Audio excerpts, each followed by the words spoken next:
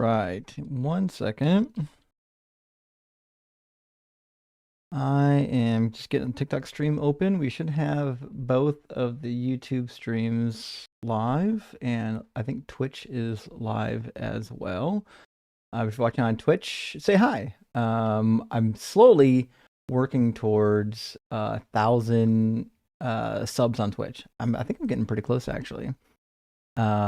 Which is to me fantastic since I don't actually play any games. I have, however, downloaded that I Am Jesus Christ game that people are playing, and I'm working on getting that up and going so I can do like a live playthrough. But the problem I have is I tried running it in a simulator or a virtual machine on my Mac, and it just doesn't really work. It's really glitchy. It might be maybe the processor type. I don't know. I have to look into some settings that might fix it, or try possibly a different virtual machine software that might fix it. But if that doesn't work, then I think what I'm going to do then is get my old Windows machine plugged back in and try to get that working. Yeah, I'm getting pretty close. I'm at 826 followers on Twitch. Hey, if you're watching this right now and you're on YouTube or TikTok and you have Twitch and you use Twitch frequently, hop over to the channel on Twitch and drop me a follow. It would be awesome to get over 1,000. I have a lot of people in the community that debate on Twitch. I don't fully know what people do to grow on Twitch other than the obvious, which is playing games while you're debating. I think that's kind of the thing. Although it looks like there's quite a few people now that don't really do they don't really do gameplay while they're either debating or talking. It seems like that's like optional nowadays, but nevertheless, it's an interesting platform, and I'll see what I can do about my friends over on Twitch so that they can watch on Twitch without having to switch over to new applications. But we should have some guests loading up here shortly. We're doing God is Imaginary tonight, our probably our most used prompt. So all God concepts are free to request up. Saint Brianna is asking, "Am I a gamer?" I am not. I hate fun, in fact. So I definitely don't classify as a gamer. But I do. Listen. If people are into gaming, love that for them. Nothing wrong with being a gamer. It just happens to not really be my thing. Everyone kind of has a thing. That's not my thing. But when I was younger, I did a little bit of gaming. I did some other sports games, Madden. The hockey, the NBA games, and probably more than anything, like I'd say, like I was a big fan of the Mortal Kombat series for a while, but life takes over.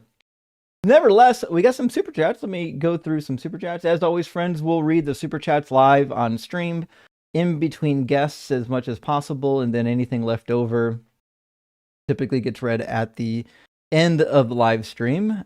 Questions for me will be read if there's a relevant question during the live stream that comes in through via super chat. Typically try to answer it in the middle of the stream, or between guests in the middle of the stream. Aisling says Justin and Knuckles. I did play a healthy amount of Sonic back in the day when I was coming of age, as you might say. Sonic was super popular, so I definitely played some Sonic. Obviously Mario. I'm old enough that when Duck Hunt came out, it was still revolutionary. Guys, I'm really fucking old. Anyways, Josh Rude Music, thank you for the super chat, says, finally realized the true meaning of the old abbreviation. What would Justin do? WWJD. The church tried to convince you that WWJD was what would Jesus do. It actually is what would Justin do. It just seems like some people got confused initially by the early marketing attempts. You're the best, my friend. Sent you an email tonight about Doug too. Well, thank you, Josh. I appreciate that. I'm getting closer and closer to getting through my email backlog, and not as close to getting through my Discord message backlog, but I'm doing what I can. Nevertheless, good to hear from you, Josh. And T. L. Pineapple, thank you for the super chat. Says, in your God is Evil debates. Oh, this one we just did on Wednesday, because it's Friday. On Wednesday, yeah. Christians always say we can't judge God because we can't know actual evil. Isn't that an internal contradiction? Because God says we became like him after eating the fruit. Kind of, yeah. So in Genesis 3:22, it says that man has become like one of us, knowing good and evil. And I mean, that could really only mean that, I mean, basically, humans do know good and evil, right? So, would that mean that they know enough about good and evil that they can judge God? I think that's where it gets sticky, because even Job attempts the same. In the book of Job, Job essentially tries to call out God for inflicting this evil upon him, even though it was undeserved. And God's response is like, hey, sit down and shut up, you peon. You don't know anything compared to me. And so I think there is probably a fine hermeneutic if you're a Christian to say, listen, they do know right from wrong, but they just don't know as much as God knows. Like, they know most of what is right and wrong, or right and wrong that you could know is in a human sense, right? That's what a Christian would typically say. That being said, though, if we're being like super literal with the Bible, yeah, it would just mean that we know good and evil. And excuse me. This idea is reinforced in Isaiah 7. In Isaiah 7, verse 16, it says, before the child knows good from evil, or how to choose the good from the evil, so on and so forth. So it does seem to imply that human beings possess the capability of knowing right and wrong, which means theoretically we could charge God. It's the craziest thing that says right and wrong is written on our hearts. But then all of a sudden, when our hearts tell us God is evil, we can't trust it. Which is weird, because then Jeremiah says that the heart is deceitful among all things. Well, listen, was the moral law written on our hearts? And if so, then are our hearts deceitful about the moral law? What a weird place to put the moral law if our hearts are deceiving us. Adam says, did you ever play Noah's Ark? NES game from 1992. I did not. So back in the 90s, how would I say it? So back in the 90s, I grew up in the Catholic school, and while these stories were interesting to me, I was so young, and, the Catholic school system is so kind of liberal with their teaching anyways, that I was never really drawn to the biblical narratives like when I got older. Once I got old enough to kind of understand these concepts of history and God. So no, unfortunately, I never did play the game. I bet, though, I can get it. Let me see. I bet there's an NES simulator for Mac. I bet on the NES simulator, I can find a ROM for Noah's Ark. So I'll definitely see if I can find that. Let me look real quick. If you know of one, email it to me, friends. So we say Noah's Ark NES game ROM. What do we got? It does exist in emulator land. It seems like they've got a version of it. So I'm going to download the ROM, and we'll see what we can do. This is actually a really good suggestion. The NES ROM should actually work on my machine, because I should be able to run it on the Mac. I don't have to get Windows installed for that. So good suggestion. I'll get the Noah's Ark game taken care of, and we'll get it played. Although I'm trying to figure out, in order to download it, it looks like I have to give it a download location. And it looks like Europe might be the location closest. Oh, it's downloaded now. Good to go. I'll give it a look there, Adam. Thanks for the suggestion. And only LC, good to see you again, friend. Thank you for the super. It says, I love Killer Instinct, Mortal Kombat, Super Mario on Super Nintendo Entertainment System. Agreed, actually. Those were pretty good games. Mario, Mario's got staying power for a reason. Mario is just kind of dope. It was a really fun game when it first came out. Most of the iterations subsequently that came out were really fun. And even some of the games, I would say, like Mario Party and whatnot, just really neat, like innovative type games. And then, of course, Mario 3D was kind of a huge thing. That was a big step forward. So yeah, some of the classic games are kind of fun. And of course, the Nintendo 64 was a huge leap forward in systems. Real Marcus Holloway says, hate that Doug damned hunting dog. Wait, hate that Doug damned hunting dog. Always, oh, I see what you're saying. In the Duck Hunt game. There we go. Sorry about that. Yeah, I'm with you actually, real Marcus. The dog in the duck hunt game wasn't really all that helpful, to be fair. So, there's a little bit of that. But thank you for the super chat. The dog was, by the way, mocking you.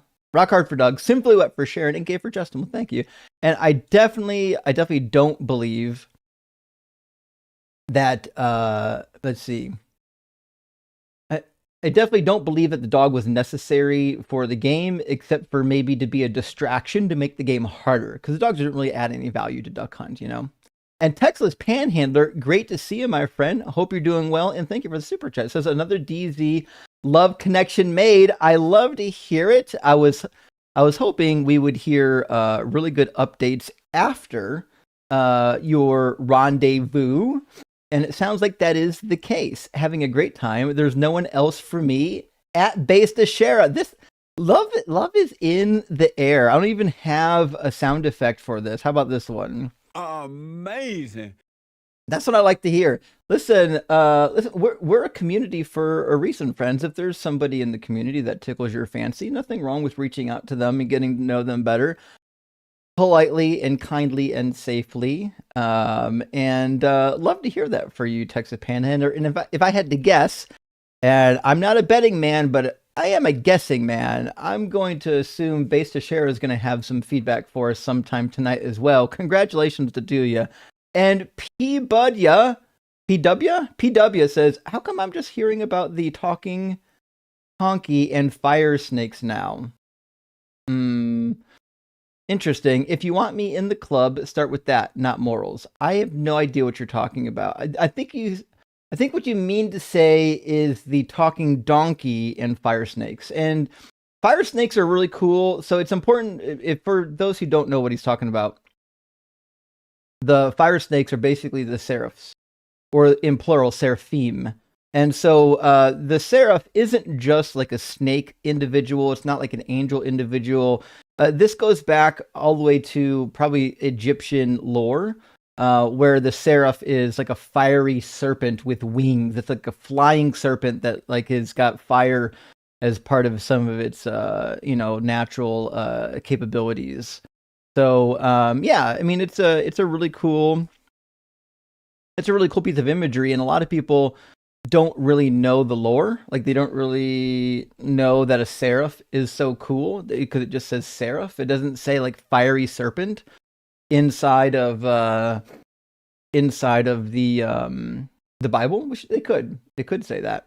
Nevertheless, yeah, big W to seraph. So let me reread your comment and make sure I'm understanding it correctly. So what you're saying is, how come I'm just hearing about the talking donkey and the fiery snakes now? If you want me in the club, start with that, not the morals. I gotcha. You're saying if God wanted you in the club, he should have started less with these bullshit laws of Moses and more with talking donkeys and fiery snakes. And you know what? I kind of get that. Actually, I get that quite a bit. So big W, we're actually in agreement there. And based Ashera, thank you so much for the super chat. It sounds like we've got a follow-up to our friend Texas Panhandler. Says, madly in love with Texas Panhandler. Wow. There is some stuff happening. We've had such a great trip, and rock hard for the Texas Panhandler. Rock hard indeed. Right now, I'm rock hard for Ashera and Panhandler. This is fantastic. All right, friends, I've got more super chats. Let me grab just two more, and then I'm gonna get our first guest Nielsen in here, and my friend, my good friend Cyber, and we'll get the debate started. Double Donkey Surfer, good to hear from you. Hope you're doing well. It says, speaking of 90s biblical nostalgia, did you ever watch those super evangelical Jesus cartoons from the early 90s?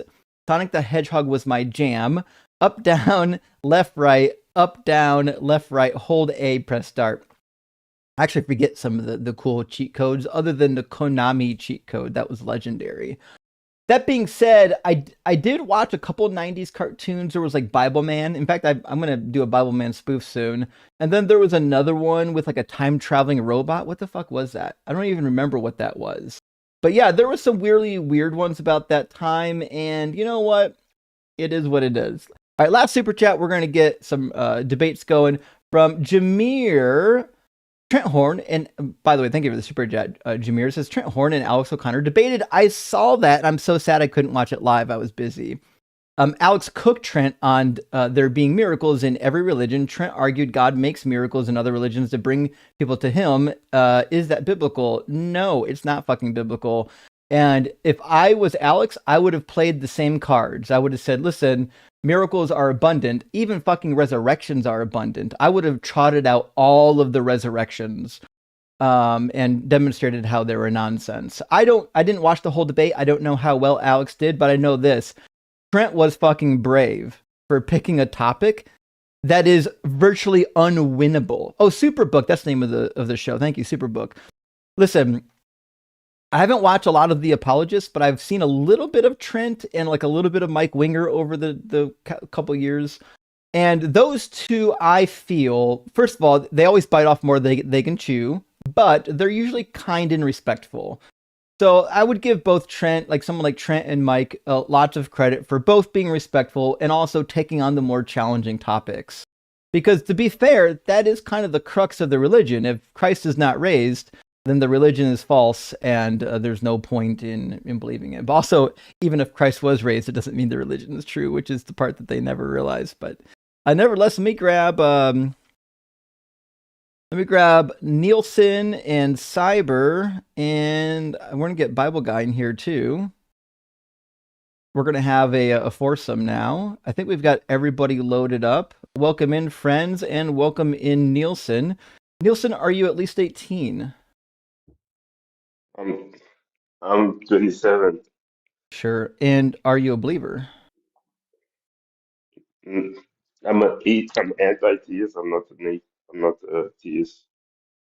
Oh, you're an atheist. So you don't take atheist, yes. So you don't take atheist God. No, not typically. So I do some Q&As here and there if atheists want to call up and ask questions, but typically on Oh, these debate nights, I just do debates. You know, people get bored if oh, I switch it okay. up, you know. I okay. I think I started following you because of Ian. Mhm. Uh, Mhm. I like to listen to Ian, so I will go out now. So thank you. Yeah, Ian's dope. Well, thanks for stopping by. I appreciate you dropping me a follow, and I'm sure we'll connect soon. Okay, thank you. All Bye. right, cheers. I just want to know, why is Dalton running from me? Kidding. Dawkins. What? Hi, Cyber. Oh man. Hello. Dawkins is running from Cyber on which topic? Cyber, are you now peddling with M's the flat Earth theory? I should. That would be a good spoof for like a what would we call it, like an April Fool's spoof stream.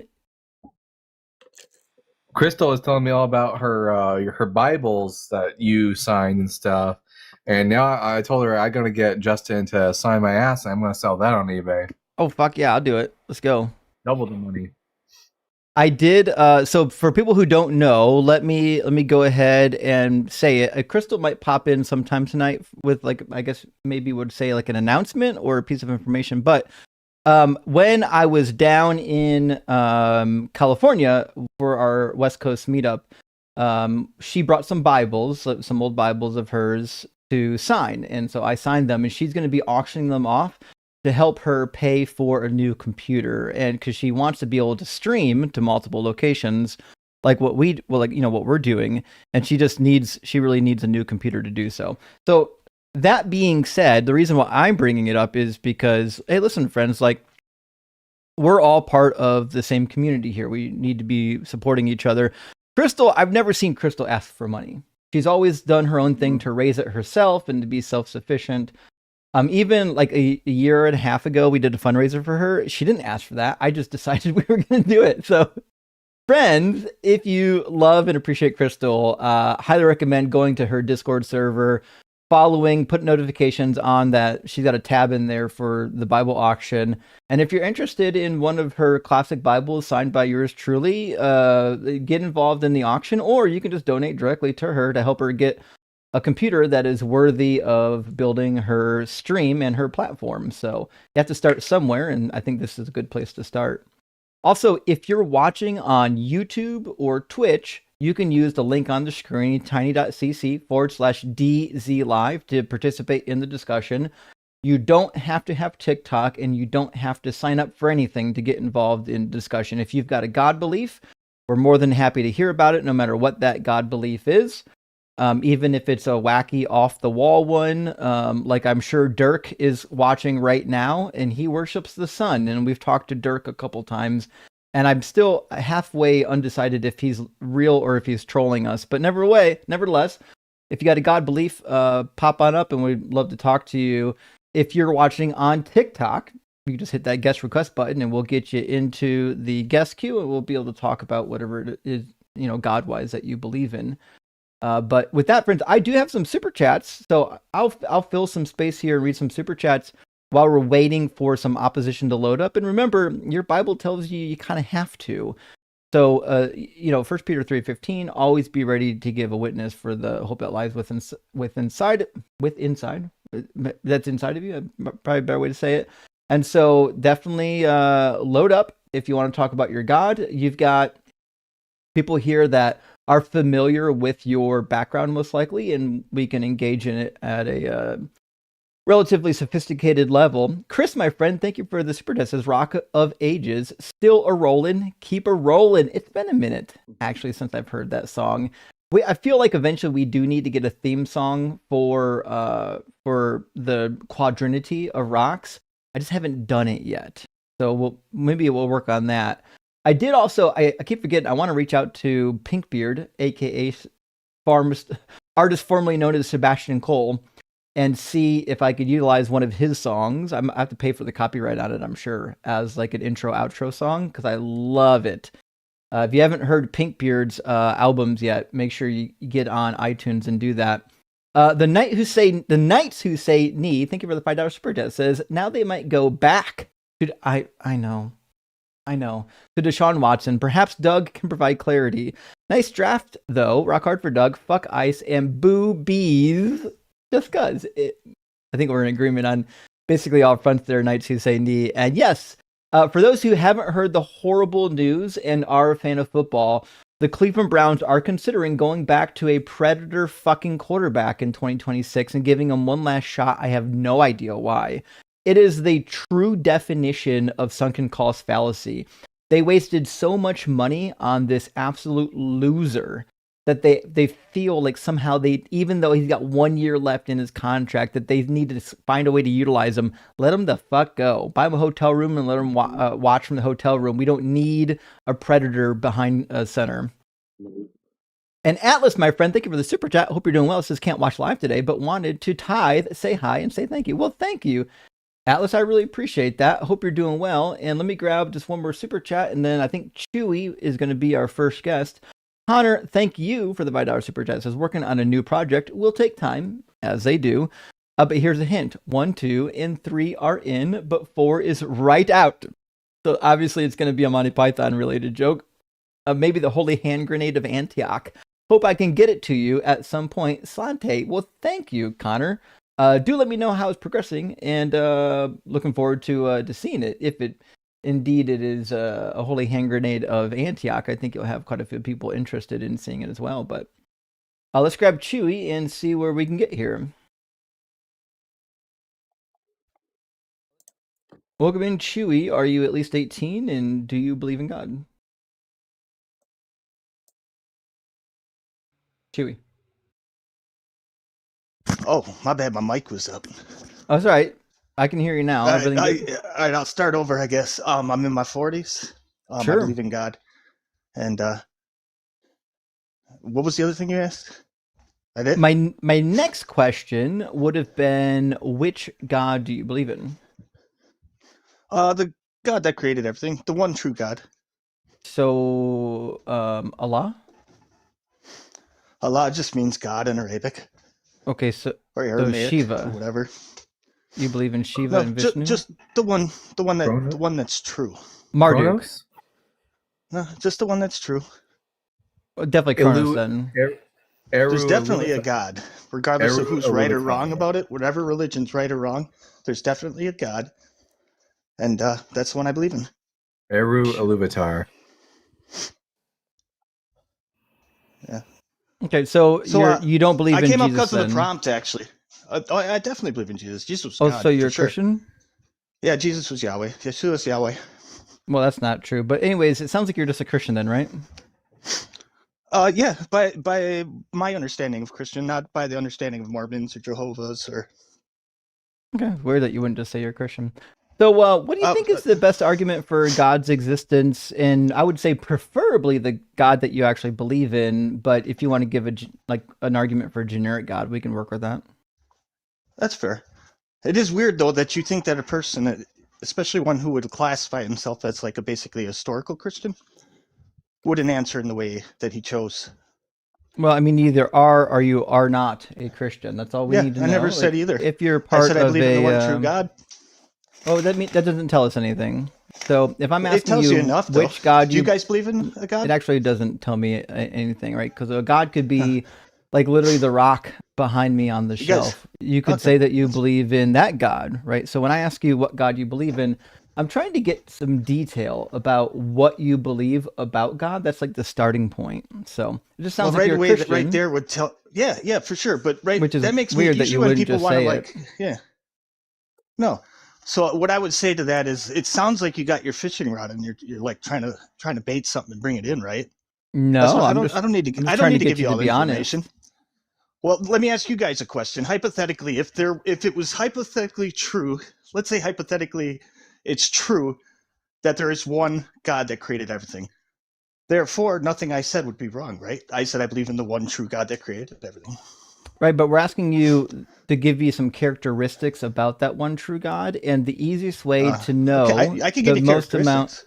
the easiest way to know the most amount of characteristics that you would attribute it to that God is whether or not it was a specific God. Like if you tell me, listen, I believe in the God known as Zeus. Well, listen, that's actually really interesting because that tells me some things about the God you believe in. So when Okay, you I'll break it come down in and real quick. say, I believe in a God, but I'm not going to tell you the name of the God, all that tells me is that you do believe in a specific God, but you won't actually tell me which one for some reason because you don't want me to know.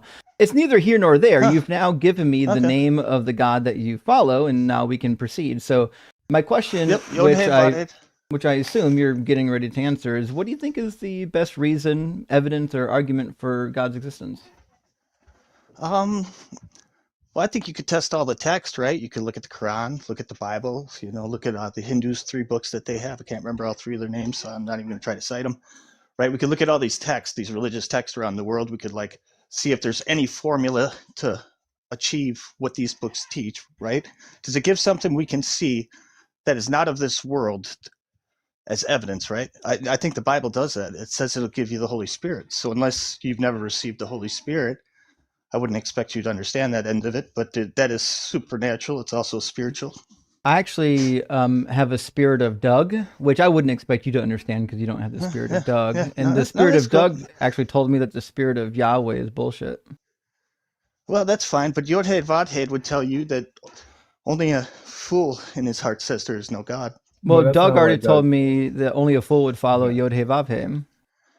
Well, Yeah. hey, And Peggy told me. I guess only that one Doug- person can be right, though, right? Those are contradictory Yeah, statements. but Therefore, it's only not- one it's of us actually is two right. people. It's actually 2 people because Peggy, Yeah.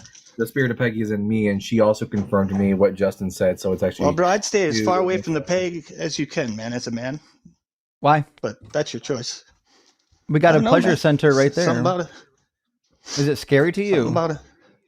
That's not scared. I'm not Why afraid. is it so scary to you? What's scary to me exactly? Are you Dalton, Cyber? Are you guys scared of Peggy? I'm not scared of Peggy. No. I No, said the peg. I said the peg.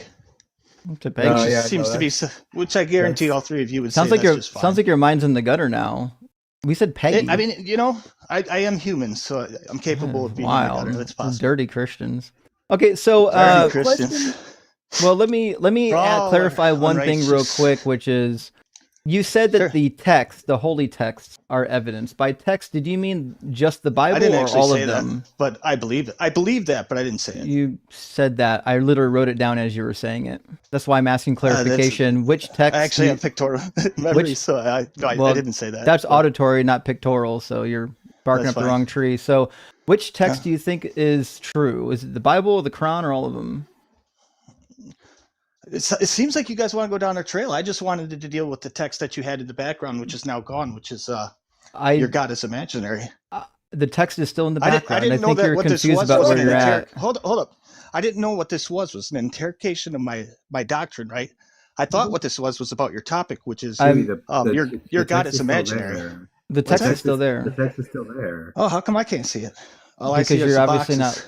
you're obviously not looking at the right place then. Huh. Or Are I'm you- just, my eyes are getting old, so. Are you unwell? Like, what's happening right No, now? I'm walking. I can stop for a minute. I'm actually in a field. Yeah, that checks Getting out. ready. Get ready to harvest, So- man. Or, well, not harvest, plant, but That sounds about right. So the only thing Yeah. we're trying to figure out is what you meant when you said that the holy texts are evidence. Is it safe to assume by holy text you just mean the Bible? I believe that the texts that were written, like I believe certain texts that were written, whether they're letters or instruction or law, that certain things came and that they were passed down through the work of the Spirit that resides in Yahweh to man, right? So through the prophets, major and minor, and the different individuals within the Bible. I'm asking you, which text are you referring to? You want to know exactly which one? Are you referring to the 60s Quran? Okay. I would say, I thought we said Bible.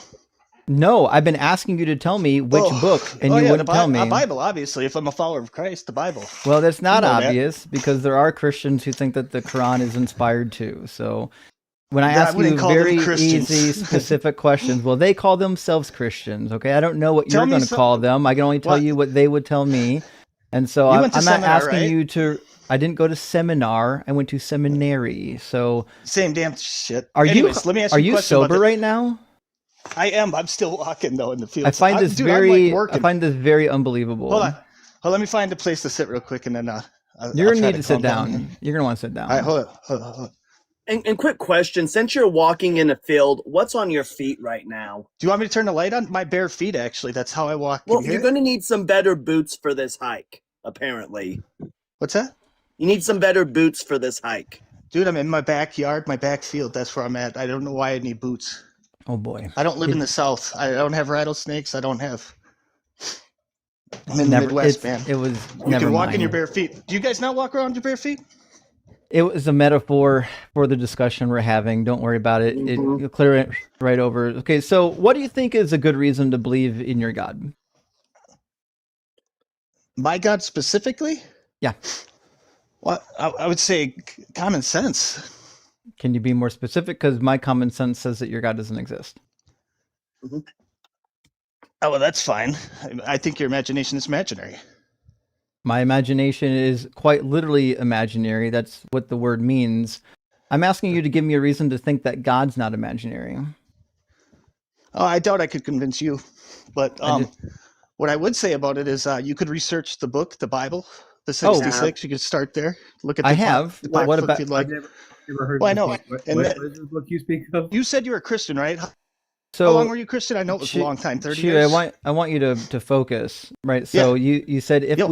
we research the Bible, right, I'd find the answer.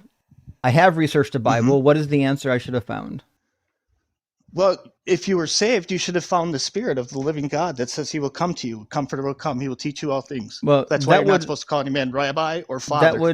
That would only be true if Right. that spirit existed. But my contention is that the spirit doesn't exist. So what would be the evidence that it does? So you went and studied the book and went through all this, claimed to be a Christian and never felt that spirit. And the whole time you read this and didn't understand the instruction. No, I was as Proceed. delusional as you were. There are things that you think are the spirit, So- and it so let turns me out ask you, so actually you aren't believed- the spirit. And so you it believed turns you had out the Holy Spirit.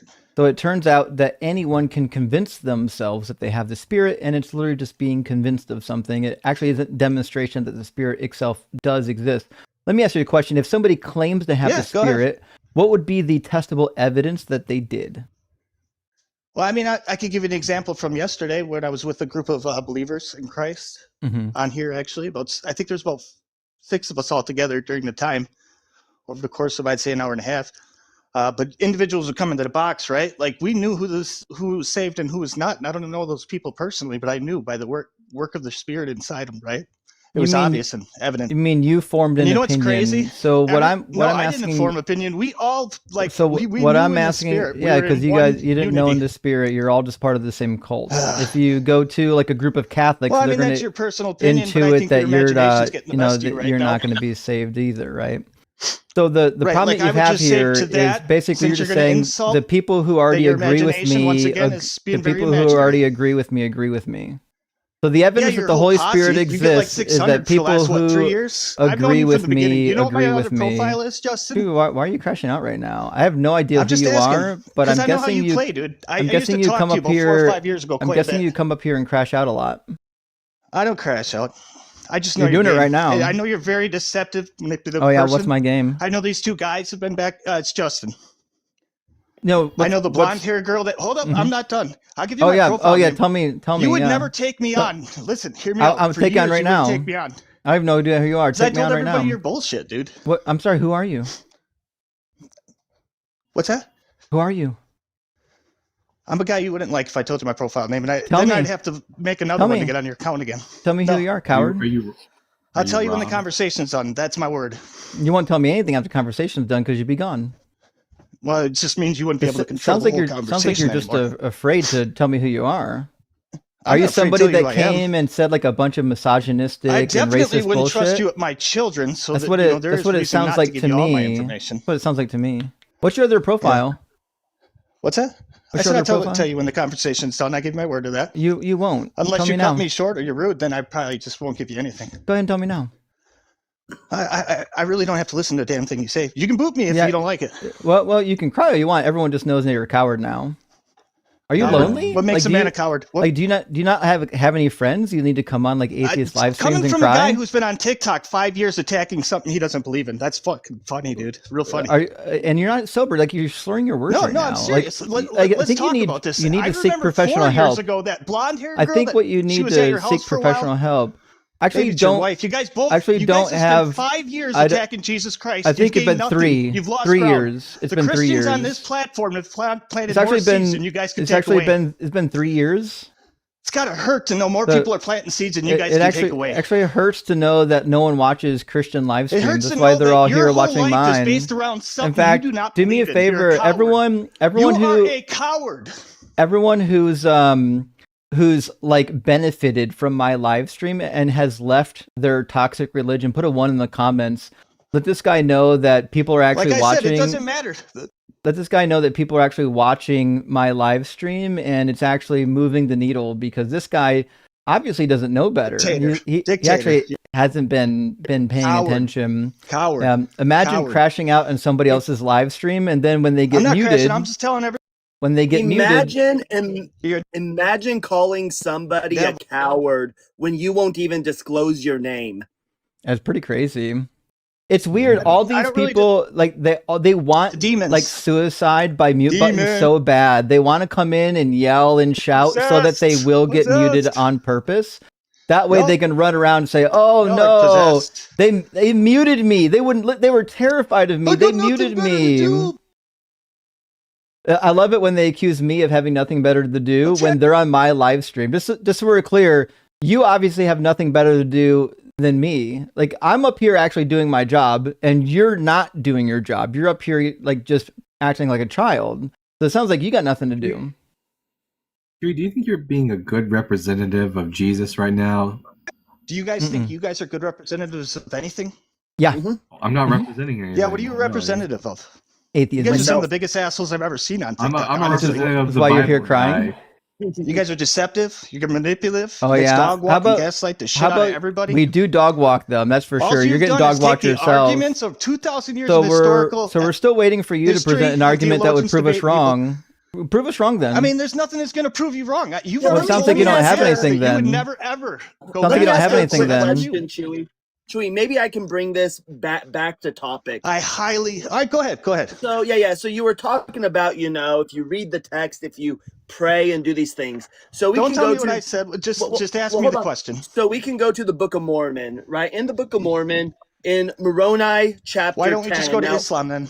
well, hold on. Now, Moroni is the son of Mormon. The Book of Mormon is named after Mormon. Moroni is his son. and he's getting ready to hide these plates because he knows that he's about to be unalived.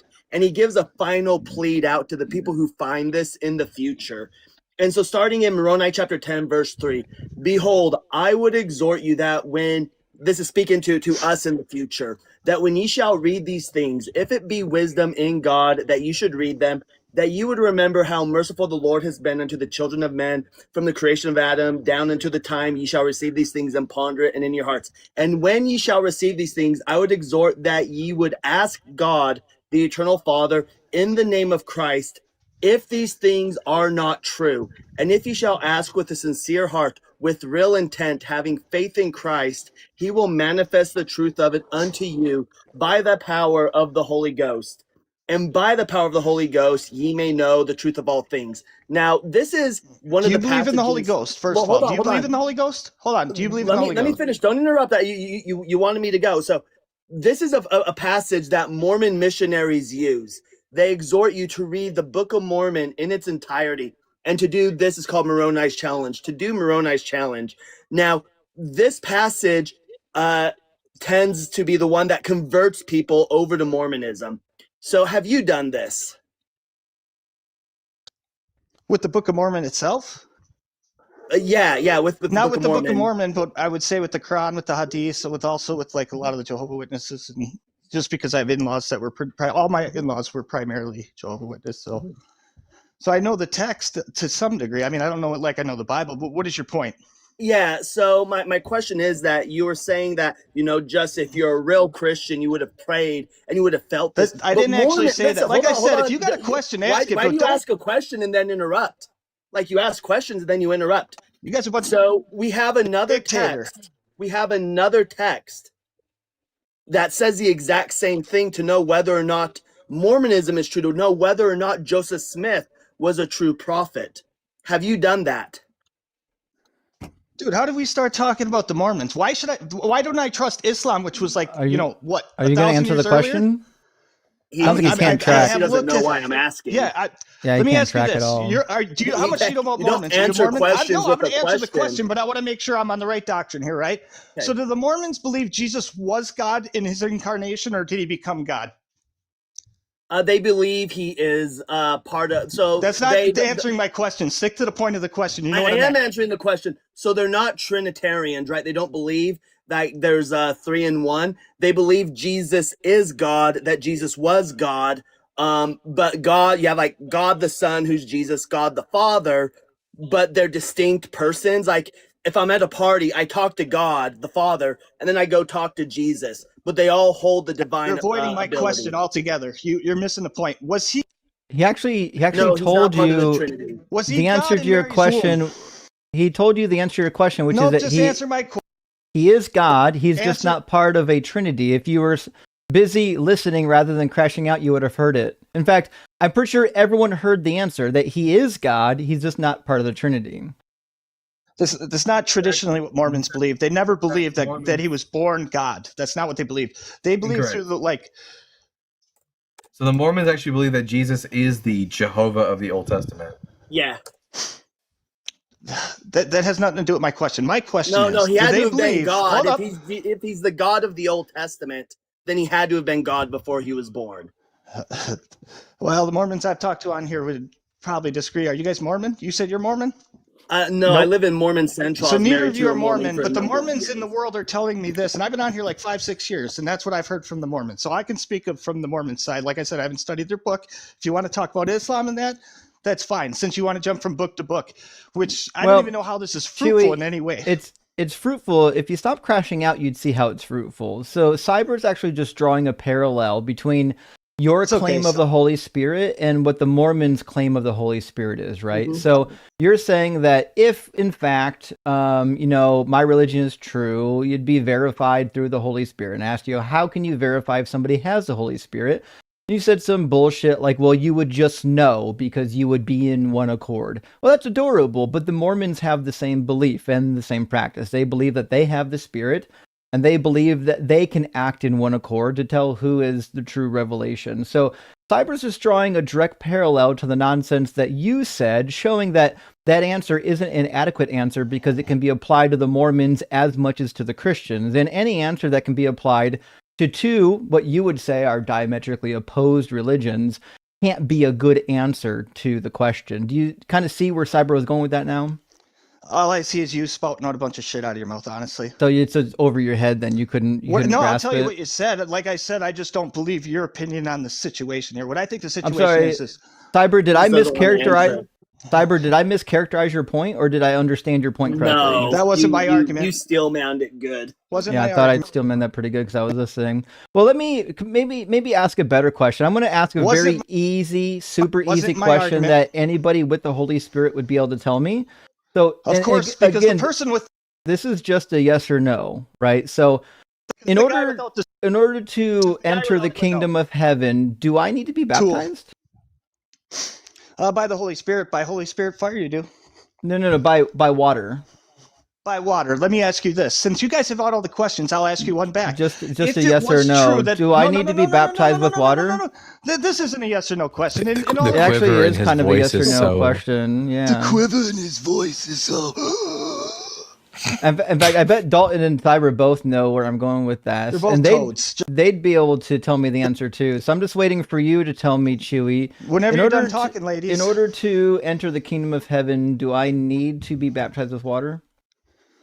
Like I said, I'll ask you a question first, since you guys have got all the damn questions in this. So you're not going to interrogation. answer And then. You can't answer. I said I would. I'll answer it, but you got to answer one of my questions. How about you just give me first. the answer, and then whatever No, you all want to you've done ask is me ask after questions. that, It I'm sounds more like than what you guys I'm think more you than can do is happy interrogate to. people without being interrogated yourself. You're cowards. We actually get There's three of you. interrogated You guys all have the literally time. run from my questions We actually, because you guys are cowards. well, we've never heard you ask a question yet. So I promise Well, you, as 'cause soon you as you won't let answer me, my because you're question, I'm cowards. more You're a than bunch of happy people to that want answer dog walk Christians whatever. because you're cowards. Well, You it spent sounds like 5 it's happening years. to you right now. 3 You years. spent 5 Actually, years. I it's gotta been yell 3 because you years. guys won't shut the hell up. So My you spent first, 5 years my first talking video about was something you don't 3 even years believe in, ago. that you think is ridiculous Actually, I and would imaginary. say, I think this But it fall, takes up all your I think time. this fall It's it'll fucking be funny, the completion of That 4 is years. hilarious I'll have that to, Jesus I'll have to Christ think takes all about your that time. one.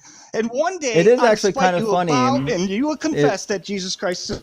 Yeah, none of Chewy's that getting shit's gonna Just to happen. be clear, Chewy, if you yell, you're just muffled. Anytime Justin talks, all of us on the panel are just muffling in the background, right? Nobody will hear anything that we say as soon as Justin starts talking. Wait, are you okay, man? Do we need to call like I think professional dude help needs to for go on a you? diet so we can hear his voice better, so Chewy- he don't sound like a big dude. Have you Chewy, not seen you're Cyber? He's not embarrassing. exactly overweight. I'm thicker than Cyber is. He looks like a big dude to me, like he could probably at least lift a little. He could lift you. I'm sure of that. I doubt that. I Nevertheless, throw bales Chewy, over my Chewy, head like this is freaking- embarrassed. This is Chewy. This is embarrassing. Like your conduct. If I were still a Christian, I would be so embarrassed to have you representing my community. Like this is it. This is just you're acting like an absolute child. You're literally putting your fingers in your ears and yelling out blah blah blah blah blah. Like this is embarrassing. Jesus would be Nothing more disappointed in embarrassing you. than your yeah, He's this is- upset this is because we pretty make rough. money off of. face is... He's upset that we make You're money embar- shitting on his Bible. Is all it is. Mom was Yeah, so the reason why, to be sure, the reason why this upsets people so severely isn't because like we're bad people.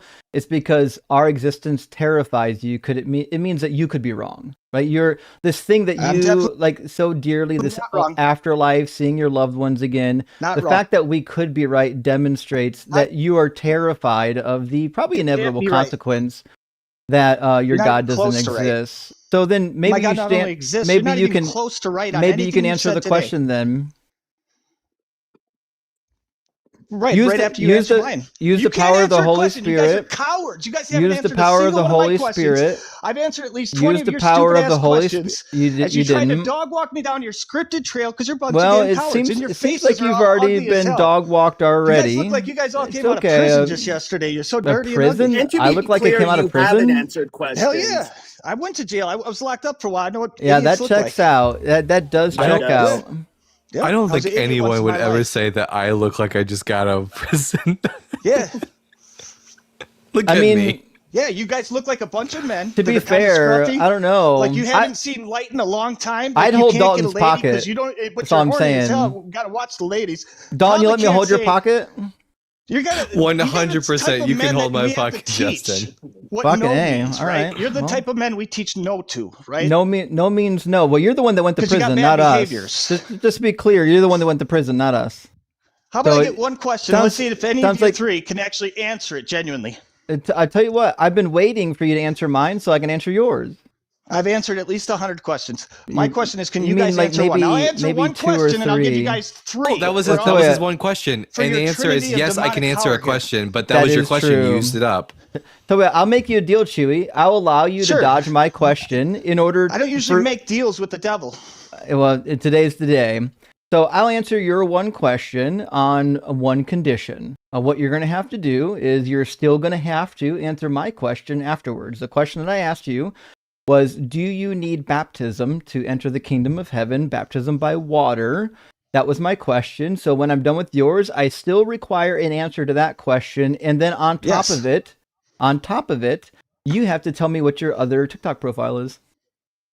Oh, that's fine. I told you I would tell you if you guys were genuine, but all I've been so far is muted, dictated, and insulted. Yeah, I So wonder if you guys why. wanna have- Wonder you why guys that's wanna- hey, happening. Because you guys are a bunch of mocking. Hold up, I've watched you guys long enough over the years. I know who you are. Do you Bunch need of your mocking, baba, scoffing. Chewy? No, I'm good actually. Do you think I'd still be on here if my You sound emotions were as good. fragile as you You ladies? sound Can we really get a good. bunch of? Why Can don't we you get a bring up bunch 2 of other baby? Christians Can we and get a we'll bunch do a of little baby war against you bottles in little the comment shitheads? section? We're definitely for going to some Chewy? baby bottles. Yeah. Yeah. I didn't think you guys could answer a question. Cowards. Well, I already told you I would. I was You're just making dodging sure answering my one Uh, question. you didn't even ask it. Well, that's because you guys are too busy speaking in it, and your egos are too big in the way. Well, let's No, be no. clear. You haven't actually answered questions. You've just did the 5 Ds of dodge debate. Remember, It's if you can true. dodge a question, you can dodge a Here debate. you go again, speaking instead It's of true. In receiving my fact, question. I actually had to force him to tell me what religion he participates in. And This is how manipulation he's works, critical people. When you go on of Justin's us live, for what you get is his he's critical of homies, us his for not minions. answering questions, which A lot is of pretty times wild. they'll pretend they don't know who each other are. They used to do that years ago. I'm sorry, I don't And know then who they bring Cyber their is. homies up, and what they do is like When dogpile on you. 'cause when did I that's what when did I shitheads pretend do. I That's didn't what- know who Cyber That's what was? cowards do to people. Man, right? That's this what they guy do really to people. this guy really sounds like he's got the Holy Spirit fruit inside of him. This is wild. Yeah, hey, I've God never gave felt us somebody power so to Holy step Spirit on the filled. snakes, right? Hey, Man, come on, Justin. the- you know, In you know, fact, you fruit know of the people quite Spirit often here. call me Snakes, son. Justin's little brother. Justin, what does the Bible say about stepping on the? The Bible says that the fruit of the Spirit is love, joy, peace, patience, kindness, generosity, Yep. faithfulness, And what does it say about snakes, Justin? gentleness, and self-control. And there's no law against such things. So it What sounds does it like say about maybe snakes? What maybe you does just Jesus don't say have the he's giving the Spirit. disciples power over snakes to do? To do over snakes. to tread on serpents. And it's Just- funny, you're not That's doing a lot right. of And treading who right does he now. call the You're serpents, you're right? drowning He- in the snake He den calls right now. certain individuals like You're you you're three, the literally children of the synagogue drowning. of Satan. You're drowning in the snake den. You guys are serpents, man. You guys are Oh, serpents. That's it's what you are. true. Hiss, hiss, hiss, motherfucker. Hey, Now you give don't me your have to hiss, question. you don't have to have the scales, bro. They're living inside you. Listen, you I'm got the Satan. Luciferian I'm spirit. Satan. Give me your question. Okay, Azaziel. Still waiting. Did you guys are forget ready. your You guys are question? Did Are you ready forget for the it? question? No, I got it right here. Mhm. What All is right. it? It's for all three of you, and now I want to hear each one of your answer on it. If Jesus Christ is truly nothing more than a myth and a fairy tale, I didn't right? say that. hold on, That's not my question's position. not done. It's That's not my the first part position. of a 3-part question, right? That's it's my a one question. position. That's only Sounds- Cyber's position. Sounds like this So is a this is question only a- for Cyber, not for us two. Toadstools, man. I swear, Yeah. I'm working with toadstools. Maybe Tell the me when the damn. maybe the poisonous dart throwing ones even. Tell me when you guys grow up and become toads. Well, No, wait. You're not addressing me and Justin, though. You're only addressing Cyber, to be clear. No, the question I'm is the for only all three of mythicist you up to here. answer individually when I'm done with the damn question. When you guys let me finish it. all right, go ahead and finish your question, then we'll explain to you why it's a dumb let's one. see. All right. You guys have literally spent all these years on TikTok, right? Literally going after Christians primarily. Justin, you can't even deny that at this point, right? And you have nothing better to do. You spent thousands and thousands of hours, just like I have. I'm not Mm-hmm. assaulting you for that. What I'm saying is, you spent all that time just against Jesus. And No. if you knew anything about the other doctrines of the world, you know Not there's just against much better Jesus. things to do. Well, primarily against God No. in itself, but that's just because you hate him, which is fine. No, That's your you own don't, thing. you don't hate So things my that don't question is exist. generally this: all this time you've spent that you could have done good in the world and helped people instead of insulting, assaulting, Well, we do and do that. dogpiling on people. We do help Why? people. Why? I We want help you to give a people. legitimate answer to the people We in help this damn people. box. Chewy, we help people. No, this ain't helping shit. Yeah, I freed we've helped free so many people from listen, people can see what religion has done to your brain. Yeah. It's absolutely corroded Yeah, it. it's And we're allowed me helping to to endure it. liberate people. Don't ask questions if you don't want to hear the answer. Justin's and mine and Cyber's work, we've all been Shithead. working to help liberate people from the crash out craziness that is Christianity. I just want to be clear, these afraid types of to answer crash the outs question. only happen when you believe in these Easier. goofy ass religions. They don't happen toads. on nobody's atheists aren't trolling around on TikTok crashing out on Christian live streams typically. Sometimes they do, but typically they don't. If you And the reason why we do this see is me on- because we're demonstrating the Not a bad day. dangers of religion, right? The dangers of religion is that somebody, Chewy, who knows what your real name is like Justin. they're so unstable. You end up like right? this guy here. Because the religion has caused you to think that everybody who's not part of your religion is evil. Mike And dictator. that's Mike why dic- that's why the Primarily the talking- work that we do is liberating people from the nonsense of your Primarily you. religion, because your religion is toxic Specifically you. and it harms women and it harms children and it's just overall bad for society. And so just listen, if you lived in a nation where everybody believed in vampires and they wanted you to believe in vampires, it'd be well within your, personal purview to say, hey, maybe we shouldn't do the vampire thing. I don't think vampires are real. That's really all we're doing here is saying, actually, we live in this society where people believe in this particular God, and it doesn't seem like the God is real. It doesn't seem like the God has any discernible benefits. And in fact, it seems like believing in this religion makes you a worse person. And so it would seem from our point of view, we're actually Just doing naturally what we think is good by liberating people from toxic religions. Now, we can't liberate people from their bad state, their bad mental thinking, their irrational thought processes, or their over emotionalism, like what you're exhibiting now. But we can at least help people to realize that the religion itself is kind of nonsense. So you really didn't answer my. So, I mean, You didn't answer shit. you're more welcome to rephrase the question if you think it needs to be answered a second time. So I'm gonna respond to that. What you just said. Then what you're You're not saying gonna is ask this. the question? Hold up. No, if that was his answer, if it's So a he doesn't legitimate, want the genuine answer to the question then.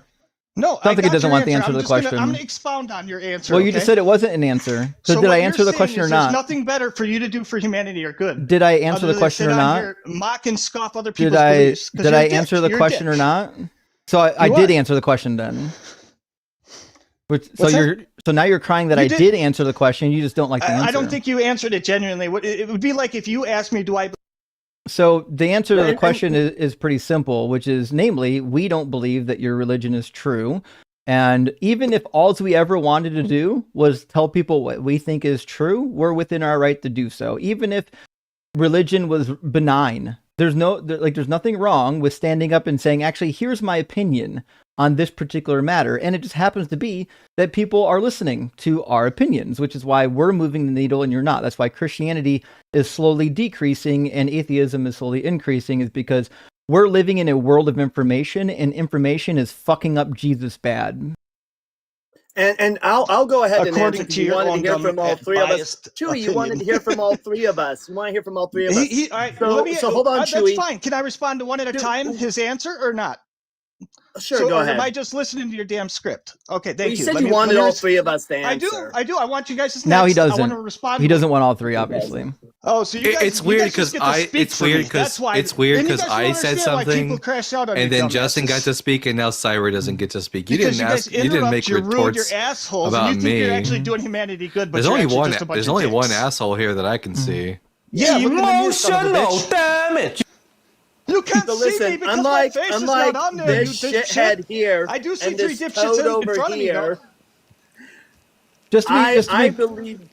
Just to be be clear, my face ain't up there, dipshit. to be, What do you see? to be Yourself. clear, Chewy, we need you to answer the question as to whether or not I gave you an answer to your question.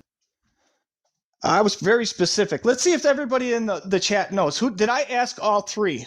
So I at least get the three answers. If I'm not allowed to rebuttal your answer to that question, fine. I asked you guys you both have.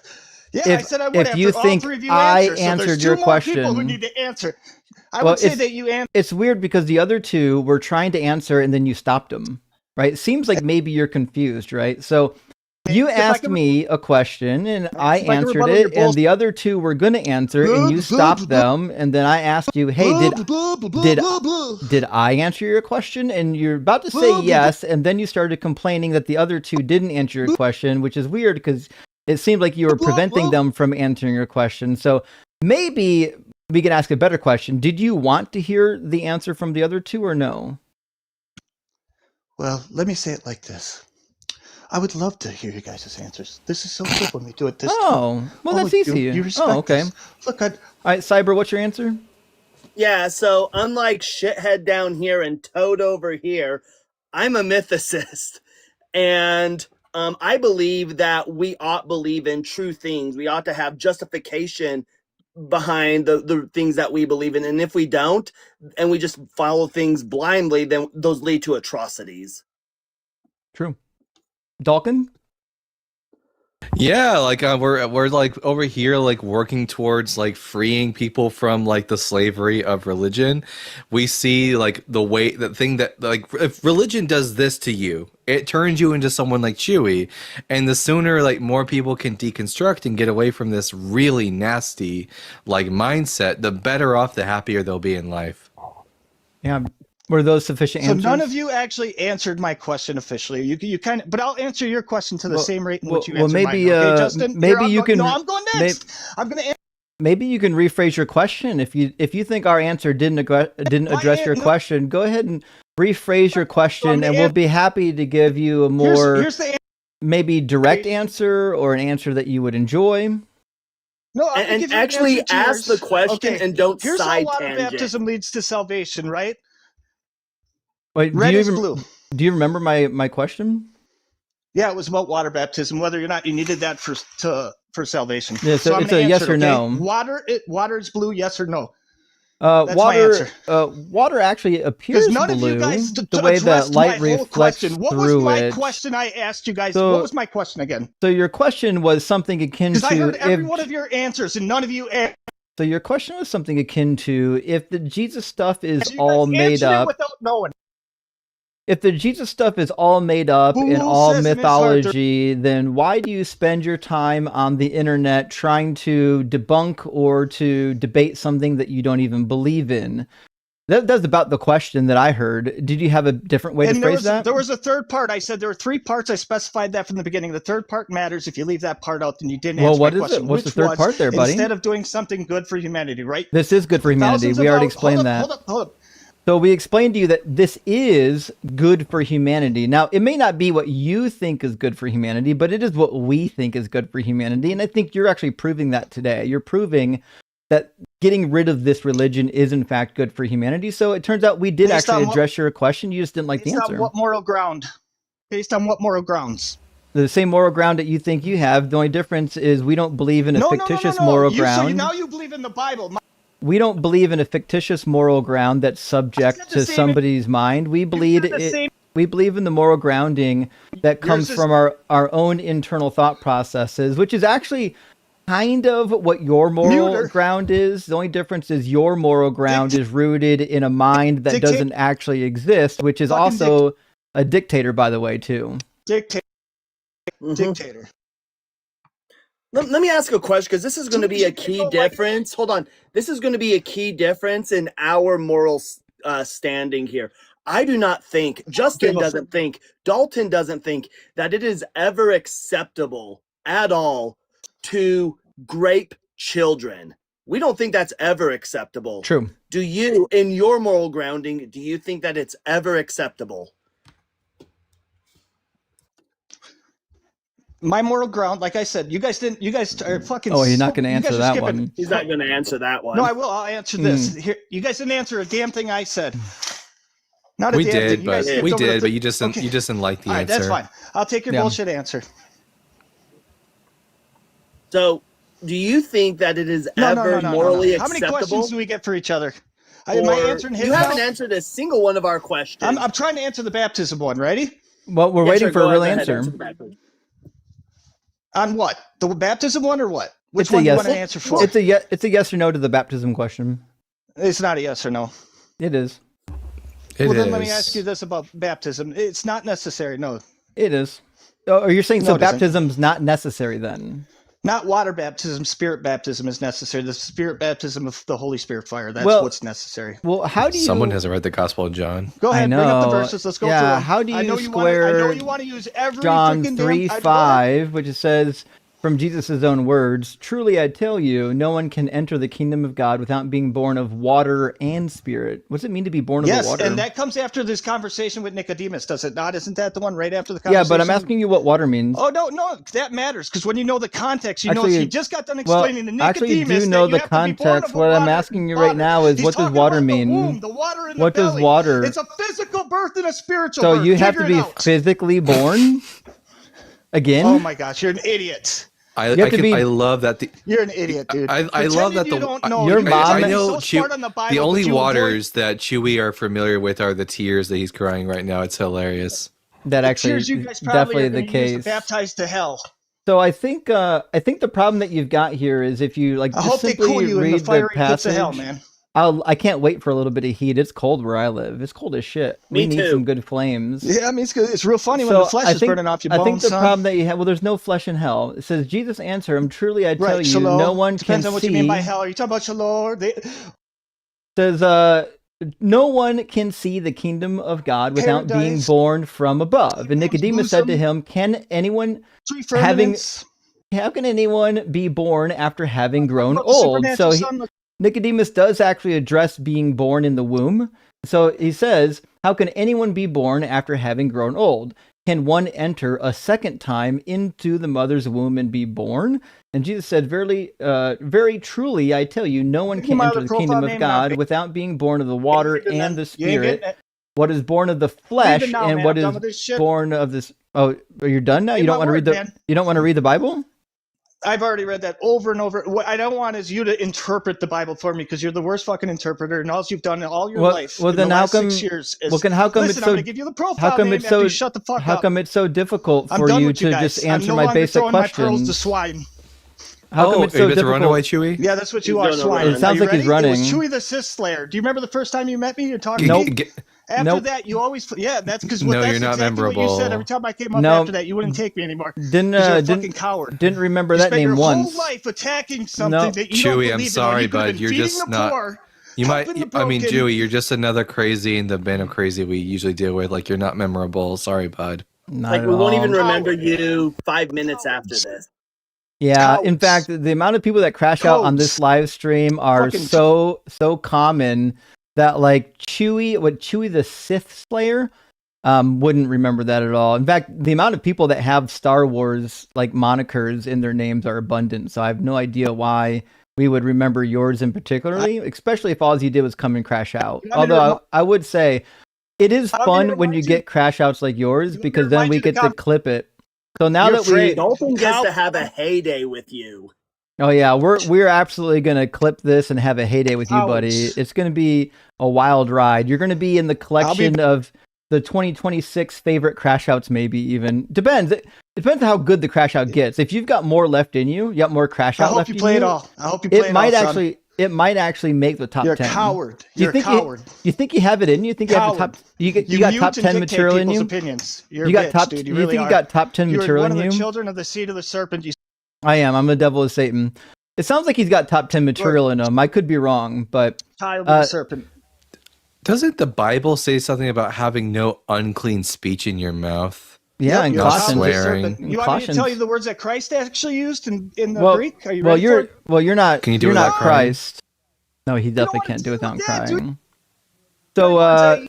So you're not Christ. You don't get to go to the temple and flip tables over. You actually just have to follow instructions, right? In fact, that's Cowards. part of your own moral framework Dictators. is that God's morals don't apply to Dictators and- men and men's morals don't apply to God. So Dictators and by cowards. the same very moral framework that you Dictators and yourself cowards. have, it's Dictators funny and that Chewy doesn't realize the reason why he's getting Dictator- muted is because he's the problem. That's the craziest thing. I've actually been on other people's live streams before. It doesn't happen very often, but I've never been muted once. And the reason why I never get muted is because I don't just come in and shout over people and make them mute me. But I'm hearing some people in the queue right now saying that this is definitely going to be a crash out of, like one of the top 10 crash outs of 2026. Problem amongst demons. For all the Christians right now who are in the comment section, let us know if you're embarrassed of Chewy's like behavior. Pretend now to be Christians and pretend to say what I tell you to say. Oh yeah, no true. What's it like, you little girl? You don't like that when someone tells your game to you? You little pussy. Yeah, Dalton, you little girl, you this guy's really tough. little woman. Yeah, I don't really like being tough. Muted. You guys don't want a conversation. You want to mute. I bet he's got really big guns. Chewy, turn your camera on, buddy. Put your camera on. 6 years. Put on your camera. That you mean 3 years? I've been doing this for 3 years. Show been your doing it for 3 years. Yeah, you've been. We want to see. I've been on about 5 or. We want to see you, tough guy. So, I know you're one of the first ones I saw that was a real asshole to everybody. Go ahead and open your camera, tough guy. Oh, Chewy's live content contains themes that some may find uncomfortable. Sorry, Chewy. Your little man. Sorry, Chewy. You've been banned by TikTok now. Okay, well. Damn, that's going to be a great clip. Can't wait to get to it. That's a fun one. Was he saying I was like the meanest one he's ever seen? Like one of the first ones? I'm not sure. If so, damn right I am. I hold Christians' feet to the fire. Fucking A. Well, friends, that was a good time. I'm going to read a couple super chats. We're going to get our next guest in here, which is going to be Pete. Pete was just in line after Chewy, and we'll keep the show rolling. Randy, my friend, great to see you tonight. Thank you so much for the 20 Deconstruction Zone gifted memberships. That's huge, my friend, but also 20 more. 40 Deconstruction Zone gifted memberships. Huge W, my friend. I really appreciate that. Also, MK, thank you for the super chat. Says, according to the Talmud, Balaam did unspeakable things to that donkey. Gotta love the Talmud. I actually haven't heard the Talmudic retelling of was it Numbers 21, 22? Balaam and his ass situation. Now I'm going to have to go back and reread it. Thank you for letting me know. And Randy, thank you for the additional $10 super chats. Please support this channel and others like this. Yes, because Randy, as you've just seen, these Christians, these God believers are out of their minds and they can't even control their fifis. They get on a live stream and they crash out like children and then they think we're evil for it. Pretty crazy. And William Rogers, good to see you, buddy. Says, haven't heard your opinion on either the Jewish Publication Society Bible or the Christian Standard Bible. Your thoughts? Well, I'm not crazy about the CSB. I think it's adequate. I think it's okay. I think it does a little bit of apologetics, but it's not horrible. I would take it over the NIV probably.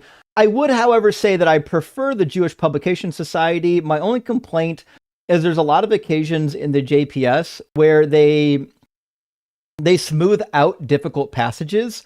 And I would rather them just translate them directly and let the reader fight with the meaning of the text, rather than trying to tell the reader what to think about it. That's my only complaint. But other than that, I like the JPS. And Evan, my friend, think of a $10 super chat, says, I'm too broke to secure one of these signed Bibles, but Crystal needs a computer. Please give this to her. All hail Doug, rock hard for Doug, gay for Justin, simply wet for Sharon. Thanks first for all you do, for doing this full time. Well, thank you, Evan. I appreciate that. And I'll definitely send this over to her, but please, for the love of Doug, don't start sending me super chats to send to Crystal tonight.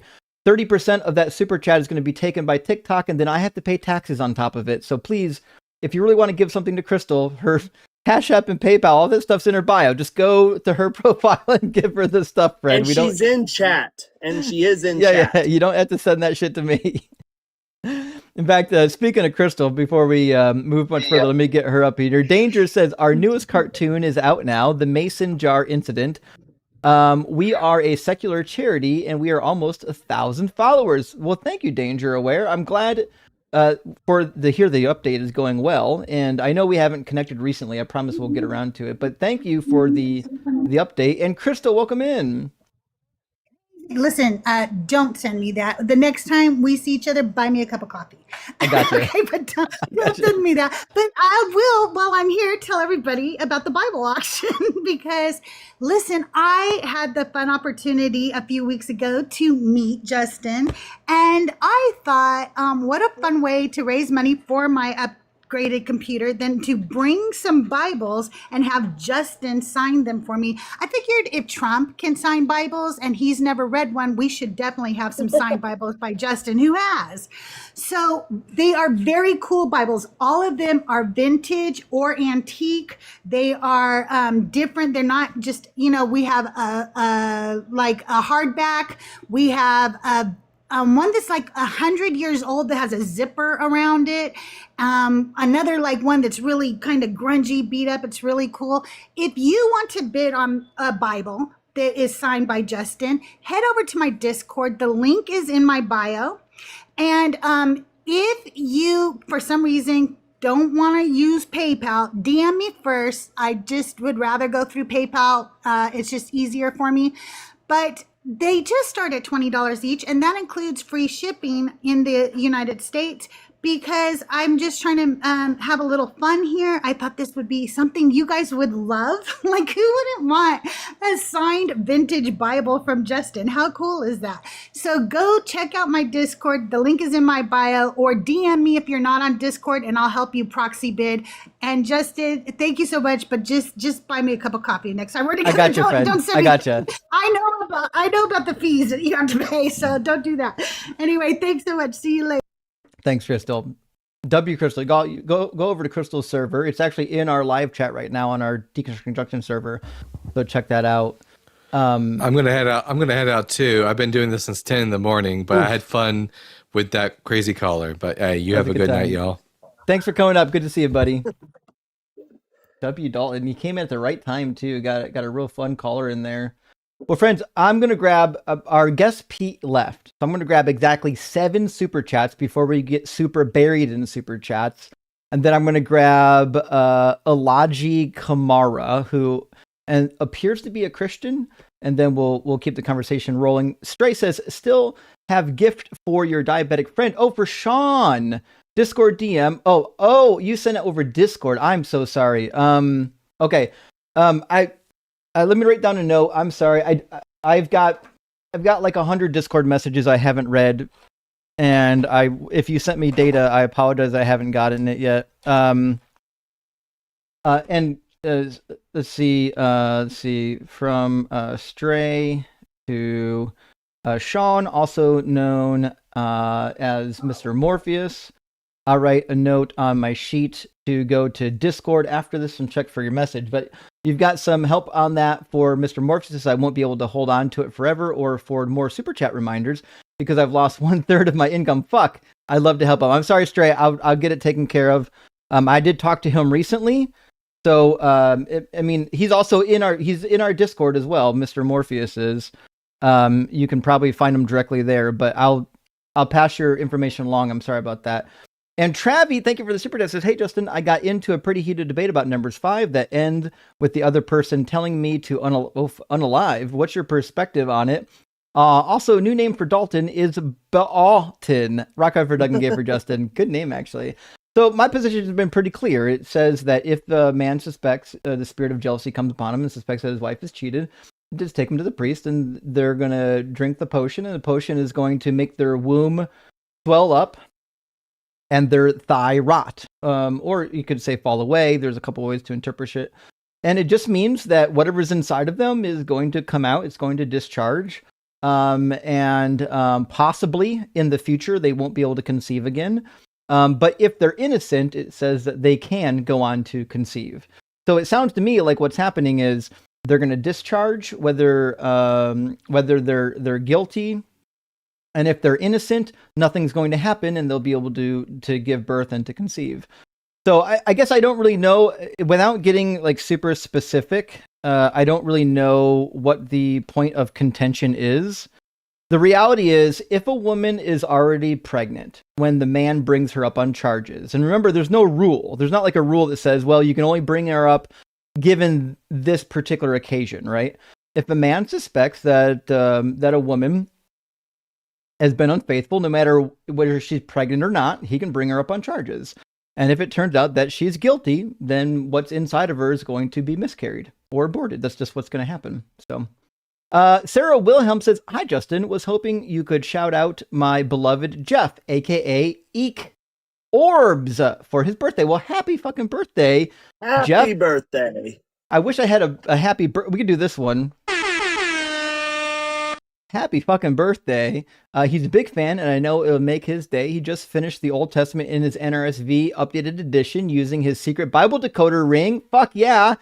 Justin's fucking rock. That's what I'm talking about. Well, thank you for letting me know, Sarah. And happy fucking birthday to Jeff. And congrats for getting through the Old Testament. It's a slog.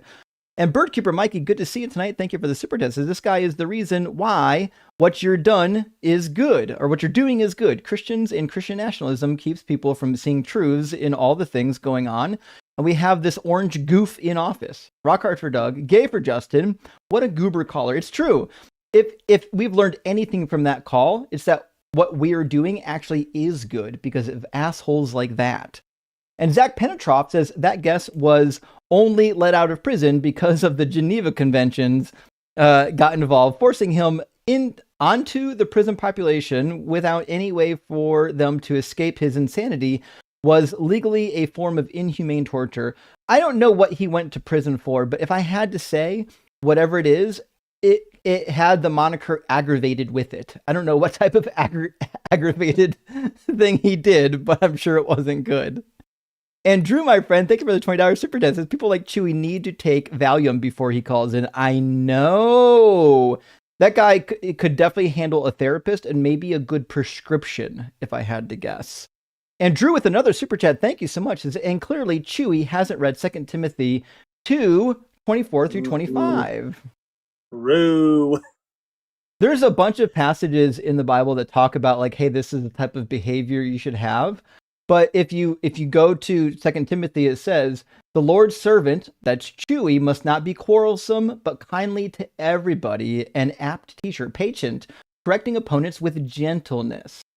So obviously Chewy hasn't read his book, which is why he comes up and clowns himself. And last super chat for now from Kibbles in Bits. Thank you for the super chat. It says, as someone who got free from evangelical charismatic Christianity 35 years ago, you guys are helping me deconstruct the last shreds of the toxic crap I was raised in. Chewy encouraged me to donate to this worthy cause. Thank you, Kibbles and Bits. And I'm glad you found your way out.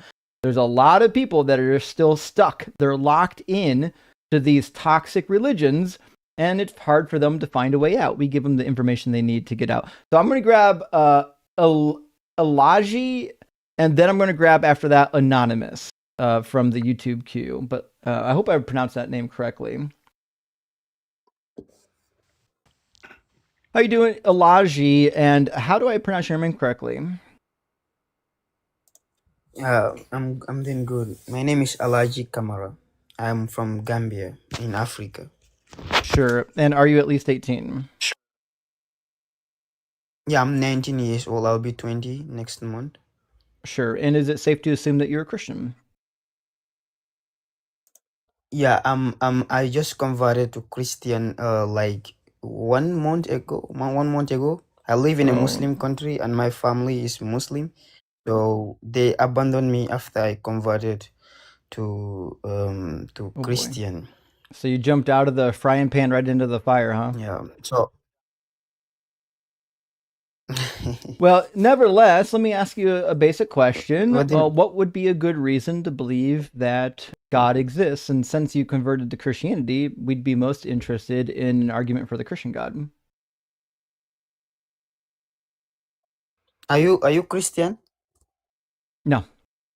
Nope. Okay.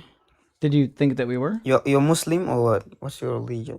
We're atheists. Yeah, I thought you were. Mm-hmm. No, atheists.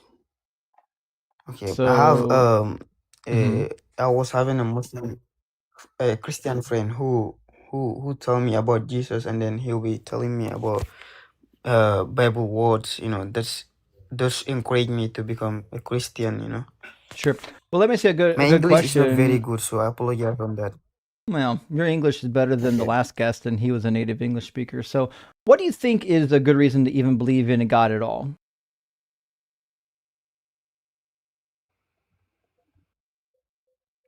Chewy? How do I say it in English?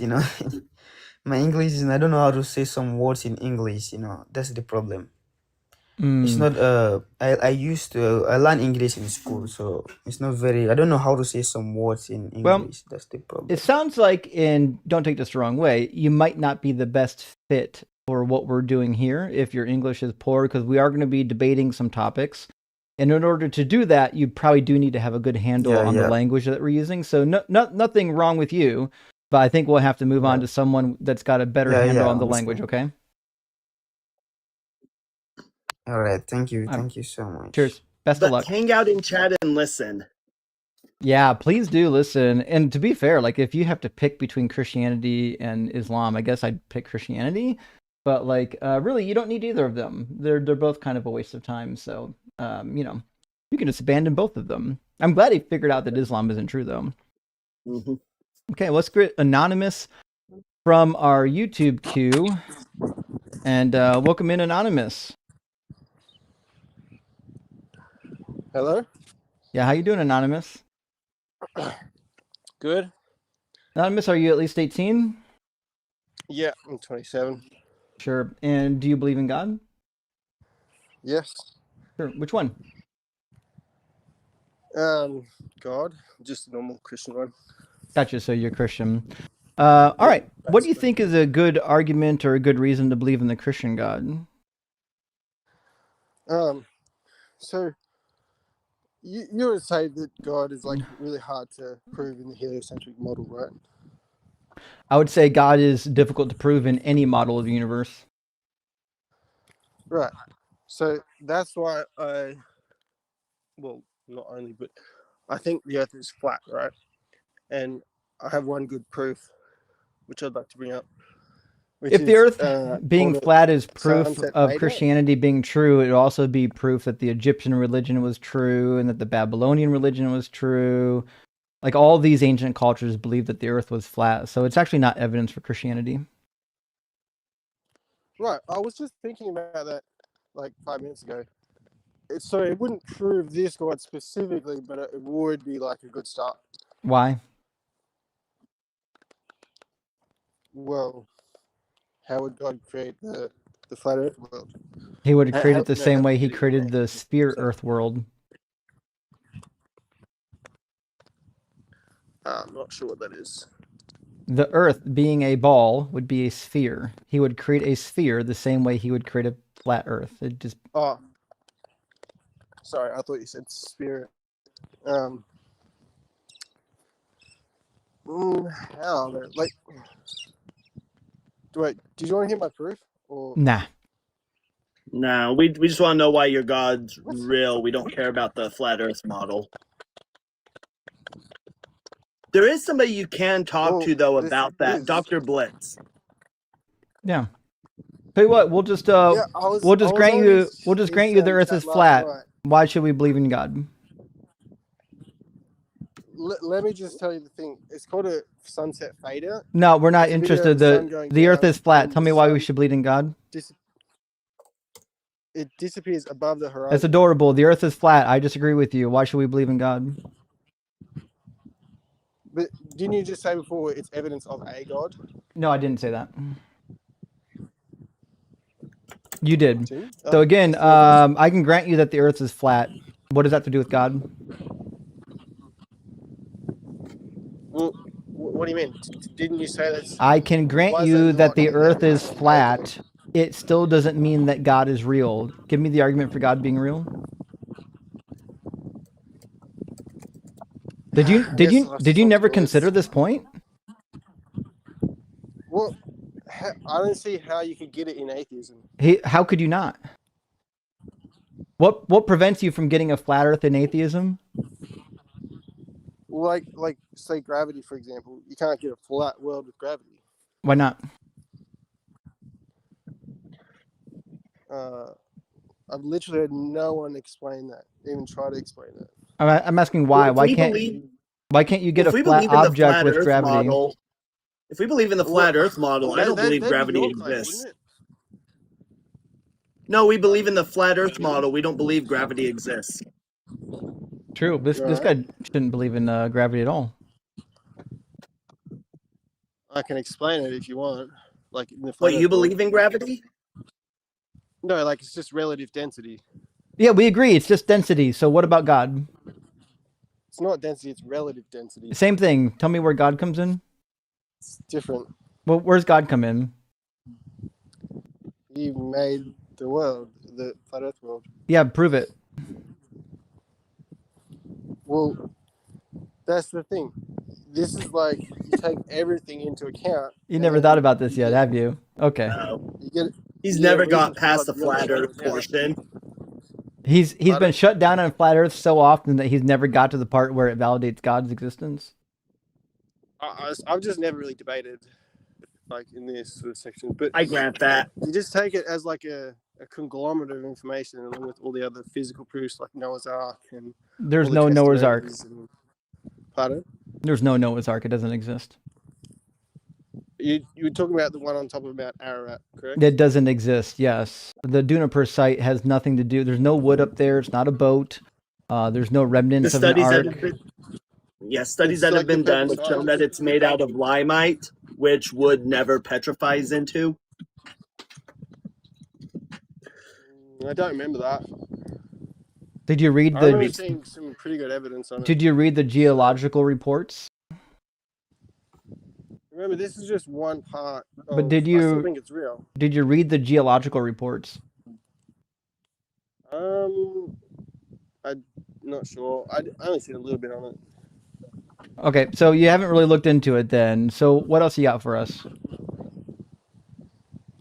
Well, like I said, it's like a conglomerate of all the physical proofs Like what? and testimonial and emotional and logical. Be specific. Which and proofs? flat earth. Be specific. Pardon?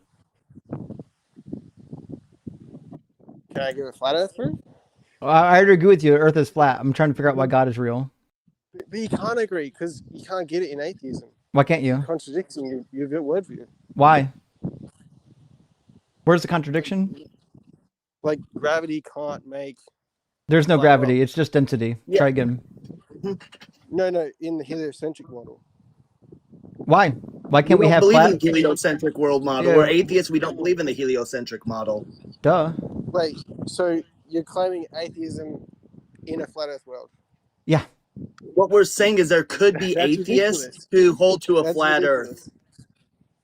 I've literally heard Ian and you are the only people that I've seen that claim that. Just waiting for you to tell me where God comes in. What do you mean I did? You didn't. So again, the Earth is flat. This happens by natural means. There's a lot of flat objects in the universe. There's no such thing as gravity. So why do we need God for this? How do you get the dome? The dome. Yeah, I agree. It's there. Yep. hmm where's God come in? How do you get it? do you get Obviously, it came about through natural means. Like what? It's your point. You got to prove it. It formed through crystalline structures. So if you read the ancient writings, they describe how it crystallized. And if you believe in the naturalistic model, what that means is that when the stuff in the atmosphere cooled down, the gaseous outer portion of the dome was actually able to crystallize. Okay. You got any proof for that? I don't need to. You just asked me. You asked me how is it possible, and I told you how it's possible. You haven't given me proof for anything yet. So as far as I can tell, all I need is a good explanation. So Like, give me we're an still example. actually just kind of waiting for why God is required for any of this. Also, to be clear, even if I didn't have an explanation of how it happened, it wouldn't mean that God did it. You're still required to give me evidence for God. Having a God at the gaps yeah, I argument is know. just a losing argument every time. It's like I said before, it's a conglomerate of everything. We're waiting for the everything. Yeah, what's the everything? It's all the logical arguments, emotional. Well, give us testimonial, one. physical Give us an evidence. argument so we can talk about it. Well, I wanted to talk about the flat Earth ones, but But I already granted that Earth is flat. What about God? I'll have to talk to Blitz, I guess. Yeah, you should do that. Sounds like- how would you He's one of Sounds them- like you're he's not one of them gonna- globe above the earthers. horizon, though. Yeah, it sounds like you're not gonna engage then, huh? It's a shame you waited Well, in the this is box what for I like an wanted to- hour, and now you're not even going to address the topic of God. It's weird that you would do like all that waiting for nothing. I've got a list of all the others, but this is the one I want to talk about. Okay. Why would we accept the Christian God when the Bible tells us all kinds of things that are just demonstrably false? I suppose because he's the only God that talks to people. No, he's not. There's gods that talk to people in every religion. If you read the holy books, there's all kinds of gods. In fact, even in the ancient Greek times, there were people that had near-death experiences and saw various gods. So, I mean, that obviously can't be the case. In fact, a quick story, just real fast, is in Greek mythology, you have Zeus, who was cheating on Hera with a wood nymph and ran off. And when Hera came down to find him, she ran into this other wood nymph named Echo and asked Echo where Zeus and this other nymph went. And Echo wasn't about to tattle on her friend. So Hera cursed her with only being able to repeat the last thing she said, which is why we hear echoes when you're out in open spaces. So deities talking to humans is a thing that goes way back. Well,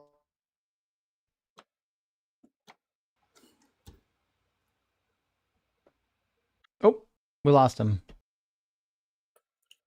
And he's gone. Lord took him. Okay. Well. All right, good. I couldn't do the flat earth very much longer. My brain feels dirty after that. That's right. He apparently he's wherever the ark is, which is non-existent. Okay, friends, let me grab a couple super chats. We'll get Mountaintop in here. Mountaintop's been in and out of the guest box, but I think they've been waiting the longest. Mason says, reading the first chapter of Isaiah, am I understanding it correctly? To me, it's just God crying like a little bitch. I added bitch.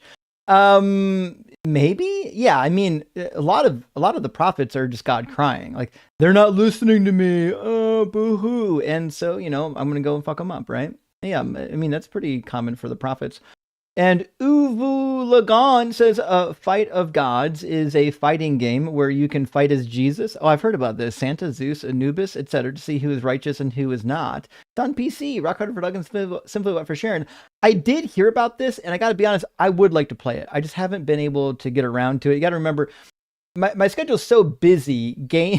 Gaming doesn't often make it to the top of my list unless it's like super relevant to what I do. But I would like to check that one out. And Nightman cometh, good to see you, friend. Says, I think Chewie is that Liam weirdo who was creepily obsessed with Parker and Dean. Oh, maybe. I don't know if he's been a fixture on this live before, but he's come up on atheist streams before. I believe that. And I feel like I recognize his voice. Like I must have heard his voice before, but I don't remember ever talking to the goof. So it's hard for me to remember if we've crossed. But Corey, thank you for the super chat, says Chewie's crash out was legendary, and I'm so honored to have heard it live. Thank you, Justin, for the great channel, and the three of you are a great team. Have a great day. Praise Doug. Well, thank you. And yes, Cyber and Dalkin are an amazing team to work with. That's why you keep seeing us over and over and over again. And Misha says Chewie claiming Dolphin looks like someone who was in prison was the funniest thing and has made my morning. Thanks for the laugh, you big baby, Rock Hard for Doug. I want to know what about Dalkin would lead someone to believe that he was in prison. I'm so confused. Like, oh, well. I don't think Dalton would know well, I don't think I would either, but I don't think he'd know what to do if he ever ended up in jail. I mean, he'd probably make friends with everybody, as you know, he would do. Yeah. Randy, my friend, thank you for the additional super chat. Says Christians are unbelievable. The scary thing is that so many Christians are in the background of our society, believing and voting to have theocratic government. That is the case. That's why we do this. It's not just that they exist and they want to force it on us from the top. Yeah. With that said, real quick, so I live in Idaho, and we were, this last legislative system, were a few votes shy of passing Bibles needing to be read in school in the homeroom class.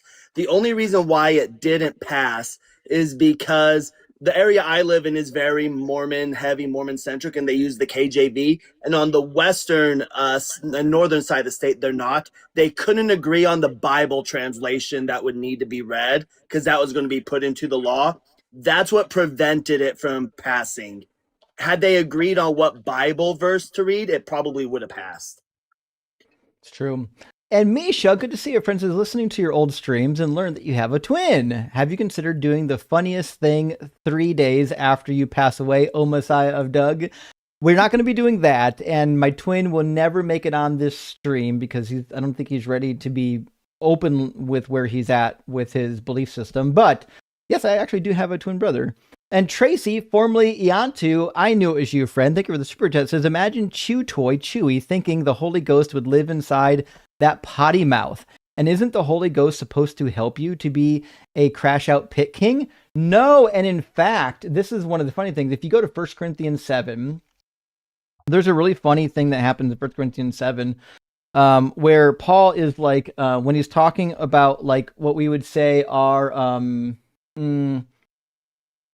different types of sins, he talks about the sins of the flesh as being more severe because the Holy Spirit lives in you. Let me grab that one real quick. Let's see. I think it's 1 Corinthians chapter 7.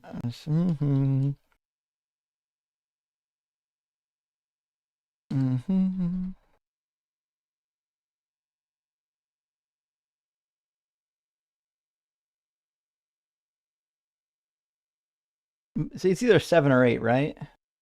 Oh, I was one off. 1 Corinthians chapter 6.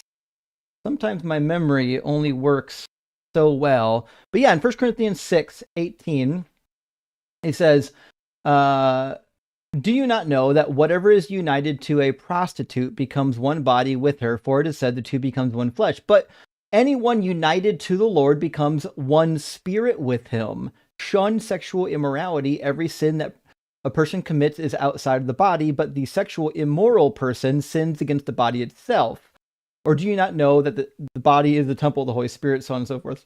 So he's like, say, don't do these things because you're uniting the Holy Spirit with this sinful thing. Well, it'd be the same too if you're having these internal impurities, right? And Slugrazer says, thanks for dealing with these guys all day. It's not their fault. If I was in the exact same position, then I would believe this stuff too. And Slug, I think you're right. Given the right context and upbringing and information, this could have been any of us. And maybe the reason why he's so angry is because he's got a genetic predisposition somehow, right? Or maybe he was environmentally trained to behave that way. And last super chat for now from our friend Dylan. Thank you for the super chat. It says, the callers have already been well cooked today and have watered our fields with their tears.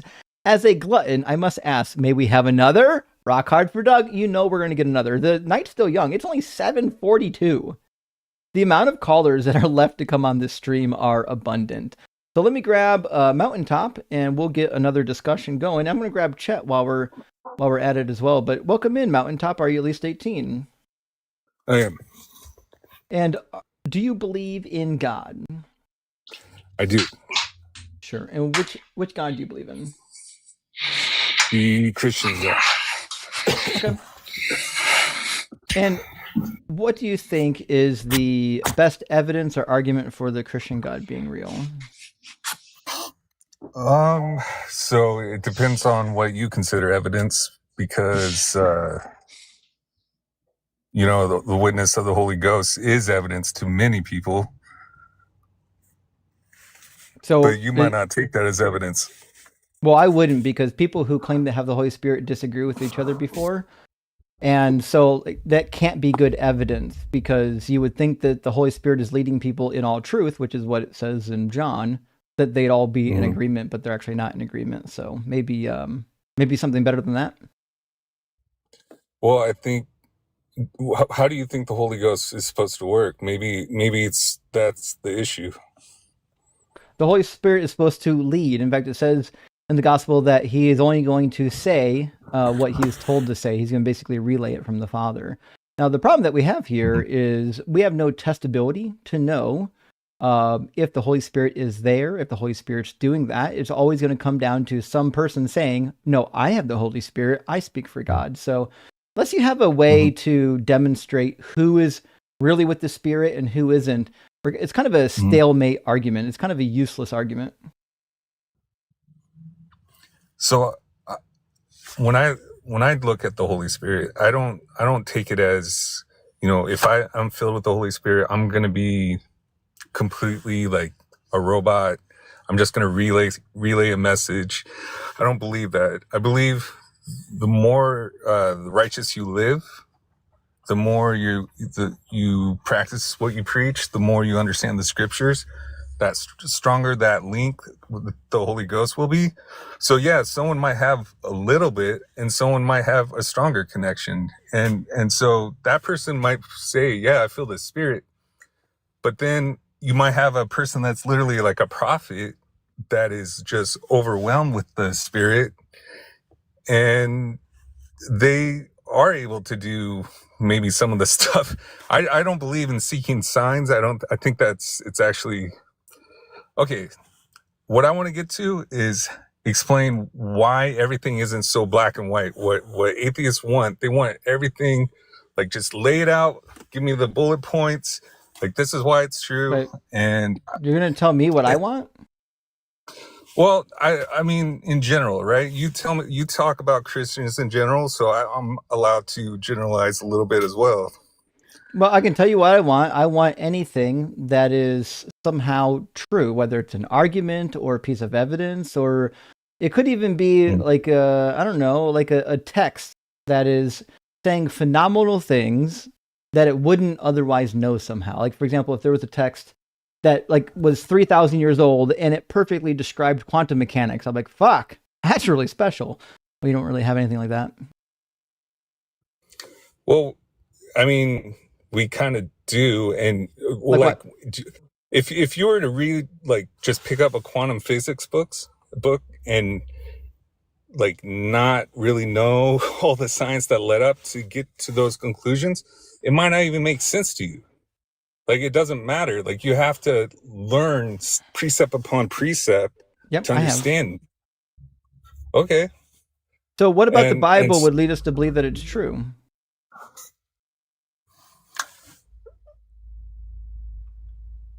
I mean, well, let me tell you why it's not so black and white. Why it's not like, oh, God just opened up the sky and says, "Here I am, follow me. This is what you got to do." So you're not going to address the Bible, but go ahead. What do you got to say?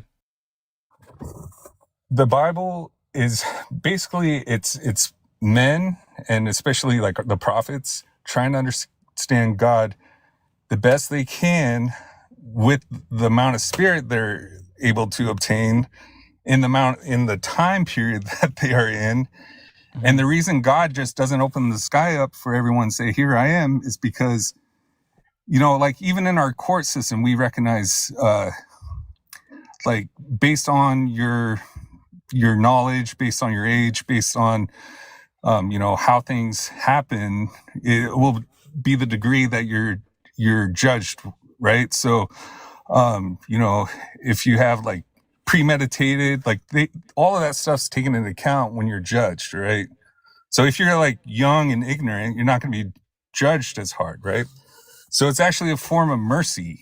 And so because God knows, like the human... Am I going to hell or not? Go ahead. Who's going to hell? Me. I said, am I going to hell or not? I can't judge that. I think so only is the Bible God true? knows everyone's. The Bible says that I won't go to heaven. In John chapter 3 and Revelation 21 says that those who disbelieve won't be saved. They'll be obviously in hell. Well, there's still time, brother. Well, there's still time to read. Well, then you should be able to answer the question. If I die right now, am I going to heaven or hell? I mean, I don't know your story, so I do believe that you do have to. The only way to the Father is through the Son, and you know, through baptism, and there's a whole bunch of nuances, a whole bunch of things that, you know, I can't address all the different. Well, what does the Bible say? Because the Bible says that those who believe in Him are not condemned, but those who do not believe are condemned, because they do not believe in the name of the only Son of God. So I don't believe in the name of the Son of God. That's John chapter 3, verse 18. So that means I'm condemned. Like, is the Bible right or wrong?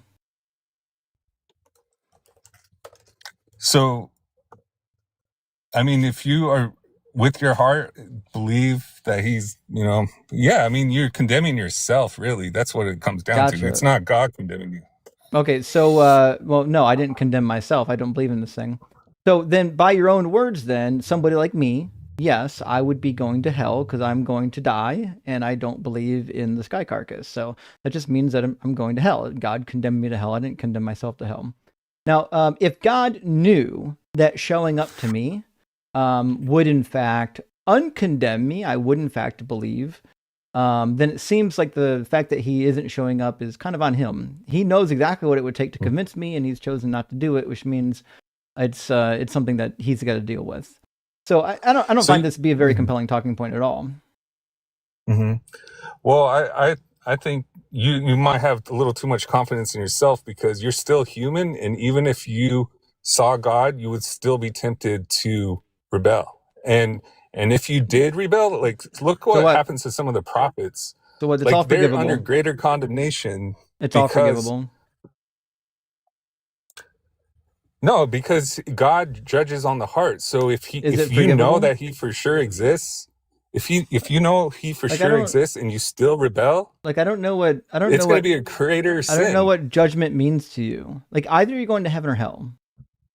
Like just using the word judgment doesn't mean anything. Like if you're going to heaven, the fact that you're being judged to me is negligible. I don't really care, right? So if the question I'm trying to get around is whether or not like we're going to heaven or hell, that seems to be the question at hand, right? So I'm not compelled. Well, you're gonna love this part. I'm not compelled at all to feel one way or another about this religion just because you're like, well, he's going to judge you according to X, Y, and Z.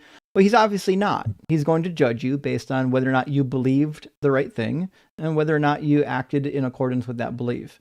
I don't believe that, which means I'm not going to act in accordance with that, which means I'm going to go to hell no matter what he judges me on. So none of that's relevant. Now, the question that I've got is, what would be a good reason for me to believe in this dead, like zombie Messiah? Because I honestly, I don't see anyone in any other literature, any record, any book, any story where the example of Jesus Christ speaks to the soul so well. Like the more I read the Bible, especially the New Testament, and how Jesus Christ deals with all these different, challenges. A meaningless platitude.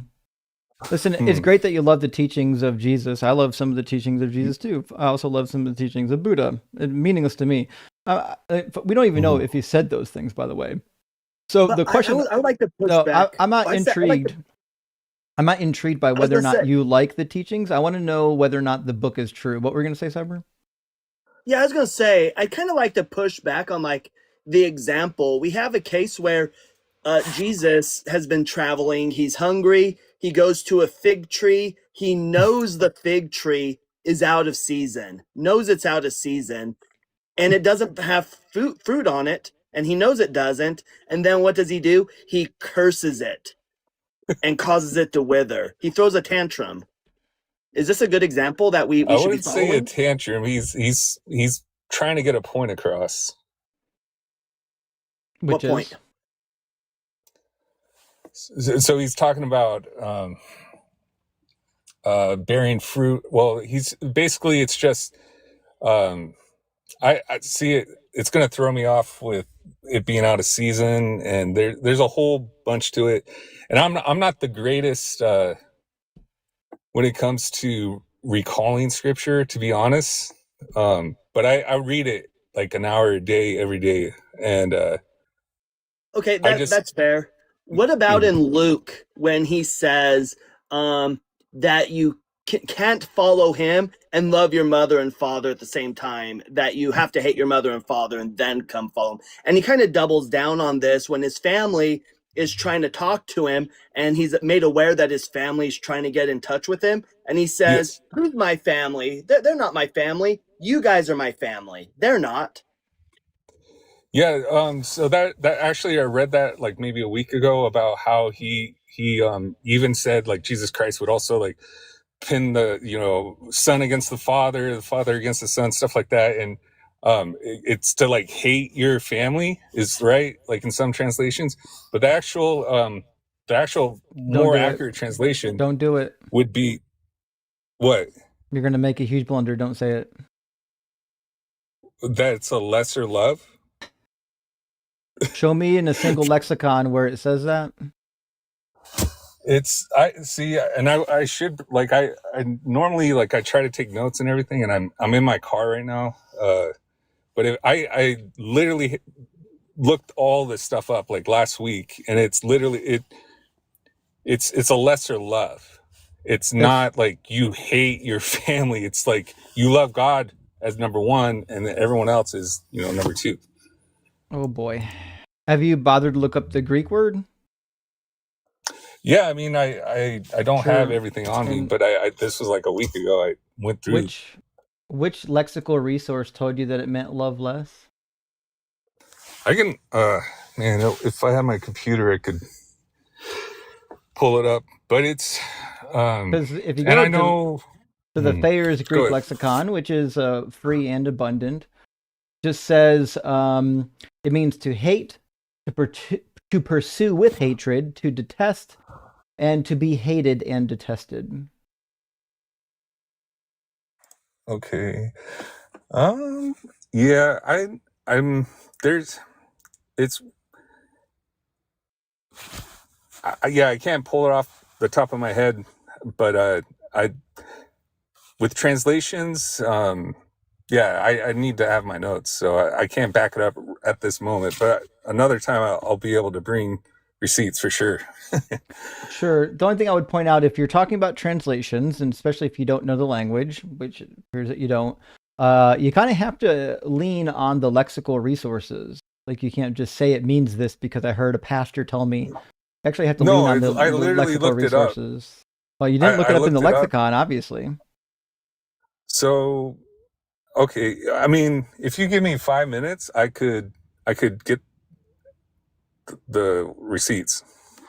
Sure. Now, the receipts, is this going to be a lexicon or is it going to be a pastor's talk? It's not going to be a pastor. It's going to be a breakdown of the language.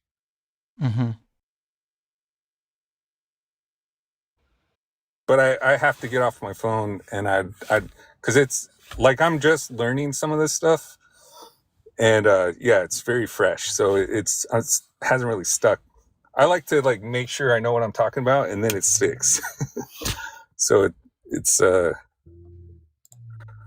but yeah, I definitely, it wasn't some pastor guy like trying to explain it away. It was a breakdown of it, and anyways, yeah, I'll probably just stop there because right. Well, since you don't have the tools with you to work on this particular problem, we can move to another one, which is I think the thing that all of us are trying to figure out right now is, why would we trust a book called the Bible? It says so many things that are demonstrably untrue. Like, I have no good reason to believe that the book is a guide from God for anything. So what about this is like relevant to the validity of Christianity or God existing or to it being true? Well, I just know human nature is pretty crummy. And you just go back in time. And so even say you're a God-fearing people, like you're going to have to deal with a lot of stuff, and even within your own believing group. And I just think it's a group of people that knew God at one point and then had this up and down with their faith, But and why would we believe that is my question. So I think God doesn't want us to be like, I agree with some of the stuff, like where if someone's gonna say you're going to hell, you better believe that's totally wrong. That's lazy man's way of trying to share the gospel, right? So there are. But I'm asking about the book. Why would we believe that the book is true? So just for me personally, I looked in the Quran. I went through it. I don't want to bash any other religions, but there's things that in Islam that don't compute. It Like does what? feel like so like with so in the Bible it says the only way to the Father is through the Son. I don't agree how Islam just sees Jesus as a prophet. But buddy, we're not talking about Islam. We're talking about the Bible. Why is the Bible true? It's when you read everything in the Bible and see, it's not like if you were to make up a religion, I would just make it sound like the best religion ever. But you have this record of this people struggling because we're all human and we have this human nature it's combative with God's nature, right? Is Islam made up? Is Islam made up? Yeah. I think it took truths from Christianity and Judaism and kind of put its own spin on it. Okay, so no, it's not true. It's made up. So the same problem, it has truth in it, you're but pointing out, the same problem you're pointing out in the Bible is something that the Quran would have also. Meaning, it says things that are embarrassing. It says things that would make some people at that time period look negatively by people in future generations. Like, why wouldn't they just write a better story? Because the story is roughly about a group of maniacs that actually did exist, as is, I believe, the New Testament. The New Testament seems to be depicting some but not all real events, and the people involved are loosely out of their mind. Jesus was, they say, liar, lunatic, or Lord. He was obviously a liar and a lunatic, not Lord. Why would we think otherwise? I mean, do you know how bad human existence was back then? I have no idea what you're talking about. I'm asking about Jesus. Why would we believe that Jesus is anything but a liar? He wasn't a liar. He was the light. He was able to shine truth. Why would we believe that? Rather than just reiterating platitudes, tell me why we would believe them. I mean, he calls out. He was Jewish. He called out people in his own faith. He called out. So what? He was about. I mean, that is a big what. That's not a big what. Yeah, it's happening all the time. Menachem Mendel Schneerson had his own version and corrections of the Jewish faith. Doesn't make him the Messiah. Try again. So what about Jesus would warrant us to believe that he's anything but a normal dude who was out of his mind? I mean, he did die and was resurrected. Sure. What's the proof of that? So Josephus. Motherfucker. There's that. My Babylonian exile. No, you're not going to. There's also, I mean, so Josephus didn't say that he resurrected, and Josephus wasn't even there. So that's not a good. It's not a very good. He was a couple. He was a couple years old. He was a newborn baby. Yeah, and he wasn't around for that. Yeah. Yeah, but he still knew people that would have been around that probably had witnessed it, and he had grown up. Well, it's a shame he didn't hearing stories, hearing testimonies. It's a shame he didn't interview any of them. I mean, why do you think he wrote it down? He didn't. So what he wrote, he didn't write. What he wrote down, we don't know, because all the remaining copies we have are drastically different from each other. And only the ones that are preserved in Greek by the Christians have the reading retained that the Christians like, that talk about him possibly being the Messiah or a miracle worker. If you look at the other ones that were retained, they differ greatly in how they're describing Jesus. And so this particular section of text doesn't even appear to be from Josephus himself, if at all. I would say there's debate on that. I do know that maybe a scribe or someone had put their 2 cents and scribbled in Christ in there, and that's where there people. You go. Right, but they were also talking about him being James, brother of James, and it was very obvious it was talking about Jesus Christ. Well, but because you add Christ in there, but book 20 it causes. Book 20 is a different story. We're talking about book 18. Right? I'm not asking if Jesus is real. The dialogue tree that you're on right now is whether or not Jesus is real. I don't care. I can grant you that Jesus was real. I'm asking, why would we believe that he was raised from the dead? The Holy Ghost. Why? What's the Holy Ghost got to do with that? I don't believe in the Holy Ghost. The Holy Ghost, it was given access to everyone after his resurrection. And even the apostles, like John. But that's what you have to prove.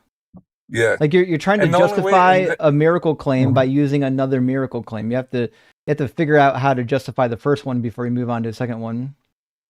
And and earlier too, with a guest before, I brought up the Book of Mormon and Moroni. Moroni gives this challenge where if you read the Book of Mormon and you pray about it, that the Holy Ghost will let you know that the Book of Mormon is true. And this is actually a challenge that Mormon missionaries use to convert people. And so people convert to Mormonism because they feel the Holy Spirit is telling them that the Book of Mormon is true. Thus, Joseph Smith was a prophet. But you don't believe that Joseph Smith was a prophet. So how do you differentiate what you view the Holy Ghost to be versus what Mormons view the Holy Ghost to be? So that's always been a question of mine. And I take that very serious. That's a very good question, because even within like LDS, right, you have like different fractions, I guess. Same with Christianity. Like, yeah. So like they have FLDS, which are like the fundamentalists, right? So I always wonder, like, how did those guys, like, how are they getting confirmation to be in the FLDS? And I don't honestly, and that's one where the same thing the early Christians did. A teacher would have, or a priest or somebody would have different teachings, and they'd branch off and they go start their own. Same reason why there's all these different denominations of Christianity today that hold the wildly different views. Yeah, and I honestly, I think that's why a modern day prophet is needed. So I'm LDS, by the way. Oh boy. Well, let me ask you a question then, because it sounds like we haven't gotten a real answer about believing yet. So, what in the world? I asked the same question we asked before. What in the world about the Bible would lead us to believe that it's true? And I haven't heard anything yet. What I keep hearing is, well, the Holy Spirit, yada yada yada. But is there something in the Bible that's testable? Like you said, the resurrection, but I don't believe the resurrection happened. So what now? So when you read the Bible, it's all about attitude, right? Like if I'm going to learn about quantum physics and I'm like, I hate math, I hate science, screw this. Am I really going to be able to understand it? So the Bible actually says, I have no idea what you're trying to poison the well now. You're saying that we can't understand the Bible because we hate it. That's not the case. So no, I'm just asking you, what about the Bible would lead us to believe that it's true? I'm saying you have to come in with like an open mind, and it literally asks you to test the word. Every one of us right here on the panel used to be Christians. We're all open-minded. So what about the Bible would lead us to believe that it's true? Because we did test it, and it seems to not be true. I disavow. Sorry. Cyber, weren't you a Christian at one point? Oh, no, I'm sorry. You were raised Orthodox Jewish. I apologize. We were all believers in the Bible God, at least. And what made you leave? Like, what was the tipping point? The Bible wasn't true. Jesus fulfilled no prophecies. But how'd you know the Bible says, because you can just look at it. Like, I have eyes, I can read it. So it says it has internal contradictions. For example, one of the most famous is in Matthew, the birth of Jesus is sometime before 4 BCE. But in Luke, he's born in 6 CE. You've got a gap of at least 10 years. This is not what we would expect if there were like eyewitnesses to any of these events. They would have at least been able to nail down his birth. And even like the very beginning of Matthew and Mark are full of contradictions. Mark misquotes Isaiah and accidentally attributes Malachi to Isaiah. Matthew does the same. It gets the father of Jeconiah wrong. It misses 3 generations between Joram and Uzziah. It can't even count. It says there are 7 generations between these individuals, and if you count them, there's actually just 13. Like, these people are goofs. They're not serious. I have no reason to trust them. So why would we trust them?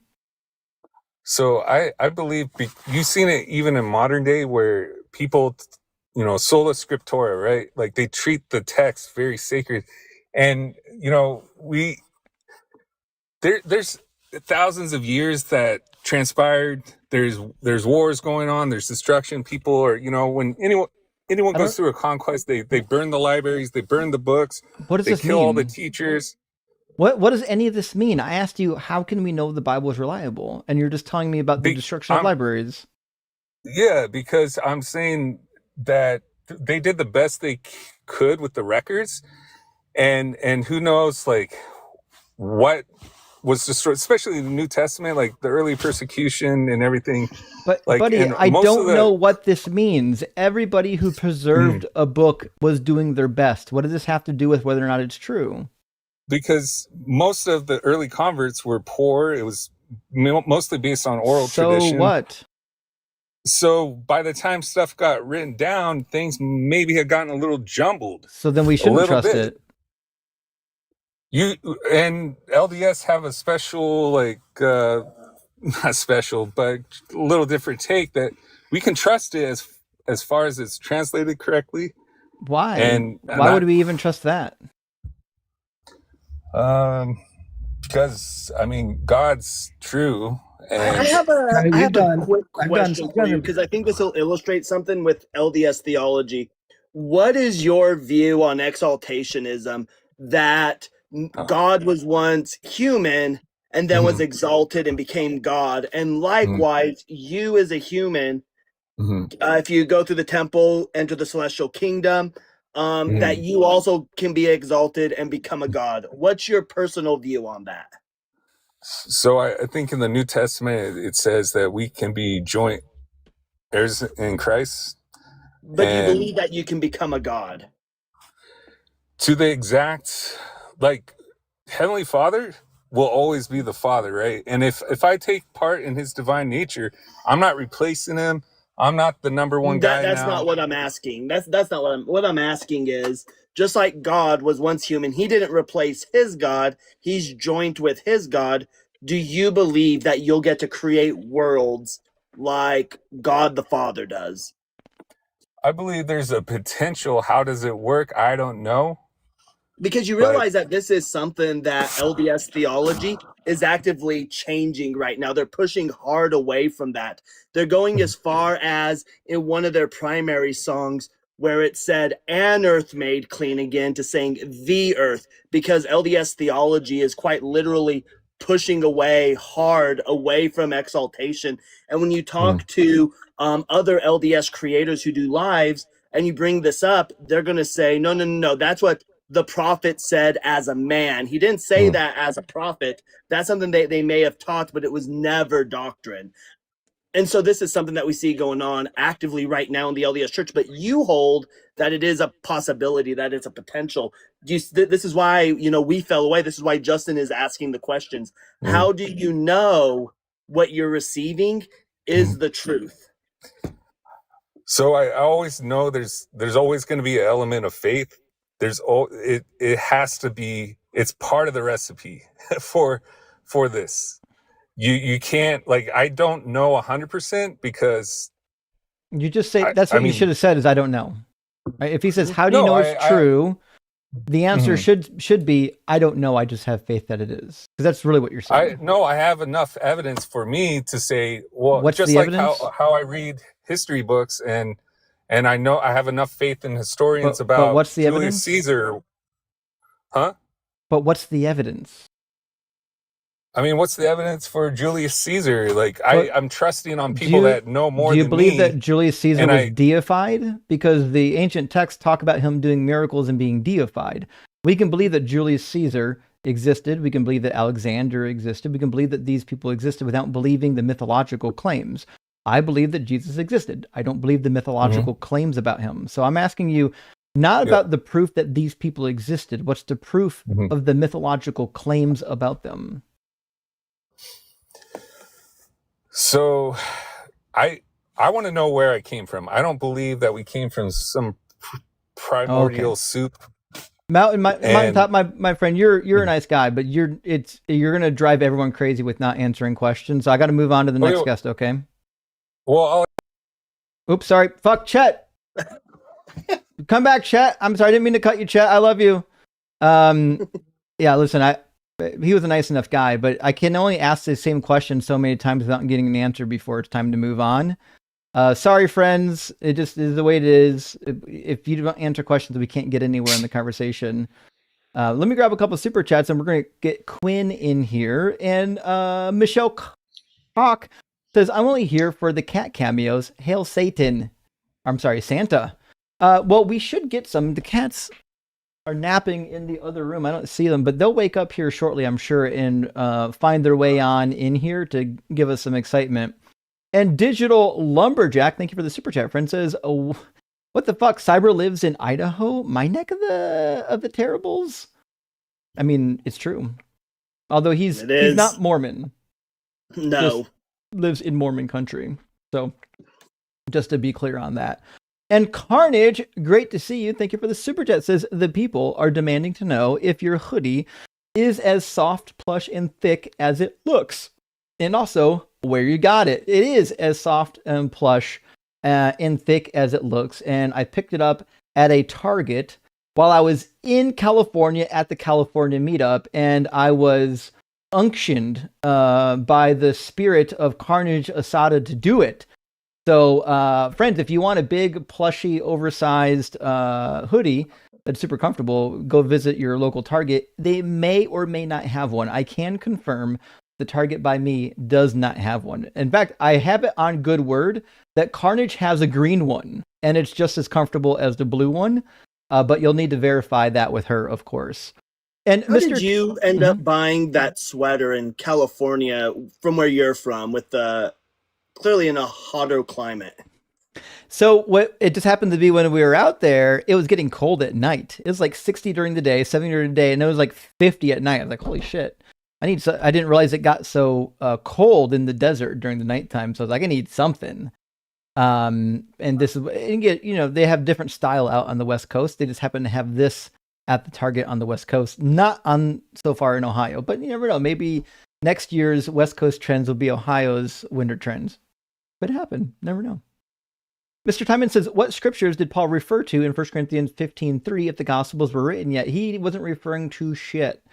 If I knew anything about Paul, if I know anything about Paul, he was referring to some vague Old Testament prophecy that he was interpreting as being about Christ's death and resurrection, not about what was in the Gospels. It doesn't seem that the Gospels had been written yet. If he was referring to something that was in the Gospels, it would have been maybe hearsay, would be something that somebody said about something else. But we have no evidence of that. As far as I'm aware, Paul doesn't quote from the Gospels at all, but he is aware of some of the traditions that show up in the Gospels. Like he's aware of the love feast. He's aware of different practices of the body and blood, it seems like. And so I don't know, but that all comes through the culture. You don't need the text to get that.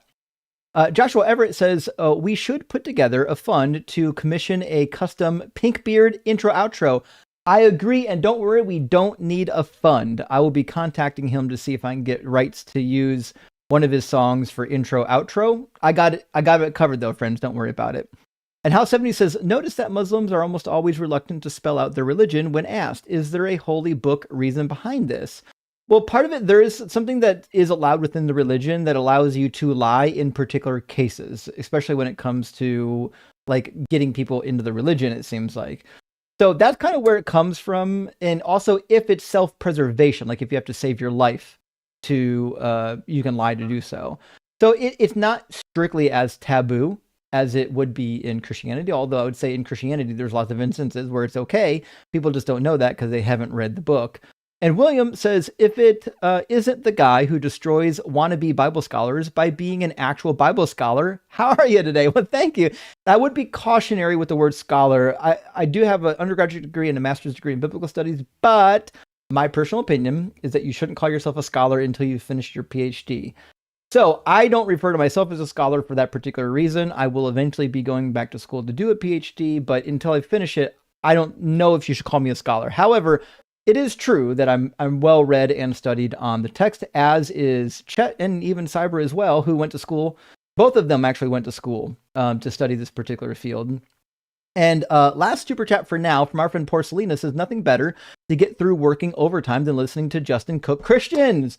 Rock hard for Doug, simply what for shared, gay for Justin, and gay for Dalkin, although Dalkin has left now. But agreed on all accounts. Thank you, Porcelina. I hope you have fun watching the live stream. We've got quite a few guests left to get up in here. So let's get Quinn, who was next in line, and we'll get some conversation going here. Welcome in, Quinn. Are you at least 18, and do you believe in God? Hi, first of all, can you hear me? Yeah, I can hear you. How you doing? No, I'm good. Yes, I'm over 18. I do believe in God, but not your traditional idea of God per se. We can get more into that now. I'll give you a bit of a background. I grew up conservative Christian, went to church, went to youth group, was in the worship team, went to a Christian school actually, memorized a lot of biblical verses and so on. I was involved in a lot of spiritually based themes in terms of like spiritual warfare. I know you're aware of these kinds of things. I saw a lot of stuff where the Holy Spirit was moving amongst believers. I myself felt that in a sense, but as I got older, I got more into asking questions and challenging a lot of what I read in the Bible. A lot of the stuff didn't make So sense. what do you believe right now? So I believe, I would say Gnosticism is the closest thing as to what I believe. So, and I'll tell you why. You So I believe read in a like lot of the demiurge and different things like that? yeah. So I believe in enlightenment. I believe that we have a frequency. We emit a frequency, a high or low frequency, and it affects. It's very much a new age sort of idea. I get that, but it ties into Jesus quite specifically in terms of The frequency. us living in an illusion, the matrix. This whole world, the universe, is an illusion. We're in a matrix. We're in a matrix. If you've watched the movie, it's very similar to that. And the reason why I strayed from the Christian faith was because a lot of the stuff so let me get to the point. In my teen years, I started reading a lot of books. I don't know if we need your backstory. We just need to know what you believe. So you believe we're in a matrix, and how did you come to this conclusion? Well, that's what I was getting to. So I couldn't subscribe to this idea of we were created perfectly and Adam caused the first sin that had a byproduct of death and suffering. He basically caused death and suffering we see today, because a lot of people say, oh, the death and suffering is because of Adam's sin and so on. Because if you look at evolution, and I believe fully in macro evolution. But no, if you look at you believe in the matrix, not evolution. I believe in both.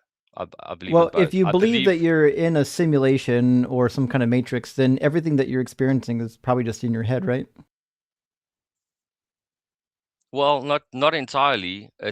I believe we are spiritual beings that are experiencing this illusion because of we are trapped here as prisoners. Is it an illusion or is it real though? Are we experiencing something objectively, or are we just like imagining it? It's a good question. It's an illusion, but we think it's real because we are experiencing it. So well, it sounds like we agree then. Yeah. Well, we still feel it, right? We still feel pain. We still feel emotion. But if everything's just happening in our heads, it means that you agree with me that God is imaginary. Well, no, not entirely. Well, it sounds like to me. I think we can still feel things. Doesn't mean it's an it's an illusion because okay, maybe illusion is the wrong word. In what sense is God not imaginary? In what sense is God not imaginary? Mm-hmm. Well, let me go back to what I believe when you spoke about the demiurge and so on. So I believe that we are here. He will never answer that question. He's definitely not going to answer the question. What you've described to me sounds like God is imaginary. I'm just asking you to demonstrate how he's not imaginary, because if it's just something that's in our heads, that means it's imaginary. No, okay, no, I disagree with you on that. Okay, so does God exist independent of our heads then? Yes. All right, and how can we know that? Well, okay, I'll give you a very literal example. Okay, do you believe in the supernatural? No. At all? No. Have you had any experiences? Have you read or heard anything of anyone say? Obviously, you have, Hmm. but you haven't experienced anything firsthand. Now, I have, I so I've have, got a very and they have perfectly plausible explanations. So, but personal okay. experience is not evidence of anything. What would be evidence that the God is real rather than imaginary?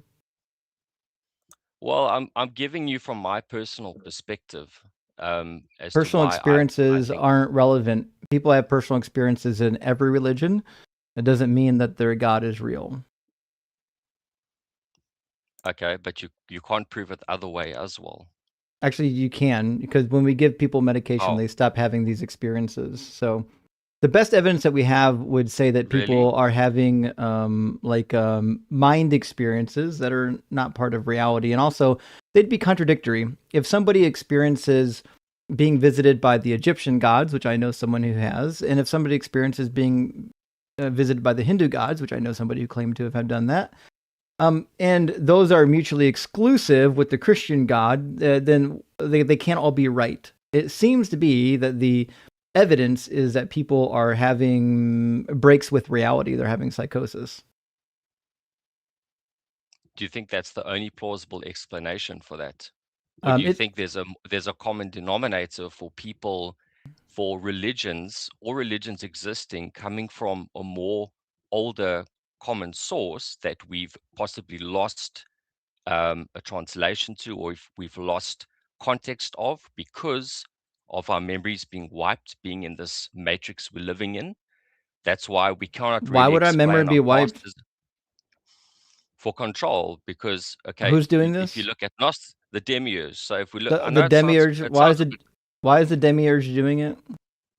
okay, because we essentially are. He's keeping us here. This is why the world is so messed up. Why there's suffering. Why there's Why death. does the demiurge do any of this? Because he wants to keep us here. Because we have, according to Why? Gnosticism, to exist. He thrives on our existence, our pain, our suffering, our Why? low frequency, because he wants If human power, beings because cease to exist, would the demiurge die? so that is why Jesus came to save us, Just need a because yes or no. If human beings cease to exist, does the demiurge die? if our souls cease to exist in this realm, yes, then he ceases to exist. That's Okay, why so the he is desperate demiurge to didn't keep us create us here. then. He did. Well, if he That created us, explains that means why. he existed prior to us existing, which means he'd be dead. You just said if we don't exist, then the demiurge is dead. You just described a scenario where we didn't exist and the demiurge was alive. So now you've got a Well, contradiction. that's if he's reliant on us existing at the point of time when he created us. But You know, uh, that's why our souls in this prism but if he give him created us, little. he created us in time. You can't create He didn't. anything outside of time.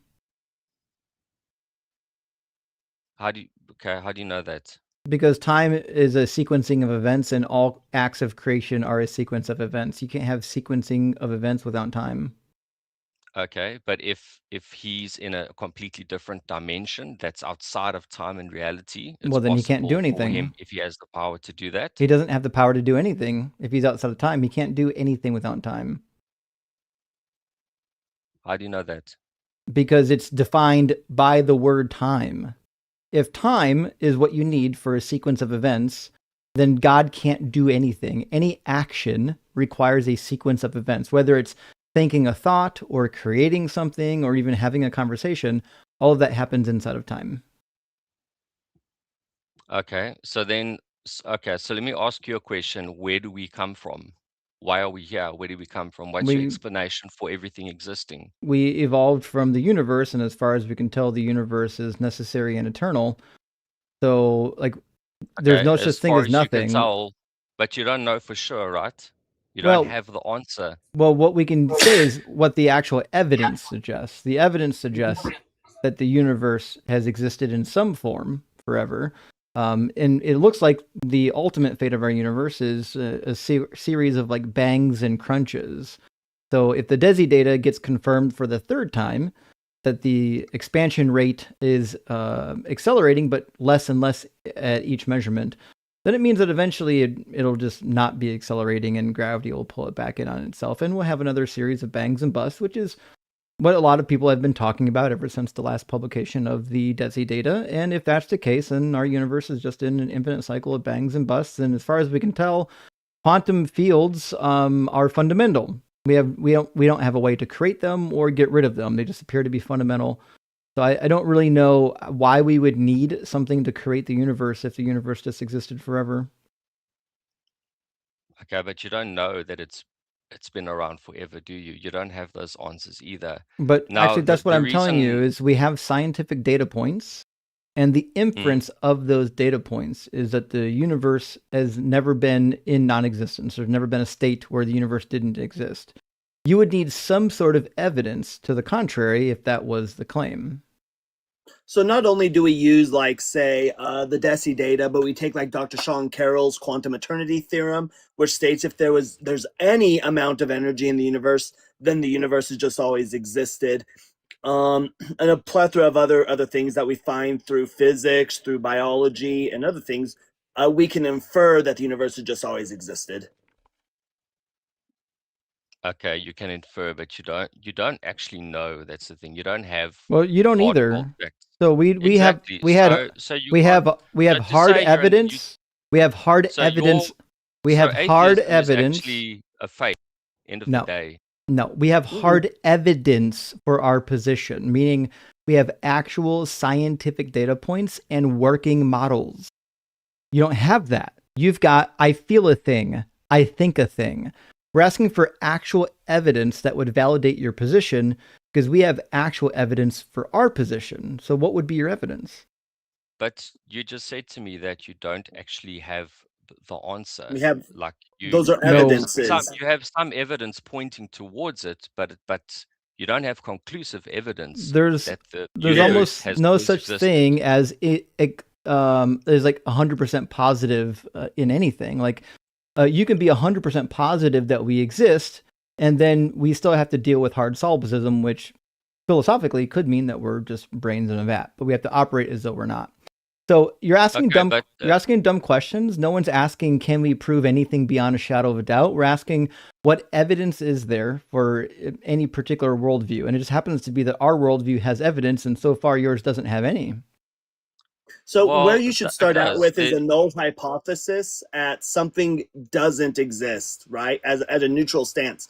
And then you look at the evidences and it's going to push you one way or the other. The evidence that we Yeah. review pushes us towards no God, right? That the universe has always existed, right? So going from that neutral stance, what evidence do you have that should push us the other direction? Yeah. Well, like I say, I mean, I've got personal experience. There are billions of people who have had personal supernatural experiences that cannot be explained, and They can be explained. a lot of these experiences are exactly the same. They can be I can give you an explained. example. My wife can see into the future, right? The other day, Sure. we were at a restaurant. Well, we've We were at a talked to a lot of restaurant. people who claim to be clairvoyant, and what happens is when we ask them to write down the predictions, it never comes true.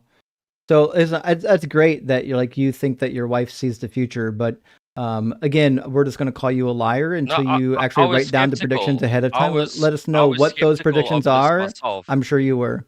So the problem with your Yes, and claim I is saw you're it just firsthand. the problem So with your claim is you're asking us to believe your story, and we already don't believe your story because you think that we live in a matrix, right? If I told you that I was with Chet the other day and I saw him levitate, would you believe me? And I um, predicted it. I don't know. I don't know him. Would you So believe me, or would you want evidence? yeah, I would want evidence. There you Yes. go. So we would want So evidence for the same number of reasons you would want real evidence. Just saying I was there and I experienced this thing isn't actually evidence for us. The same reason why I me saying I that just Chet think levitated isn't evidence for you. Your wife and you being there isn't evidence for us. What are you going to say there, Chet? I was just going to say, I never levitate when people are looking. Fuck. That's a good point. Good point. So Quinn, here's the thing. I thing think is, we've can I gotten. just say one other thing? Well, So what I'm I saying mean, is we're not actually getting anywhere in this conversation because you don't know the difference between evidence and feelings. So, like, until you can give us some piece of evidence for your worldview, we have no reason to consider it yet? What's the actual evidence? Well, I've just explained to you what I believe based on what I've read, what I've experienced in life, the things I've seen, what makes sense based on But all the that religions we have. but that can't be that viable s- evidence, because I would just say I did all the same shit and came up with the opposite answer. That can't be evidence. Okay, but you also haven't really given me conclusive evidence. You say you've got some Conclusive evidence evidence that of points what? to something that the universe has always Well, existed. what I'm Your saying atheism is is essentially a faith as atheism is well, actually end of not the a day. faith. So atheism is It based is. on evidence, and you have no evidence. That's the difference between your position and Okay, my you position. you don't have My evidence either. my position is based on actual evidence, and yours is not. And even if I didn't have evidence for my worldview, it'd still be irrelevant. The God worldview will always have the burden to present evidence because you're claiming that something exists. If I said that the tooth fairy existed and you said, no, the tooth fairy doesn't exist, the evidence burden would be on me to demonstrate the thing existing, because you can't present evidence for the not tooth fairy worldview. You can only examine the evidence that is presented. You can say that evidence isn't compelling, that evidence isn't good. But you can't present me evidence for the non-existence of the tooth fairy because non-existent entities don't actually exist. So you're attempting to do burden shift because you can't actually demonstrate the validity of your worldview, which is fine. We're used to that. That's why I'm just saying it's time to move on, because you're actually not going to present evidence. And that's fine if you're not going to. Just be honest and we can move forward. So either you have evidence or you don't. Which is it going to be?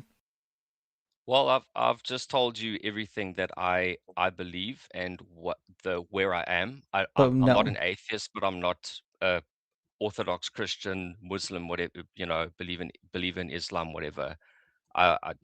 What I've told you is just my personal experience, and I hope that I've maybe reached out to someone who's listened to this and Doubtful. maybe What if resonated with. somebody What if somebody But has again, had an actual experience and they literally had like the angel Gabriel appear to them and tell them that we're not in a matrix, that Islam is true? Are you going to accept that evidence? if it happened to me, I would No, it happened to first. them. They're telling you this. Are you going to accept their story? No, probably not. Oh, So there why you should go. we accept yours? But he's a special boy. Yeah. No, I'm just saying that, like, you guys are very staunch on your atheism and no God exists. There's no evidence for a God, but Which is why your you can't give us atheism evidence. Maybe if you can give us, faith-based it's too. actually not It's also faith-based. faith-based. It's It definitionally is. the lack Come of on, be faith. honest. Be Definitionally honest, man. speaking, atheism is a lack of faith in God. So like just calling atheism is a faith is irrelevant, because we're basing our opinions on actual evidence, whereas you're not. You're basing it on maybe my fifis or my personal experience, which isn't evidence to Okay, look, us, I'm gonna be because diplomatic. Can you reference? you've already demonstrated that you don't believe other people's personal experiences as evidence. So for the same reason that Cyber said, we don't have a reason to trust your personal experience, we're saying that because you don't trust other people's personal experience, which tells us that universally speaking, we shouldn't accept other people's personal experiences and feelings as actual evidence, which is why we keep asking you for evidence beyond your feelings, and you're not going to give any. So we're just going to move on. This is going to go in circles, and I don't know if the audience really cares for too many more circles. I think we've already done enough. With that being said, friends, I'm going to grab just a couple super chats, and then we're going to get our next guest in here. I'm going to grab we got 10 short super chats here. From Rachel says, why can't these motherfuckers answer a direct question with a direct answer? They never will, because it puts them in a bad corner. It's giving evasive as fuck. And like they know they're shoveling BS. That's it. Because when you're telling the truth, you can just answer the questions. When you're not telling the truth, you have to do the question answer shuffle. And House, thank you for the super. It says, my electrons are decaying listening to Chewy. I know. It's so bad though, but at least Chewy did crash out and give us a little something to latch on to, you know? And Brent says, I'm a believer, but it's ultimately a choice to believe. It's actually not a choice to believe. You are either convinced or you're not. You can't choose to be convinced by something, so you're wrong there. The Bible is a tool, but it does have errors. Well, that is clear. It obviously has lots of errors.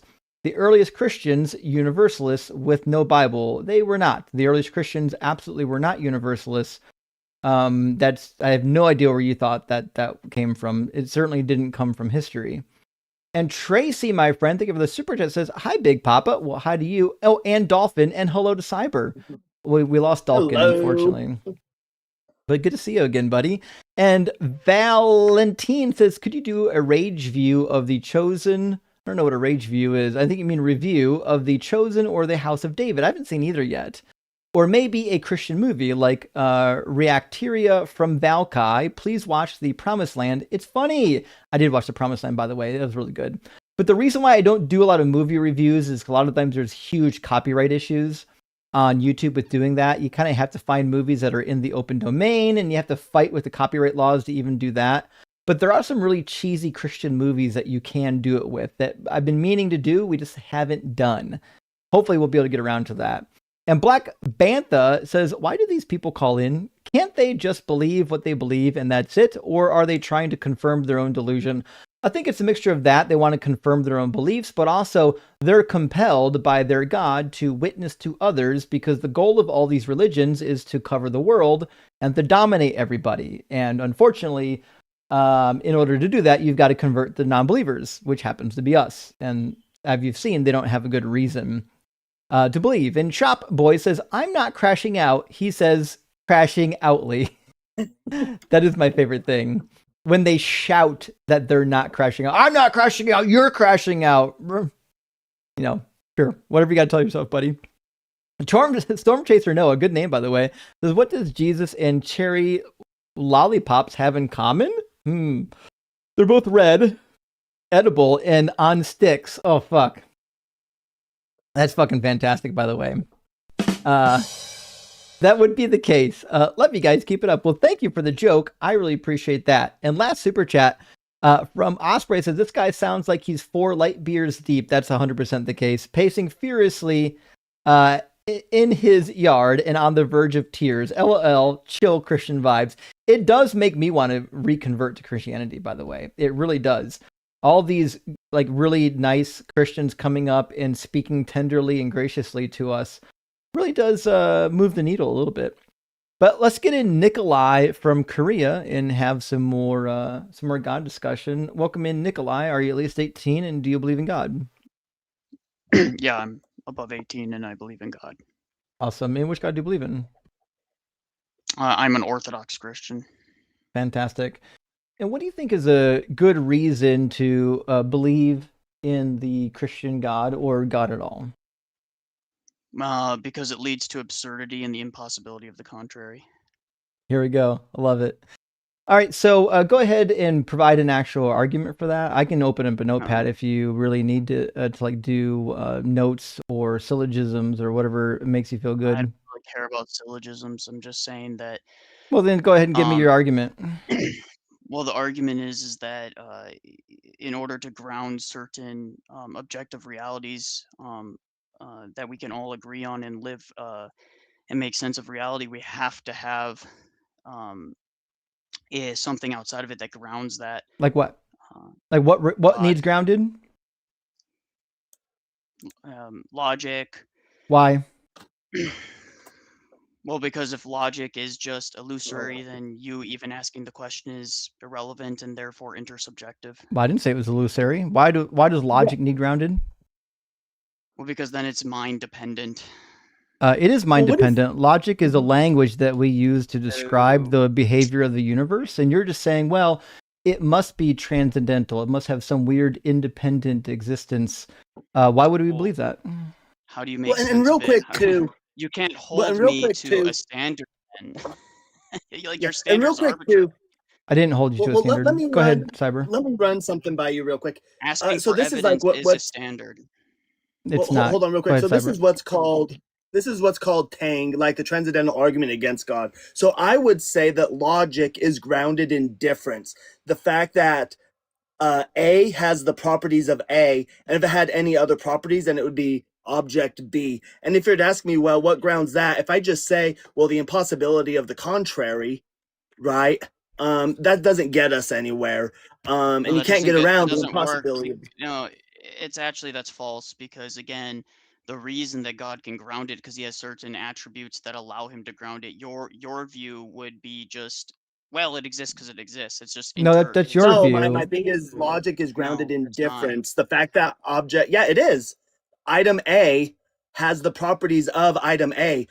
If it had the items of property B, What it are those wouldn't be item properties A. that? Thus, we get, What are hold you? on, thus we actually get pretty the easy. law of identity, right? The fact that it has the properties of A and not the properties of B, right? That is the law of excluded middle. Now, item A cannot have the properties of item A and not item A, right? Thus, we get the You're just law appealing to the of thing in question. You're non-contradiction. not you're not demonstrating how it's grounded. You're just saying it's different. Yeah, difference. We're It's actually grounded showing in it to you. difference. Yeah, so Yeah, like so the objects of that item do not have the properties of this other item. That is difference. That's what grounds logic. yeah, The fact so that there's difference. logic is the language that we're using to describe that these two things are different things. That's it. Is logic grounded or is it not grounded? Well, I think It's the way grounded in difference. yeah, the way you use grounded is going to depend on like who you're asking. Like you're going to use grounding because you think there's some weird transcendental grounding. The way Cyber's using grounding is saying the reason why logic works is because of differences. That's it. Yeah, if there's no difference, then item A, we would just have one item. There'd only be one set of properties, and that's all that would exist. That's not. No, that doesn't follow at all. It does, yeah. You're just saying It it does. does, but you're not actually demonstrating how well, it actually if grounds these the two thing. items, if these two items have identical properties, are they the same or different? If they have identical properties, well, it depends on what you how you. I'm define holding a properties. ball and a pencil. If these two Well, items you've already delineated them have with the language, so identical same properties, are they the same object or different objects? I notice you're running away from the actual contention. I'm actually No, I'm not. demonstrating the You point. are. I'm Both of you demonstrating the have. point. Nope, because I answered very clearly, and you guys. We're are still not we're still answering waiting the for you to participate here. So the reason why these are different items is because one, there's two different items and they have different properties. Like the properties makes them different. The fact that there are two of them makes the numerical difference as well, right? So what we're saying is the fact that these two are different and they possess two different properties, that's what the laws of logic are describing. That's what the grounding is. A description requires to describe something requires what? Language. That's why I said language. No, it requires a mind. No, I agree. Language requires minds. Yeah. Yes. So how do you if someone comes to a different interpretation of reality that you're I'm sorry. experiencing, someone If says those. if minds Hold on. if minds Are cease you to gonna exist interrupt, or tomorrow, is this are all these this is? two Is you interrupt, don't answer identical? questions? Is this all that is that you interrupt before someone can get their No, question out so that you can look smart? no, because you actually didn't address what we said. You've now mischaracterized. You've now No, I said- mischaracterized what we've was I said, so asking? I have to bring What you was I back around to what No. you're doing, right? was I You're saying asking? that without minds, then the descriptions and the language wouldn't exist, and then therefore the grounding doesn't work. But that's not actually what Cyber's saying. What Cyber's saying is that independent of minds, these two objects have different properties, and the laws of logic are describing that. So if logic exists, it exists without minds. It's mind They don't. independent. Logic doesn't exist So- without minds. Okay, so then Cyber's argument falls apart. What's the Wrong grounding? again. So the grounding is indifference. Our ability to describe two different things that So are you're saying different. that the ability to describe something. Our ability to describe two things that are different are grounded in the identity of those things, those different things. When we talk about the laws of logic, we're just saying we have developed a language to describe how two things, or even one thing, can be different from another thing. That's all that we're saying. But it doesn't change the Okay, fact that in the every physical time you world they mute are me still when I'm different. trying to hold you to your arguments, this isn't going to go anywhere, and you're wasting everybody's time. Sounds like you're wasting time because you're not actually engaging with what we said. Nope, I answered very clearly. You guys just don't seem to understand the philosophical. We actually problem with your do position. understand the problem. In order your to position. describe the thing in question, to describe the logic in question, you're appealing to your mind, correct? And Obviously, language. language comes from the mind. Can language and descriptions exist outside of minds? Obviously not. No. Okay, so how do you ground it outside of your intersubjective We're not minds? grounding the language. How are you using grounding? How do you He think doesn't I'm using know. grounding here? He doesn't What do know. you mean, how are you using grounding? What do you mean? What does grounding mean to you? Can I jump in a second? Because like when I think about grounding relationship, and I think this is kind of what Cyber's doing and everybody else, it's like it explains or accounts for the thing in some way. But you know, guest, you brought up grounding. That's your term, so maybe you would like to define it. We're not playing the definition game. I'm asking you guys the question. Well, you don't like ours. You just used a word. You just used a word in your argument. Now he's afraid to like give his own definition of his own verbiage, which is pretty wild. Well, it doesn't. It's a. First off. So we're just asking you, if you don't like our definition, give us yours. No, I'm saying your definition is internally contradictory because you're Give relying on give your us mind yours. to define It's the actually thing it's that actually you're not. saying But give is us your objective. definition. Give us your definition. It actually just saying it's not is not an answer. We're just waiting this for is your cowardly definition behavior. now. We're just waiting You're for just yours. saying it's not. We're just waiting for your No, definition. until you guys actually bother. We're just waiting for your definition of grounding. Yeah. Well, listen. So we were asked to give a grounding for logic. We provided what we felt was one, given the way that we understand grounding to work, right? So could you give us what you think logic is? Not dependent. Grounding is that which is not dependent on other things in order to. Grounding is just what makes something true, real, or the case. Grounding is what is not dependent on other things. That is that your definition? Well, to be clear, Cyber's grounding is non-causal. Cyber's definition was non-causal, which means it works as grounding because no, it doesn't, there are because distinctions between. You're wrong again. You're not paying attention. This is where I really wish you would pay attention, because he's making a distinction between our description of logic and what logic itself is describing. So these two things right here, are these two things different whether we exist or not? Well, of course they are, but that's okay. irrelevant. So if all human beings, so if all human beings disappear tomorrow, these two things are still different, whether we're here to describe these things or not. Now, the fact that in objective reality, these things are different, that's what the laws of logic are describing when we use the laws of logic. We're just describing the fact that there are things that have different properties, and the reality, and the fact that things have differences is what makes the laws of logic work. And he's gone. Okay. Mm-hmm. He really wanted to get to a point where we would say that the laws of logic are transcendental, and they're not. Weird. And I'm happy because I got to use Tang, because to deny this, like why is that the case? Because it's the impossibility of the contrary. Like, I know, that was really ridiculous. Good. Okay. I don't even know what to write for this goofball. Ortho Bro thinks the laws of logic are transcendental, cooked by Cyber and runs. There we go. Good enough. Well, that was a good time. Cyber, that was a hell of a illustration to demonstrate the laws of logic. I love it. I might use that again in the future. I think it works because it also fits within your view of logic not being objective, because you can still say that in order for us to recognize the property differences, that does require mind, but that doesn't change the fact that they do have property differences. Right. Yeah, for sure. Well, friends, I'm going to grab just a couple super chats, and then we're going to get Scrooge McDuck in here.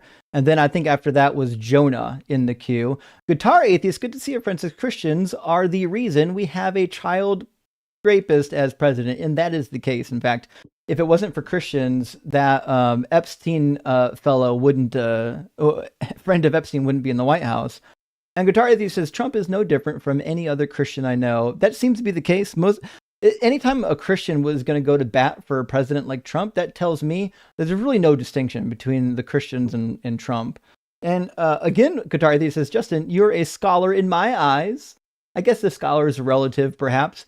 You've taught me stuff no others have been able to show me, and I deconstructed 20 years ago. Well, shit, Qatar Atheist, I'm glad that I was able to help. But yeah, I mean, Chet and I think might agree on this too. I think in the world of academia, I think you're very careful about where you apply the word scholar. Outside of academia, it might have a broader use.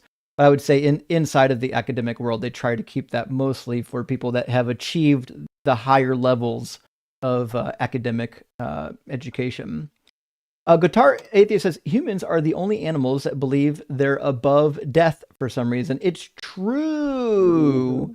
Although I would say some of the other animals are lucky in that they don't know they're going to die, which I think is probably an advantage. And Angry Amalekite Infant, thank you for the super chat, says, happy Beltane, everybody. Happy Beltane to you. A Celtic holiday. We're now halfway from the equinox to summer solstice. True. We're getting pretty close, actually. June 21st, right? Is the summer solstice, if I remember correctly. Maybe we should do a summer solstice party. I'll have to work on that. Dr. Joe, my friend, thank you for the super chat, says, Nikolai hasn't grown into his words yet. He's making mouth sounds, but not sense. His religion is actually called Sesquipedalian. Fucking amazing. And that's true. He learned a bunch of fancy philosophy words, doesn't really understand how they work, and now he wants to go bash people over the head with it. And Jay Bandersnatch says that pretty sure if Jesus had a conversation with Chewie, he'd become atheist. Probably true. I bet if we pressed Chewie on the laws that Jesus liked, he wouldn't like those laws at all. And Kane says this Chewie crash out is biblical. Biblical is probably a fine way to describe it, I would imagine. And Game Guy says, shutting down anonymous argument by granting a flat earth is brilliant. Basically checkmate in one move. Because that's all they came up for. When they want to prove God through flat earth, they just want you to get bogged down in the flat earth argument. I don't give a fuck about that. Even if the earth is flat, doesn't mean God's real. And I learned that too with tag. If they want to run tag, you just grant them all their premises, except what ties it to their specific deity.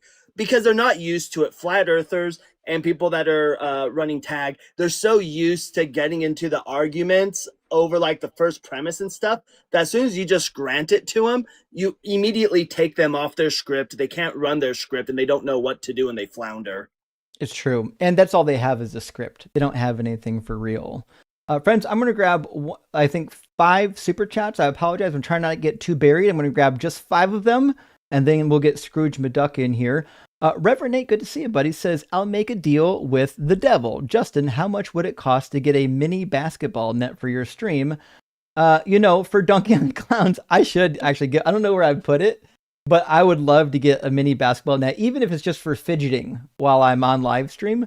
I'll have to work on that. That'd be pretty fun, actually.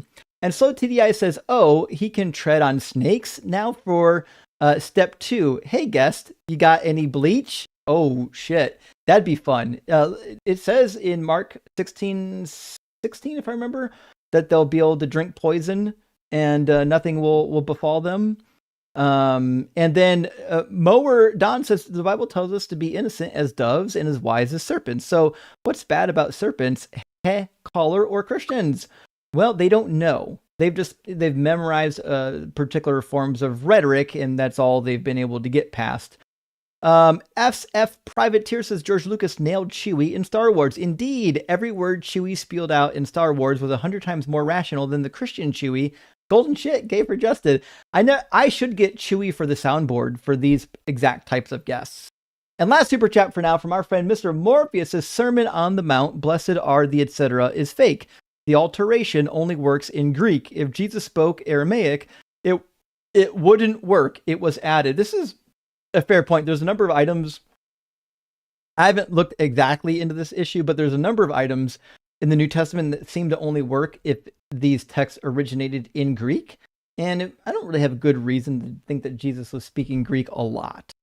So it sounds like they maybe they were written in Aramaic and then translated into Greek. I don't know. It's hard to say, but the reality is the people in the New Testament appear to be Greek speaking, and I have no good reason to believe that they're Greek speaking, but there is a book out that's been recently done called Did Jesus Speak Greek? I haven't read it yet, but I heard it's actually got some pretty decent evidence. Let me get that one. Did Jesus Speak Greek? It was done by a real scholar too. Hold on.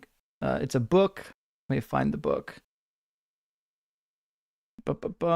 It's by Scott Gleaves and Rodney Eugene. It's called Did Jesus Speak Greek? The Emerging Evidence of Greek Dominance in First Century Palestine. So that's something that you could look into on this topic. But Scrooge McDuck, welcome in. Are you at least 18 and do you believe in God? Yep. Cool. And which God do you believe in? I would just say just God as like a concept is real. Okay, so you're not a Christian. You don't believe in Jesus? No, sir. You don't believe in a Trinity?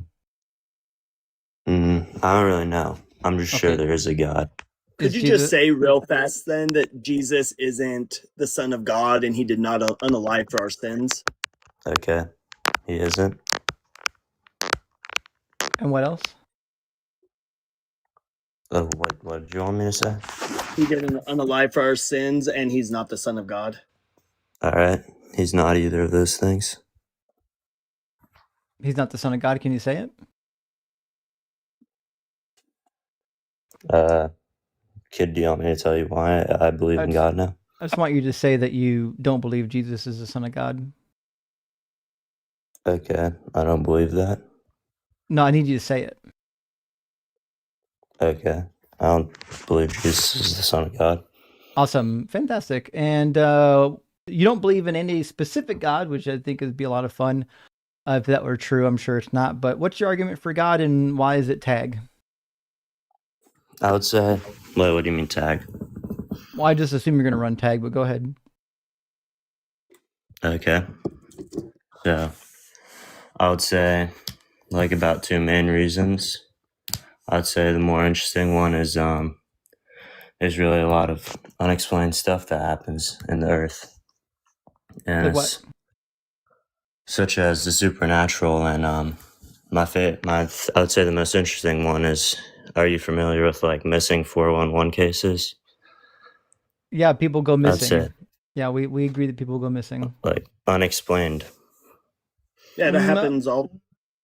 Yeah, I mean, maybe not unexplained. We don't find them, but I wouldn't say unexplained. Yeah, I think that's the problem is like not being able to explain something just means you are lacking you're lacking evidence or information that would provide the explanation, but that doesn't actually get you to God. That just means you're lacking some information. So what's the actual evidence for God? Okay. I would also say it's really certain traits that like don't make sense to evolve. Like what? Such as like most humans, we search for beauty and stuff like that. Oh no. And I don't really understand why you would evolve that trait. There's a lot of good reasons for it. Let me ask you this question. You ever met a peacock? Yes. Well, not in real life, but I know what a peacock is. One of the main sex selections traits in peacocks is like their colorful tail feathers. It does nothing for the overall wellness of their offspring, but yet they find beauty in that, and nonetheless. So, like even in the animal kingdom, there are animals that appreciate different forms of beauty, even when it doesn't really add to the survival of their species. Sometimes a brain can just like particular patterns, and maybe at one part in their evolutionary history, these colorful patterns did help them, and maybe it doesn't help them anymore, but that's kind of irrelevant to whether or not we can appreciate things that are aesthetically pleasing. Oh, yeah. That's a good point. I haven't thought about it like that. Yeah. And it could be the case, too, that like in the case of peacocks, if the male does not have the colorful plumage of the feathers, there could be something going on that's just not beneficial for the continuation of the species, thus it'd be less desirable. It'd show that maybe there's some sickness going on, something else going on, some genetic stuff going on, thus it wouldn't be desirable, so they're just not selected for. And that's a pretty good refutation to my point. Like, why would humans have like yeah, that's a good like explanation. I haven't thought about peacocks before. All right. No, you guys kind of beat me, so I'll see you later. Fair enough. Good to hear from you, buddy. Take care. See you. Oh, fuck. He was Peacock honest. defeats Scrooge. Wow. It's not too often their argument fails and they admit that it fails. Usually they just fight tooth and nail whether or not it was successful or not. That's pretty interesting. I guess I would give Scrooge McDuck some bonus points for just admitting the argument failed. Big W. Yeah, I'd say big W's on that too. Next in line, I believe, is Jonah. And Reverend, thank you for the additional super chat. Chewy, people don't like Chewy. There's a lot of super chats about Chewy. Holy shit. Chewy shows like this, Chewy shows like this are akin to cancer screenings. Not a cure, but they identify the dangerous parts that we have to deal with head on, like you. Exactly. Yeah, it's not that this show is curing all the problems of religion, but it is helping. It's aiding. We're diagnosing that shit. And Miss Meg says, I'm all about snakes, so it would be a compliment to say, have snakes within. Actually, snakes aren't that bad. Like most of them don't just arbitrarily attack humans. And Oppo says, Chewy, do what your cell lover taught you and wash your prisons. When he admitted that he was recently in prison, that sent me. I was not shocked at all. Steve Wright says, Doctor, which brain donor do you pick for the operation? Abby Normal. Oh, fuck. That's a play on abnormal. That was a good one. Marilyn, my friend, good to see you, says Justin is God. Well, Marilyn, you know that I disagree with you, but thank you for being here, friend. I hope you're all right. And by all means, take care of yourself. And also, Chris, thank you for sending out 5 DZ Debate gifted memberships. I really appreciate that, friend. And last super chat for now from our friend Guitar Atheist says Mexico is going to have universal health care before us. They already voted it in. And the only thing Christians are doing is keeping the 1% with all the money and power. They are so scared of thinking differently. It's crazy, too, that the religion that's like nearly founded on helping the poor and feeding the hungry and like healing the sick, they're like, no, we cannot have a tax, no matter what, that we collect to help people that are sick. That's crazy. Jesus would hate that. Okay. Obviously, you and I are reading a whole different book. Let's grab Jonah here from our queue, and we'll keep the debate rolling. Jonah, welcome in. Are you at least 18? Yes. Can you hear me? I can hear you, yeah. And which God do you believe in? Abba. So you believe in Yahweh, but not Jesus? As a child I don't of God. think like. So you believe in Marduk? No. All right, so to simplify, I bought a Bible at Barnes & Noble, and the God contained in that book, the New Testament and the Old Testament. So you're a Christian? Well, I wouldn't say... Yeah, and I wouldn't say my dad is God. Like, my Abba is not God. That's not the case. Yeah. Yeah, but it's written in the... I'm just going off of I'm sure it is. Well, listen, Jonah, we're going to do this. I'm going to leave you with Chet and Cyber for a minute so I can use the restroom. But please do give us your best evidence or your best argument for why you think that this particular God is real, and we can start there, okay? All right. All right, go for it. Genesis 15:5.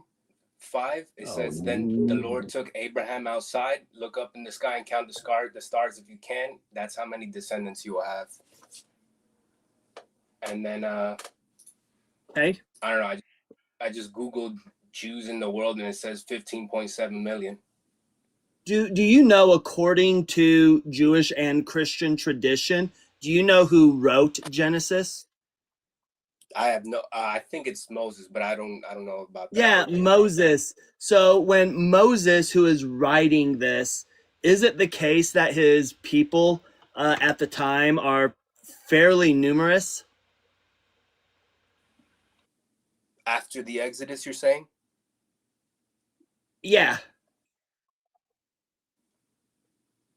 It could be. I don't have proof to that, but it like that's an argument, I guess, because how would Moses have known what was before him?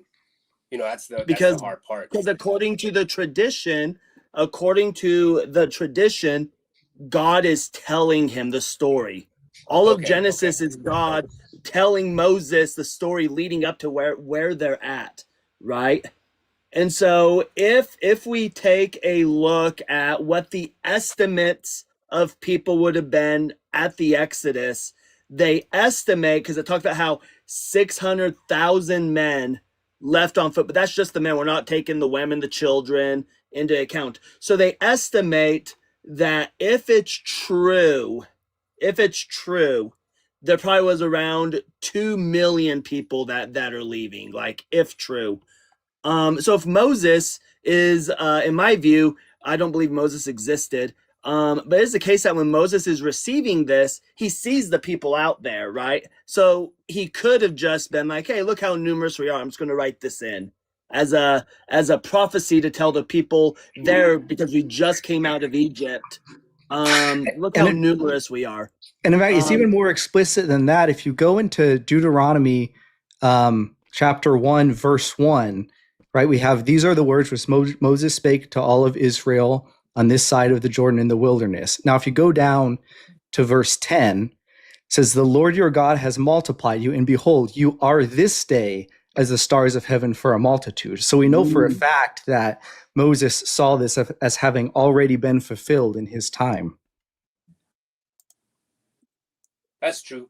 So then, but then that doesn't discredit it. It's just reconfirmed in the I get all right. So my argument for why God is not imaginary is that he's faithful to his covenant. And one of those covenants is the one that I said.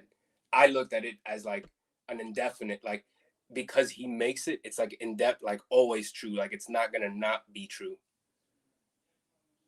Wait. So the prophecies always come true? Not the and what God says always come true? The covenants. Oh, I think Justin's going to have some things to say about things that God says is going to come true, but they don't come true.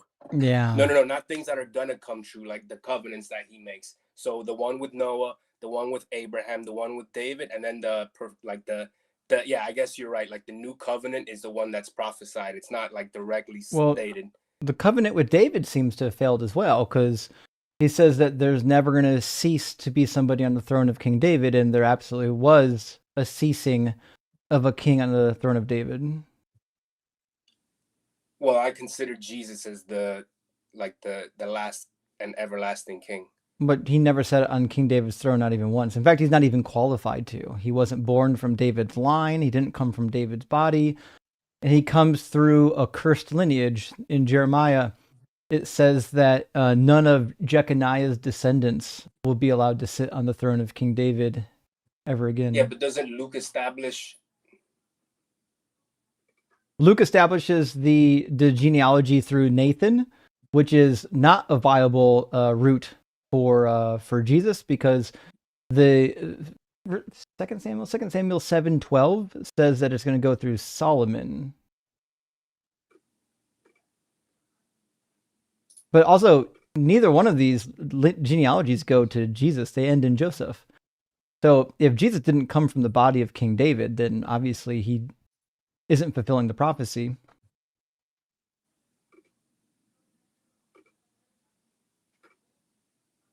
So Jesus is not descendant of, he's not descendant of David.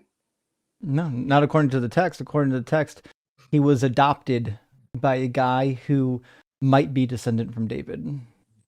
Let me see. Sorry, I'm looking at the same time. Mm-hmm.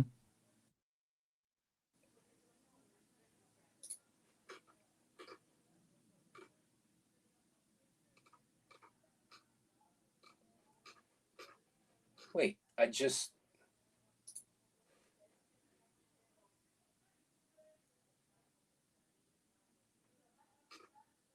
Luke 3:23 says that it goes through Joseph, right? It says he was the son, as was thought, of Joseph, who was the son of Heli. So that goes to Joseph. Matthew goes to Joseph as well.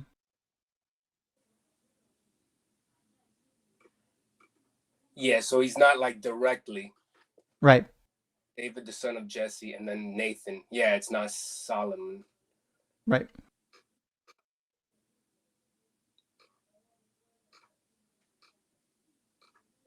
So unless this guy came from the physical line of King David, he's not qualified. And it's also true that when the Hebrew Bible says that this king is going to be sitting on the throne, it's clearly a physical throne inside of Israel, which is why Micah chapter 5 says ruling in Israel. It doesn't say in the clouds or in the heavens. It says ruling in Israel, which means this is obviously somebody that's going to be in Israel. And if Jesus never did that, then he was never the king.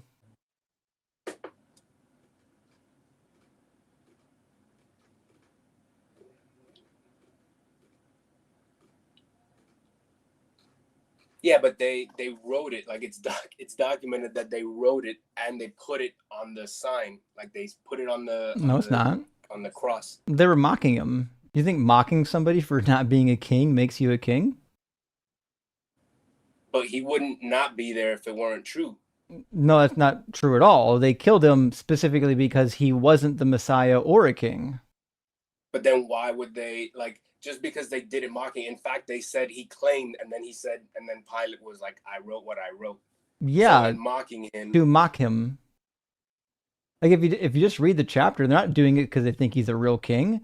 In fact, if you read it, says they kept coming up to him saying, "Hail, King of the Jews," and striking him on the face.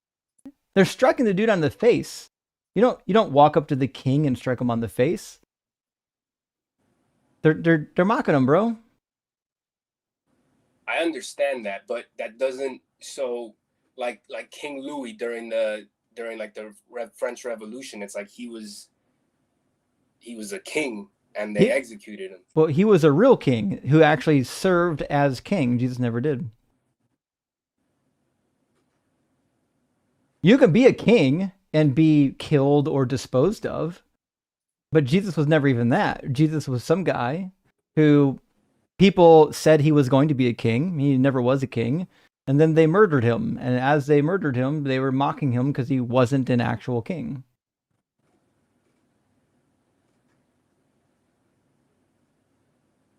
So then what about, so in terms of mocking somebody and it being, then what about like in the wilderness when they call up on the, is it Balaam?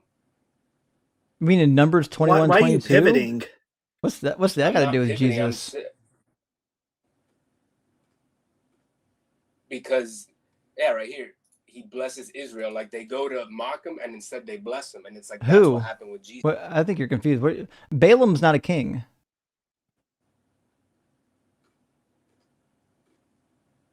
I'm alluding to the point where he was going out to curse them and instead he blessed them. And I'm making the claim that these... Do you know the story of Balaam?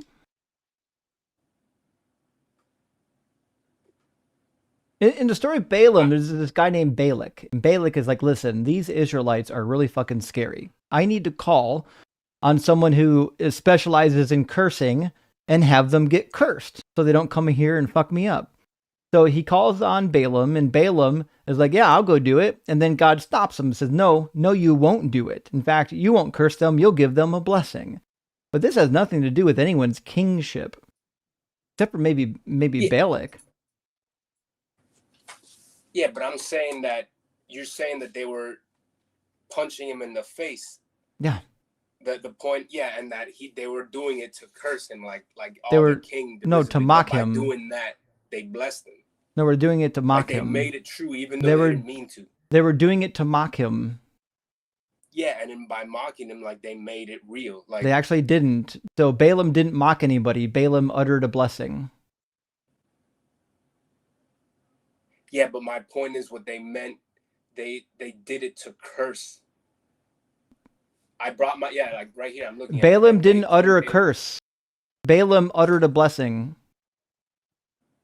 I brought you to curse my enemies. Instead, you have blessed them. You got it. He didn't curse anybody. He blessed them. But if you think mocking someone makes them a king, you're in a lot of trouble. Am I a king right now? Am I king of America right now? Well, I mean, somebody would have to tell you are. You'd have to Don't have mock subjects. me. Don't mock me. I've got subjects. Now you're making it true. I am the king. He just mocked me. You guys saw him mocking me? I didn't mock you. I Hail just said, Justin, King of America. Hail Justin, King of America. Let's go. He'll take your taxes now. We got a king. I need taxes. I need tithes and offerings. well, he would be your king. There you go. So I'm king. Cool. I'm the king of no. America. Just give unto Justin what is Justin's. We're gonna need you to start rendering, Jonah.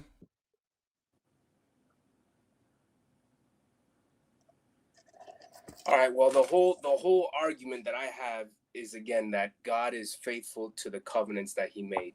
Well, I don't think he And is. I'm saying that Because, first of all, he wasn't faithful to the covenant to David, which is that there would never cease to be somebody on the physical throne, and then there would never cease to be Levitical priests. That didn't happen. They're gone. And he also wasn't faithful to, probably not even faithful to Abraham, because his descendants weren't supposed to be plucked up out of the land. They were supposed to be numerous and prosperous. And even when they did get plucked up, God says, don't worry, I'll bring them all back. And then he tells them like when he's going to do that. In Ezekiel 12, he talks about how all of them are going to be brought back to the land, and subsequently in the rest of Ezekiel. And then he says that all of this is going to happen within that generation. And that shit didn't happen within Ezekiel's generation.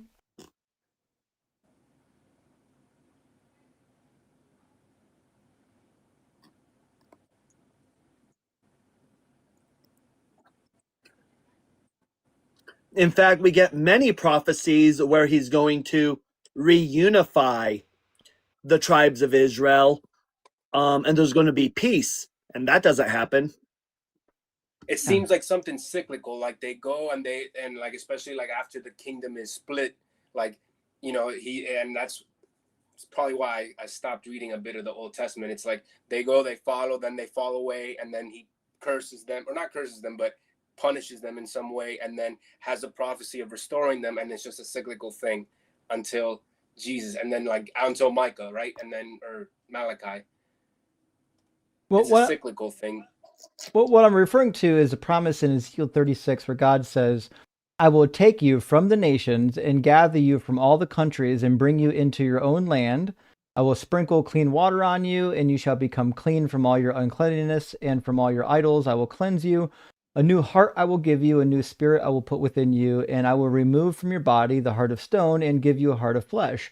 I will put my spirit within you and make you to follow my statutes and be careful to observe my ordinances. Then you shall live in the land that I gave to your ancestors, and you shall be my people, and I will be your God.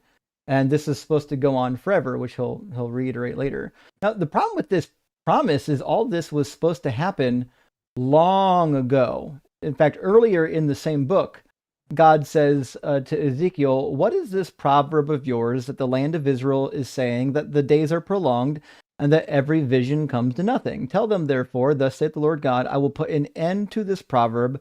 They shall use it no more as a proverb in Israel, but say to them, the days are near and the fulfillment of every vision. For there shall no longer be any false vision or flattering divination within the house of Israel, but I, the Lord, will speak a word that I speak, and it will be fulfilled, no longer delayed, but in your days, O rebellious house, I will speak the word and fulfill it. And then he utters dozens and dozens of prophecies, including the one that we just read, and they didn't come true at all in that generation, which means this God's promises just don't come true.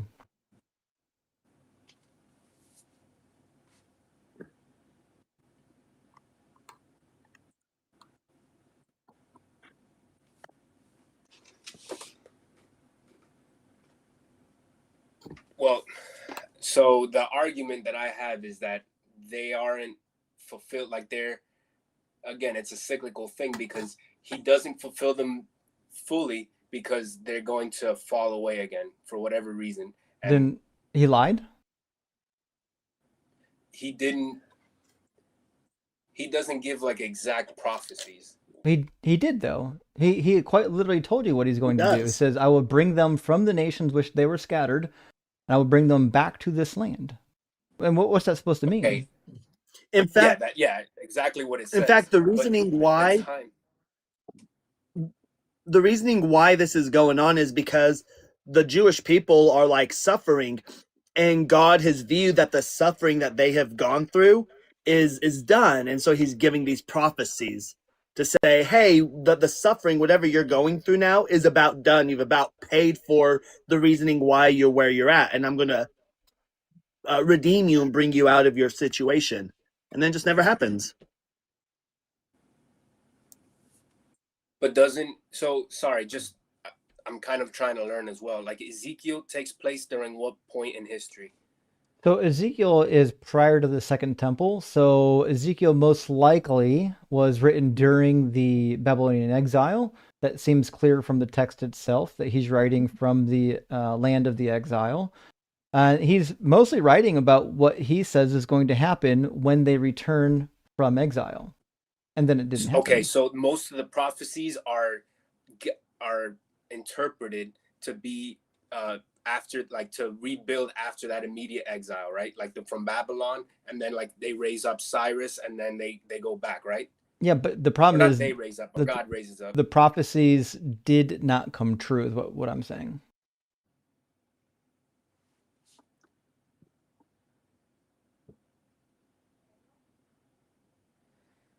Well, that's all I really have. Like I believe that some of them are not yet fulfilled. Can you name one that was fulfilled? Yeah, so let me go. So I heard you the other day. I watched a few of your videos, and you were talking about Ezekiel.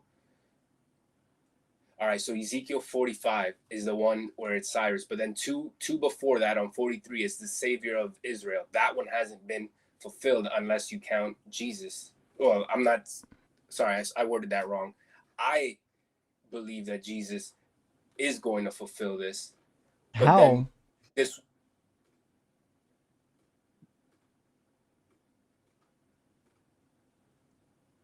will bring out the people who have eyes but are blind, who have ears but are deaf. That's such a vague reference. I mean, I could fulfill that right now. Like, that's not a meaningful reference. You could apply that to anyone who claims to be bringing the truth. Yeah, and the question was,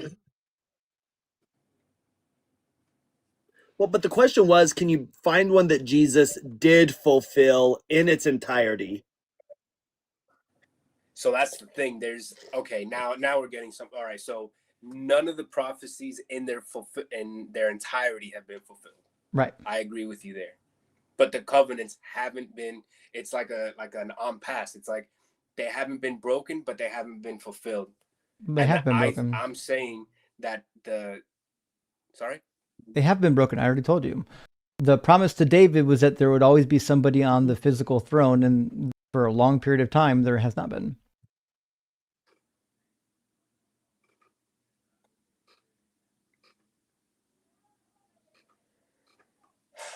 Man, that's where I.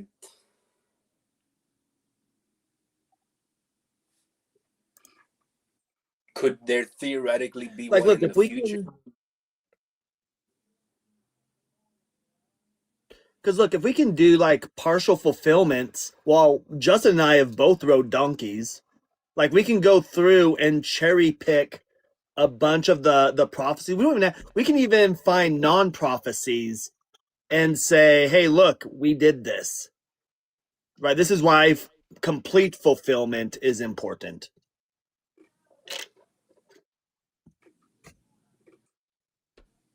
Yeah, I understand that part. Okay, so the whole every covenant that he does is ratified with blood in somehow. Like the one with Noah, they sacrifice. The one with Abraham, he sacrifices. The one with David, he sacrifices. So to usher in the new covenant, like just like he asked Abraham to sacrifice his son and then replaces it, like he would have used his, and then that's in the New Testament. He says, "This is my son, who I am proud of." I'm attesting to I'm arguing from the point of view that he's of the line of David. But he's not. He is the right. We already went over that. Sorry? He's not from the line of David. We already covered that.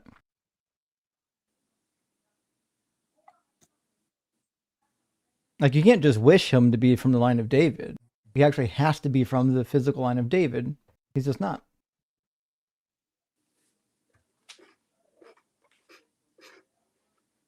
And I guess that's I guess that's that, because I'm reading it and you're telling, I understand your point, but yeah. I mean, where in the Bible can I find him being from the physical line of David? Because what the Bible says is not from the line of David.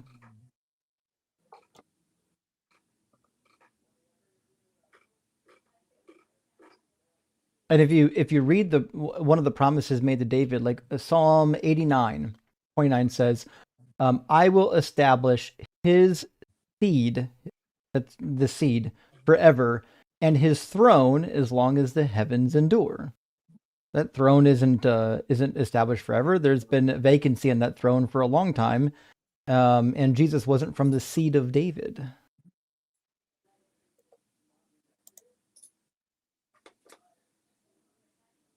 Yeah, but so again, this all hinges. Would you humor me in saying that the scriptures, based off of scripture, I'm going off of scripture. But, right? So then if I go but the to Psalm scriptures 110, but the scriptures don't have him as being from the line of David. That's what I'm telling you. The scriptures describe him as being adopted into the line, and that doesn't count. But what's your take on Psalm 110? the Lord said to my Lord, sit at the right side, or sit at my right hand until I humble thy enemies and make a footstool. So yeah, so what? It's about David. It's a well, song no, about he's saying it. Something about David, not about Jesus. Well, no, it's not about David. Sure it is. Read the whole thing. It's clearly talking about David. All the prophecies in that passage, or all the sayings in that passage, are sayings that have been said elsewhere about David. So you are a priest forever in the order of Melchizedek. Where is that said about David? Actually, it said right there about David. So David was a priest. In fact, if you read Samuel, he does offerings as a priest as the ark is being carried into Jerusalem. He's giving offerings and sacrifices in priestly attire.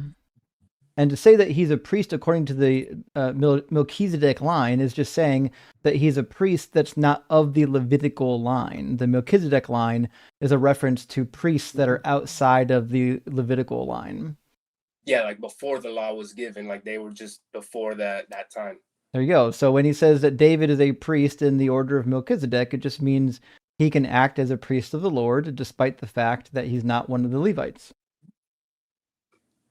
But that wouldn't make sense, because then why would the king that comes after him get leprosy?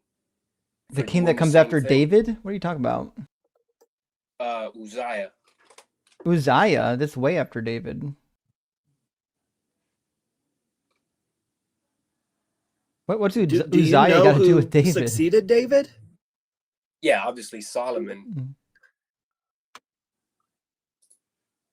So just read Psalm 110. It's actually pretty clear what's happening here. So in Psalm 110, I don't know what your Bible translation is going to say, but it should say something like this: Le Devi Mizmor, which means to David, a psalm.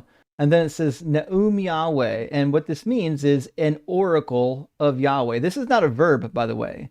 Ne'um is not a verb. It shouldn't say he said or he spoke. That'd be a different word. This word literally means an oracle of Yahweh. To my master. Le'adini means to my master. And then he says Shev le'amini, which means sit at my right hand. So this is clearly a reference to David. It's an oracle of Yahweh to David. And he says, sit at my right hand until I make thine enemies thy footstool, which is what also happened to David. 1 Kings chapter 5. Solomon says, you know that my father, David, could not build a house for the name of the Lord because for his God, because of the warfare which with his enemies surrounded him, until He put them under the soles of his feet, which was what God did for David. And the whole rest of the chapter reads the same. The rod of thy strength, the Lord will send out of Zion. Well, that's what happened. Sorry. I don't mean to cut you off. You said 1 Kings 5, which verse? 1 Kings 5:3. 3. Got it. Sorry. I just wanted to follow along. Yep, 1 Kings 5:3. And then the rest of it is clearly about David. It says, the rod of thy strength the Lord will send out of Zion. Rule thou in the midst of thine enemies. That's what David did. David ruled out of Zion using the strength of Yahweh among his foes until he defeated them. Says, thy people offer themselves willingly in the day of thy warfare, in ornaments of holiness from the womb of the dawn. Thine is the dew of thy youth, which is all true of David. People went to battle with David in the warfare and did so willingly. Verse 4, the Lord has sworn and will not repent. Thou art a priest forever after the manner of Melchizedek, which is for the reasons I explained prior. The Lord at thy right hand doth crush kings in the day of his wrath. Yep, that certainly is the case, actually. It says he will judge. The Lord here is not Yahweh, by the way. This doesn't say Yahweh in the Hebrew text. It says Adonai. Now, depending on the vowel pointing, you could say that means the Lord rather than the Lord, like David, but there's a bigger debate there. But it says, the Lord at thy right hand doth crush kings in the day of his wrath, which is what David did. He will judge among the nations. He filleth it with dead bodies. He crusheth the head over a wide land, all stuff that David did. He will drink of the brook in the way, therefore he will lift up the head. Literally describing, Psalm 23. David lying down in green pastures by the water, as he says in so many of other psalms. So I can't see a good reason to think that this is somehow a weird, vague, hidden prophecy about Jesus, because Jesus couldn't read Hebrew. He was quoting it in the Greek, and he didn't realize in the Greek what it meant.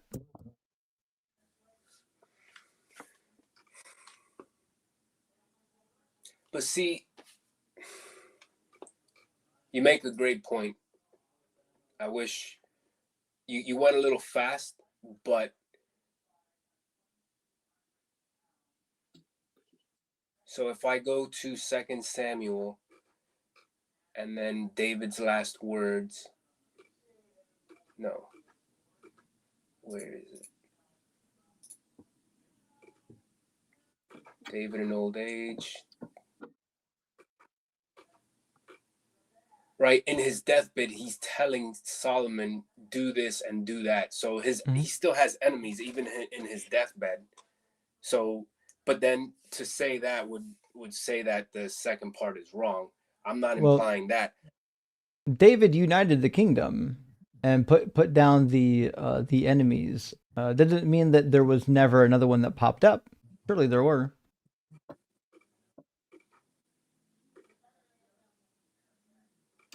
There just seems to be like a sort of, and this is my interpretation, but like a sort of finality, like a sort of, like I don't know what the word is, like impermanence maybe of that psalm, like it's like definite. And with David, it's like it's true for a bit, which I guess to your point is like none of the, because he doesn't sit at the right hand, like the way Enoch, like my interpretation is like he picks him up and like from heaven they view that. I have no idea what, I know you said words, but I don't know what any of that means. What's Enoch got to do with this? Sorry, let me slow down. So let me go back to Psalm 110. Sit in the place of honor at my right hand, like in a literal sense. So if we take that as Jesus sitting, like again, like I'm not trying to stress that part, but the David never arose and to sit at his right hand. You could make the argument that Elijah or Enoch did. Cyrus? Because Cyrus was at God's right hand. In fact, Isaiah, God says, I took him by the hand. But did he? Okay, so where in 45 he says that? And Isaiah, he says it in a couple different places about various peoples. But yeah, I believe Isaiah 45 is where God says he took Cyrus, his Mashiach, by the hand. So sitting at the right hand is the place of honor. You can see where somebody sitting at God's right hand is the place of honor. It doesn't necessitate that David is literally sitting in the heavens, or else the rest of what God says about his right hand wouldn't actually be true.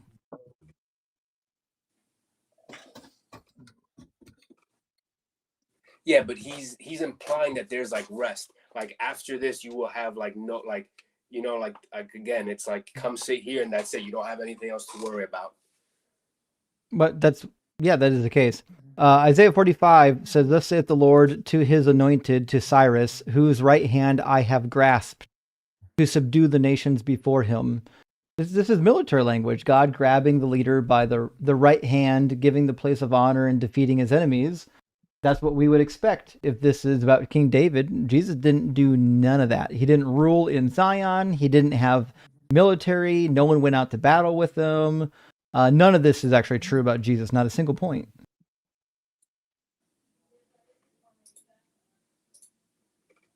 But then that goes back to without him crushing the reed. It's the whole point, where is it? In 43, the Savior of Israel.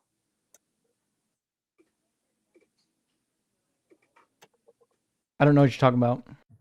I'm going back to, so you're making it, I understand your point. You're saying that Psalm 110 is about military victory, like military dominance. That's what it says. I'm saying that it applies more in a spiritual sense in like the way it's Isaiah 43, and that the order of Melchizedek is something that is like David still had to use the Levitical priesthood. No, he wasn't a Levite. He couldn't be part of the Levitical priesthood. That's what I'm saying. Like he needed them. Like No. he himself wasn't a priest. Well, he was allowed to be a priest, as was described in the book in Samuel. He was allowed to do the priestly duties, which is why he's described as a priest in the order of Melchizedek. Sorry, let's go over that point one more time. It's when he leads the ark back. So that would be 1 Samuel 6. That's part of it. Yep, 1 Samuel 6. He's leading the ark. He's doing offerings, so on and so forth.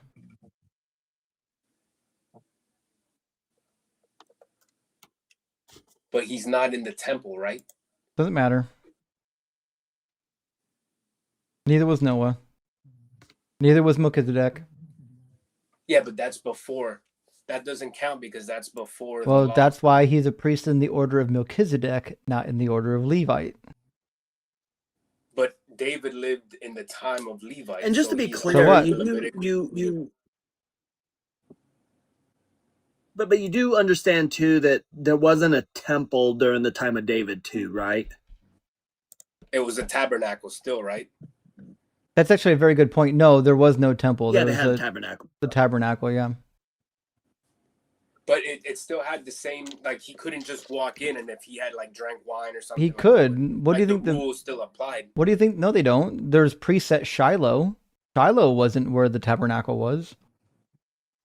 That's where Samuel got his start, was at the temple or the shrine at Shiloh. There's a bunch of Yahwistic shrine places that are being utilized appropriately prior to the building of the temple. That's a good point, Cyber.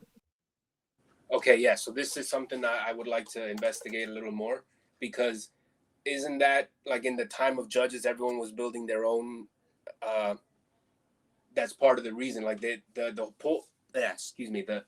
point of building a temple was to centralize and to not have people just doing however they wanted to, and Nope. ordering the Levitical. And David lived prior to the building of the temple, But not prior to the Levitical priesthood. but it And you're doesn't saying matter. that- You can't give offerings at the temple if there's no temple.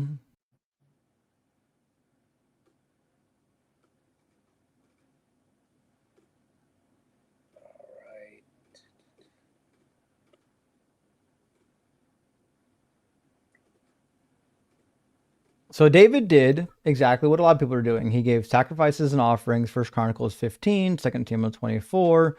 He does so on a number of occasions. He's allowed to. He's allowed to do his own sacrifices and offerings. 2 Samuel 6 even. And that's why he's described as a priest according to the order of Melchizedek. He was a priest that offered sacrifices and whatnot on his own without the Levites doing it for him. And obviously, you can't be in the Levitical line, so he's part of the Melchizedek line, a non-Levitical priesthood. That's it. That's all it means. All right, but then the whole thing with Uzziah. What about it? This is what trips me up. Uzziah got he became unclean. He developed leprosy because he did that. Because he did what? Because he went in and offered when he wasn't like. I'm trying to look for the verse right now. Like I'm. Are you referring to Leviticus chapter 11 when Nadab and Abihu give improper offerings? Or are you referring to when King Saul is told not to give an offerings, but wait for Samuel, and then he doesn't wait for Samuel and gives an offering anyways? So that would be one of them. I think he's talking about. So in 2 Chronicles 26, Uzziah gets leprosy for trying to burn incense in the temple. Mm-hmm. Well, he's not a priest. But what? And the temple already exists. He should be delegating that to the Levites. So he's not. David doesn't have a temple. But that doesn't mean that the Levites don't have any, like that doesn't discount the Levites. I know, and they obviously accepted him. That's why he was with the Levites, giving offerings with them. All right, well, so what I guess the conclusion we've come to is that only David was of the order of Melchizedek, but Uzziah was not. That is the only person in the entire Hebrew Bible that is said is of the priestly order of Melchizedek, which you would expect. Yeah, it's never brought up again. Given that David is the most popular king out of all of them, and the only one that God says is a man after my own heart. Very true. So my point is, though, not a single part of Psalm 110 is even remotely about Jesus whatsoever. Nothing in that is about Jesus. Unless you want to turn it all into a giant metaphor, which I'm not willing to do.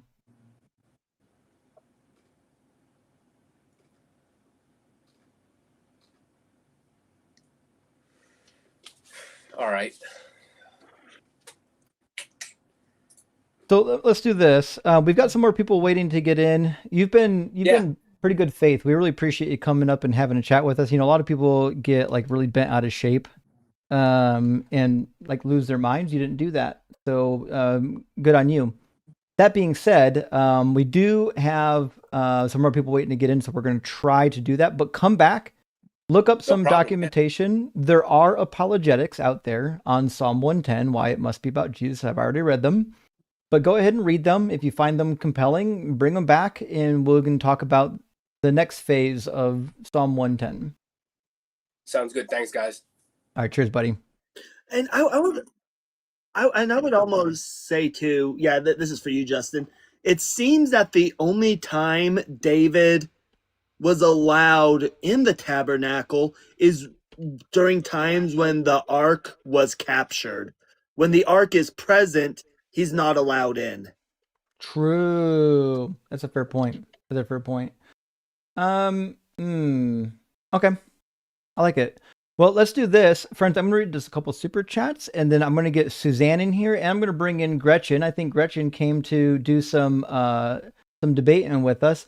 And Laysman says, Happy Friday, Justin and Cyber. Just want to say, I love how granting the flat earth to flirfs totally stunlocked their brain. Rock hard for Doug and Just Fucking Rock. It's pretty wild. Like they're not used to getting past that part of the script. And once you actually just let them get past it, they stall out. They don't know what to do with it. And House 70 says, the frequency theory resonates with me for some reason. Oh, shit. Okay.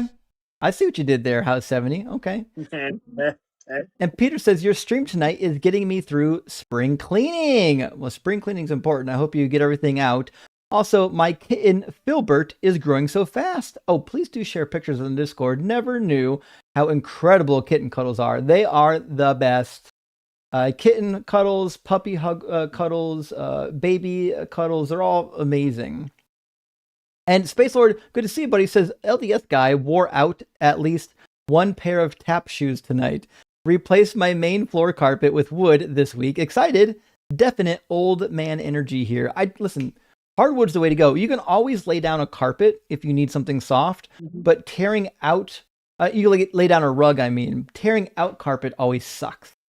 So if you can get away without doing like actual laid in carpet, I highly recommend it. That's just my own personal opinion, though. You don't have to listen to me. I'm just an asshole on the internet. Dave says, it's interesting when a Christian calls atheists sheep and then rejoice, the Lord is my shepherd without hesitation. Good point. Next time I get called sheep, I'm going to quote them all the Bible verses that say that God is the shepherd and he is the sheep. I bet that he might not be prepared for that one. Binge Thinker says, I'm an electrician. I ground everything. Oh, good electrical joke. And I bet your bonding is fantastic. Anyone? No? Anyone? All right. We'll leave that electrical joke for later then, I suppose. Carlos, my friend, thank you for the super chat. Says, hey, beautiful community, doing my best through my divorce process. Thanks for the loving support. Hail, Doug. And I know it's a difficult process and you've kind of discussed it with us, so we won't press for anything further, but we are absolutely here for your friend and we love and support you. Please be safe and make sure you have a good lawyer. Now, Carlos also sending out 5 DZ debate memberships. I really appreciate that, friend. Huge W. And I got 3 more super chats. Sorry, one just came in. Game Guy says, hail King Justin, for he has been publicly mocked. Indeed. Now that you've seen me mocked, you can never doubt that I was the king. And Ryan... And that guest will never give to Justin what is Justin's. Render. Ryan, thank you for the $50 super chat. I really appreciate it. Tithe to the king. And you all saw it here. You all saw me get kinged when that guy mocked me. So you know that I'm the king. And thank you so much, David. Great to see you for the $99 super chat. That's monumental, way more than Jesus ever got. Because my gut is Christians will start abandoning the Old Testament because of all of you. They have never had to deal with this onslaught in their existence of their God. They try to dump Old Testament with New Covenant bullshit, but you guys always kill that. It's just a matter of time. I agree. That's why you seem like there was a Christian pastor, was it Andy Stanley, that said we need to unhitch our horse from the wagon of the Old Testament, I believe is how he said it. No, you can't. You can't do it. You'll never get away from it. If Jesus is God and the Trinity is true, you'll never get rid of it. Sorry, it's here to stay. And Jesus said to follow that law. You'll never get rid of that shit. All right, let's bring in Gretchen. And our next guest ran. I don't know why. I was just about to bring him in. So I guess we'll bring in Luis Souza after that. And if you're watching on something other than TikTok, you can just hit that guest request button and we'll get you into the queue. You don't have to be on TikTok to join up. If you're on TikTok, just hit that guest request button and we'll pop you into the guest queue and we'll have a great time there as well. And with that, let me bring in Luis, and I think Gretchen is with us now. Let's test your audio real quick, Gretchen. Hey, can you hear me? Yes, loud and clear. Perfect. Wonderful. Welcome in, friend. Let me make sure that you're visible as well on the vertical screen. 1 second. I think you might be visible, but it might be like in a bad. Interesting, and it's not showing. I'll work on that as we're waiting for Luis to load up. But nevertheless, okay. Luis is getting the loading dots of death. So we'll give that a second to see what we get here. It's interesting that you loaded up just fine. I'm going to do a copy on the horizontal stream, but on the other stream, it didn't load up so well. Let me reload it and see if that fixes it. Horse for life. Fucking A. Down to my DNA. It's predestined. Well, Luis never connected. I'm not sure why. So I guess we'll just have to move on to the next guest, which it appears is going to be, let me see, I'm going to reset the transformation on this too. It appears to be Mr. Fleeb Juice, which I'll tell you what, it's not a name that I have seen before, but we'll do what we can here. Bring in Fleeb Juice. Oh, actually, I think I know why the COSO isn't showing. There we go. Now you're showing. That's on me. My layers were backwards. Mr. Fleeb Juice, welcome in. Are you at least 18, and do you believe in God? Yeah, I'm 18 and I do believe in God. Okay, and which God do you believe in? I'm Christian, so Okay, so you believe in the Christian God. And what do you think is good evidence or argument for the Christian God existing? well, from what I've understood, right? Because I still have a lot to learn in my religion, so I'm still in the beginning. So I hope you guys are not too hard on me. But from what I've come to understand is that when Christians say that we believe in God, many of the times we say, oh well, there's many other gods like in the polytheistic point of view, right? Like there's the God of war, the God of love, and whatnot. But from what I've come to understand, that there's this misunderstanding where people think that God is also a symbol of what love is. But in reality, what Christians actually believe is that God is not just a symbol, but rather He is we're exactly. not too worried about any of that. You can believe a different version of the Christian God if you want to. We're just asking, what would be a good reason to believe in this God that you believe in? Well, because the attributes of God are not just His attributes; it is what He is. You know what I mean? And it's something, and these attributes, or rather Him, is something that we always talk about on a daily basis, even without us even knowing. Right, but Like for we would have to example, demonstrate that the thing existed before we can give it attributes. What's the evidence that it even exists? well, because for example, I mean, are you capable of loving? I am capable of loving, but your definition of love, I'm sure, is going to be different than mine. No, there's only one definition of what love is. I don't know if that's the case. What do you think love is? That's completely untrue.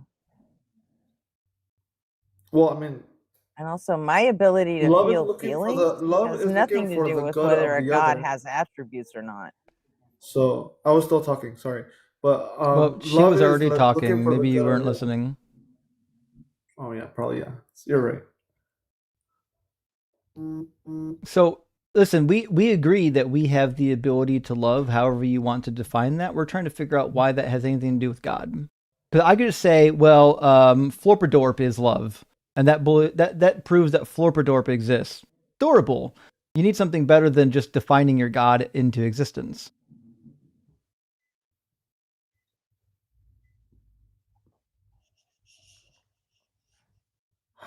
Yeah, I mean it's a lot more complicated. It's hard for me to explain it. Well, It's take your because it's time. like a tree, right? You start with a trunk, right, and from there it just branches off. Well, where's the trunk? It's what I said in the beginning, right? It's where like I said that it's seeking the good of the other. It's not just like doing good for another person or doing good things to another person, but it's actually seeking what is good, whether they like it or not. Do you know What's what I that got to mean? do with God? Because God is love. Yeah, that's what you have to actually prove still yet. You just keep repeating it. Demonstrate that God is love.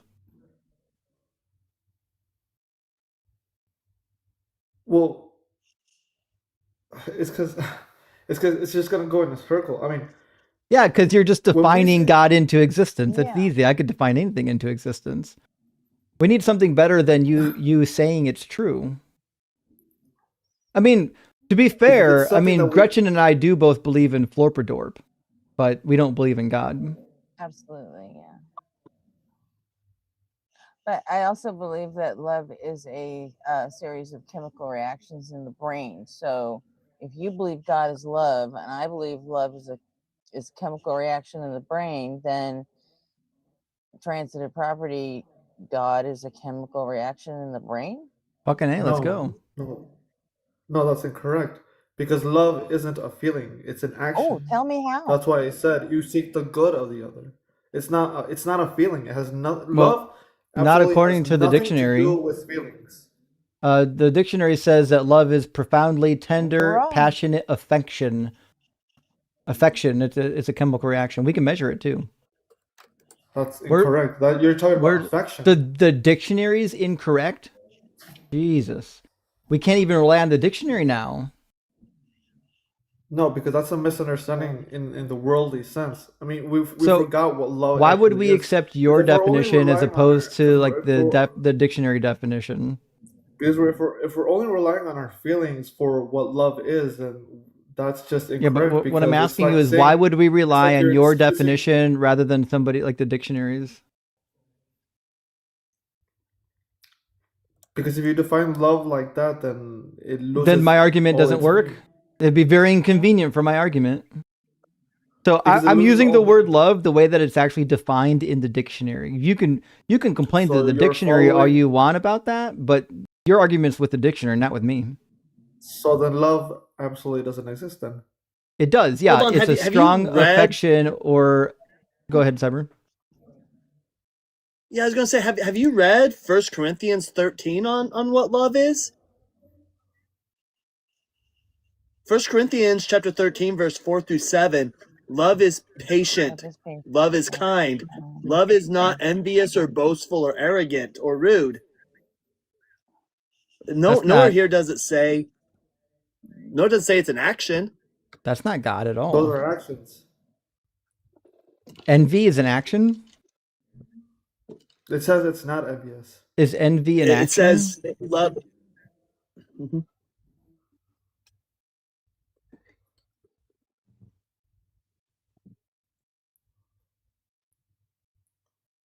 It's Who's also, talking right now? this is one of my favorite things too, because God contradicts like all of those definitions. He is self-seeking. He does demand his own way. He is quick to anger. He does keep a record of wrongs. He does all the things that Paul says love doesn't do, which is crazy. He's not self-seeking. Yeah, he is. Though. He literally And he killed murders babies. all of the... He's seeking the Yeah, good he of literally us killed for all the of the good of Egyptian us. firstborn just to find glory for himself. All right, He literally calm down. murdered He seeks the good babies for for us. his own glory. Not He seeks very the loving. good for us, for the good of us. It's good. It's good for us to be murdered if In we fact, don't worship him in appropriately. Ezekiel, You're not Go ahead, buddy. understanding what I'm saying. Ezekiel 36, 22 through 23, it is I not don't for think your you sake that I'm understand what you're about to saying. act, but for the sake of my holy name. I mean, it's like a plant, like not getting any water. Uh-huh. So it's like Yeah, we're yeah. the plants, and we're basically refusing to have water, which is God. We're not refusing to have water. We don't believe that the water exists. No, but it's like the water telling the plant, like, you need me. But the plant But- is saying, no, I don't. What do we need God for? What do you mean a plant needs water? What do I need God for? What do you mean a plant needs water? I'm You're a plant, and I'm a God is human. the- What do I practically need God for? Dude, if I'm trying to explain to you something, at least try to understand it. I am trying to understand. I'm saying that I'm not a plant. You troglodyte. Oh my Not God. You're not a plant, all you need I said- I was water. giving Just you a accept it. metaphor Not- as to what not our all relationship with metaphors God actually is. work, which is why I'm asking you just flat out, what do I need God for? In the metaphor, I'm the plant, God's the Because water. He's your source but of life. but You what can't what exist does without what does God. God do that I need? He gives you breath. He allows you to live every day. Well, prove that I have my lungs breath for comes from that. God. Yeah, because as far as I'm aware, I my got lungs for that. move in and out based on impulses from like my nervous system Right. that come from due my to an brain. order that the universe, right? Because God ordered the universe to do that. Well, Prove it. again, that's what we needed to prove. What do you mean? If God is love, then it fulfills that. But it he's not fulfills love. that law. Is Can you prove it? is it loving to like rape We already women? covered that. Well, you guys are covering it pretty wrong. No, we're not. Is it loving That's a You guys strong are only relying rhetorical on feelings, response. though. You guys are is it only loving relying on feelings. to kill babies and Oh. rape women? No. Is your God Yahweh, the guy from the book? This guy doesn't read the book. He Yes, doesn't know that Yahweh kills babies and rapes women. I mean, if that's your That God doesn't God, do that though. How much money you he's want to a bet on fucking it? monster. I will pay God you $100 if I can't demonstrate that God kills babies and rapes women. But if I prove it, you have to pay me $100. No, because I don't do bets. You don't do bets? That's a shame because you could win some money here. Well, I mean, the Bible says we can't do bets. Where's that at? So Yeah. Wait, why can't what scripture says you can't do bets? He don't know. He's not read the book. We'll just show you the passages. So, I mean, first of all, Gretchen already alluded to the killing of the firstborn in Egypt. We can go to Exodus like 10 through 13 for that. But in Exodus 10, God brags about how he's going to kill the firstborn. In fact, it might be Exodus 11. Give me a second. And he's going to do so in order to bring glory to his name, right? The last plague says, I will bring one more plague upon Pharaoh and upon Egypt. Afterward, they will let you go from here. Indeed, when he lets you go, I will drive you away. Tell the people that every man is to ask his neighbor, and every woman is to ask her neighbor for objects of silver and gold. The Lord gave the people favor in the sight of the Egypt, blah, blah, blah, blah, blah, blah. About midnight, I will go throughout Egypt. Every firstborn of the land of Egypt shall die, from the firstborn of Pharaoh, who sits on the throne, to the firstborn of the female slave, who is behind the handmill, and the firstborn of all the livestock. Then there will be a loud cry throughout all of the land of Egypt, such as has never been or will never be again. So God does intentionally murder individuals, some of them being children of slaves even.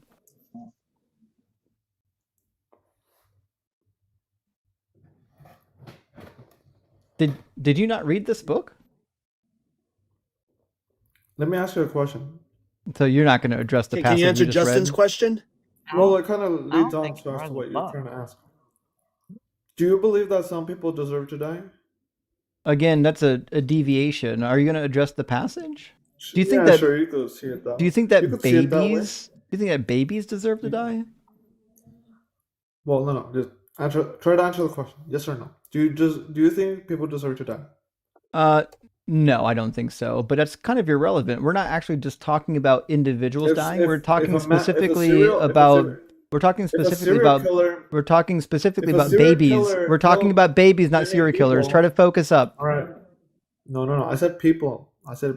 We said babies the entire time. Children.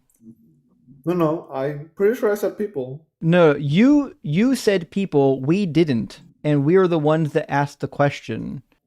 So Yes, what if you you're answer trying to the question- reframe our question because you don't like our question. Our question was simple, which is No. whether or not I it was was going back ever to your okay question, to kill babies and to rape women.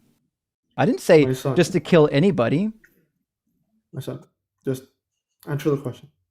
I did. No, we don't believe people deserve to die. It's just a natural process of life. But people don't deserve to do it. Now Not you even got an Hitler. answer twice. You gonna go for a fourth pivot? Because So not even Hitler. No, I actually don't believe in murdering other human beings. I think we should remove them from society if we have the opportunity. But if it happens to be that the only way, which sometimes there is an only one other way, in order to save the lives of others, we have to take out the life of somebody else. It can be unfortunate, but it is for the safety of the individuals. But I personally don't believe that human beings should ever be in the business of murdering other human beings, even if that human being is evil or terrible or anything like that. But again, it has nothing to do with what I'm talking about. We're still talking about babies. So you said it was never right. Though. You said it was never right to kill babies and rape women, which is why we're still talking about babies. And I showed you an example where God clearly killed some individuals. Some of them would have been babies, and I just need to know, did those babies deserve to die?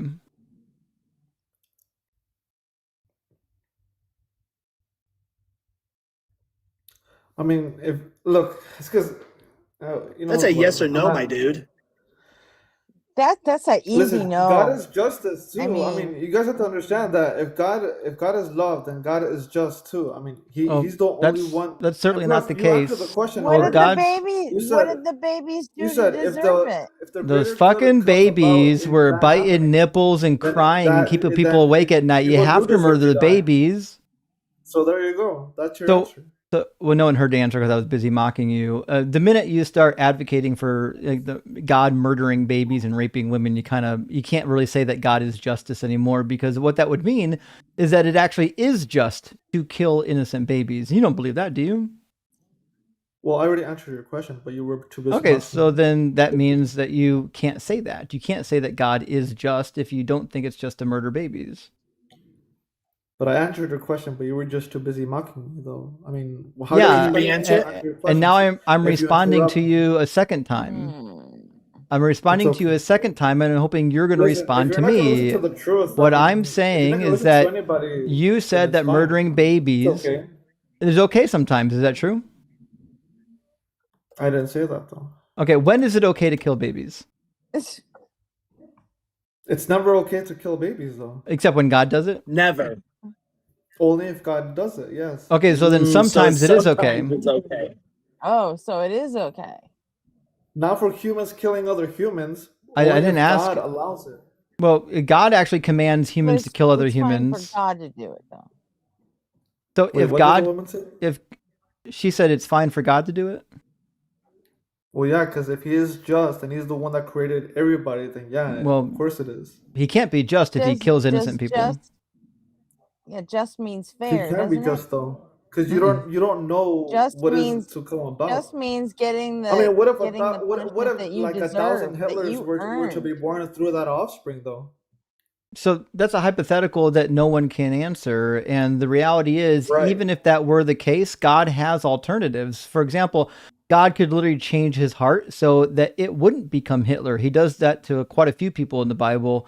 And so murdering the babies doesn't have to be the inevitable consequence. Also, he could have just closed the womb of the mother so that it wouldn't have been born in the first place.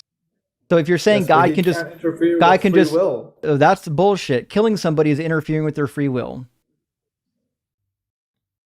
No, Imagine that's fucking advocating for murdering humans and then saying, no, we can't violate free will. As if murdering somebody isn't violating their free will. That's the craziest thing I've heard in a long time. But also, God has free will to do stuff too. So in Genesis, when God shut the wombs of Abimelech's household, he shouldn't have done that. I don't know about that. I know, because you haven't read the book. In Genesis, when Abimelech takes Sarah, part of the punishment is he closes the wombs of all the women in his household. Should he have done that? It's up to God to do these things. I mean, Should he have done it? God? I'm asking you, should he have done it? Ask God that. I'm asking you because I'm trying to get Why your me? opinion, because you're the one defending the position that God can't violate free will.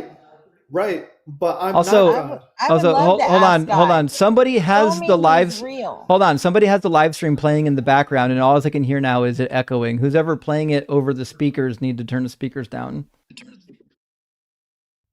I don't know who it is, but somebody's playing it over speakers. That you shouldn't do that. What were you saying there, Gretchen? I didn't mean to interrupt you. I said, well, I would love to ask God, make him real for me. Show me where he is. I'll ask him my fucking self. Just make him real. Come on, you can do it. I can't do it. I'm not God. Injustice. It's because God's not real and you are. That doesn't make any sense. If you say God isn't real, then reality, then you can't trust yourself. You can't trust your senses. Well, that's not true at all. That's not true at all. I trust my senses. I don't believe in God at all. Okay, fine.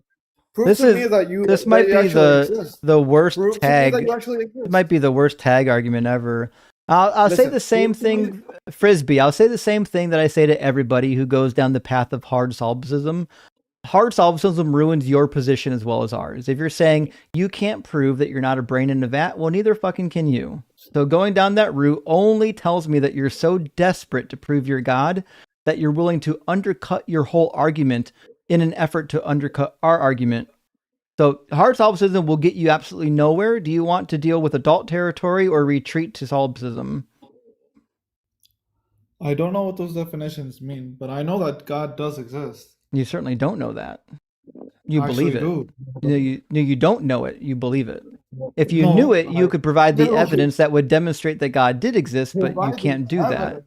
What you've done is cannot actually showed us provide that he contradictions. doesn't You've actually shown cannot contradictions provide that that your he God doesn't exist. exist. You said God is just, but he kills babies. God is just, but he rapes women.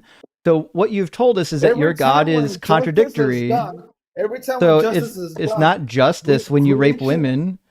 Give me one scenario in which it would be okay to have women raped for a crime they never committed.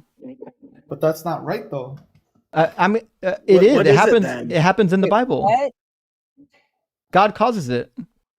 Yeah, but you're reading the Bible wrong. Oh, tell me what, you use the Holy Spirit and you read it for me because I suspect you've never read it. So this is the punishment Oh, given that's it.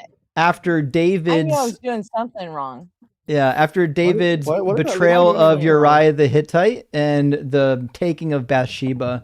So thus saith the Lord, I will raise up trouble against you from within your own house, and I will take your wives before your eyes and give them to your neighbor.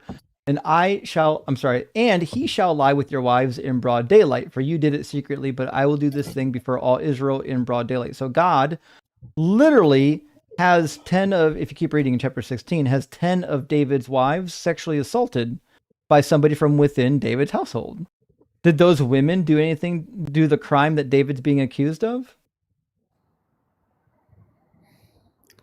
It's okay. I mean, you're still reading the Bible wrong, but Well, I'm Can you asking explain you. how he's reading it wrong? Tell us how he's reading this passage wrong.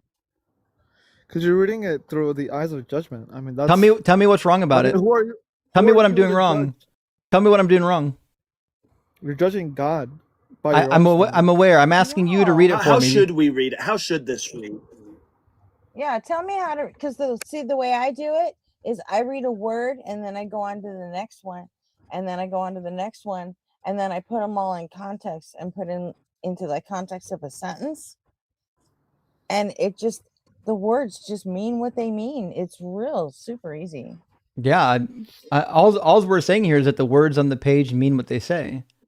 When God says, I will raise up trouble against you, is he doing something?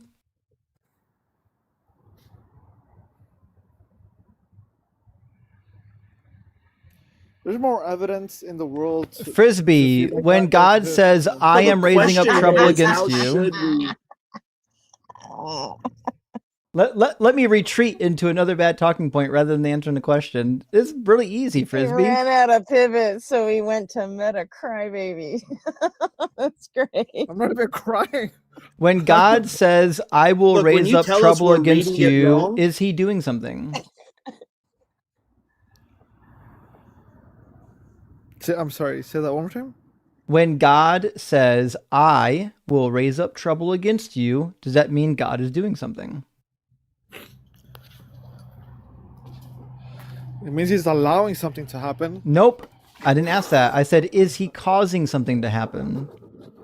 He's allowing something to happen. That's not what the book says. See, now you're lying on it, right? See, our whole shtick here is that the Bible says what it says, and now you're saying it doesn't mean what it says, right? God says, He says, I will raise up trouble, against To answer your you. question, which then Is that means, active voice or yeah, passive voice? it just means God's doing it.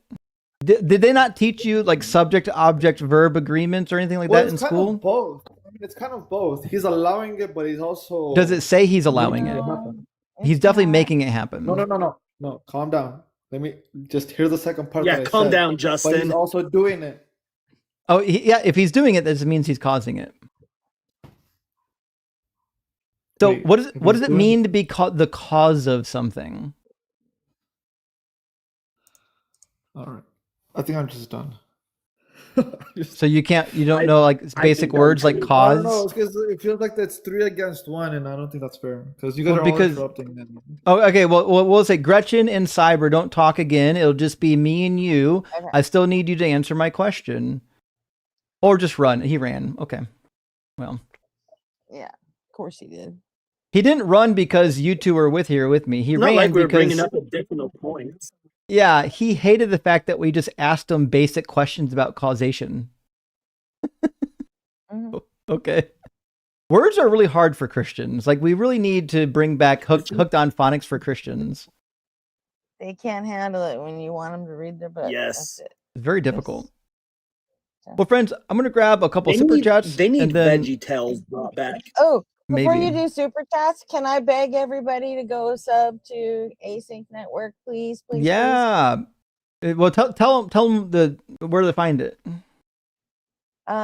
They'll find it. I gave all the mods all my links. They should be putting it in chat right about now. At least I hope, if it worked out.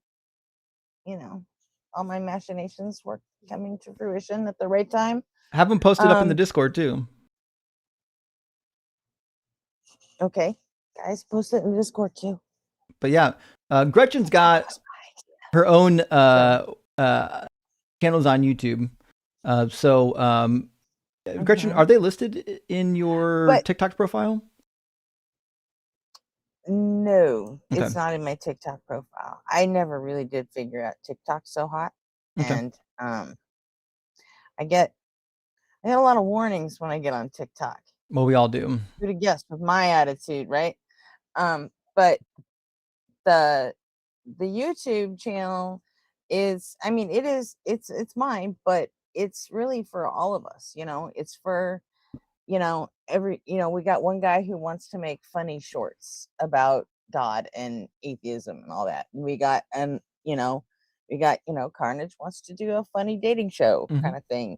And everybody has their own ideas. They want to try these things out to see if they can do them, but they don't have the time or the resources or, you know, the will to stand up a new channel just to see if they're any good at it. So it's linked up right now in the Discord chat. That's why I put the channel together. So now, like, you don't have to start a whole brand new channel. You don't have to do all the things. Just come by Async and say, hey, Gretchen, I want to jump on stream. I want to see if I'm good at debating. All right. Perfect. And you come up and do it. And that's pretty much all there is to it. So, well, friends, find the link on the Async Network in the Discord and get it followed. If we can get monetized, then kind of like Deconstruction Junction. I know how they keep all the money from the Decon Junction streams. My plan is to whatever creator is doing that stream, they get to keep any super chats or any ads they get. So perfect. Okay, that's good information. I didn't realize that the first time we talked about it. But the Async Network is easy. It's at a-sync network, so you'll be able to find it pretty easily. But iReactor, thank you for the 666. YouTube punk should be there. It is. It's in chat now. iReactor says, ever consider doing a pro LDS stream to show Christians what it feels like to deal with gratuitous statements? Loved your mythicist stream. iReactor, I haven't done that, but that's a really good idea. That's something that maybe Cyber and I would want to put together, because he knows more than I do, and really get into the nuts and bolts of it, because it's a good way to illustrate the nonsense of Christianity. And real quick, God allowed the invention of Mormonism so that mainstream Christians know how we Jews feel. Indeed. Did you say pro LDS though? Yeah. Yikes. He's saying we should spoof. Oh, you got to get into some slave apologetics. Yeah.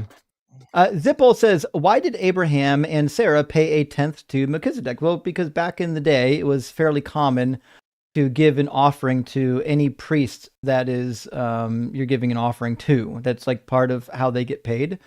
And so it would just been like standard fare. It's not that Melchizedek was anything special. It's just that they wrote legends about him later, making him sound uber special.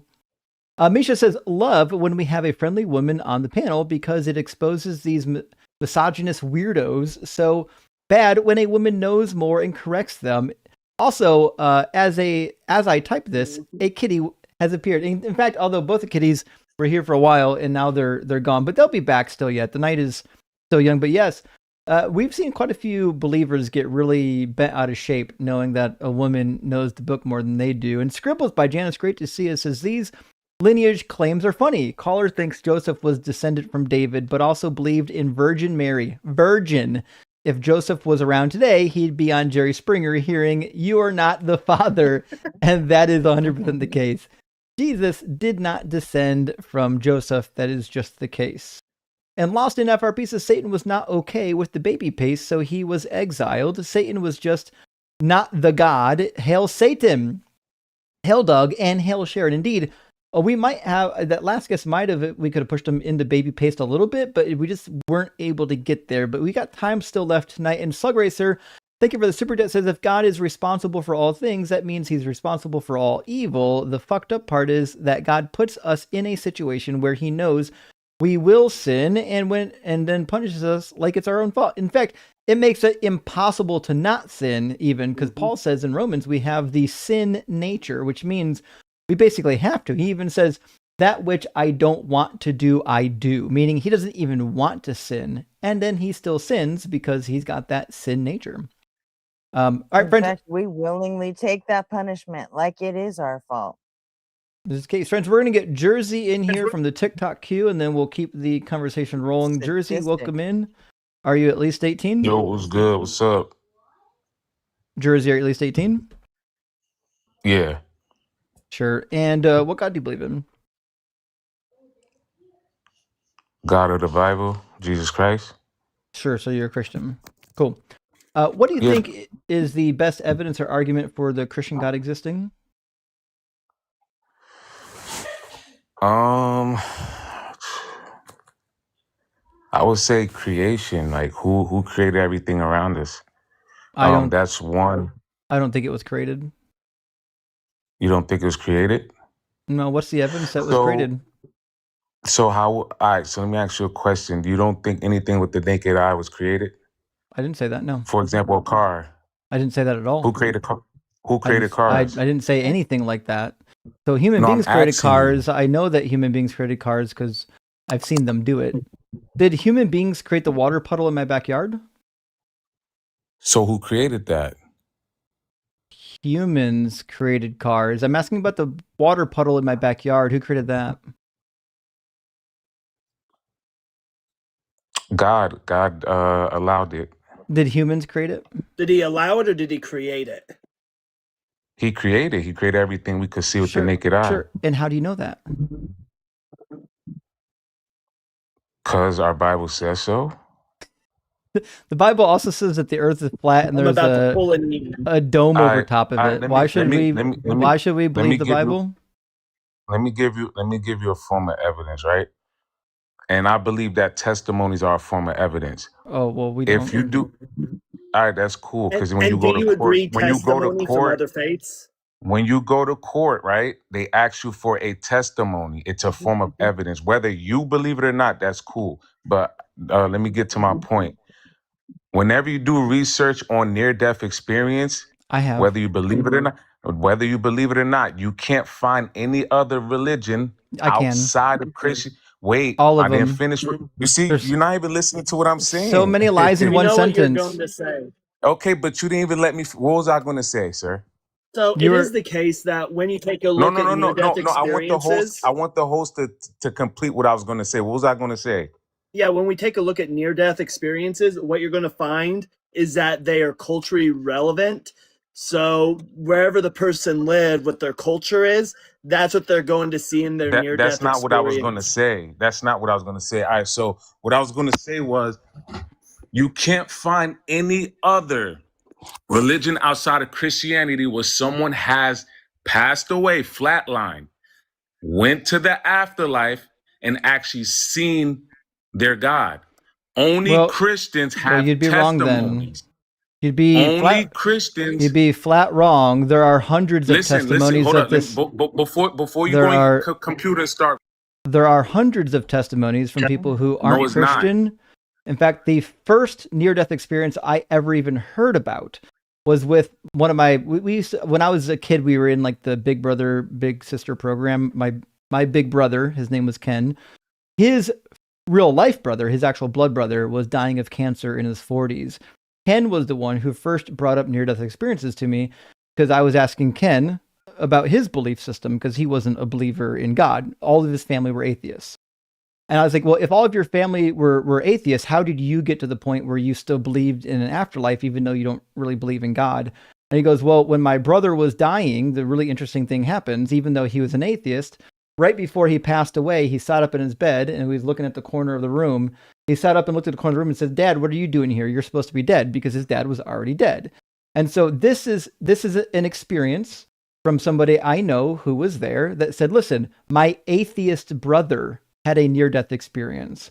So it certainly can't be true that only Christians have them.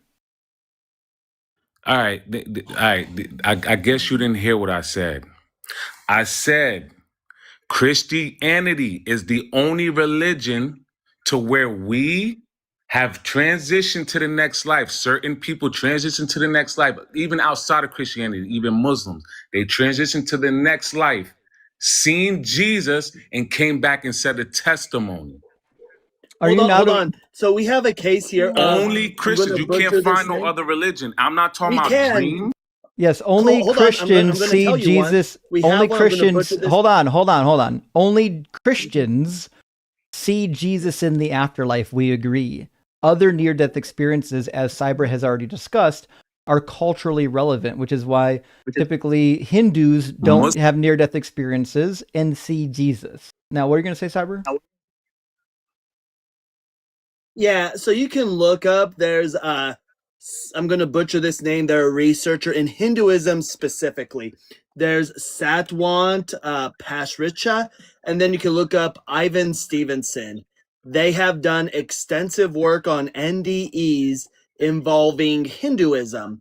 And what they find is that when they do these, they're in the ER, they have individuals who are flatlined, and what they experience, the people that they're studying, what they have experienced, all of them are being taken by two dark messengers called Yamaduatas, which are like spirits that take them to their place for reincarnation. And they're brought before Yama, who's like this judge figure, and Yama goes through a record book, and then Yama, with these cases, because they weren't supposed to be unalived yet, they get sent back to their bodies. And so we do have near-death experiences that are being done in other religions. These are not dreams, right? Well, we would say they're dreams. We would agree they're dreams. But by your standards, these aren't dreams. These are people that are seeing their afterlife. Okay, being sent back to their bodies. Okay, let me ask you a question, They right? always seem What to see evidence? stuff What from the evidence? tradition of the religion they were indoctrinated into. So give me one. the I point just he's need. getting at. Listen, I go to all these lives. Just give me one website or one video or some type of testimony. Just one. I understand. You explain what you explain. Just give me one. And I'm not talking about a dream. I don't want to hear nobody heard voices. I want to hear testimony explaining detail that they seen their God. You're not going to find that. I can show you You're only right going now. to find. You're only going to find atheists, Muslims, Christians, or whoever that transition to the next life and seeing Jesus Christ and can explain detailed of how Jesus looked and how heaven looked. That's actually just not the case. Yeah, so here's one All right, coming just from give me one. All I'm asking is for one, and I'll leave you alone. Do you think You that won't find one. sliding in the word testimony makes it real somehow? We Does have it validate Christians that for have you? over 100,000 testimonies. You can't find one, like I said. I just told you can't Hold find on, one. can you give If me you could one real find quick? one, Give me one real quick so I can go compare, so we can make sure that what you're explaining isn't just a dream. no, but because this is the thing. You go on YouTube, just type in No, near give death me your experience study. You with said there's Christian. over thousands of them. Give me Yeah, there's your over study so I can thousands. go You can compare. find it right Yeah, now. give me one. Well, You give me just one. pivot. I asked you for Hold one on, I'm not first. pivoting. I asked you for one first. Yeah, I Give gave me you one two first, and we studies. could go to mines. I gave you two researchers that No. can Give go. me.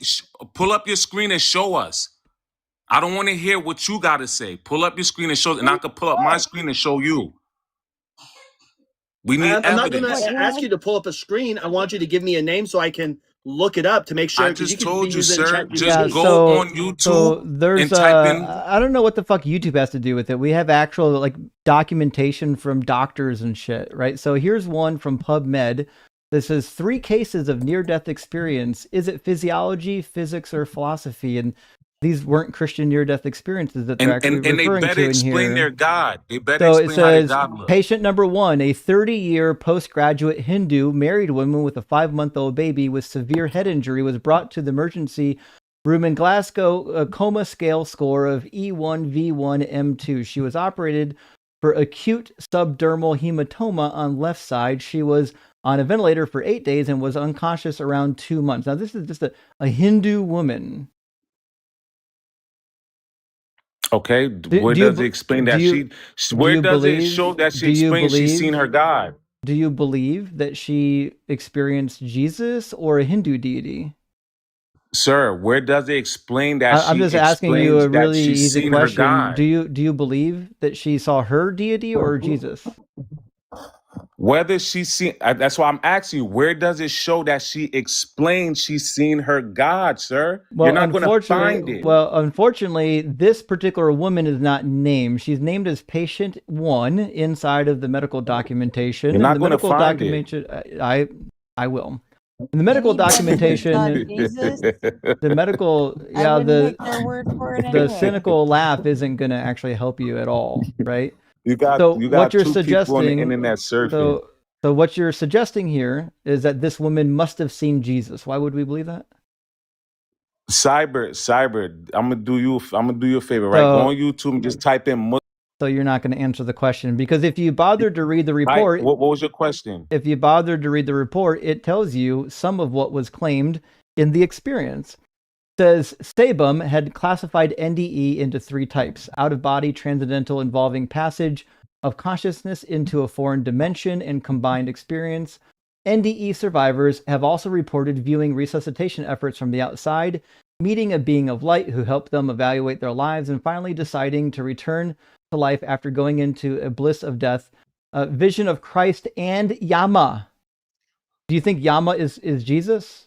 It says Yama, the god of death in the Hindu pantheon, has also been reported. Okay. So people see all kinds of culturally relevant deities when they have near-death experiences. How is this website credible? Is this website credible source? It's by a medical professional on PubMed. Why do you... And the actual person. Wait, why should I think that? Holy fuck, guys! Let me answer the question. Okay, the actual person who documented it is Sam Parnia. Sam Parnia is a European medical researcher that spent the better part of the last 20 years doing research on near-death experiences. If there's anybody more credible than Sam Parnia on this matter, I have no idea who you're referring to. Okay, so when whoever, had that near-death experience, where's the details showing that, they went through whatever they went through? I don't want him to paraphrase what she went through. Sam Parnia told you. No, I don't want him to paraphrase for someone else. So I don't know. I want to hear it out the person's mouth. I don't know if you know this. Not every person who has an NDE makes a YouTube video. I didn't keep it moving, sir. I want to hear it from the actual person that did it. The actual person that actually transitioned to the next life. I want to hear from their mouth, not somebody else's mouth. So the medical doctor that documented their experience doesn't count. It doesn't count. That's what you said. Because he could leave out details. He could leave out certain things. We don't know. Well, he left in the details. I got one here with Yama. So this is again. Yeah, and this is going to Saltwant. That one of the studies. This is the verbatim from the person who was having this. I became very ill and passed away at the hospital. And then after everything went dark, after that, I felt like I was being pulled out of my body. 2 dark, strong men were with me. They didn't speak much, but I understood they had come for me. They took me somewhere far away. It felt like a large place, almost like an office or court. There were other people there, and everything seemed very organized. Then I was brought before a figure sitting in authority. I believe it was Yama. Someone nearby opened a large book or register and began looking through it. After a moment, they started speaking urgently. They said there had been a mistake, that I was not the person they were supposed to bring. They mentioned another man with a similar name from my village. The figure looked at me and said, "Your time has not come. You must go back." I did not want to return. I felt strange but peaceful there. But suddenly I was pushed or pulled, and suddenly my body woke up, and my family was all around me, understanding that I had passed away. Later, I learned that someone else from a nearby area had passed away around that same time. And where's that source? Yeah, so it's going to be in a study that's done by, again, I'll spell the name because I'm going to butcher it. Hold It's on. the researcher is Satwant. That's the first name, last name Pasricha. So this is a testimony from her research, or from this individual's research.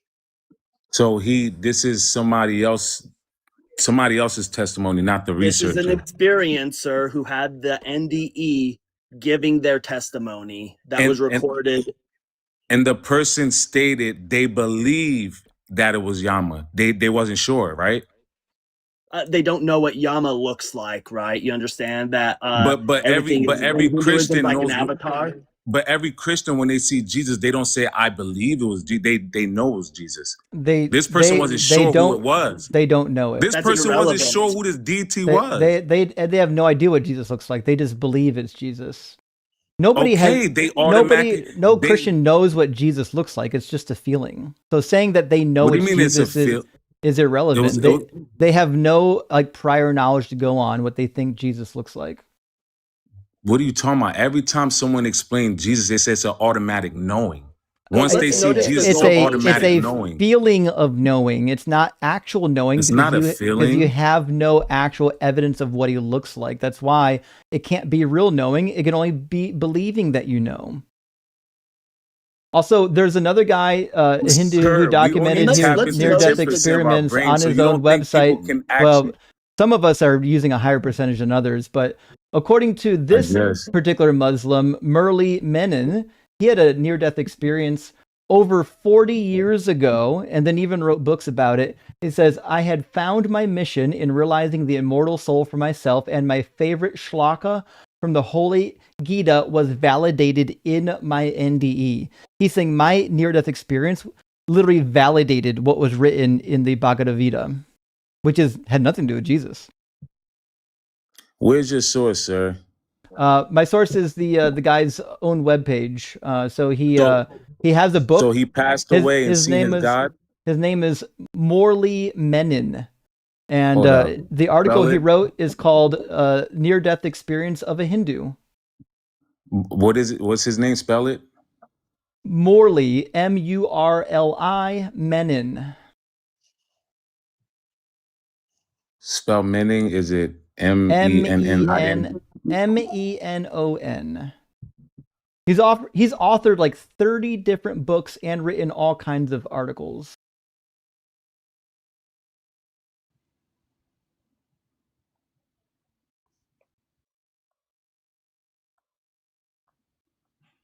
Maybe the problem is that you actually haven't done any research on this. You heard like a really bad talking point and just assumed that the talking point is true. And now that we actually have the power of Google and we can read books, you're realizing that maybe this wasn't a good talking point. So with this guy here, he doesn't show anything where he describes seeing his God. He had a near-death experience. That's it. He says that his NDE, he does. He talks about how he saw Yama. Where does it say that? I'm reading a summary of his NDE. He doesn't show anything. You're reading that says, a Google AI overview? Is that what you mean? So what are you reading? I'm reading the article that he wrote where he says that his NDE, what does it say? Where it says that his NDE, article, where it says that his NDE validates what the Gita says. Okay, where in his NDE shows that he explains how his God looks or him meeting his God? It's weird that you keep moving the no, that was the original. That was the original argument. It actually wasn't the original argument. So What I'm saying is that there's an actual Hindu who claims to have a near-death experience, and his near-death experience, whatever he witnessed, I haven't read all of his stuff to know exactly what he witnessed. He says that his experience validates his reading of his holy book, which is the Bhagavad Gita. So that leads me to believe, obviously, what he didn't see was Jesus. You didn't even read it, so how do you know? You just said you didn't read because it. Jesus is not in the Vedas or the Gitas. Sir, I told you from the rip, there's no one that flatline went to the next life and seen their God. That's what I asked just you. read one. Well, actually, he did not say he's seen his God. He just read one. He didn't even read it. And here, while you're crashing out, I read you the rest of the article, where it says, just as gravity attracts the physical body downwards, the Hindu cosmic trinity, Brahma, Vishnu, and Mahesh, combined with the divine feminine, and then it names 3 names I can't pronounce, appear as a beam of dazzling light, brighter than the brightest light on earth, pulls one's consciousness through the divine tunnel. Your whole life flashes in front of you, starting from your birth on a cinemascopic, that can't be a real English word, screen, where there's one's soul's experiences, the emotions, so on and so forth. So he talks about beings of light, compares them to the Hindu deities. I don't understand why we would put Jesus into this near-death experience anywhere. He's still crashing out on mute.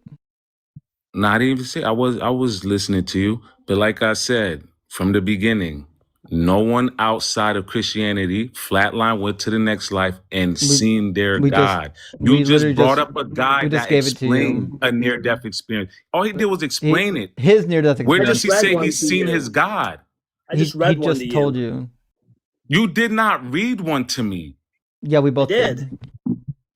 What are you talking about? He said said he go read it again. the guy wasn't sure if that was even his God. Imagine like having The to guy go wasn't to even sure. like publicly lying to defend your bad position.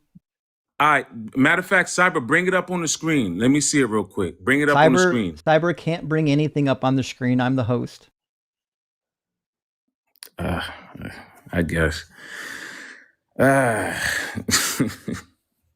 So I'm supposed to just believe. I'm supposed to just believe. Let's Cyber notice words hold on. right? Let's notice the goalpost shift here, though. You came up here initially saying that nobody has had these experiences. No, and I then when didn't. we named I some, said no hold one's on. seen their God. No, you didn't. He said that You nobody do realize has that had in these Hinduism, experiences. there's multiple gods, right? Why are you guys lying? I can rewind it for you. You want me to rewind the What do tape? you mean I lying? rewind it. I'll Rewind it. just rewind the tape. Watch this. How much are you gonna pay us when you're wrong? I'll give y'all $100 each, and if I'm right, I'm gonna toss my Zelle in that chat, and I need that ASAP. Because the original argument was we'll pray why on you that. guys The original lying? argument was that near-death experiences You want me to don't rewind happen the tape? outside of I rewind it. Christianity. Rewind it. I'll just rewind the tape. Watch this. How much are you gonna pay us when here when you're is wrong? The live. I'll give y'all $100. Saying it. All right, we're gonna run it back about there. Knowing. Once they see a little further back. The guy a little further back. When I was a kid, we were in like the Big Brother, he's been up here for Big Sister 22 program. minutes, so let me go about to 21 minutes. God of the Bible, Jesus Christ. Sure, so you're a Christian. Cool. What do you think is the best evidence or argument for the Christian God existing? I would say creation, like who created everything around us. That's one. I don't think it was created. You don't think it was created? No, what's the evidence that it was created? So all right, so let me ask you a question. You don't think anything with the naked eye was created? I didn't say that, no. For example, a car. I didn't say that at all. Who created Who created cars? I didn't say anything like that. So human beings created cars. I know that human beings created cars because let's try out there. Someone has passed away, flatline. When that humans created cars. I'm asking about the water puddle in my backyard. Who created that? Go faster too. God allowed it. Did humans create it? Did he allow it or did he create it?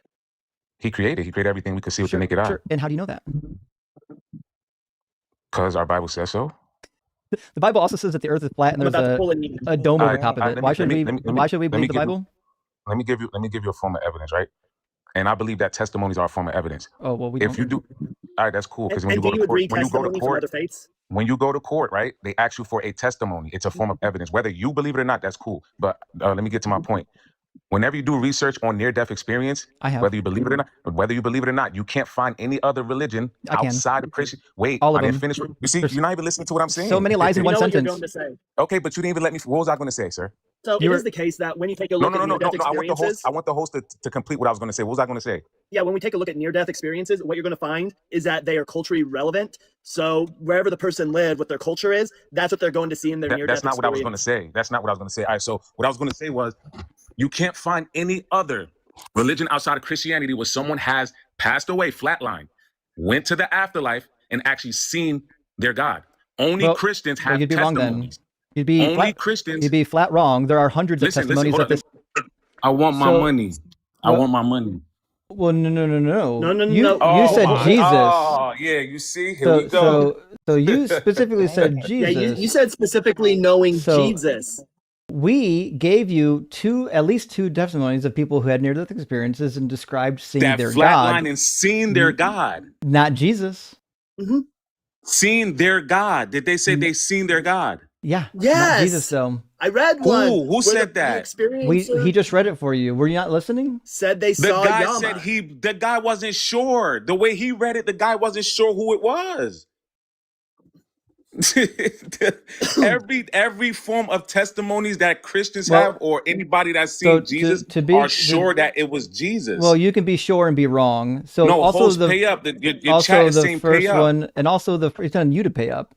So also They saying pay up, host. Also the first one that I read you, the guy literally said the researcher said that the near-death participant saw Yama. So like your complaint with my first source is that the person in the source didn't publish a YouTube video. That's not how that works. You don't have to publish a YouTube video for your testimony to be your own testimony. Okay, but a YouTube video is a form of testimony. We're in 2026, sir. I agree, and so is a medical study. A medical study counts as testimony too. So if somebody in a medical study they did not see their God. They saw Yama. Try to pay attention. If somebody says to their own doctor that I saw Yama, it means that they had a near-death experience and saw Yama. Where does it say that? Where? I read it to you. Were you not listening? You just read one. He didn't say he saw Yama. Hold on. One thing you need to understand. Yeah, one thing you need to understand in that in Hinduism, there's multiple deities, right?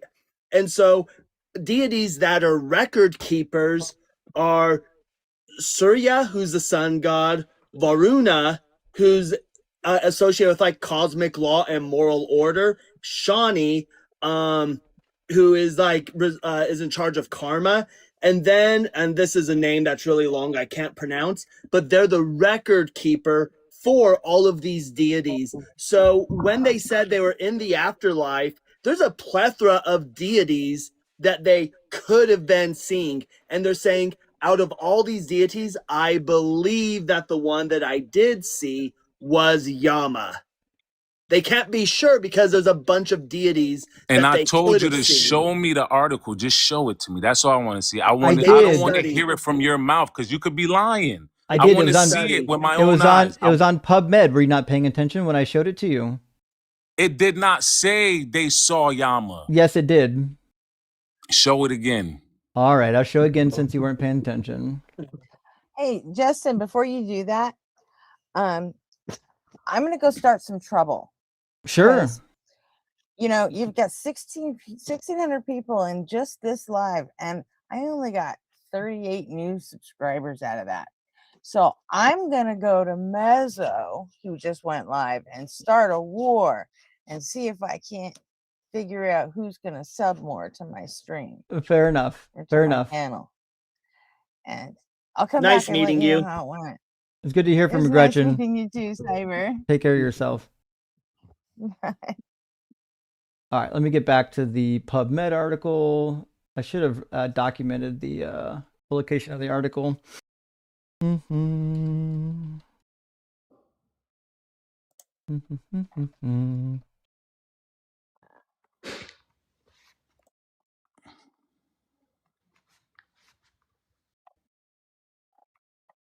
All right, it should be this one. Near-death experiences in India, a preliminary report. Let's see if that was the one we had up. It has 16 cases of near-death experiences from Hindus. Let's see. That might not be the right one, though. Hold on.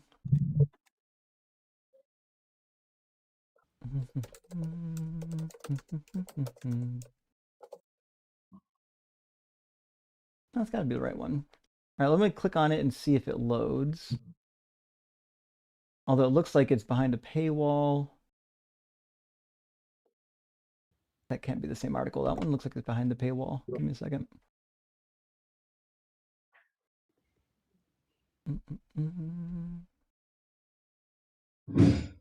Fuck, now I got to go back on the live stream playout just to see where the fuck that link was. Hold on. It's crazy you have to do all this work when the guest isn't paying attention. That one looks like it's behind. All right, 1 second. Let me see. But you still didn't pay me. You're not going to get paid because you mentioned Jesus, seeing Jesus, and these people aren't seeing Jesus. No, I said seeing their God. You said seeing Jesus, and they did see No, their you God. specifically, when the deal was being made, you mentioned seeing Jesus and knowing No, I that it said was people. Jesus. I said You can every replay time someone passes away, they see Jesus. I said But they anyone don't. outside. They don't see All right. Jesus. All right. Okay, the it says 3 cases of near-death experience, I think is the one. Physiology, physics, or philosophy. 3 cases of near-death experiences.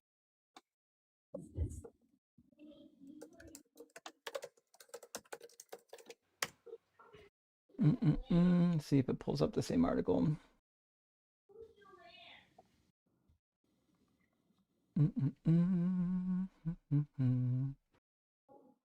Is it physiology, physics, or philosophy?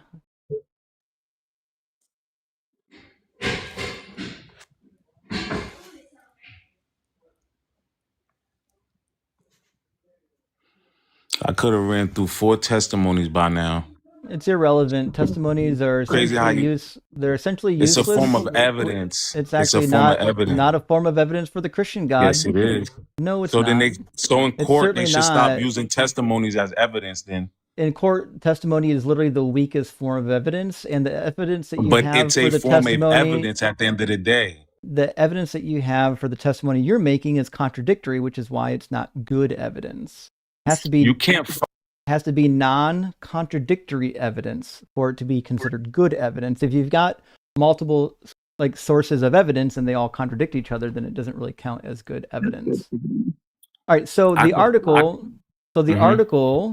is called 3 Cases of Near-Death Experiences. Is it physiology, physics, or philosophy? The PubMed ID is 2520599. And in the article, the researchers are giving you their experiences, and patient number 2 later on literally says in the discussion portion that they saw, or at least one of the patients saw Yama.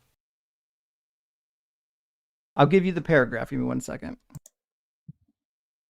It's going to be in the discussion portion, paragraph number 3.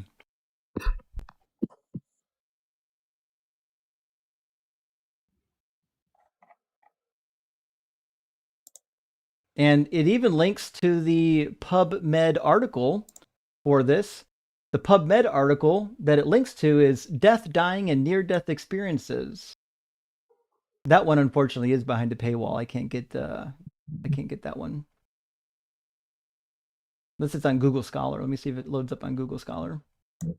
Oh, there's a PMC free version. Let's see if that has it. It has a summary. Let's see if I can get the full text. Oh, there's a full text. Cool. They don't have the patient's name. It's just patient 1 and patient 2. It's called patient 3, or patient 1, 2, and 3 in this particular text. Are you And are you assuming that the doctors who did this are lying? no, I'm saying they're paraphrasing for somebody else. So But are they lying? I rather hear from the person that actually But went are they through it. lying? I'm not sure. But you're not sure? The doctors doing the documentation on near-death experiences you think are lying. They can obviously miss out on information. Yeah, but are they lying? We don't know that. Oh, interesting, because they did document a number of cases in here, and one case specifically defined the deity that they encountered as Yamu or Yama.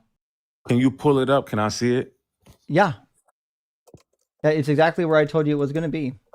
In the article that's linked, it's on page 304. The name of the article is Death, Dying, and Near-Death Experiences.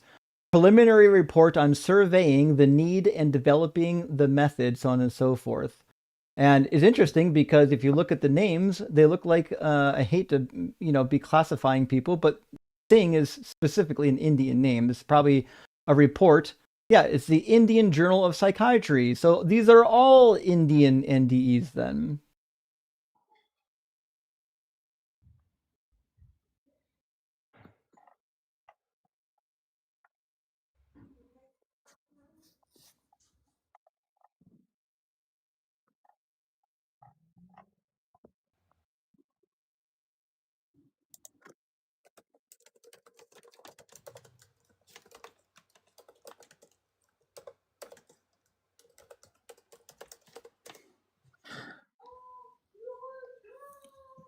Can I see where he says he's seen Yama? I just want to see that part. Who's he? Is it which patient? Or patient 3, patient 3. So the patients aren't named, and they're listed in the table what they saw in the afterlife. No, And I just want to see the part you read. One of them specifically listed Yama. So the table is on page 304, and it says near-death experience. It says near-death experience, and then it says what they experienced. Feeling of intense darkness, 3 patients reported. Feeling of total silence, 3 patients reported. Feeling of bright light and exploding firecrackers, 1 patient reported. Feeling of, I can't read that word, needing? I can't, that one's too badly broken. But anyways, it gives you a bunch of items here. Vision of a gray-haired... I see Christ there. Vision of a gray-haired, bearded man with flowing robes standing with arms open, identified as Christ. Also, one participant said the vision of a blurry individual riding a bull. And then one last person said that they identified something as Yama Deva. So what that means... show me the one that you read earlier. So I just want to see the one that you... So what that means is one of these participants claimed to have seen Yama. I believe you. Just show me where the article that you read, just that one part that you read to us, because you could be lying to us. I just want to see. This is the article. The article is on the screen. That's not what you told us, though. The name of the article, yes, the name of the article is Death, Dying, and Near-Death Experiences. I think you're confusing one of the other articles I had up where Merle Maynone, I think was his name, gave his near-death experience. No, the one you read about saying patient 3, where is that one? Just show me that one. That's all I want to see. That's this one here. Okay, now show me where it says the guy said he's seen Yama. Hold on. I just want to see that part. Hold on. That's going to be what this is linking to. And that came from, now I have to fucking type this in again. 3 cases of near-death experience. Hold on. Is it, was it psychology, or no, physiology,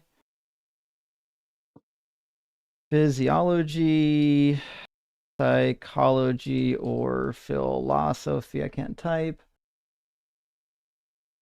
Okay. Here's the original article that had that case linked, called 3 Cases of Near-Death Experiences. Is it physiology, physics, or philosophy?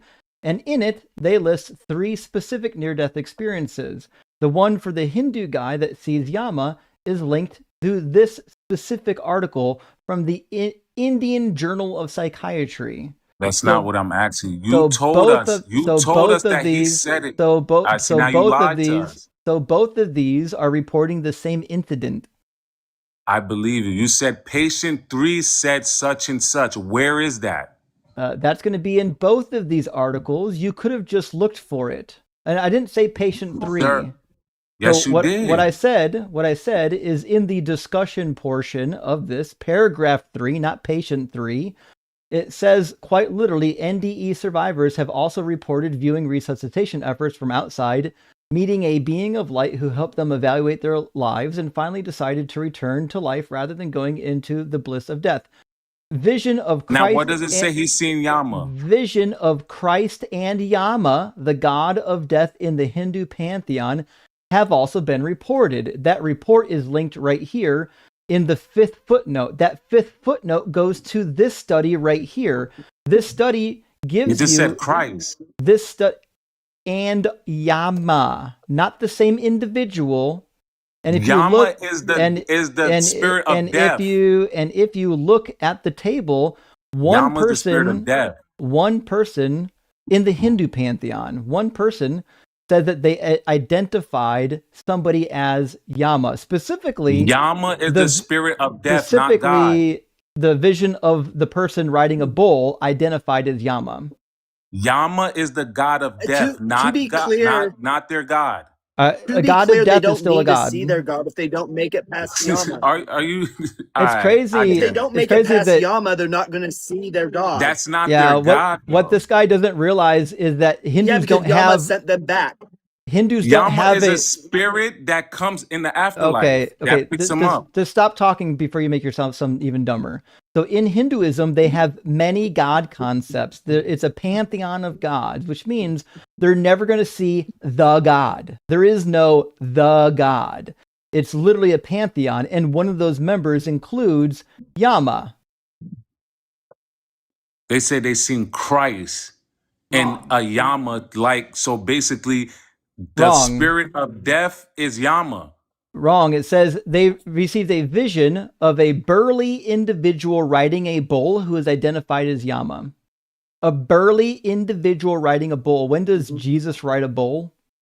I never said that. When did I say that? I said that's what this says right here.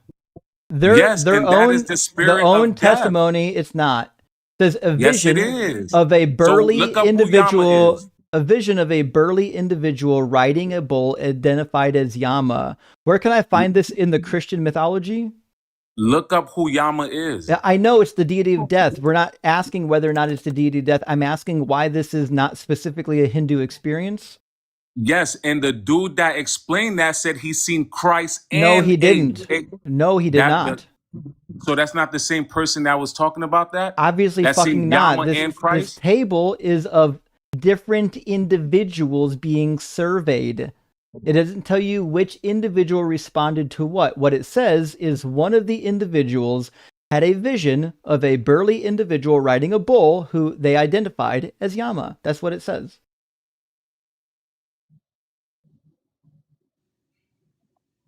He had a blurry vision? Burly. A burly individual who's riding a bull who was identified as Yama. Okay. And is that their god? That's the spirit of death. Again, it's one of many gods in the Hindu pantheon. No, it's not. It's a spirit of death. Wrong again. Hold on. You have to understand Hindu culture. In order to go on to see other things, you have to make it past Yama's desk. Like, have you seen Dragon Ball Z? Like this is relevant. No, I don't watch that. Okay, so Yama has a desk. It says they don't worship Yama. I'm just looking. It doesn't matter if they worship Yama. That's irrelevant. Yama is the deity of death. So in order to go into the afterlife, think of Yama like Saint Peter, right? In order to make it into the afterlife, Yama has to give you the stamp of approval and then let you go in. If Yama doesn't give you that stamp of approval and he sends you back to Earth, then you don't see other deities because you don't make it past Yama. So all people who have NDE experiences, all they will ever see is Yama. That's all they'll see. I believe you. But is Yama their God? Do they worship Yama? There He is a no, god, yes. there's no their God. There are many gods. We've said it 5 times. There are many gods in Hinduism, and Yama is one of them. No, it's not. They Yes, don't he worship is. Yama. They don't worship No one Yama. the Look it fuck up. is asking what they worship. We're asking what is a god, and That's he's what I literally said. I is said literally them defined. seeing their Is literally God. defined. Stop fucking talking, man. Do you want the answer That or is not their God. That's It not their literally, God. they don't have a singular God, you dumb motherfucker. They've got many gods, and this is one of them. This particular god is listed as a god on his own fucking wiki page. It literally says he is often, I'm sorry, let me go back. Yama, also known as Kala and Dharmaraja, is the Hindu god of death. That just means it's a god. Whether or not anyone worships this god is irrelevant. The question is whether or not it's a god. You keep moving the goalpost. Every time we prove you're wrong, you move the goalpost because you're a baby.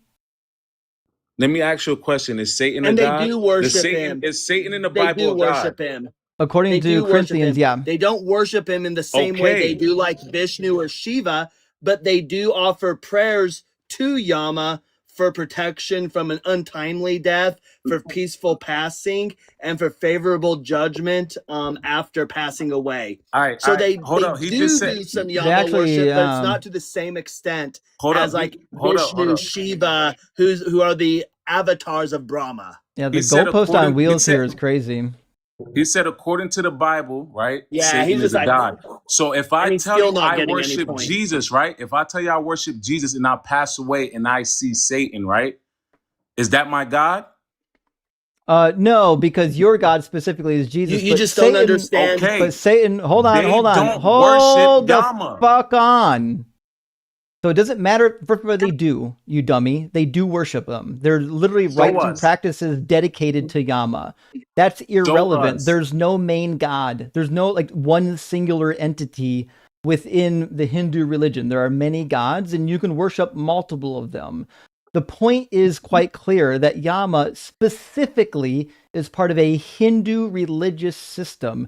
So is Satan. If you die and you see Satan, you're specifically having either a Jewish or a Christian NDE. It wouldn't be considered a Hindu NDE because there's no Satan within the Hindu pantheon. So this is not a good talking point. We agree that there are elements in every pantheon where the thing that you might see might not be identical one-to-one. Like maybe Yama isn't one-to-one with Jesus. We're not asking that. What we're asking is, are these NDEs culturally relevant? And the answer is yes, because Hindus die and they see Yama.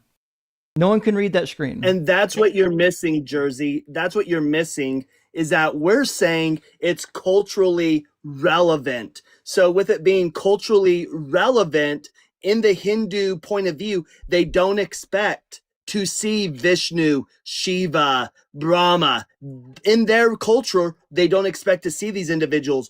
All they expect to see is Yama. And that's what they report seeing is Yama. So it fits within our argument that NDEs are culturally relevant. All right. That- I'm gonna just say one more thing before I step down, right? Nobody can read your ChatGPT entry. I mean, what does that say? No one can read it. I don't know. I just told can't you. read it. Short answer. Answer to what? What's the question? Hindus- What's the question? Do Hindus worship Yama? Okay, so the people who do are wrong then? So if I see the spirit of death after I pass away, that's my God? I didn't say anything. Because the Bible said there's a spirit That's of death. not our argument. You're trying to shoehorn your argument into our answer. Our argument is solely that NDEs are culturally relevant. Whatever your cultural belief is what you're going to experience. So in Hinduism, they don't expect to see Brahma. They don't expect to see any of the avatars being Vishnu, Shiva. They don't expect to see that. They don't expect to see any of their other gods. All they expect to see is Yama. which is what the NDEs show. The NDEs for Hinduism shows exactly what our argument supports. It supports our argument that they see Yama. You hold that they must see a higher God. That's not our argument. The evidence that we've pointed out supports our argument and destroys your argument. Also, there's a fucking temple dedicated to a worship temple dedicated to Yama. It's a Hindu temple located in Tiruchirampalli. I'll never say that right. In the Tanjavur district of Tamil Nadu, India. The temple is dedicated to Yamu.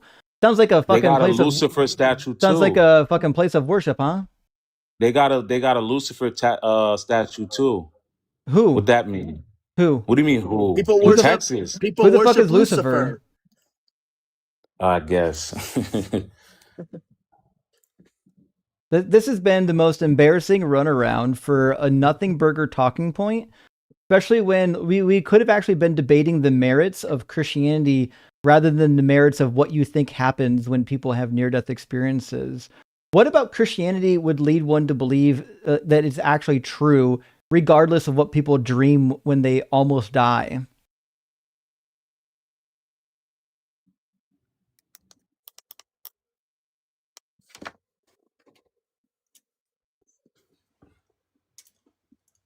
Like, you understand that the Trinity He is got brain stunned. just like an actual said what? contradiction of the laws of logic.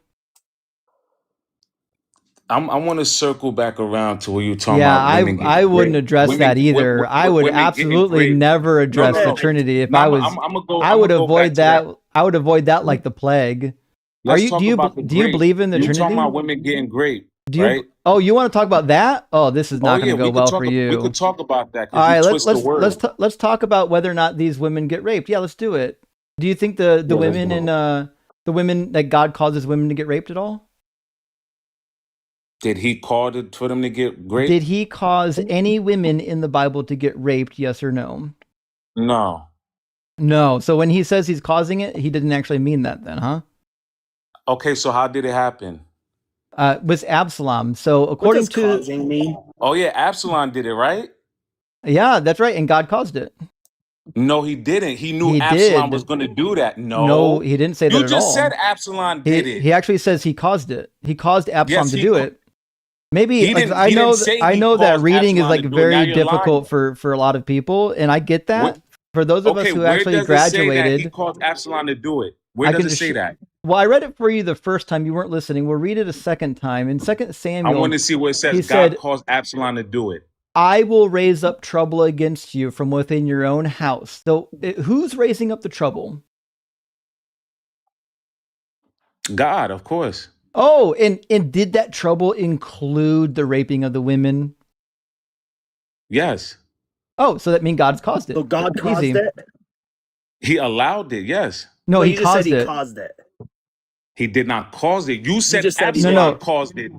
Did you No, not no, say Absalom caused no. it? God caused it. He says, You said he says, Absalom. I will raise up trouble. Who's raising up the So trouble? how did it? Okay, so how did it happen? Who's raising up the trouble?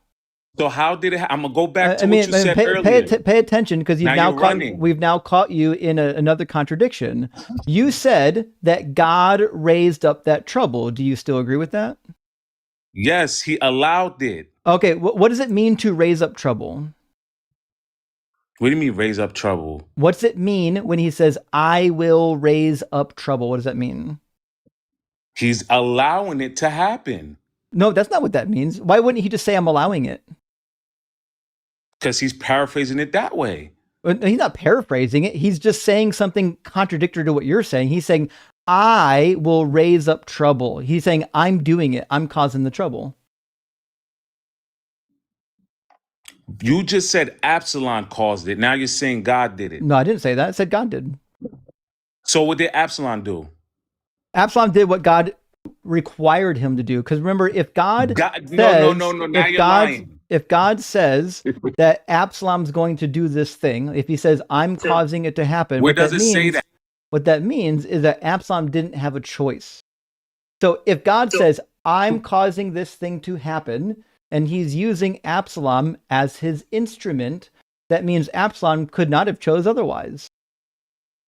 What are you talking about? God is all knowing. He knew Absalom was going to do that, so he No, allowed it. he didn't know that. What do you mean, So no? he This chose is this God. This is God specifically. prophesying of what's going to happen. No, it's not a prophecy, it's a punishment. Yes, it's a punishment because Okay, he unalived kids. Yeah, He you got unalived. you. Okay, so if David didn't do this, would Absalom have raped the women? You said what? If David hadn't have done this to Bathsheba, would Absalom still have raped the women? Nah. There you go. That means God caused it. God decided because David did something, I'm going to cause these women to be raped. That's why he says, I will raise up trouble against you from within your own house, and I will take your wives. Did God say, I'm taking them, or did he say Absalom's taking them? So the Answer Absalom the took them. question. Did God say Absalom. did God say I'm doing it, or did he say Absalom's doing it? Absalom did it. Did God say What does I'm God doing say? it? No, God said he was doing it. Yeah, he did. Okay, so when God says I'm doing it, why would we read that as anything but God causing the event to happen?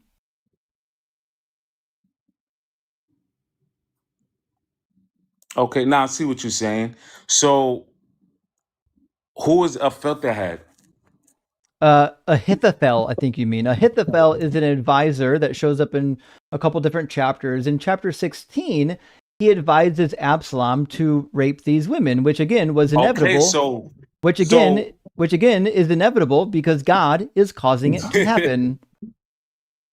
How did God cause it to happen when you just said a filterhead did it? God's got a million ways he can cause it to happen. He could put a lying spirit in Ahithophel's mouth. He could change the heart of Absalom. He does it all the time in the Hebrew Bible.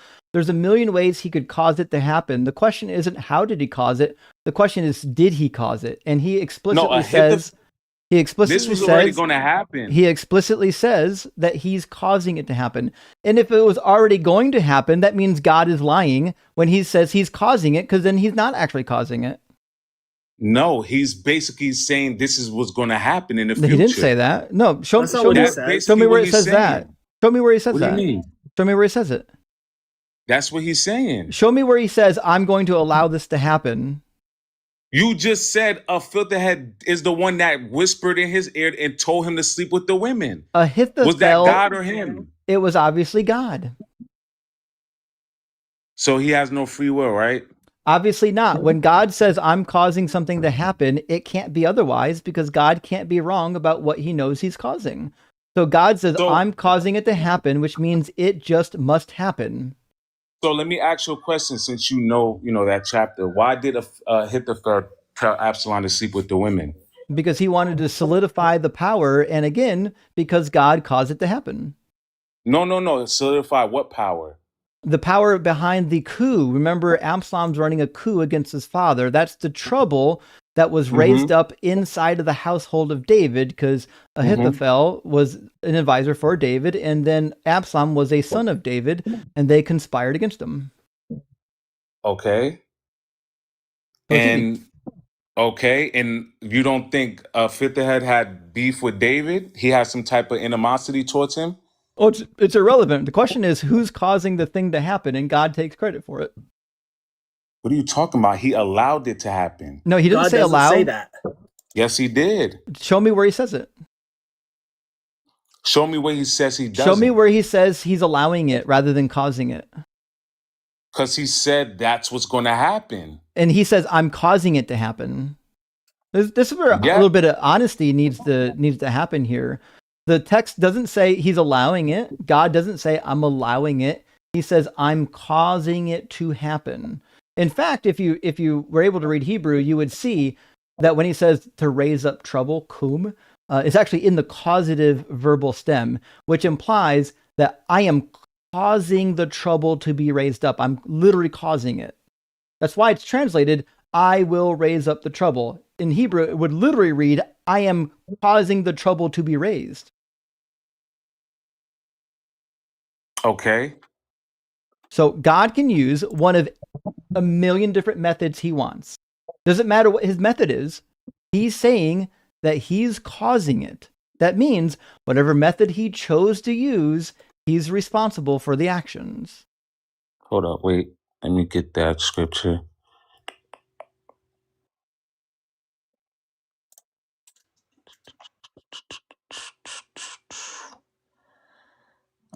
Where does it say cause? Verse 11.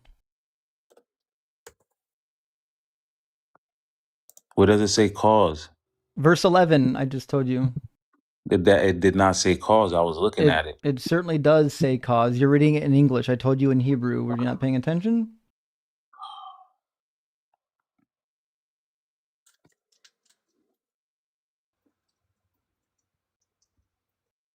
Verse 11, the root word is Which version of the Bible are kum. you reading? So the root word we have here is kum, and is translated as mekhim, which is a causative participle, which means God is causing the events to happen. Hold on, spell that. You said keem? Mekhim. It's on your screen, my dude. Oh, okay, I see it. All right. Hold up. Mekhim is in the causative verbal stem.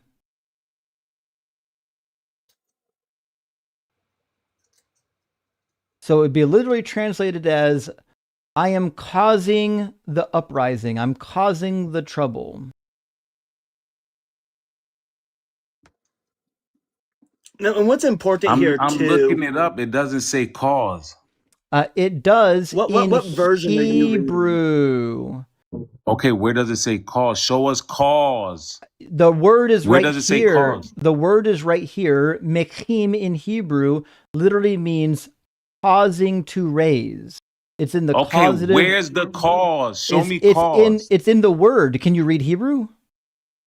Okay, but where? Okay, now copy that. Is it an easy question? Can you read Hebrew? No, I can't. So copy that and put so it on as it Google turns and out, show me the translation. Just look up what is a hafil verbal stem in Hebrew. I'll just do it for you. Let's see. Hafil verbal stem in Hebrew. One of the 7 primary verbal patterns primarily used to express causative action in the active voice. Causative action. And if you look at this, it's very clear. It's in the causative verbal conjugation. It's a hafil participle, which means the subject is causing the object to be acted upon.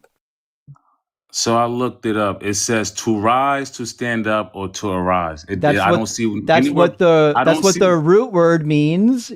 The root word kum means to rise. You conjugate it to get the causation. Hebrew conjugations are not like English conjugations. You're adding your own verses. No, where I'm does not. it say cause? I'm not adding anything to it. You're not showing me where it says cause. I literally just showed you in the original Hebrew word where cause is used because of the way it's conjugated. That's not hard. It just says, I will rise up. I don't see where it says cause. It doesn't say that. The problem you have here is... Okay, if it doesn't say that, then don't add cause. No, it doesn't say what you're saying. I'm saying it doesn't say what is overlaid here in the King James. In the King James, which is what's being overlaid here, King James just says, I will raise up.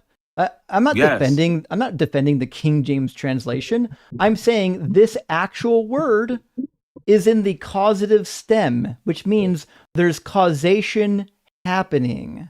That's what it means. So but I don't you need to. Said I don't God need. said, I will cause. You said yes, with your own mouth. That's where what does it say that? He said, I will rise up. You're twisting his words. That's what this word means. I will cause the rising. God, buddy, this is not difficult. Right here. No, it doesn't. Says, I will rise up. No, it doesn't. It gives you a bad translation from the King James Bible. So why are you using this? There's a if reason. It's a bad translation. I'm not using it. You are. Sir, all right, so show us the website or whatever you want to show us to how to translate this. Because it says, I will rise up right here. I just showed you right now the Hebrew text. I walked you through it and you weren't capable of following. Also, you gave us the translation, but it doesn't say cause. I didn't give you the translation. I gave you the original Hebrew word, and I demonstrated to you that the original intent of this passage was to show causation. which is translated in quite a few different translations. If you look at some of the translations, like the New Living Translations, it says, because of what you have done, I will cause your own household to rebel against you. Oh, interesting. And the New Living Translation agrees. Also, let's see, which We other don't even read translation that. agrees? We read King James Contemporary, version. no, King James bullshit. Contemporary English That's version what you says, don't. You're not even Christian. someone from your own family will cause you a lot of trouble. And then also, Good News Translation, I swear to you that I will cause someone from your own family to bring trouble on you, and so on and so forth. There's a number of translations that will just add the causative factor in there. And this is why we don't read this. We read King James version. That's it. The King James is outdated and often wrong. It's also not even a full translation. It's just a reworking of the Bishop's Bible. I guess. You don't guess. You have no idea. You're a Christian, right? So you that's what you read. All right. Are you aware of like the rules that King James put on the translating of the KJV? What rules did he put? What rules did he put? Yeah. Let me get these. Yeah. He actually told them not to You can depart. actually find these if you ever get a chance to go. He actually told them not to depart from the translation in the Bishop's Bible, because again, it's just a revision of the Bishop's Bible. In fact, here are the instructions. I'll put it on the screen for you. The King James is not an actual translation of the Bible. Instructions: the ordinary Bible read in the church, commonly called the Bishop's Bible, to be followed, and as little altered as the original will permit. The King James Bible is not an original, authentic translation of anything. And if you ever get a chance to go to London, you can go to the museum. They have this on display there. The actual edict from King James. It's on display there.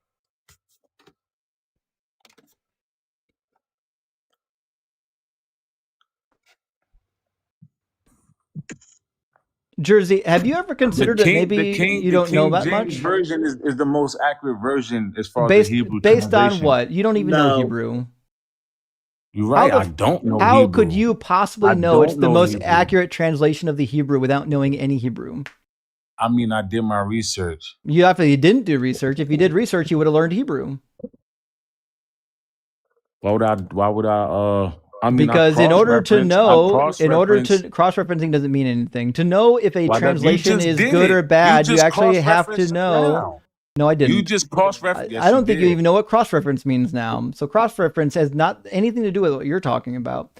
To determine if a translation is good, you need to know the source languages and the destination language. Then you can determine if it's a good translation. You don't know the source language, and you're struggling with the destination language. So you telling me that it's a good translation is the most meaningless thing you could have done. I guess. How come, like, almost, I don't even know of one accredited seminary that teaches from the King James. Why do you think that's the case?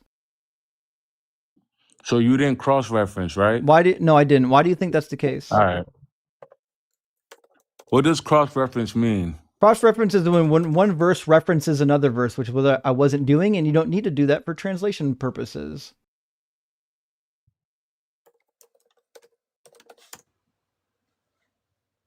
No, that's not what it means. It's hard to imagine somebody being more confidently wrong.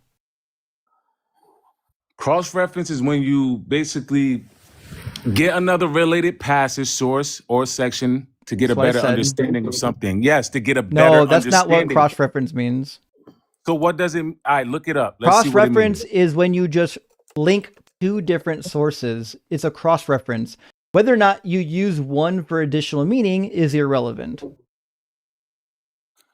Look it up right now. I just did. Cross-reference is a notation, link, or instruction within a document, database, or book that directs the reader to a related piece of information in another part, which is what I said. You're not good at this. Jersey, yes, I don't suggest... And I looked it up myself too. Oh, yeah. Where's your definition from? Google. No, where? Google's not a source. Give me the actual source. All right, let me give you the source. Hold up. And so what is your source? The Wait, dictionary. do you know what manuscripts were used for the KJV? He does not. You said what? Do you know what sources were used for the KJV? Like when they were translating it, do you know which manuscripts they used? Like, do you know the Greek manuscript they used? The ones you just looked up? Yeah. Do you know which ones they used? Oh, I'm not 100% sure. So No. for the Greek, they used the Textus Receptus plus the Bishop's Bible. And then for the Hebrew, they went to the Masoretic text and then they compared it to the Vulgate and the Septuagint. But the Septuagint already has some issues, right? But since then, we have found other manuscripts, right? For the Hebrew, we have found the Dead Sea Scrolls, which has some key variances. And the Dead Sea Scrolls are much older than the Septuagint. We have found Codex Sinaiticus, Codex Vaticanus, Codex Alexandrius, which these have some significant variants from the Textus Recepticus. There's some huge changes in this. This is why scholars don't use the KJV anymore. We found manuscripts since then that disagree with the translation of the KJV. And your website is Credible Source? It's not a website. So what is he using? He's using the actual sources. He just listed them, the Dead Sea Scrolls. You can buy them. Hold on. He just said he looked it up. So what website are you using? You can actually just get a copy. I've got a copy of the Dead Sea Scrolls in Hebrew and in Aramaic. You can get yourself a copy how do too. you know it's how do you know it's credible source? And you could. This is not a credible source. This is a copy. I'm talking about cyber. He said he looked up. He just looked this up on a website. So the people who did the translations of the scrolls just give you what they say. You can just go buy your own copy of the Dead Sea Scrolls. You know the Dead Sea Scrolls were discovered in the 50s, and right? Codex Sinaiticus for...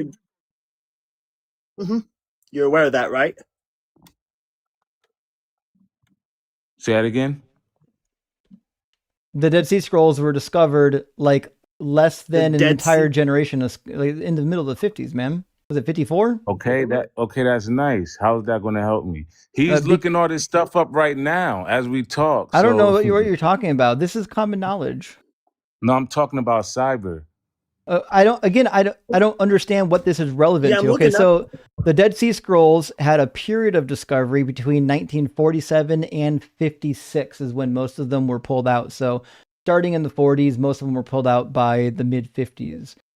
So the point is very clear. We have more manuscripts now than what they had back when the King James Bible was done, which is why there's a lot of stuff in the King James Bible that just actually isn't correct. So, for example, every time the goddess Asherah shows up, surely you've heard of Asherah, right? So what book is this? Surely you've heard of Asherah. Have you heard of the goddess? No, I didn't, no. Okay, there's a goddess that's a primary in the Ugaritic pantheon. Her name's Asherah. She shows up elsewhere outside of the Bible in Hebrew literature. And they didn't know what Asherah was in the Hebrew text. So they translate the word Asherah as a grove of trees. Now, we've discovered tons of Canaanite tablets and other Hebrew manuscripts, and we know that Asherah is the name of a deity, not a grove of trees. So the Asherah doesn't appear anywhere in the Hebrew or in the King James Bible because they didn't even know what the word meant in 1611. We know what it means now. So if they have updated manuscripts, where are they? Which ones? There's thousands of them. Which ones do you want to refer to? Yeah, but I'm sure they consolidated into one book, right? No. No? No. So if you want the Ugaritic tablets, you have to go to the catalog of Ugaritic tablets, which is actually in German. They don't have an English catalog of the Ugaritic tablets. When it comes to the Dead Sea Scrolls, I actually do have a copy of those. You can just go out on the internet and buy that, both in Hebrew and in English. When it comes to other ancient Near Eastern discoveries, like the Kuntala Ajrud inscriptions or Northwest Semitic inscriptions like Phoenician and whatnot, Moabite inscriptions as well. Those are actually public as well. You can just find those inside of like catalogs, inside of books. So if scholars found updated manuscripts, or didn't they consolidate the one book? I don't know what the fuck you're talking about. Consolidating. They're not in What a do you mean book. by consolidate to one What book? do you mean? Ain't the Bible manuscripts put I into don't. one Bible? I think what you're trying to say is, do they have a critical edition that includes these variants? Yes. And the answer to your question is yes. And here they are, the Biblia Hebraica Stuttgartensia, which is the Hebrew Bible Critical Edition. And this is one of at least 3 popular critical editions of the New Testament, the Novum Testamentum Grace, or Greek, with actually a dictionary. And both of them are, you can go on the internet and buy them yourself. If you know how to read Greek, which I assume you don't, you can see the text in the critical edition as well as all the variants. And if you have Hebrew reading skills, which I'm sure you don't, you can get this book and it'll show you the critical edition that's mostly based on the Masoretic text and all of the variants. So yeah, this is all public information. And if you did like 5 minutes of Googling, you would have figured it out. And one of the important things when it comes to like, especially Sinaiticus and Vaticanus, is these are like the oldest, like most complete Christian scriptures that we have. When we look at like the Ethiopian Bible, that's older for some other reasons, because they have some things that are added to it. But these are like the oldest, the closest you get to what the earliest Christians were using. We don't have any completed manuscripts older than these. So these manuscripts, do they correlate with Christianity or Muslims or? What the fuck do Muslims have to do with Did this? you not hear what I said? They're the Yeah, most. because Muslims have manuscripts as well. And we're not talking about Muslim manuscripts. These are they're not Arabic. Christian scripture. These are relating to the Hebrew Bible and the Greek New Testament. They're not These are in- Muslim manuscripts. So the I mean, Old Testament, they have it. How do is you know written that these in- manuscripts were Christian based faith? They're not Christian based. They're 'Cause they're Hebrew. the Bible. The Dead Sea Scrolls are Hebrew manuscripts that were found in the Judean desert. They are specifically related to the Hebrew people, Yeah, which is why and- we use them for the Hebrew Bible. Okay. And then what does that have to do with Sinaiticus and Christianity? Vaticanus. Sinaiticus What and does that have to do with Vaticanus. Christianity? Well, Because we're hold on. helping you to understand. Vaticanus and Sinaiticus. Well, then I don't give a damn if it has nothing to do with Christianity. Well, all of them do. If you would stop yapping for 5 seconds, you put it together. We're talking about whether or not the King James Bible is an appropriate translation, given the fact that we know more today about the original manuscripts than we knew in 1611. Now we're talking about all of these new manuscripts that we know about today that they didn't know about in 1611, which means every one of these manuscripts is relevant to Christianity because Christianity is based on these fucking manuscripts. This is not difficult. I don't know why this is over your head. This is not difficult at all. This is like grade school, primary school bullshit. All right, so maybe we should do like just one. Do you think that this? Oh, he's gone. Okay, I'm gonna say, do you think that this guy thinks that satyrs exist? Because in the King James Bible, satyrs do exist in the book of Isaiah. Yes. Oh well. Well, friends. It probably does. Sorry, we drugged that one out for a bit. He was just particularly aggressively stupid. Oh no, he's still here. I thought he dropped. Oh, now he's gone. Well, he was just aggressively stupid, and it was time to. But did you see that in a dream? Move on. Oh, maybe if I had seen it in a dream, it would have been better. Yeah, indeed. Well, friends, let me grab a couple super chats. We'll get our next guest in here. Gitsin Field, thank you for the super chat. Says, if a natural hypothesis can be explained for whatever experience for NDEs as some opposed to a natural one, you don't have a case here, caller, and all the evidence that we have are natural. And indeed, I mean, we don't really have any good evidence that these near-death experiences are being caused by something mystical. Given all the reasons that we've already listed. And Chris, my friend, thank you for the super chat, says it's a new month and it looks like pause still means allow. Doug's pretzels and hot and twisted. You nailed it. Listen, if I know anything about Christians, is that they're going to read this book and they're going to tell me that these words don't mean what they say. God is a liar every time he speaks. And Jeremy says, thanks for forensic science. Over 450 innocent people have been released from prison based on faulty eyewitness testimony. That's true. Eyewitness testimony is not great. While maybe eyewitnesses can point you towards something that is evidence, it doesn't count like really well as real evidence. Like, is it evidence? Maybe, but the lowest form possible. And Design says a referee that allows personal fouls is a piss poor FF shit referee. What the fuck is that argument? I see what you're saying. So you're saying, like, listen, if God allowed it, it's actually just as bad, because otherwise he wouldn't have allowed it, right? So God allowing it to happen when he could stop it is actually just as bad as God causing it. It doesn't help to say God caused it or God allowed it as if allowing is better. Like if I allowed somebody to harm my child, I'm still fucking at fault, right? And Bucky, thank you for the super chat, my friend. That's huge. 7955 says, happy Friday. Thank you for your efforts on our behalf. Praise Doug.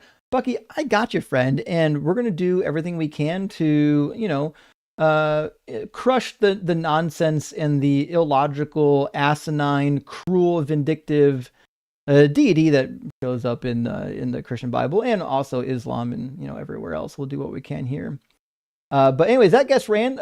I've got more super chats I'll save for closer to the end of the stream. I don't know how many we've got left over still yet for the end, but we'll save some for the end. But we do have a couple guests waiting to get in, so I'm going to try to get guests in here while the guests are actually available. Let's bring in Kenny from the YouTube queue, and we'll grab Orb after Kenny. Welcome in, Kenny. Are you at least 18, my friend? Yes, sir. How you doing? I'm doing well, thanks for asking. And do you believe in God? Yeah, I'm a Christian. Sure. What do you think is the best evidence or best argument for the God you believe in? It depends on who I'm talking to. So, if like on a daily day-to-day basis, I would say personal experience is probably like one of the most convincing ones. As I'm assuming, have you ever converted anyone to atheism? Yeah, I would say probably hundreds of people on YouTube and TikTok. Y'all put a 1 in the comments if you if you left Christianity because of my live stream. Probably see quite a few ones. And we can see Doug. So I would say it's the same thing with me. Just having conversations, doing life with people, caring for people, loving them, and also sharing how one's faith has been positively impactful. It's probably the best one, the most convincing one for people. If you ever if you ever asked a Christian before, like, hey, why did you become a Christian? They'd probably give you a personal experience. So most that's likely probably the best argument. And yeah. I've heard thousands upon thousands of personal testimonies, and none of them are meaningful to me at all because they exist in all the religions. So testimony can't possibly lead you to God if they lead you to contradictory gods. Say it again. I said testimonies of this nature exist in every religion, which means it can't actually be evidence of your specific God. It can only be evidence that all the gods exist or none of the gods exist. Or do you believe, or are you, your lack of belief is based on testimony, right? No. What is it based on? Evidence. What do you mean by evidence? I mean, there's no actual evidence for a God of any nature, and all the evidence that we have seems to suggest that the universe is eternal and has always existed and that there's never been nothing. Okay, so you're saying there's a lack of evidence, right? I'm saying there's a lack of evidence for God and positive evidence that the universe always existed. Okay. Well, the second one would disprove God. No, not necessarily. I think it's just strong the evidence. First one would, though, right? Well, no, not really. What I'm saying is a lack of evidence in God means that there's not a good reason to believe in a God, which is obviously why I don't believe in a God. But the positive evidence in favor of the universe being eternal does fill a couple gaps that Christians usually want to stick God into, but it doesn't specifically get rid of God, because even like some of the classic Greeks, they believed that the universe was eternal, but that gods were part of that eternal universe. So it doesn't necessarily get rid of God. But what I would say is it does make it like really weird, like why we would need a God to exist if the universe always existed. So, have you examined the evidence for? Well, let me ask you this: as in, do you think that when humans die and they stop living, they just cease to exist? There's no conscious experience after that. Yeah, and that seems to be the case. I'm aware of all the NDE studies, and I just argued with the last guest for like 45 minutes on NDEs, and it didn't get where he wanted it to go. Do you want to go down the same route, or do you want to do something more substantial? No, I'm trying to get an understanding of where you're coming from. I've never interacted with you. I've seen any of your content. So, you saying you've looked at the NDE study, and you're making the point that it wasn't personally convincing to you, right? Well, what I'm saying is, just like personal testimonies, NDEs are usually in every religion and every culture. So if a Christian having an NDE and seeing Jesus as proof of Jesus, then a Hindu seeing their deity as proof of their deity, so on and so forth. Same with the Greeks. There are NDEs reported in the ancient Greek documents as well. And that certainly you wouldn't take to believe that the Greek gods are real, right? Okay. I mean, that's a fair point. So, but that doesn't mean that these near-death experiences are not real, right? Well, what I'm saying is they're not evidence for your particular God. Like, it could mean that all of these gods are real, but that would be contradictory because a lot of these gods are like mutually exclusive. Like you can't have a monotheistic God existing alongside polytheistic gods, right? So that would be a problem. Now, it could be compatible with the idea that what's happening is inside of someone's brain, which certainly seems to be the case, which is why most people's near-death experiences are very relevant to their cultural background. So are you saying that if I have a near-death experience as a Christian, and then another person has a near-death experience as, let's say, a Muslim, that the fact that both of us had near-death experiences, it doesn't mean anything for what reason? Because I said Hindu specifically because Hinduism and Christianity can't both be true simultaneously. In Christianity, there's only one God, although I would posit that the Trinity actually means Well, why three would it make gods. it true? That's Why what I'm would it, saying. like you're asserting that If your near-death experience is proof that your personal God is real, then that causes a contradiction, because that means people who have Hindu near-death experiences would mean that their gods are real, and their gods can't be real. What if your worldview can account for their near-death experience? Well, and their worldview can account for your near-death experience as well. Okay, how?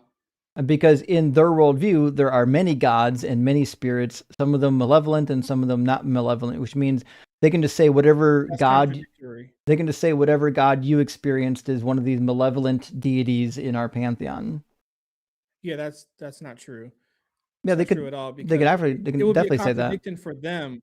No, that No. would be a direct contradiction because No, it wouldn't. if they're a Hindu and I say that my God said that their God is false, they wouldn't say like their worldview wouldn't be able to account for that. Yeah, they do How account would for their that. worldview Yeah, account for that? because it's just a Okay, spirit. maybe I'm missing It's just a spirit that told it to you. It's just is that what they believe? That's what I'm saying. In Hinduism, there are malevolent entities. Yeah. So a Hindu would just say that near-death experience you had doesn't mean anything for Hinduism because we just accept that. Because it was Even just, though it says that Hinduism itself is false. it's just one of those demons. It's a malevolent spirit. Also, a Hindu would call it a demon. Well, if you're using English, you could use the word demon. Obviously, they wouldn't use the word demon in their language. What's your source material that this is what Hinduism teaches? You can just look at the Hinduism Stack Exchange, where it talks about their various beliefs in their spirit worlds. Like, do you not know that Hindus have malevolent deity or malevolent entities? Yeah, I understand that, but the point I'm making is that you're arguing that um, a Hindu would be able to account for that. Yeah, I explained to you, Right. yeah, because the thing that appeared to you could have just been a malevolent entity. And your evidence for that is the Hinduism Stack Exchange, right? It's not an evidence for anything. That's just what they believe. You can go to their main wiki page about what they believe. You can go even to they've got a page on exorcisms. I don't know if you know this, but Hindus also do exorcisms because they believe that you need to get the malevolent entities out of you if they've possessed you. It's not difficult. Okay. In fact, they have a set of deities called Ashuras. Okay. Well, I'm saying they have a set of deities, or not deities, but spirits called Ashuras, A-S-U-R. They do is they give you false promises. Sounds like it fit right in with them trying to give you thoughts on Christianity. False promises. Yeah, I'm not seeing how this is going to follow because your original point that you're making, make sure if I got this right, you're saying that near-death experiences can't be proof for Christianity because other religions have near-death experiences as well, right? That would contradict the So Christian you're worldview. not if the Christian worldview can account for it. But again, so can the Hindu worldview. The Hindu worldview can account for what you saw. And again, we have. So Kenny, the problem that you have is you're also assuming that what you like the thing that the Christian experienced is exactly what they were told or they believe they experienced, right? So if a Christian gets a legitimate near-death experience and legitimately meets Jesus, and then a Hindu legitimately meets Shiva and legitimately meets Brahma, that is a worldview difference that can't be reconciled. Those two worldviews can't live. Those two worldviews can't live together. Now, what you're going to say is they didn't see Vishnu. They didn't see Shiva. They didn't see Brahma. Those are demons. Those are malevolent spirits. But that actually doesn't address what I said. I didn't say that they saw spirits dressed up like these gods. I said if they indeed actually did see these actual gods, that would be a contradiction if you actually saw the real God of Christianity.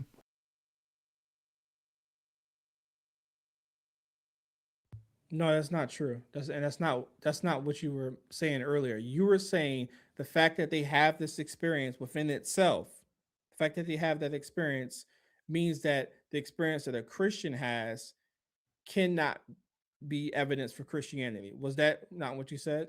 What I said is a near-death experience will never be evidence that Christianity is true, because if a near-death experience is evidence that your God is true, it would also be evidence that the other gods are true.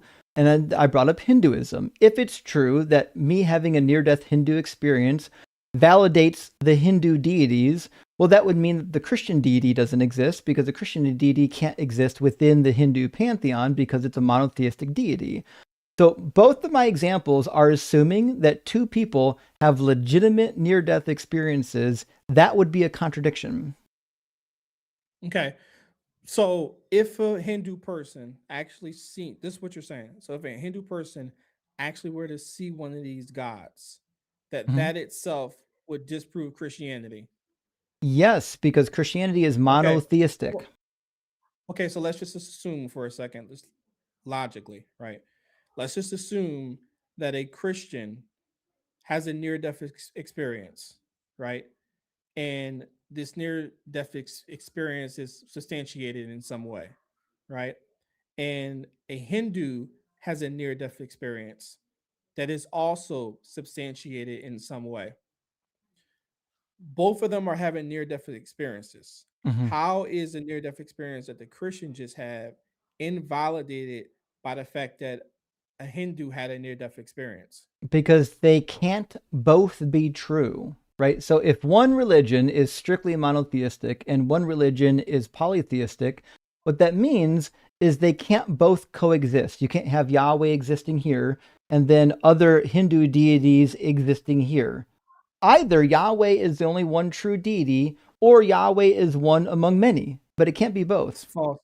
That's a false dilemma, because It's not. either they could have a near-death experience that is being interpreted under their No, religious nope. I already precluded that. I already told you if they're legitimate Okay, near-death how? experiences where they legitimately saw their specific God, then that would be a contradiction. And then you keep going to, well, what if they didn't actually see? Well, that cuts both ways. You got the same problem both ways. I'm asking you, if a Christian legitimately saw Jesus and a Hindu legitimately saw the Hindu gods, not a fake one, not an imaginary one, but legitimate ones, that would cause a real contradiction, because you can't have polytheism and monotheism. You can't have polytheism and monotheism, strictly speaking, both be true. Have you looked into the near-death experiences? Sure have. That non-Christian. Hold on. Let me ask the question. That non-Christians have had. So people. Sure have. I've read many of them. Never, yes, okay, I've been studying near-death experiences as long as some people have been alive, and yes, I've compared them, and none of them mean that Christianity's true. It only means that people see things. That's it. No, that's not. No, but you said that the fact that another group of religion does have near-death experiences is going to invalidate the near-death experiences that a Christian has. Yeah, it's very easy. But you haven't proven that. Yeah, it is. I've showed you the contradiction. Do I have to like document? I can write it down in a syllogism. We can make this formalized. No, you haven't. We'll just make it formalized, since maybe you're not capable of tracking. So we'll say premise number 1. We say monotheism cannot be true. Oops, there we go. Cannot be true if polytheism is true. Yes or no?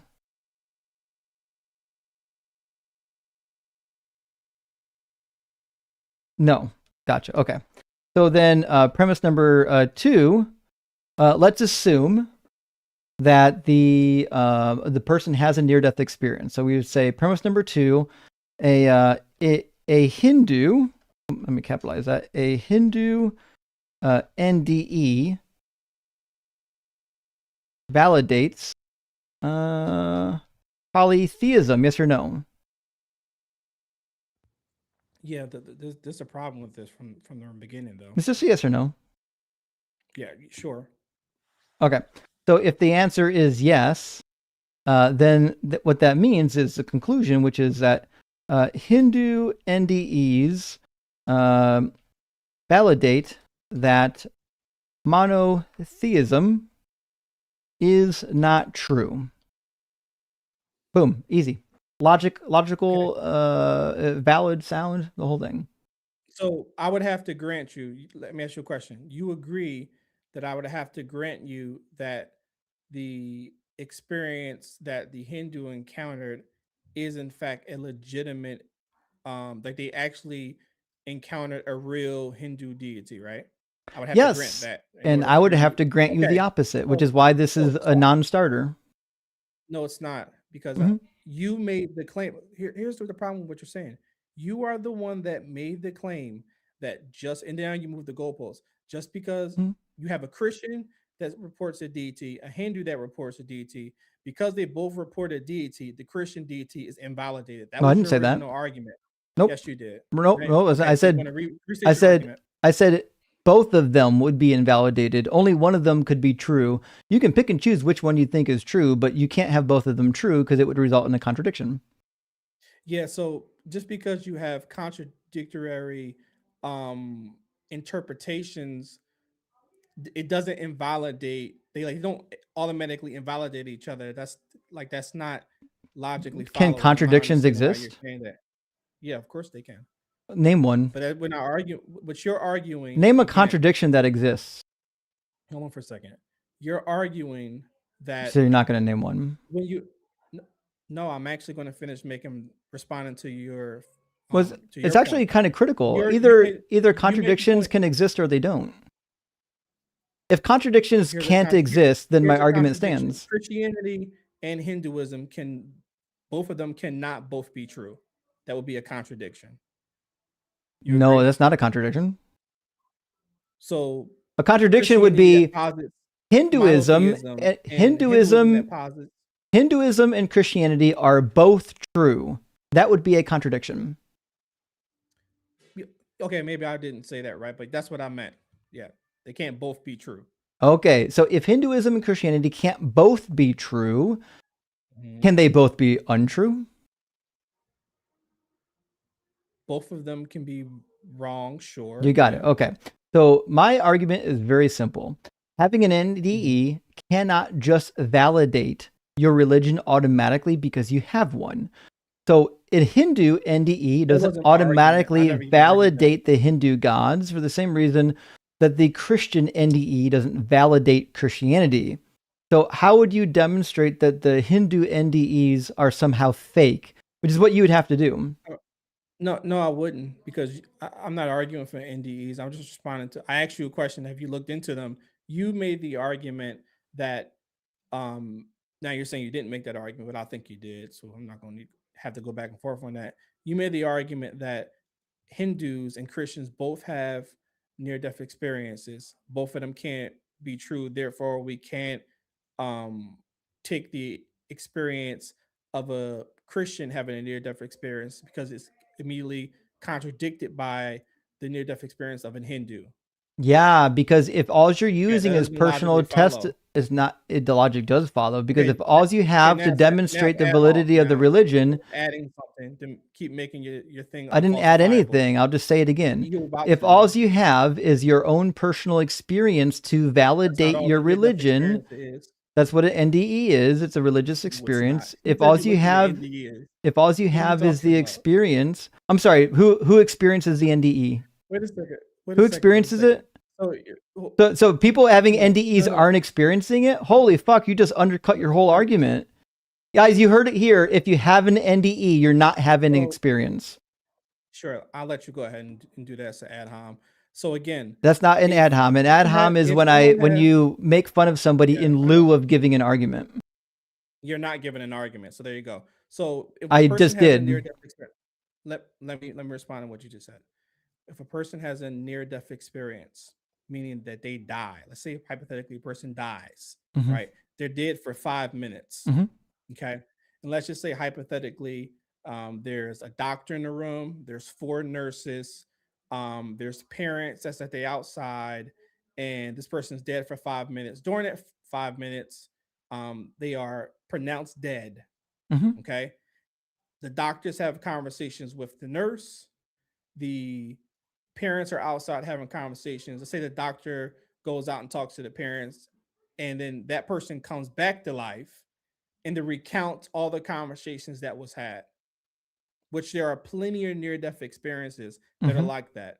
Mhm. Okay, so it's Do they not happen just to that Hindus? person. Hold on. It's not just that person's irrelevant. Does it happen It's to not Hindus? No, just it is relevant. irrelevant. Because you're Irrelevant. saying that You just made the what claim. happened You with made the this claim. person's You made the near-death claim. experience I'm not even. proves Okay, that hold on their a God second. is real, and I'm saying You it said happens that. with other religions too. Okay, so you're gonna let me finish making a point. You made the argument that a near-death experience within itself can't be evidence. Is that what you said? No, I'm saying that it can't be evidence of your specific God. Okay, can it be evidence for? Wait. Pause. Can a near-death experience be evidence of the afterlife? Let's go there then. It can be, but not of your specific God. Okay, but it can be evidence that there's an afterlife. It can be. Okay, so how does that not undercut your worldview then? And my worldview doesn't entail that there's no afterlife. In fact, the Buddhists don't believe in God and they believe you in a an materialist? afterlife. The Are you a Buddhists, materialist?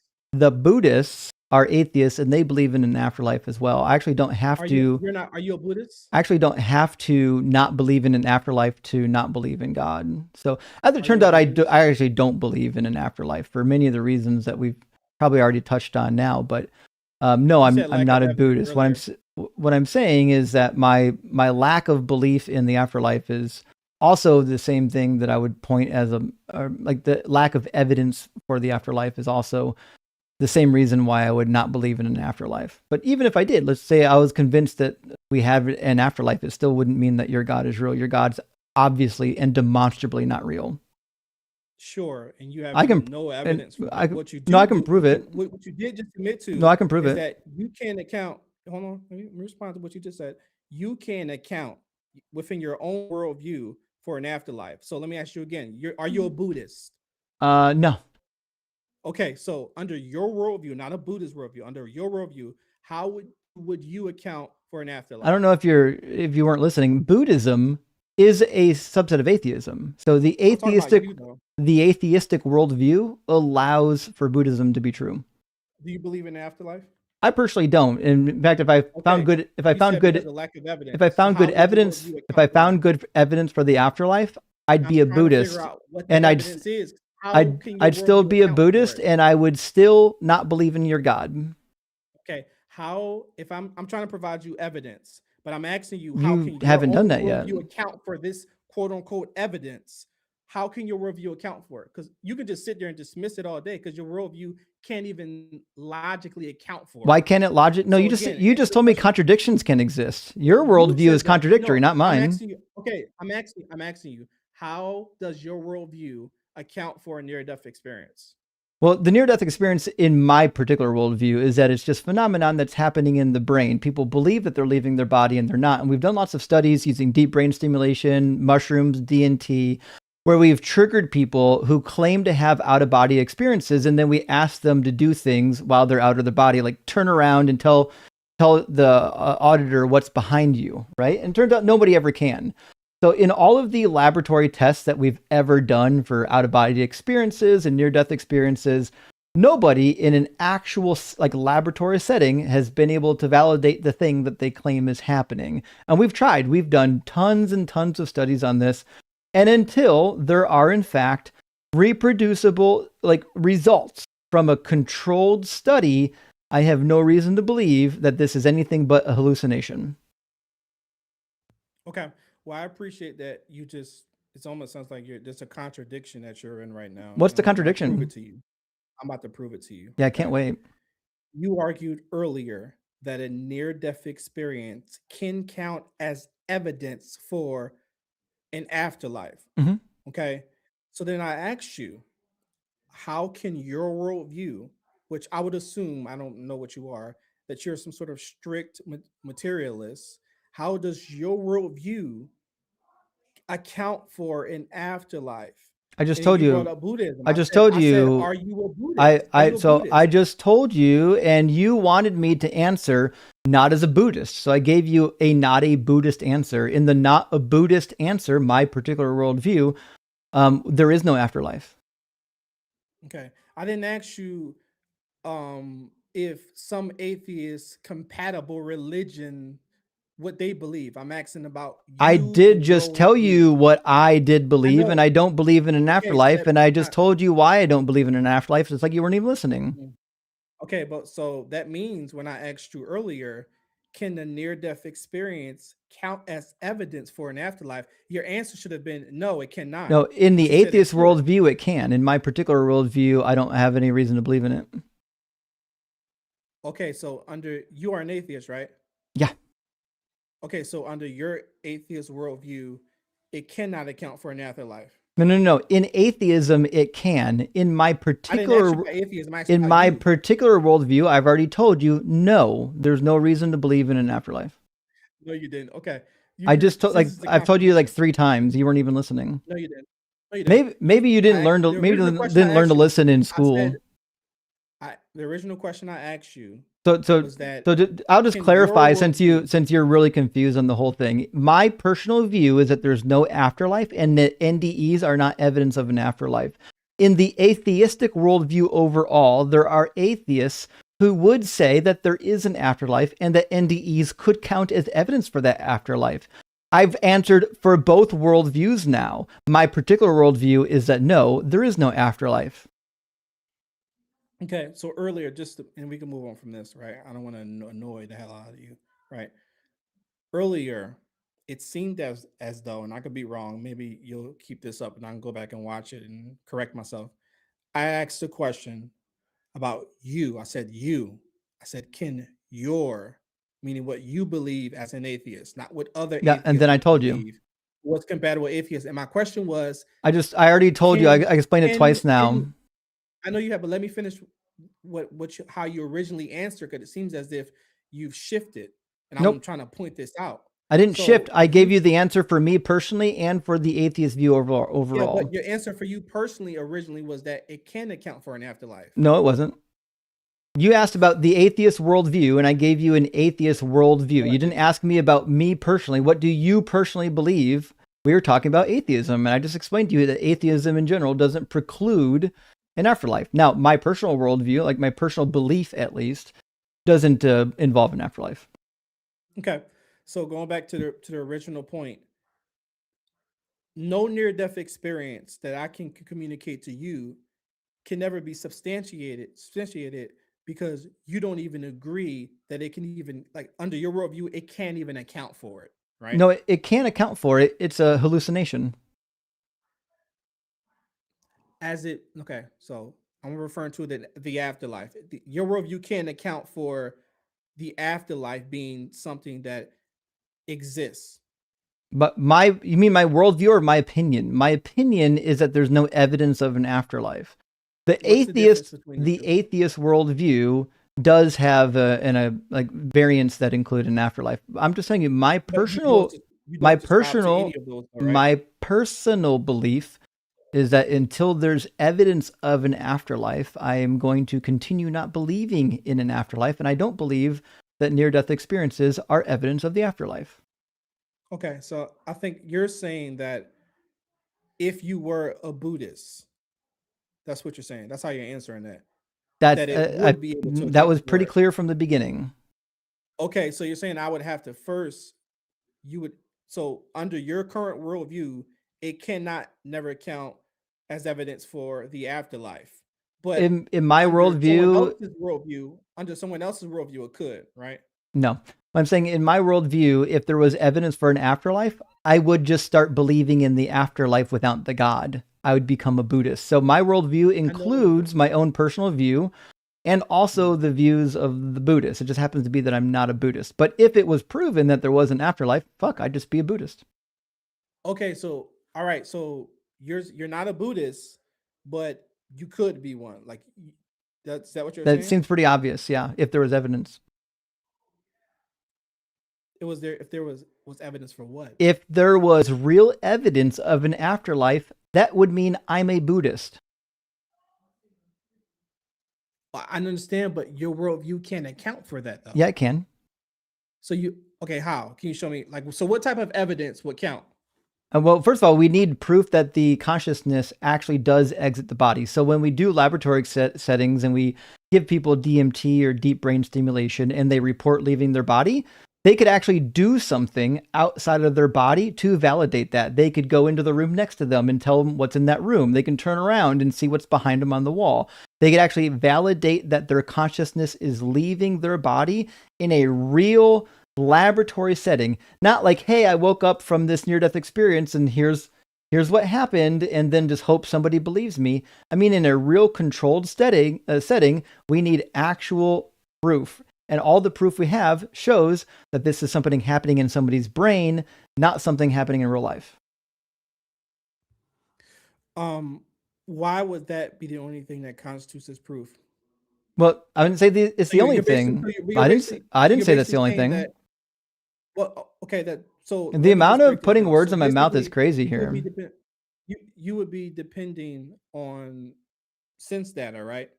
The same thing you're depending on too. Right? Yeah, all NDEs are based on sense data. That's what about is I'm talking about you.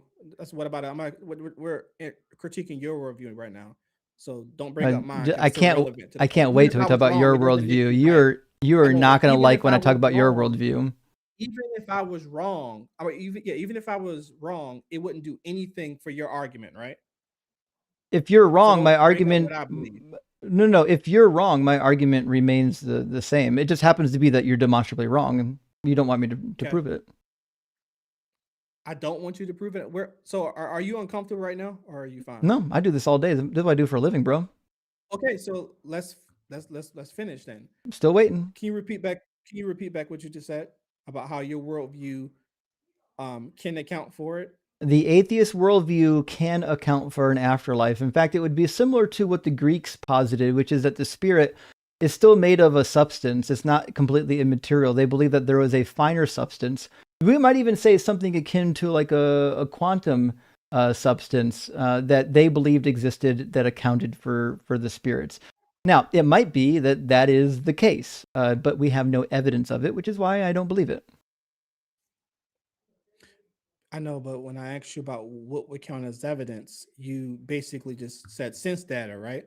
Well, I said actual repeatable experimental data, which you can only gather by conducting scientific studies. And so if you know another way, if you've got a third eye that allows you to take in new information, please tell me about it. Okay, I'm just asking a simple question. You can just say yes. I know right? you're going to go into the script about sense data. You're going to go into a script about sense data, and then you're going to try to walk me down hard solipsism. And then I'll point out to you that hard solipsism ruins your worldview just like it ruins mine. It's a useless conversation. I've already been here, Kenny. I've done this same argument a million times. I don't even know what that word. What is that? You'll figure it out. Just run your script. I'll point it out. Just tell me what it is. Just run your script. You'll find out. Okay. So you're dependent on sense data essentially, right? Yep. Okay. So why for you? Because you said that's the evidence that why is that particular set of sense data important? Because it's all we have. That's all we have. What does that mean? We don't have anything beyond our sense data. We don't have anything, but how do you know that? But show it to me. What's beyond our sense data? No. I'm asking, how can you prove that? Yeah, because we have science. We know what the senses are. Until you can find me another sense, that's what we're stuck with. Like asking me to prove that there's not another sense data is the dumbest point of argumentation ever. We know for a fact that we have 5 senses. If there's a 6th, let me know what it is. Okay, how do we know that? Because we use them. I'm sorry, do you not use your eyeballs?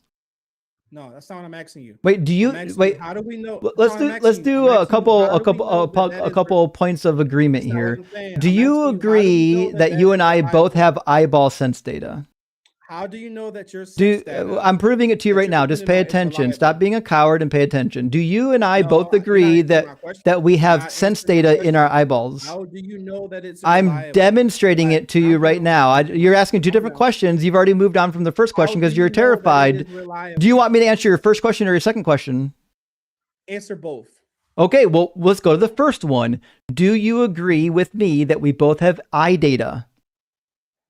Possibly. Do you agree with me that we both have touch data? Yeah, under my worldview. Do you agree that both of us have auditory data? Yeah, my worldview can account for it. Yours can't. Yeah, it can. And do you agree? Answer the second question. Okay, so you're not going to finish all 5 senses. That's fine. So we agree that we have 5 senses? Under my worldview can account that these senses That's are adorable. That's adorable. Your worldview can't.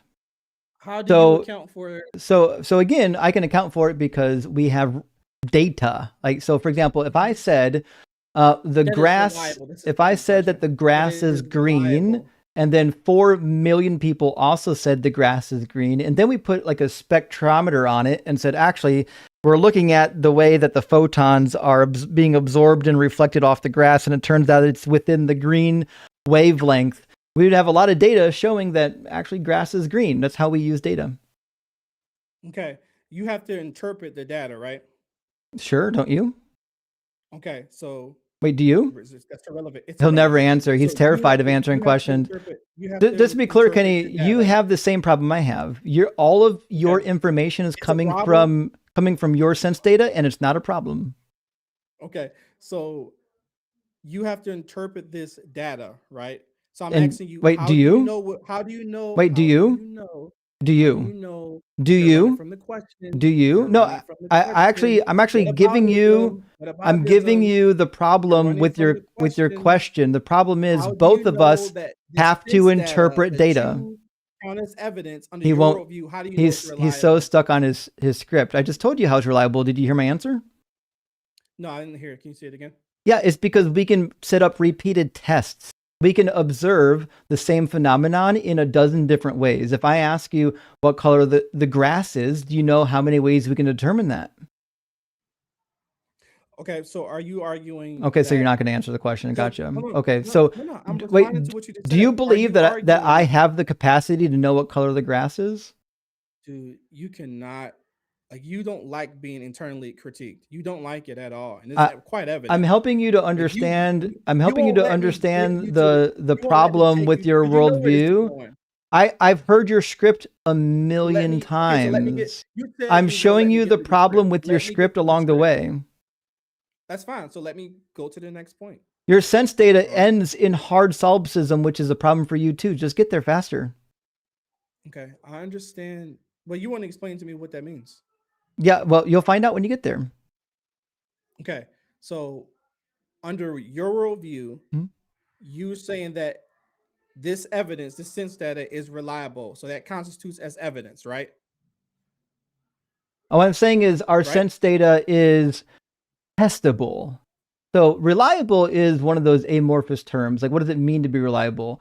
Is something reliable? Is say if it's 90% reliable? Is it reliable if it's 80% reliable? That's a vague question. I don't know what you mean by reliable. What I can tell you is that we can test propositions and see whether or not those propositions have something that we would say is reliable. So, like, if I said that the grass is green, could we not test that proposition? Are you going to answer the question? Yeah. Could we not test the proposition that the grass is green?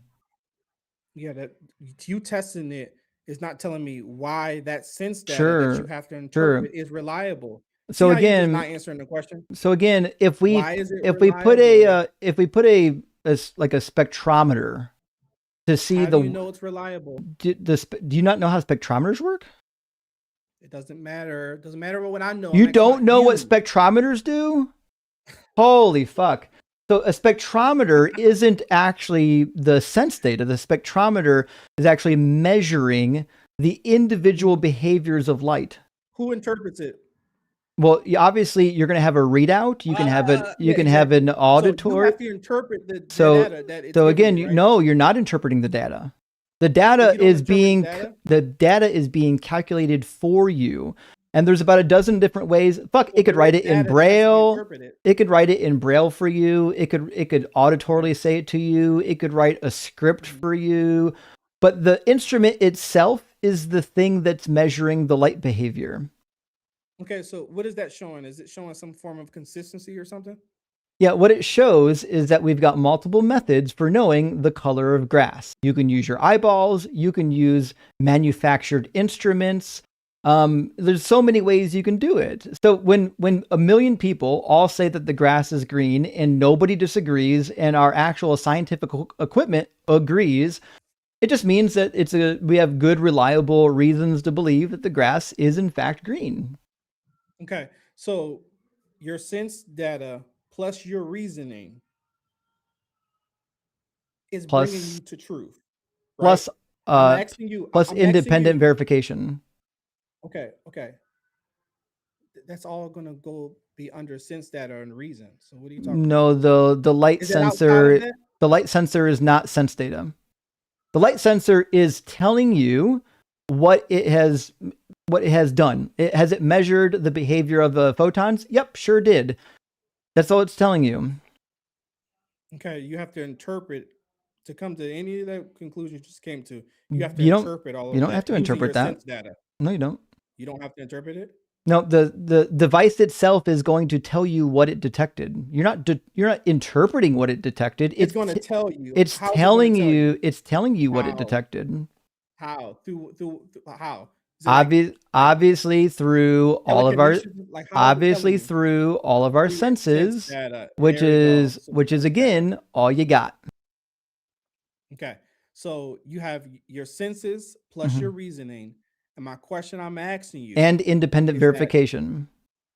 Okay, so you are saying that's going to bring you to some sort of truth, that you're going to use your cognitive faculties to arrive at some form of truth, right? Yeah, do you not believe that we Okay, can use our what is that? cognitive faculties? Regardless, doesn't matter. It doesn't matter. I don't believe anything. It doesn't matter what I believe. Okay, I'm talking about what It you actually believe. does kind of So matter what you believe, what because what grounds? you Okay, believe so is under your actually worldview, easily and under your demonstrably worldview, what grounds untrue. matter? It wouldn't take more than 2 minutes to prove it. What grounds that? Why do you have so much confidence in that? What Um, grounds it under your worldview? My confidence or my claim I last made? What grounds what? You said it's reliable. You said it's reliable. So you're I looking said for what's things that are reliable? reliable. You are okay. So the reason when I asked you earlier about what would constitute as evidence, and you Are you gave me going to that tell me what reasoning, reliable and then means? yeah, I'm answering that for you. Well, I'm waiting. What does it mean to Based be on what you reliable? said, based on what you said, that it What has some what did level I of say? that it has some level that it has some level of consistency, There you go. So some it's level something of that has, predictability. Okay. but what level? Okay. So 90%, no, 80%, I'm 20%? What I'm level is asking you. reliable? So I don't know. I'm asking you that. So I'm asking you, how do you Don't ask know me. I'm that? asking you. You're asking me how do you know it's reliable? I'm asking you, Your what do you mean by reliable? Your worldview is under critique. Listen, right I'm now. just asking How do you know? to explain the words you're using. When you say reliable, use the word. what do you mean, Kenny? I didn't use that word. No, You did. Yes, you did. No, she I did. watched you do it 5 times. How do you know that your sense data is reliable was your exact question. And I'm trying to figure out, what do you mean by reliable? Okay, how about this? When I say reliable, because that's really vague. Let's move from reliability. That's say what I said. consistent. Is that better? Okay. No, it's the same so- word. Okay, so consistent. How do you know How that consistent? sense data and the reasoning is aimed at truth You- rather than just You presented the survival same mechanism? problem with the How new do you word. know What level of how do you know- consistency is reliable? That's not what I said. I said You how said do you're you going to know change the word reliable for consistent, but consistent has a spectrum. You could be 90% consistent. You can be 50% consistent. What percentage consistent are we talking about? for you? I don't know. You tell me. It's your word, not mine. I want to know what you mean. No, that's not true. You made. That's how that works. You are asking made the me, claim earlier that in how do order I for know you to if lead when to sense near-death data is experiences- consistent, which means you have to tell me what you mean by consistent. Okay, so Yeah, I don't think you know how like these discussions Well, actually, work. I You must be new at this. You found a script on the Oh, internet and you just think you're going to run it now, huh? Yeah, I'm trying my hardest. and I you're know helping you me. are. It would go a lot faster if Yeah, you just so- define what you mean by reliable and consistent. I don't need to define it when you You used it do, because earlier. that's the word you're asking me about. If I asked you, how can you prove that your God isn't Florpadorp, I'd have to tell you what the fuck Florpadorp meant. So if you're asking me a question, I need to know what you It's a problem mean. for you, so you're trying to It's not a avoid problem it. for me at all. Yes, it is. I already Yes, know it the is. Kenny. Just take a fucking seat for a I second. asked you if your Kenny, sense Kenny, data was reliable. You said yes. Kenny, take a deep breath. I've done this exact script 5,000 times with people way more educated than you are. That's irrelevant. So what I need That's you irrelevant. to do for 5 seconds your argument? is just imagine that maybe I already know where this goes and it doesn't go anywhere, and I'm helping you to clarify your terms so that you can bring an actual usable argument. Because if you're going to use this argument in the future, you have to define what you mean. When you ask me, how do you know your sense data is reliable? You have to tell me what the fuck you mean by reliable, or I can't answer your question. Mhm. Did you not use the word reliable in this conversation? After you asked me if it's reliable. So you agree with it then? No, I don't. I don't know what you mean by reliable. So why didn't you ask that 5 minutes ago? I did. No, no, you didn't. Yes, I did. No, you did not. I asked you immediately, what do you mean by reliable? 80% reliable, 90% reliable. And then we went on a whole discussion about, actually, you can just change the word reliable for consistent. And then I said, that has the same problem. How consistent is consistent? I'll answer it for you. Reliable means truth seeking, like the ability to track truth. That's what it means. That's not what reliable means. To arrive at a true conclusion. That's not what reliable means. So, Okay, so what you does could it say reliable, we might paraphrase it. We might say reliable is something that we can just say is personally trustworthy, because when it talks about trustworthiness, there's no objective trustworthiness. Like we can't say that any piece of data is trustworthy objectively. We can say it's trustworthy to me. I find this data to be reliable and to be helpful for getting me to what is true. You might actually disagree. You might say, actually, I'm looking at this data, and while it might look a little bit reliable, there's enough variance in here that I don't trust it. Which is why, again, this argument is kind of silly. Yeah. So you're right. It's a silly argument. So 80 to 90%, the truth. Cool. So are our sense data 80 to 90% accurate? Mm-hmm. Probably. Do you have data? Do you have data against that? You've answered the question. We've defined what we mean. So then let's go back to let's go back to the script. You ready? Can we go back to the script now? Sure. Okay. So you are basing that your sense data is going to be able to give you 80 to 90% reliability, that it's going to bring you to a true conclusion, right?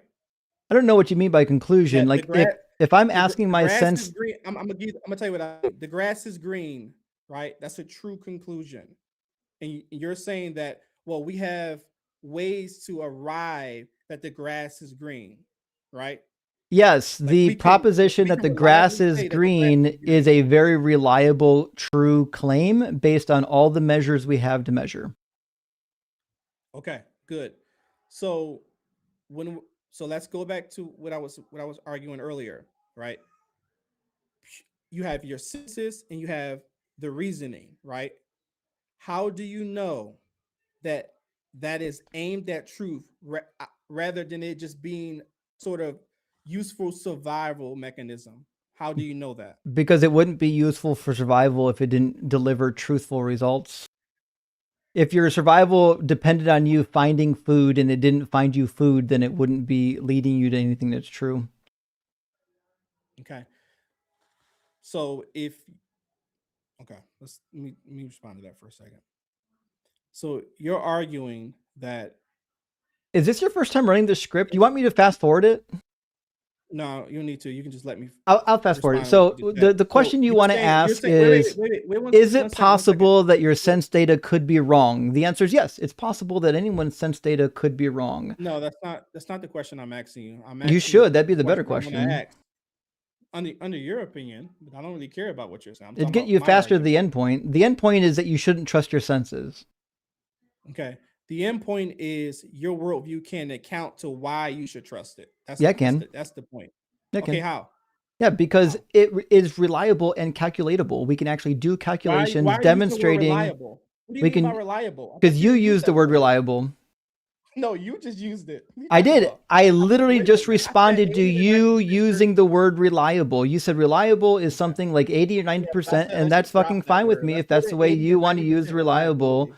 The reason why we use our senses to come to conclusions is because it's easy to test those propositions and determine whether or not they fall within some sort of mathematic probability of something being true. So if 10 billion people say that the grass is green, and 10 billion people verify it, and another 10 million people use a spectrometer to verify it, and you've got one person that says, I don't know, maybe it's fucking blue, that's pretty good evidence that it's green. Okay, that would be evidence for some form of intersubjective agreement. No. I don't know these people. If somebody says that the grass is green and I walk outside and say, actually it looks like the grass is green, and somebody went around and collected the data, does it mean that we were collaborating? I didn't say collaborating. I said intersubjective agreement. What do you think agreement means? What do you mean? Okay. A shared experience. Oh, a shared experience. Yeah, we agree. Yeah. That we're all interpreting through our minds. Yeah. But it doesn't mean that our minds are truth sacking. It could just be some sort of mechanism for survival. And you haven't proved that it's not that. And I think that is not what the fuck are you even talking about? It's pretty easy that we can just test propositions. Which proposition can we not test? Oh, yeah, but that's not the point though. You're not understanding the point. I thought you said you I understood don't the think you've script. even articulated the point yet. Okay, but you haven't answered the question. The point that you want to articulate is that you can't You're actually saying trust your sense data. That's the point you want to articulate, but you haven't done it yet. Okay, let me ask you a You're question. Let me ask you a slow. question, right? Maybe this will speed up the script here. Would you say that the grass being green is objectively true? I don't believe in making objective claims. So now you're doing like some Frank Turek gotchas, and I already know all of them, so they're not actually going to work here. I don't. So all please scientific don't ever bring up claims, Frank all Turek. well, he's a goof racist who and a white invented some of supremacist. these bad So arguments. I don't subscribe to anything Frank Turek say. Well, He's a you shouldn't racist be and a white using his supremacist. bad gotcha then. So I the don't know reality anything about is, Frank Turek. the reality I don't know is, anything about all him. Stop bringing him up. all propositions I'm gonna are start. by I'm gonna start. definition I'm gonna start subjective, comparing your which arguments to means racist, all bigoted, claims about that proposition is going to be what's the word I'm looking for? All claims about the proposition would be tentative. It would be a good way to say it. So until evidence comes out that the proposition is either true or false, in comparison to what the original answer was. So like scientific claims are not objectively true or false. They're just propositions. Okay, is that objectively true? What you just said? Again, I don't believe in objective truth. So asking me if something Yeah, is that's not objectively objectively true, true right? is just like a really What dumb level of certainty gotcha. do you have? So What when we level talk of about certainty something do you being have true, with that we're just statement? talking about something being warranted to believe. Like something being true just means we've got a proposition and we measured that proposition. That proposition appears to align with reality. When a proposition aligns with reality, we say it's true. That's all. Does testing assume reliability? Testing alone doesn't assume reliability. It depends on your test methods, which is why we have lots of different methods to ensure that people aren't testing things wrong. Okay, so okay. Are the methods you're describing, do they assume reliability? Yeah, if the methods we discover aren't reliable, we get rid of them and we use ones that are. Like a spectrometer is a reliable method of determining wavelength and photon behavior, which is why we continue to use it. If it turns out that it's not reliable, we get rid of it. Okay, but it's not justifying the method though, right? I don't know what you mean by justifying. Okay, so when you say that you have repeated tests, right? Mhm. And that the repeated test is confirming something. This right? is bad, Kenny. Even the Within that- Christians in the within that- chat right now are within that- roasting you. Even Ross Soul over here care. says, work on your rhetoric, guest. No, This is not I good. don't care. Dude, I promise you I don't care about any of you dudes. I don't You care. should So let care. me get back to what I'm saying. Okay, so do you want to continue the conversation or not? I'd love to. Can you just get to the point where you declare that my sense data is unreliable and when I you can't say- prove that I'm not a so brain in a vat? When you say, right, that repeated tests confirm something, right? Are you assuming that the future is continuously going to be like the past, right? No. You're not. It depends on what you So a mean by scientist- future. Do I assume that my grandma is going to exist tomorrow? No. Do I assume that the grass is still going to be green tomorrow? Yeah, I have good reason to believe that. As far as I'm aware, a grass continues to be green grounds because that- of the process of because it's full of chlorophyll, which is required for the process of photosynthesis. Okay, what grounds that particular induction under your worldview? What the fuck you mean by induction? I'm asking you what grounds it. What do you think? What do you think induction means? That's the word you Look it up. used. You tell me what induction means. No, you look it up. I'm not You doing tell that with you. you tell Look it me up. what you think If induction you're in means. front of you, So you look it don't up. know You what the know word what the damn means? word is, and Bro's look it out up. here reading a script with words he doesn't even understand. using it. I'm going to say Okay, look it up. induction. I can't tell you what it means, but it's in the script. You don't know what. Okay, so What's it mean? What grounds your worldview? What do you mean by grounds? What do you even think grounds means? Okay, what was the first question I asked you? I have no idea anymore. You've had a rabbit trail of bad questions leading to Try nowhere. again. When you say that we have tests that confirm something, Mhm. I ask you, are you assuming that the future is going to be generally resemble the past? Like it's going to resemble the past? It depends on You the said- specifics. You said yes. Grass green. You said yes, right? I said on the specifics. Do I believe that every human being that's alive right now is going to be alive tomorrow? No. Do I believe that the grass will still be green in my front yard? Yes. Okay, so I'm asking you for that one, the grass being green. Yep. What grounds, what's going to ground that in your worldview? There's no grounding. It's just statistically the likely case. So you can do probabilities based on statistics. And based on the statistics that the grass in my yard is always going to have chlorophyll in it and always going to rely on photosynthesis and always is going to be full of nitrogen, we can conclude that yes, in fact, it's going to be green tomorrow, unless the fundamental nature of grass changes overnight, which we have no reason to believe. Correct. I understand that, but I'm under your worldview. I'm asking about your worldview. How does it account for that? I don't know what you mean by count. It just happens to be the case that when something is full of green substances, unless it stops being full of those substances, it's not going to stop being green. Okay, you're saying you know that that's true, right? That what is true? That the reason why grass is green is going to be the same tomorrow that it is today? Yes. You're saying you know that that's true, right? Well, obviously that's going to be the case unless grass has a property that allows it to just lack those particular components. And it just happens to be that they don't lack those components. So what you're actually asking me, what you don't realize is, why is grass the way it is? Why is grass the way that it is rather than a different way is your real question. It's not the question I'm asking. It's actually what it boils down to, yeah. Why is grass full of chlorophyll today, but not tomorrow? Okay, so I'm asking you, how do you know it's going to be that way? Like, what's grounding that? Because it wouldn't be grass tomorrow if it lacked chlorophyll. Okay, so answer the question. I just told you. The reason why I know the grass is still going to be the same tomorrow is because when it stops having chlorophyll, it will no longer be green. But since grass has chlorophyll, it will continue to be green. Okay, so do you have any evidence that it's going to continue to be that way? Yes or no? Yes, millions and millions of years of doing like botany. People can tell you that grass has been green for all of recorded history. How is that evidence, though? It's evidence because it gives you statistical data points. Statistical data points are evidence.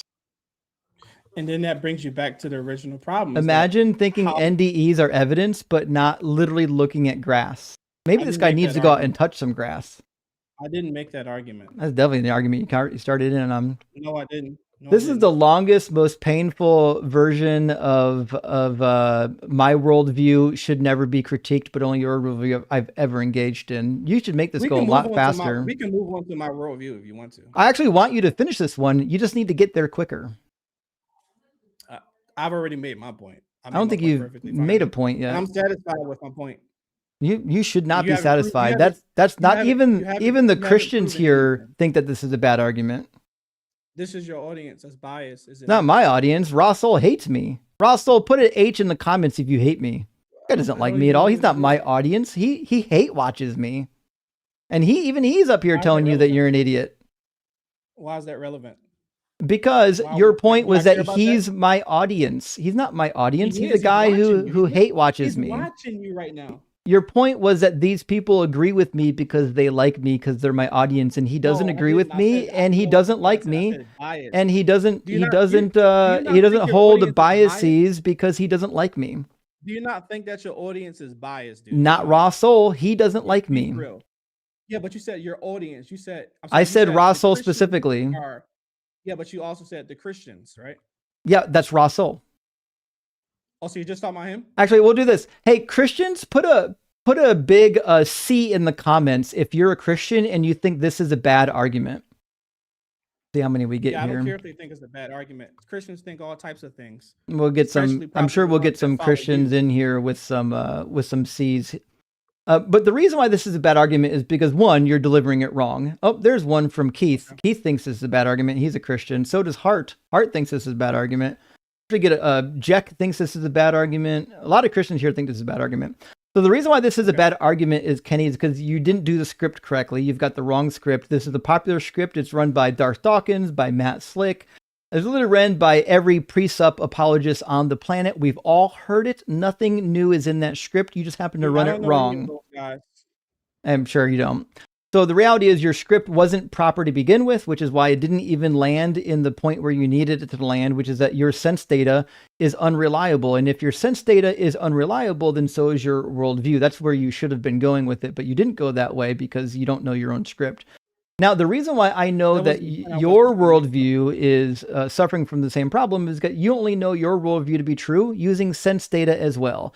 Everything about your worldview you would not know had you been involving your own sense data. So that's why this whole argument is entirely useless, because both of us actually need our own sense data to come to the conclusion that our worldviews are either true or false. And it just happens to be that your worldview is demonstrably false because it entails contradictions and lies. What contradiction does my worldview entail? That you have a God that is both three and also not three. Can you explain?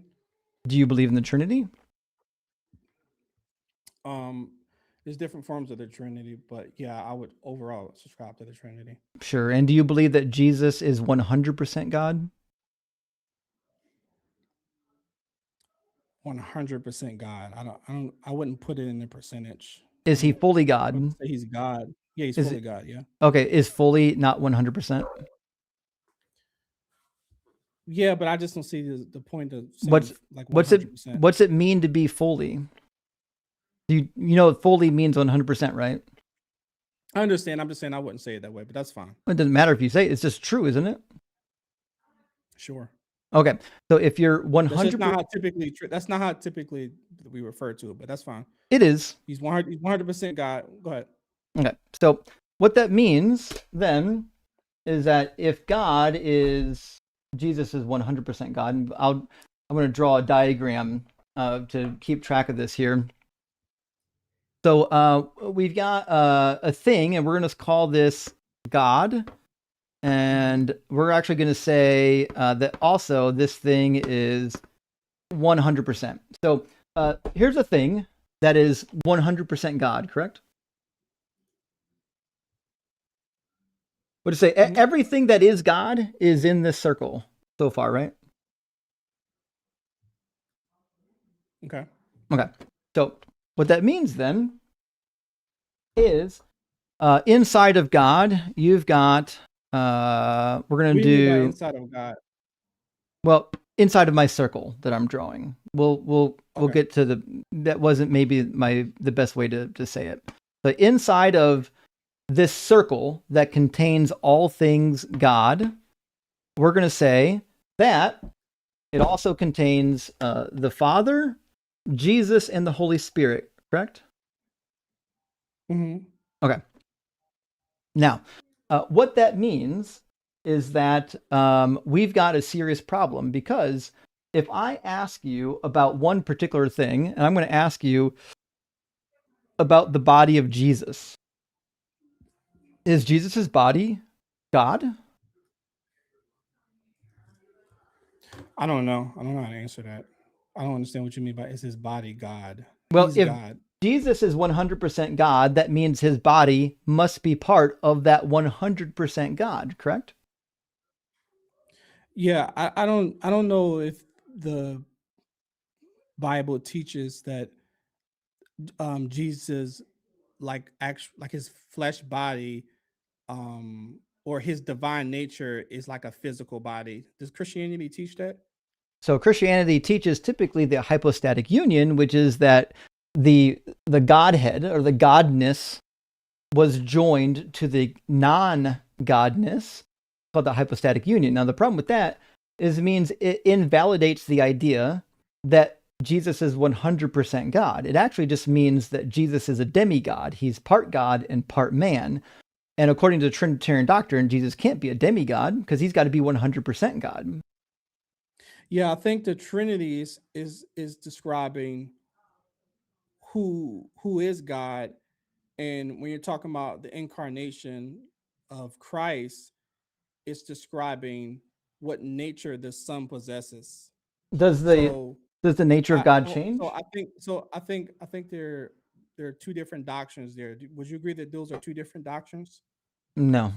The hypostatic talking about the union incarnation. teaches that the divinity of God made a union with the body. That's the hypostatic union. And so according to Christianity, that creates a contradiction because it can't be the case that Jesus is fully God because he's got a body that is not God, which means he's part God and part human.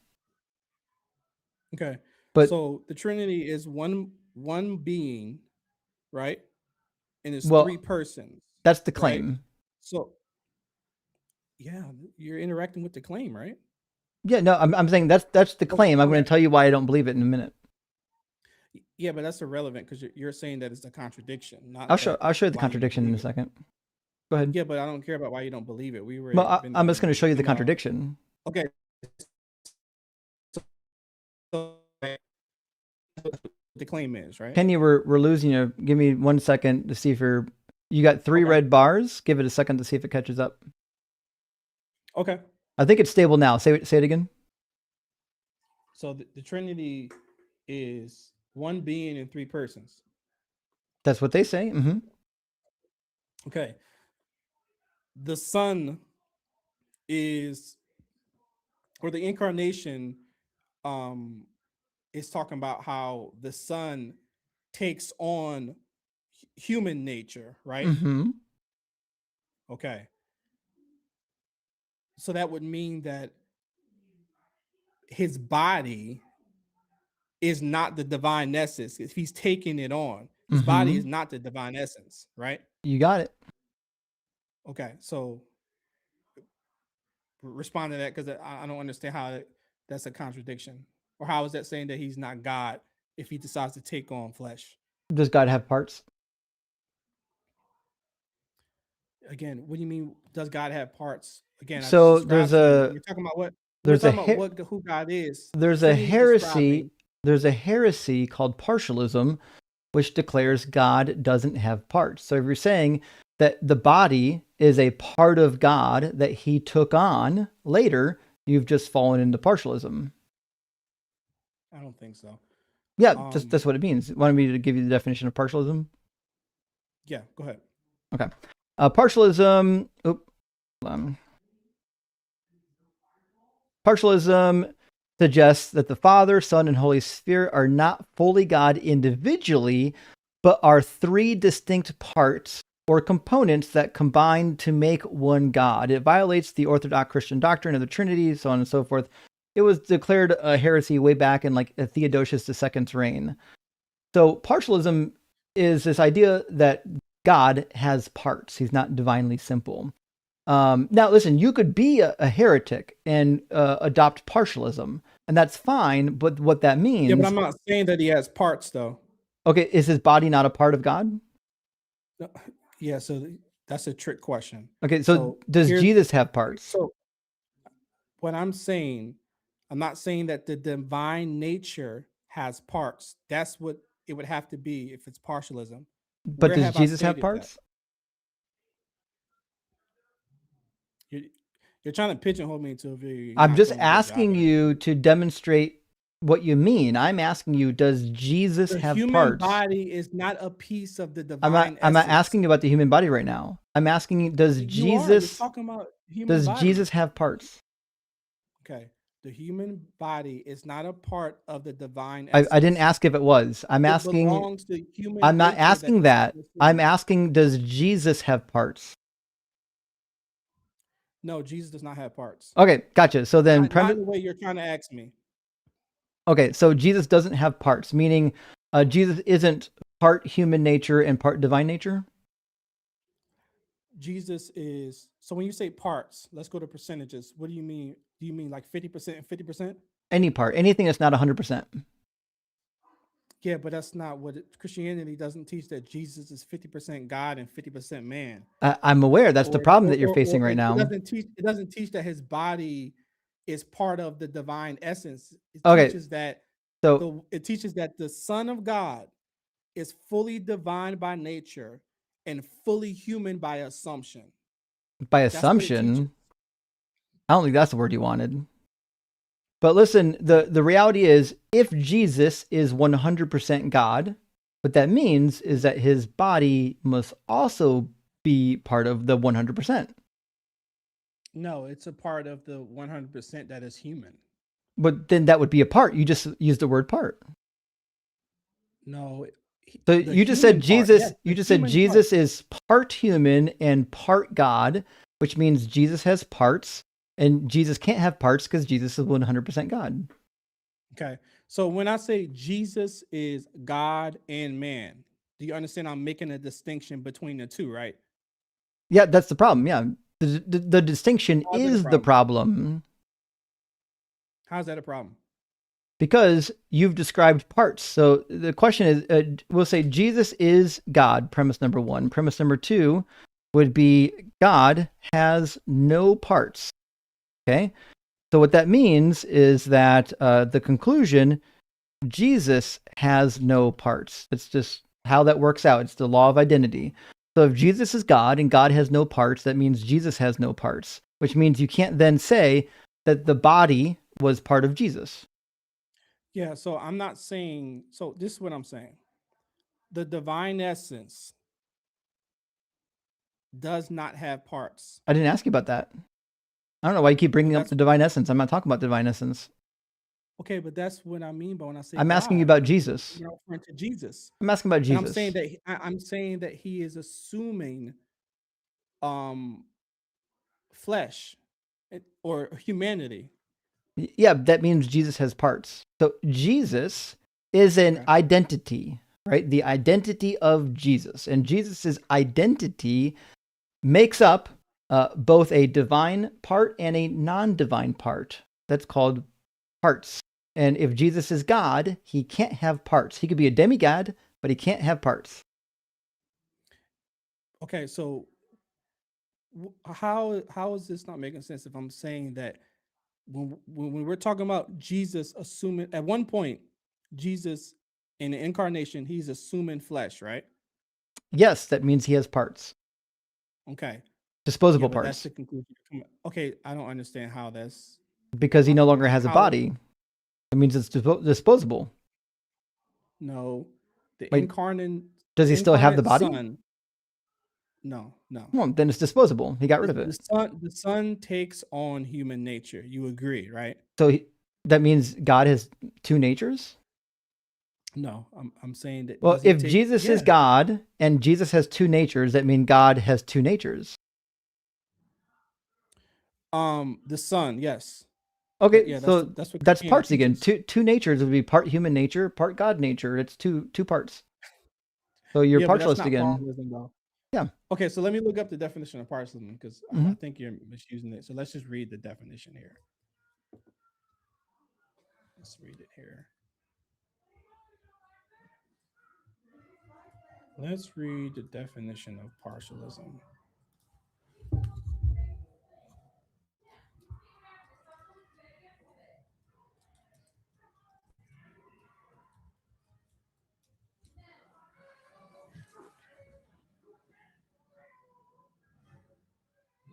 Okay. It says partialism. Father, Son, the Holy Spirit are each only parts or components of God, and all together they combine to make one God. What? That's partialism. Yeah, but what the heck? How? Come on, man. Because Jesus has parts and Jesus is part of God. So you just described Jesus having parts and Jesus is also fully God, which means Jesus being fully God has parts. It's just That's a law not of what identity. partialism is. It's not the partialism is. It says It is. and together they all combine to make one God. Yeah, which is what you just So described. it says Father, Son, and Holy Spirit all Which is what you are just each described. only parts of components Yeah, of God. that's what you just and told me. together, okay.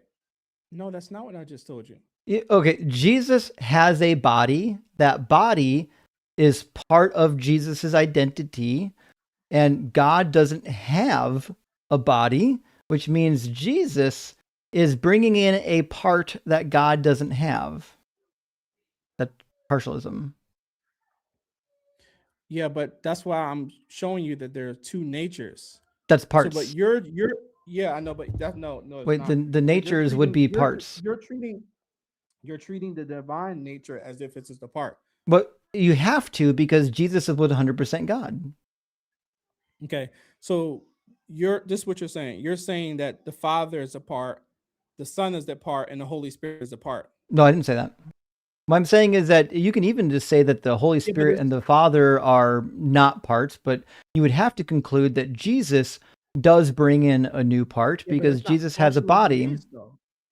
Okay, let me read the definition again, because it Yeah, says I know, partialism. I know, Father, Son, and Holy Spirit I know the are each official only part. doctrine or the official heresy of partialism. What I'm saying is, what you've uttered is the same thing, same violation as partialism, meaning there's something that is in the Godhead that is a part, whether it's 75% or 20% or 10%. There is a part there that creates a part rather than a whole. Yeah, but my understanding of what it's positing is that God is made out of some sort of pieces or parts. He must be. The body of Jesus is not a piece of the divine essence. Then that means Jesus isn't 100% God. How? Because if he was 100% God, 100% of him would be part of the divine essence. I don't understand how that follows. If I'm 100% human, that means 100% of me is human. Mm-hmm. Yeah. Do you remember? Okay, this is why I wanted to try to get away from the percentage thing, because I think you're just misunderstanding, right? So Jesus has a real human body. You agree to that, right? Sure, yeah. Okay, so that's what the doctrine states. He has a real human body, right? Okay. That human body and soul, according to the fact that he has a human nature, right? Well, it's clear that he has a human nature.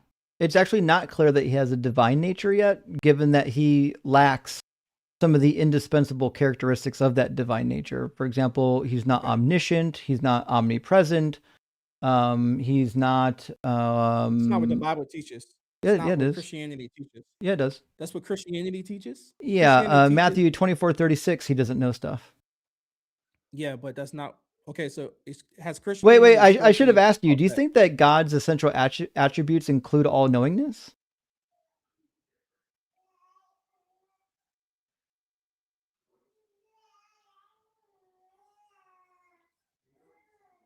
I think that yes, necessarily, but I think that the Son deciding to limit himself, because he can do that because he's God. No, he can't.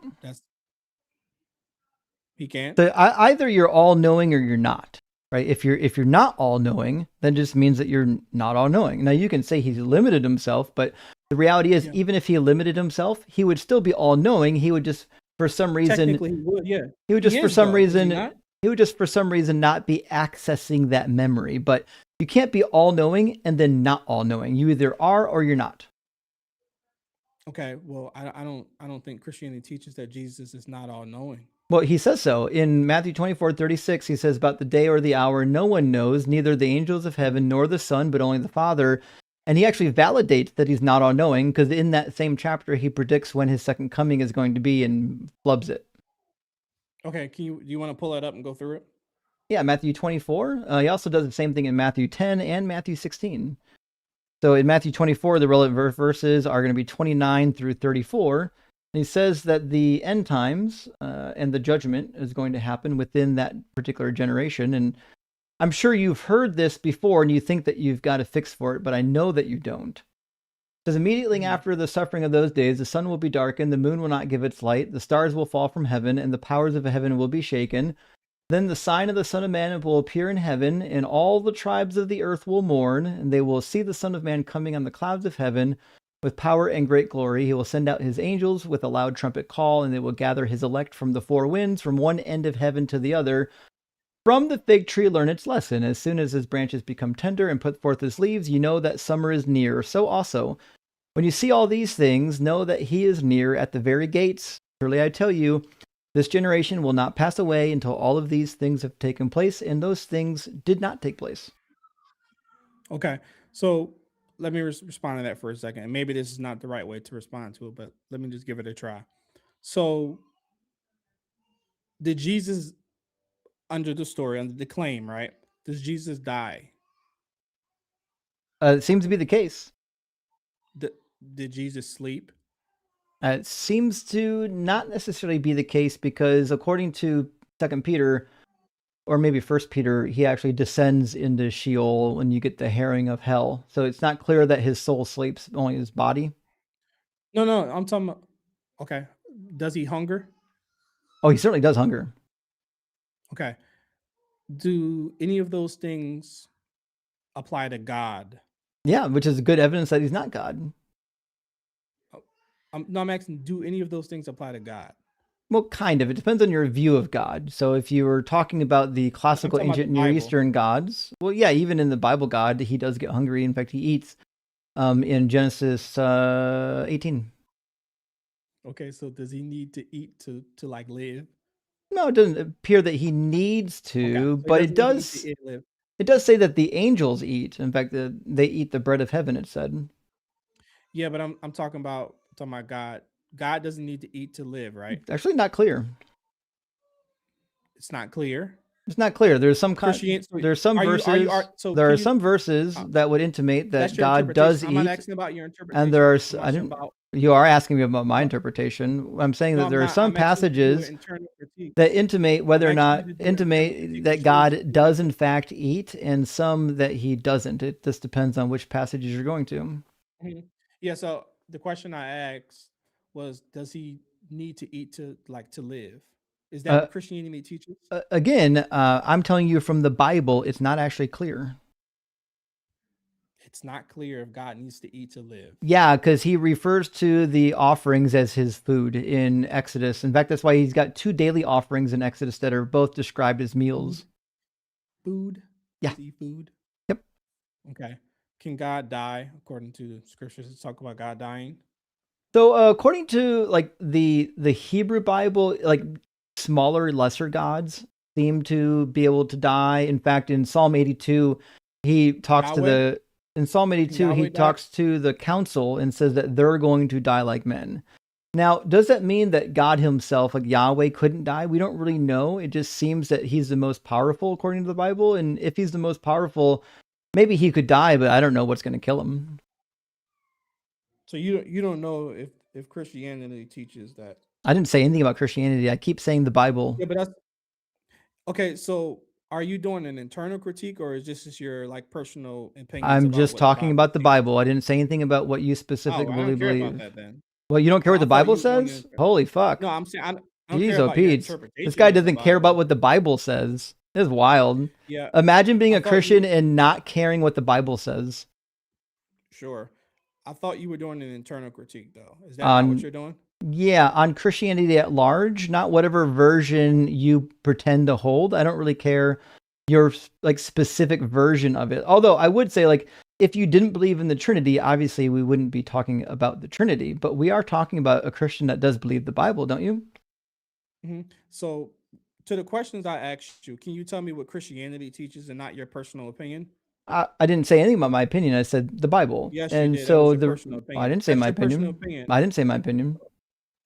You just said want it that to be my personal opinion because you haven't read the passages that I know about. But it turns out that your inability to read the Bible doesn't make it just my opinion. So according to Christianity, no. Like most Christians would say that Okay, God couldn't die unless they're like some form of Gnostic. There are some Gnostic Good. Christians that would say so. Good. So we got somewhere. So historical. I don't know if we got anywhere yet. Christianity. Well, for me, maybe not. I know you for you, but okay. So God can't die. So does Jesus die according to the gospel accounts? Yeah, which is why he's not a god. Okay. So Jesus died according to the gospel accounts. Yeah, So which is why he's not a god. okay, according to the gospel accounts, does Jesus rise again? According to the gospel accounts, yes, but it doesn't make him God. Okay. So are you arguing that according to Christianity, right? I think you're confused. My argument is that Jesus lacks the divine attributes that would make him God. He doesn't know all things. And that's a requirement to be made all God. And then he makes predictions that he personally fails. Are you going to I address the understand that. failed predictions or no? Yeah. Well, the point I was trying to get at was Well, that I Jesus want has a human nature. it's Jesus has a weird. human It's nature. weird that you're And if not he has actually a addressing the if he has a part human nature, where Jesus is if he has a wrong. human nature and he limited So himself, Jesus can be wrong? that would be my argument. Shit, so If he Jesus has can a say human things that are untrue? Oh my gosh. So what percentage of Jesus' sayings in the Bible are true? Do you have any evidence for that? That's what you just said. You said Jesus in his human nature can say things that are untrue. No, I didn't say that. When When is did I say that? are all of Jesus' sayings Wait, true or pause, not? pause. When did I say that? Y'all just heard him say it. I've never talked to somebody with I such said that Jesus a can say untrue short-term things. memory loss. Is it possible for Jesus to say something untrue?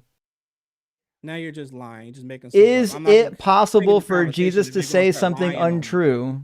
Dude, I'm not going to continue the conversation. They if you're all going heard to you start say it. lying I'm on just me. asking you, correct the they didn't. record. Correct the record. they did Can not. Jesus say things that are untrue?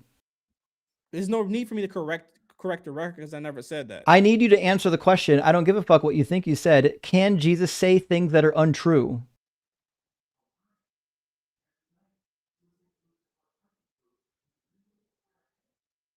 It's an easy yes or no.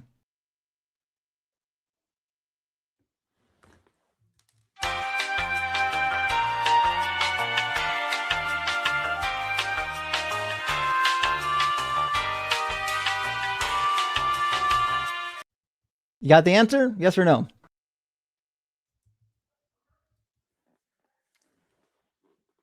Can the Jesus of the Bible say things that are untrue? Pause. Yeah. Are you going to So answer my you question? You said so. Jesus Oh, he's can say never things that are he's never going to answer my untrue. question. I'm reading back. What I No, need for I'm you is exposing just you to being a answer my liar. question. I'm My question exposing is you for being okay. a Well, liar. I'm a fucking liar. Answer Your my question question was. now. Okay, Your great. question was. Great. I'm a fucking liar now. Kenny, tell me, can Jesus say things that are untrue? Kenny, untrue. can Jesus say things that are untrue? Yes or no? Because Yes you or just tried no? to lie on me. So I'm a gonna liar, expose Kenny. you as I'm a liar. fucking demonic liar. You Now are a answer my liar. question. Answer my Yeah, question. so I'm not going to Can continue Jesus say a things that are conversation with a untrue? liar. Why are you Why would I running? talk to Why are a you fucking dishonest liar? I'm running? not What a running. You're a coward. liar. What an Are you absolute admitting to being a coward. liar? He won't actually answer my question, Are which you is, admitting to being a can liar? Jesus say things that are untrue? Are you admitting to being a liar? I admit that you're a liar and a coward. So answer my question. Your Is question it was, possible I've that been, Jesus I'm a can coward. I'm say sitting things right that are here. I haven't untrue? gone anywhere. He's never going to Your answer question it. was, He's too much of a so coward. Jesus Answer can the say things question. that are untrue. It's yes I or no. answered, Yes or I no. did not answer that Yes or question. And no. you said that I answered Yes it. or no. That's what you did. Yes or no. No, Jesus cannot say anything that's untrue. Gotcha. But So you if said he that I said so that if that he I did says say that. something in the Bible that's untrue, what does that mean? No, we're not moving on from this. If he Did says you not something, make the I claim? wouldn't want to move on We're from not this moving either if on I from was it. you. I would You be made the terrified to claim. move on from this. This is I'm very not easy. terrified. My position is quite clear. I'm If not Jesus terrified. can't say things that are untrue, then we shouldn't find him in the Bible saying things that are untrue. Would you like to hear him saying things that are untrue? Can you admit that you lied? Nope. And then we can go there. Nope. So you're not going to admit that you lied, even though I have you on record lying? I didn't, and no, you don't. Yes, I do. I have it right Well, here in front of go me. ahead and fucking post it later. Then I don't care. Answer the I have it question. right here in front of me, dude. Read the Bible Right with me, here. coward. No, are you going to admit that you lied? Nope. Are you going to admit that For you your lied? audience, for clout. For I don't clout. need the clout. One thing you can't call me is a liar. You actually are a liar. We've caught you in like a dozen lies already. And again, I don't need any of your clout. So again, it's very easy. You obviously need some clout. In Matthew start saying 16, I 27 through 28, did Jesus tell the truth when he says that some standing here will not taste death before they see the Son of Man coming in his kingdom? Oh, he's terrified of reading the book. The minute they read the book, they cry like babies. Oh no, I'm tired. Oh no, don't read the book with me. Oh no, don't read the book with me. I can't do that. Oh, I'm terrified of the book. And he's gone. Oh well. It's crazy that the minute you start reading this book, they disappear so fucking fast. It's wild to me that they have like no ability to read this book. Remember, they've got the Holy Spirit. They're out here with the power of the Holy Spirit, still not being able to read. It's pretty wild, actually. I gotta write some notes for this conversation shit in the clips. I said near death He said near-death experiences are proof. LOL. Does not understand basic contradictions. Let's see. Flops on the Trinity and then on Jesus's false predictions, and then runs. Very confident. Very confident in his position, but not confident in actually reading the Bible. All I needed was the answer. I just needed to know, is it possible for Jesus to say something that's untrue? And we could have moved on. Okay. Well, I'm going to read a couple of super chats, friends, and then we'll get another guest up in here. It's past midnight. It's 1 a.m. where I'm at. I don't know how many more I can take, but we're gonna keep pressing on here. Go Pibble says, I haven't laughed out loud so much for years until this live. Thanks from Dallas. Well, Go Pibble, thank you for being here. I really appreciate that, my friend, and I hope that you get something out of it. And Lost in FRP says, impaired understanding is a real pandemic, and you fucking nailed it.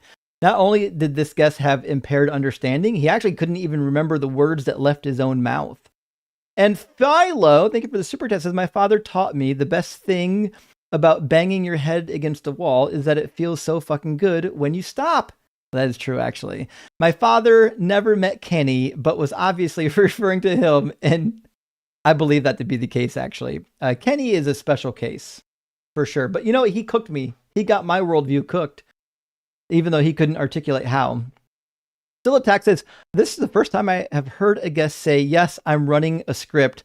Let's get back to the script. LOL, what a maroon. As Bugs Bunny would say, keep it up, Justin. I haven't heard maroon in a while. Definitely appreciate that reference. I'm a Bugs Bunny fan from way back, from even before I was born. And Not a Robot says, oh my God, he killed Kenny. And that is the fucking case. Poor Kenny is done. He's toast. He's down for the count.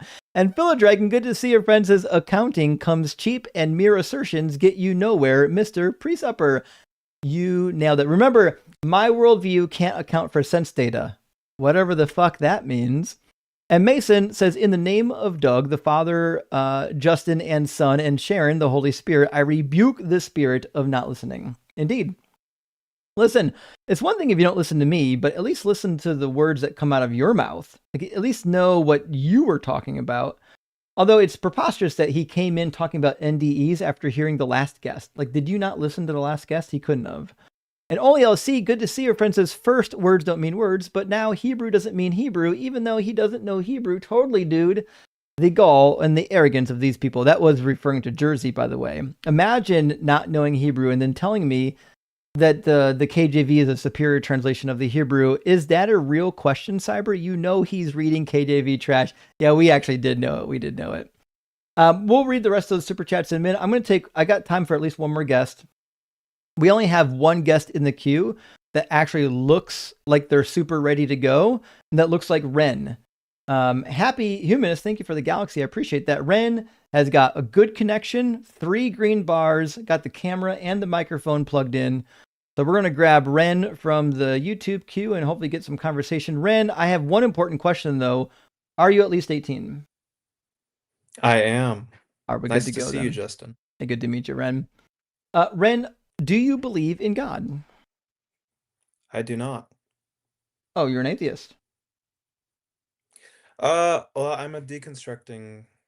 Well, I'm a deconstructed Christian. I deconstructed about 3 months ago, while Congrats. being at a Bible college. And I found you through Apologia, so yeah, that was a great collab you guys did. Oh, dope.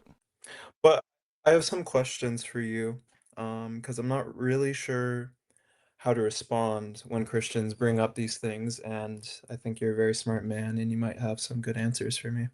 Sure, what you got?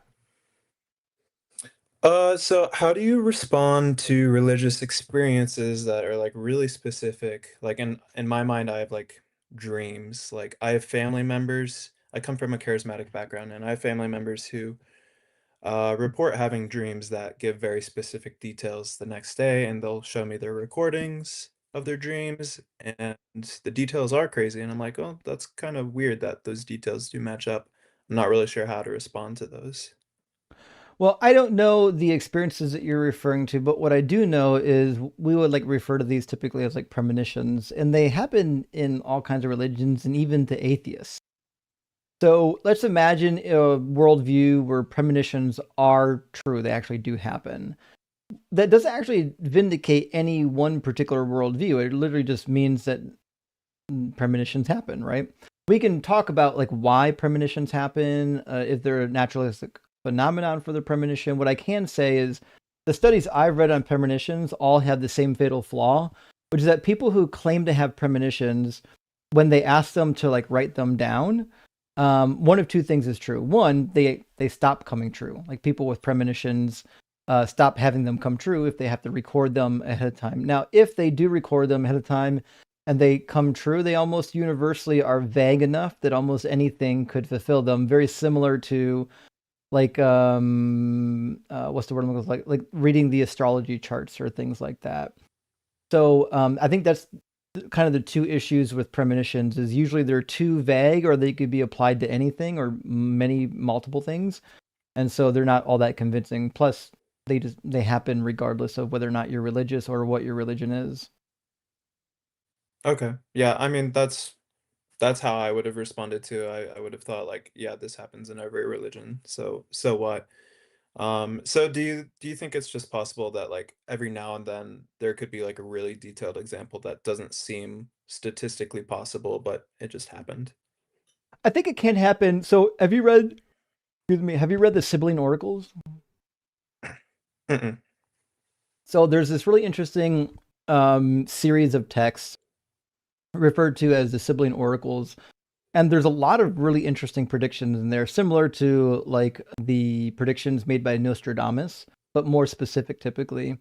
And it looks like a lot of them actually came true. And I think that validates the power of people being good at predicting things. So like when we look at, I've got some Babylonian, I can bring them up on the screen, but I got some Babylonian prophecies as well that came true. Because when we're predicting things that are likely to happen, like geopolitically or in your personal life, you're going to get some stuff right eventually. And sometimes you get something right that sounds really improbable.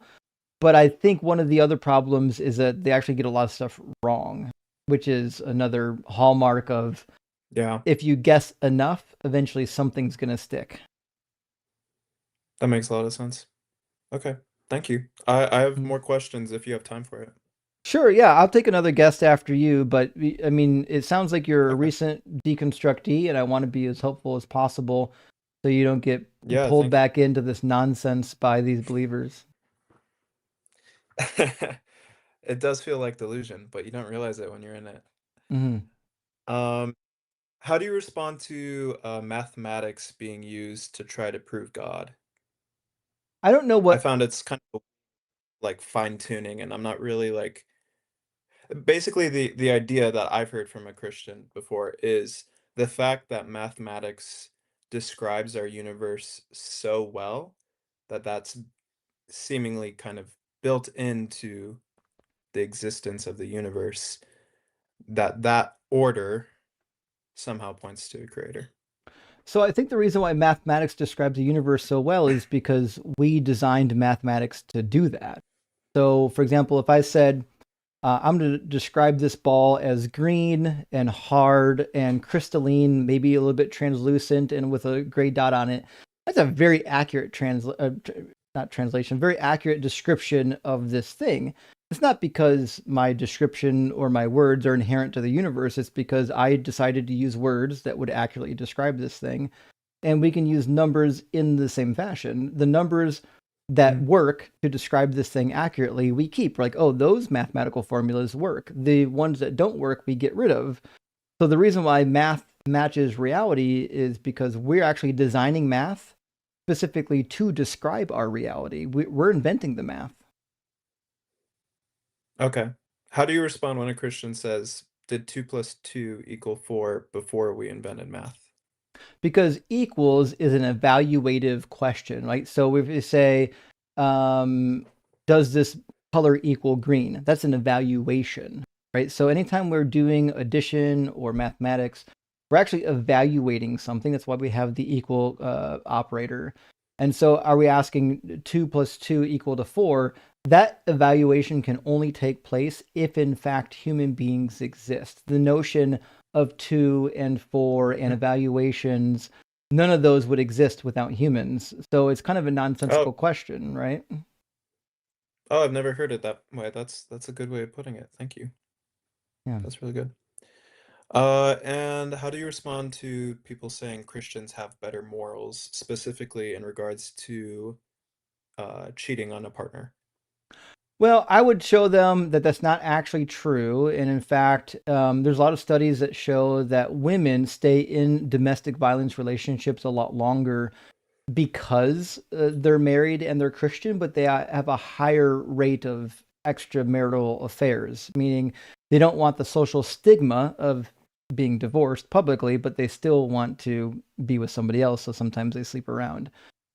This is something that is pretty prevalent because the having social pressure to stay in a marriage, to me, I don't think is good evidence that you're actually doing things out of your own good moral intuition, and more or less you're doing things to not incur the wrath of the social circle that you're a part of. I would say this too: Christians overall don't like when we talk about morals. Like I don't know what morals we'd be referring to. If we conclude that killing innocent people is bad, well, I mean, it just turns out that Christians overall throughout history have done much more of that than a lot of other religions. So we could look at the Crusades, we can look at the Inquisitions, we can look at the early times with Constantine, Theodosius I and II, when they're literally forcefully baptizing and murdering Jews and Aryans. When we say that like Christians have better morals, like who determined that the Christian morals are better? Because God in the Bible has women raped. In 2 Samuel chapter 12, he has women raped for the crimes they never committed. In Deuteronomy 22, he has women stoned for crimes he knows they didn't commit. In Zechariah 14 and also in Isaiah 13, there are more women that get raped as punishment. So like when we say that the Christianity has better morals, I'm like, what do we mean? Which morals are we talking about? Does the divorce rate, is that the only moral that we care about? Because I personally don't care if women are getting divorced. If women get divorced because they're in a bad situation, to me, that's good. I don't want them stuck there. Okay. Maybe you could debunk this claim. I've heard it said before that only 2% of wars are Christian. Is that true? Oh, it's certainly not true. In fact, if you just look, well, the initial claim was like a small percentage of wars are theistic in nature. And that's not true either. If you read any of the ancient literature, all of those wars are blamed on their gods. But if you look at specifically the Christian wars, the wars that the Christians were in, almost all of them were based on their god too. Remember when they went to war with the Turks in the Crusades? That was a religious war. When they went to war after the schism, when they went to war, well, there's another war. Hold on, was it the 100 Years' War? Give me a second. There's been quite a few religious wars. Yeah, that was between England and France. That particular war might not have been religiously motivated. I have to double check on that one. But there's been a lot of wars that were just started by Christians, and I'm not really sure what else we can do with that. Like if you look at the Anabaptists, that's the earliest Reformation groups. They broke off from the Catholic Church because they thought you should be able to baptize people who convert to Christianity or claim Christianity as adults. They don't think that infant baptism is a right way to Christianize people. So they started baptizing people as adults. And the Catholic Church responded by murdering them. In fact, they invented a form of death called the third baptism, where they would take the person who got baptized as an adult, they would round up their entire family and drown them in the river. This is not... Like, oh, wow. Whether or not Christians are starting wars or not is maybe not the right guidepost to be looking for, but we know for sure they did a lot of stuff that caused wars. That's why a lot of the Anabaptists ended up in Denmark and then eventually in the USA, because they were trying to escape the bloodbath of the Catholic Church. Okay. Interesting. And also, Constantine early on was spreading Christianity by the sword. All the people that were conquered, even when they came to the African continents, they had authorization by the Pope to seize land, to make slaves. In fact, let me get you the edict here real quick. Is it the Duma Verses is what I'm looking for? But also they massacred the Cathars. They massacred all the Waldensians, which was like hundreds of thousands of people in these people groups were completely massacred. But the Pope Nicholas is what I was thinking of. Pope Nicholas in 1452 issued a papal edict called the Doom de Versus, which granted the Portuguese authorities to enslave non-Christians in Africa and take their stuff. It says, here's part of it, just desiring that whatsoever concerns the integrity and the spread of the faith for which Jesus Christ our God shed his blood shall flourish in the virtuous souls of the faithful, we grant to you by these present documents with our apostolic authority full and free permission to invade, search out, capture, and subjugate the Saracens and the pagans and any other unbelievers and enemies of Christ, wherever they may be, as well as their kingdom, duchies, counties, principalities, and other properties, and reduce their persons to perpetual slavery. That's what Christians did. Okay.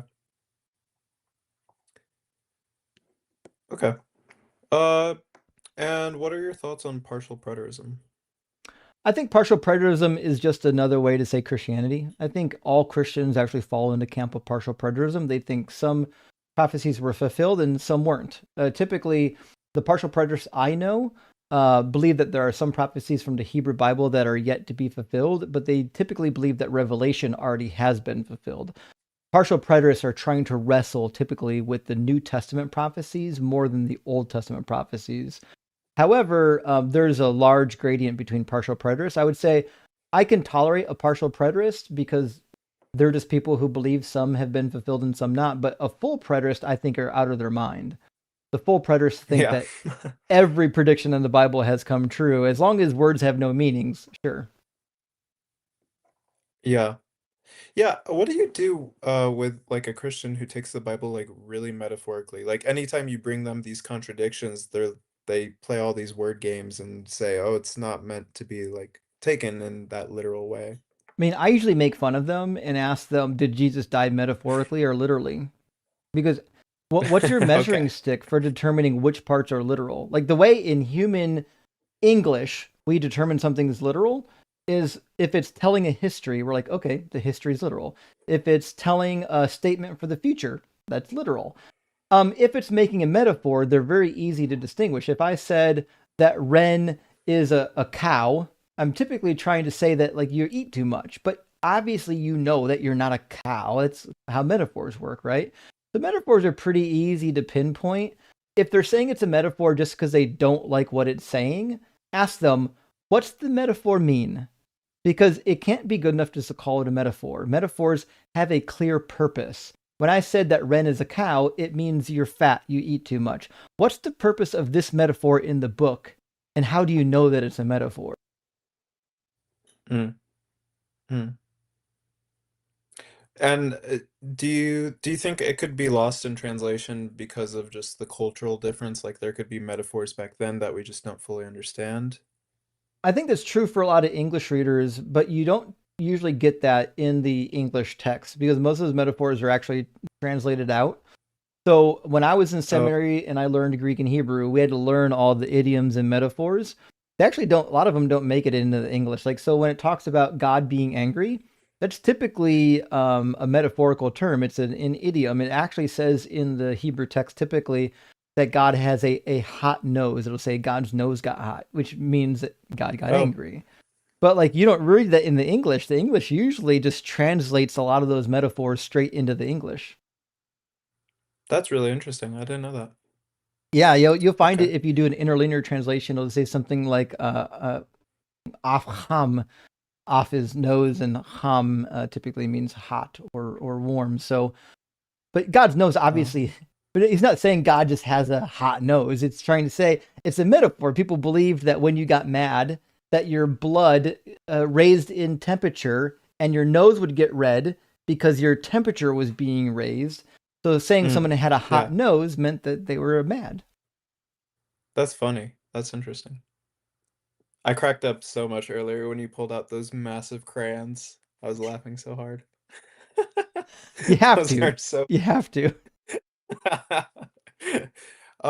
And my last question for you is, why do you think some Christians are able to deconstruct and some aren't? Because I'm bewildered that I was lucky enough to realize all of this, and some of my friends who I'm really close with just it doesn't make sense to them.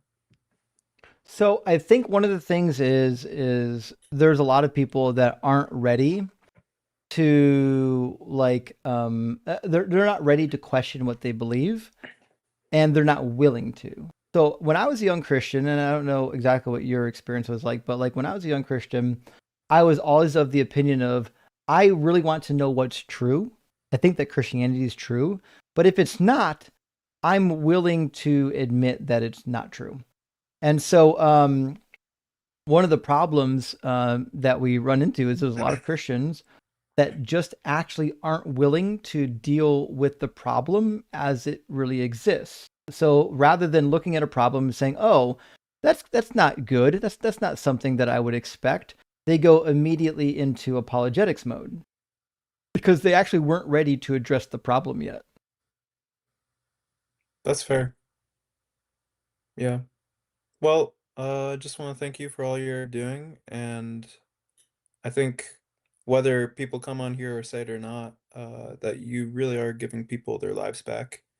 I certainly have felt that through your channel, Apologia, and some other channels that do similar work. So I just want to thank you personally for all that you're doing, Justin. Well, thanks, Ren. And you're a young man. You've got lots of time ahead of you to learn a lot of these points and be able to articulate them. Join the Discord. There's a lot of really smart people in the Discord. There's a lot of people in the Discord that know Greek and Hebrew probably better than I do, that you can bounce questions off of. They're very articulate. They know the Bible really well. The Deconstruction Junction is a great community to talk to other people in various forms or different parts of their deconstruction journey. If you just need to get online sometime and ask some good questions, there'll be some people in there that can answer your questions for sure. Okay, awesome. Thank you so much. All right, cheers, buddy. Have a good night. W. Ren, and I've got one correction. Hot nose in modern Hebrew is afham. I just looked it up in the Bible. They have an older word for hot, and it's char, not cham. Something must have changed between biblical Hebrew and modern Hebrew, but that's neither here nor there. Nevertheless, af is still the word for nose. But yeah, the idioms in the language are pretty abundant. There's a bunch of them there, and they just get translated out when you get them into the English. But let's bring in Corbcore. They've been waiting for a while. We'll see if they can connect. I'm seeing loading dots of doom. I thought we were going to get one more debate still yet. We'll see. Corb, are you connecting? Corb. Okay, Corb's not connecting, so let's try Jaden.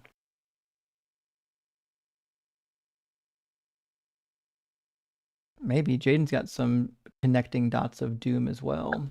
There we go, Jaden's connected. Welcome in, Jaden. Are you at least 18, and do you believe in God? Yeah. Oh God. Yes, I am at least 18. I am 18 currently. I do not believe in God. I just wanted to come up real quick and ask you a question. Sure. Do you have any Bible verses you could suggest for me? Because I'm currently working on this document where I'm writing down specific verses of terrible things that have taken place within the Bible. And I Gotcha. have Yeah, on my, if you're a member of the channel or is a Kraken Crew elite member on the channel or on the Patreon, you're going to get a link to my deconstruction cheat sheet. And the very first tab on the cheat sheet is labeled worst bits. It's got like 75 verses from the Bible that has all the worst shit you could imagine, genocide, rape. And I don't mean that these things are just happening to people. I mean, I'm listening to ones that God specifically causes, where God says, I'm causing this to happen.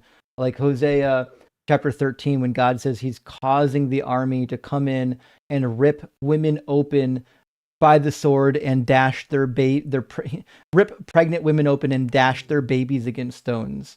That's the kind of stuff that I've got on the first tab of the cheat sheet. I have way lighter stuff. I currently only have 1 Samuel 15. Well, specifically for what God commands, I only have 1 Samuel 15 and Deuteronomy 20:16 through 17. That's what I currently have for what God specifically commands. I mean, I have a lot of other just general ones. I do have this one that I haven't ran into a lot of people that know about this one. You probably do. Exodus 4:11. This one is he makes people blind, deaf, and mute. That one. Yep, that's in this there. one. I specifically like this one the most because this is just God admitting to creating disabilities for people with no reason for it. But yeah, thank you for letting me come up. And remember, in Leviticus, he bans a number of those people from participating in the worship because of that. So he caused that problem for them. Isn't that later on, like 20, if I remember correctly? Let me grab it real quick.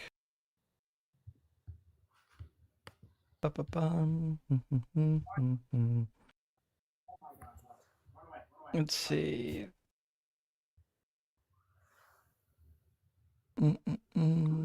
I know for a fact it's in Leviticus. Let me grab the right one. Let's see.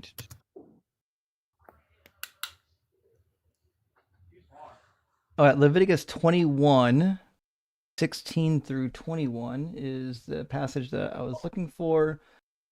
And it says, speak to Aaron and say, none of your offspring throughout their generations who has a blemish may approach to offer food to his God. Indeed, no one who has a blemish shall draw near, one who is blind or lame, or one who is mutilated or deformed. So if you're blind, you can't offer anything to Yahweh, even though he's the one that made you that way. That's kind of ironic since Jesus heals a blind man. Yeah. I also wanted to know your opinion on Mark 7 with the story of the Gentile woman. Whenever I look at that one, I specifically focus on the word dog being used there because I had read this source where originally when a Jewish person was calling a Gentile a dog, during that time it was considered a racial slur. I wanted to fact check myself on that one real quick. Yeah. So when you call someone a dog in this particular world, dog is like a dirty, street walking scavenger. It'd be like referring to the same thing as a pig. In fact, in the ancient Near East, both dogs and pigs were often lumped into the same classification of being unclean. And so when he called the Syrophoenician woman a dog, he's basically insulting her as unclean. Like the Gentiles are unclean, just like dogs are. And it was common too to refer to like temple prostitutes as dogs. So it's unclear if he's using the word dog just to say she's unclean, or if he's also adding that in to demonstrate that you're actually not part of our religion. You're part of these pagan religions, which makes you a dog as well. So, but either way, it's derogatory for sure. Yeah, if I actually remember correctly, the word used for God there, for dog there, is actually a softer term. If I'm not mistaken, it's like Canarian or something. I have no clue how to pronounce it, but the word for dog there being used is like a neutral term. I've heard some people try and argue that means like puppy or something like that, puppy, house pet, along those lines. But I mean, it doesn't improve what's happening here at all. It's just a little fact checked again because I'm pretty sure you know a little bit of Hebrew. I don't know if you know a lot, but I don't know. I don't know. I probably have a vocabulary of like 500 or 600 words.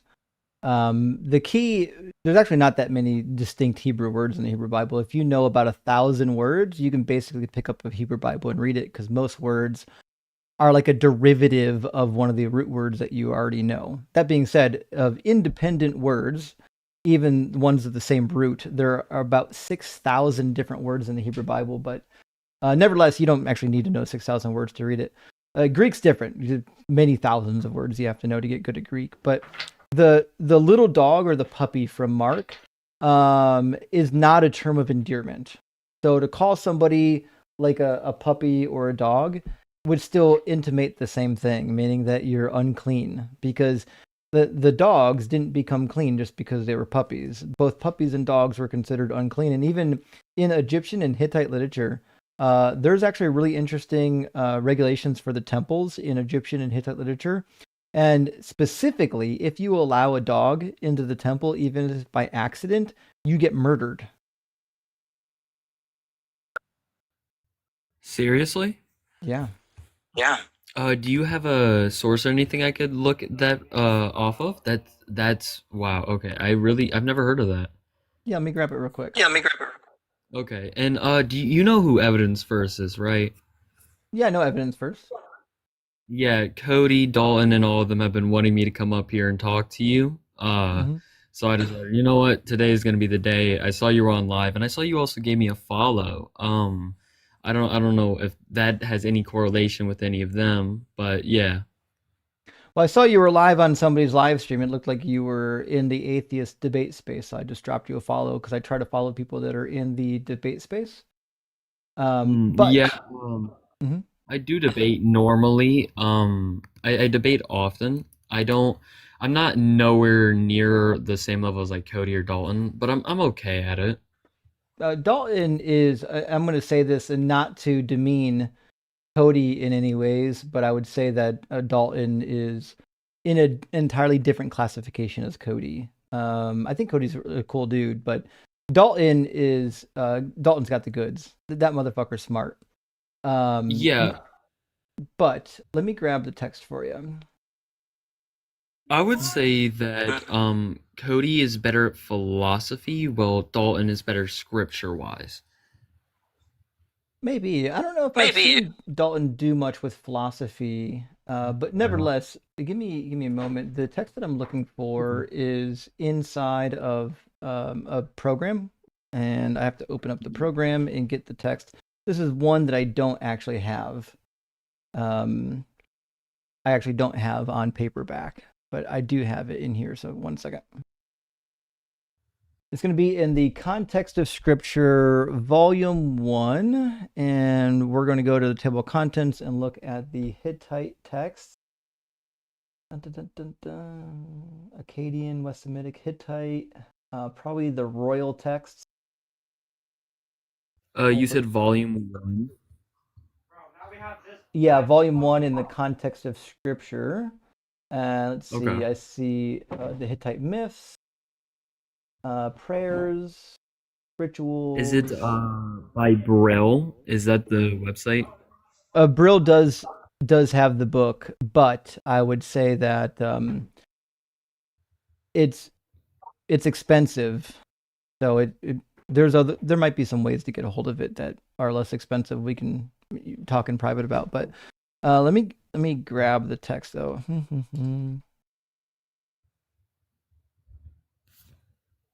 Give you a follow back there.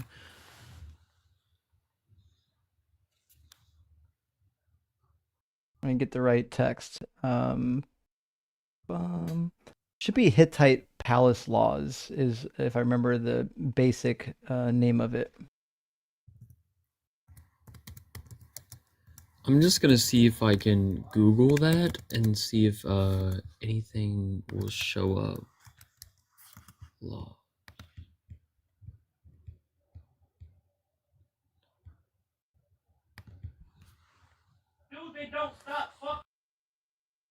Okay, it's in the context of Scripture, and it is specifically called Instructions to the Priests and Temple Officials. The specific not article, but the specific work is Context of Scripture, Volume 1, Entry 83. And let me see if there's not a great way to add this to the screen, but there is for sure a way to add it. Give me 1 second. I'm going to add this to the screen. I just need to close the table of contents and zoom in on the text so that you guys can actually read the text. 1 second. Zoom in, bada bing, bada boom. Okay, and then I'm going to add this to the screen or to the live feed. All right, let's see, window capture is what I'm working on here. I'm going to capture Logos Bible software. Oh, I already had it in here. Let me add apparently I already had it. I don't see it in the list. That can't be right. I'm just going to call it Logos number 2, I guess. All right, so I've got the link added. Let me get the software added up. I don't usually show anything from Logos Bible software on the screens. I don't have a source for it typically, but here's the source on the horizontal screen, and here is going to be the source on the vertical screen. Let me get that up. There we go. I'm going to make it readable real quick.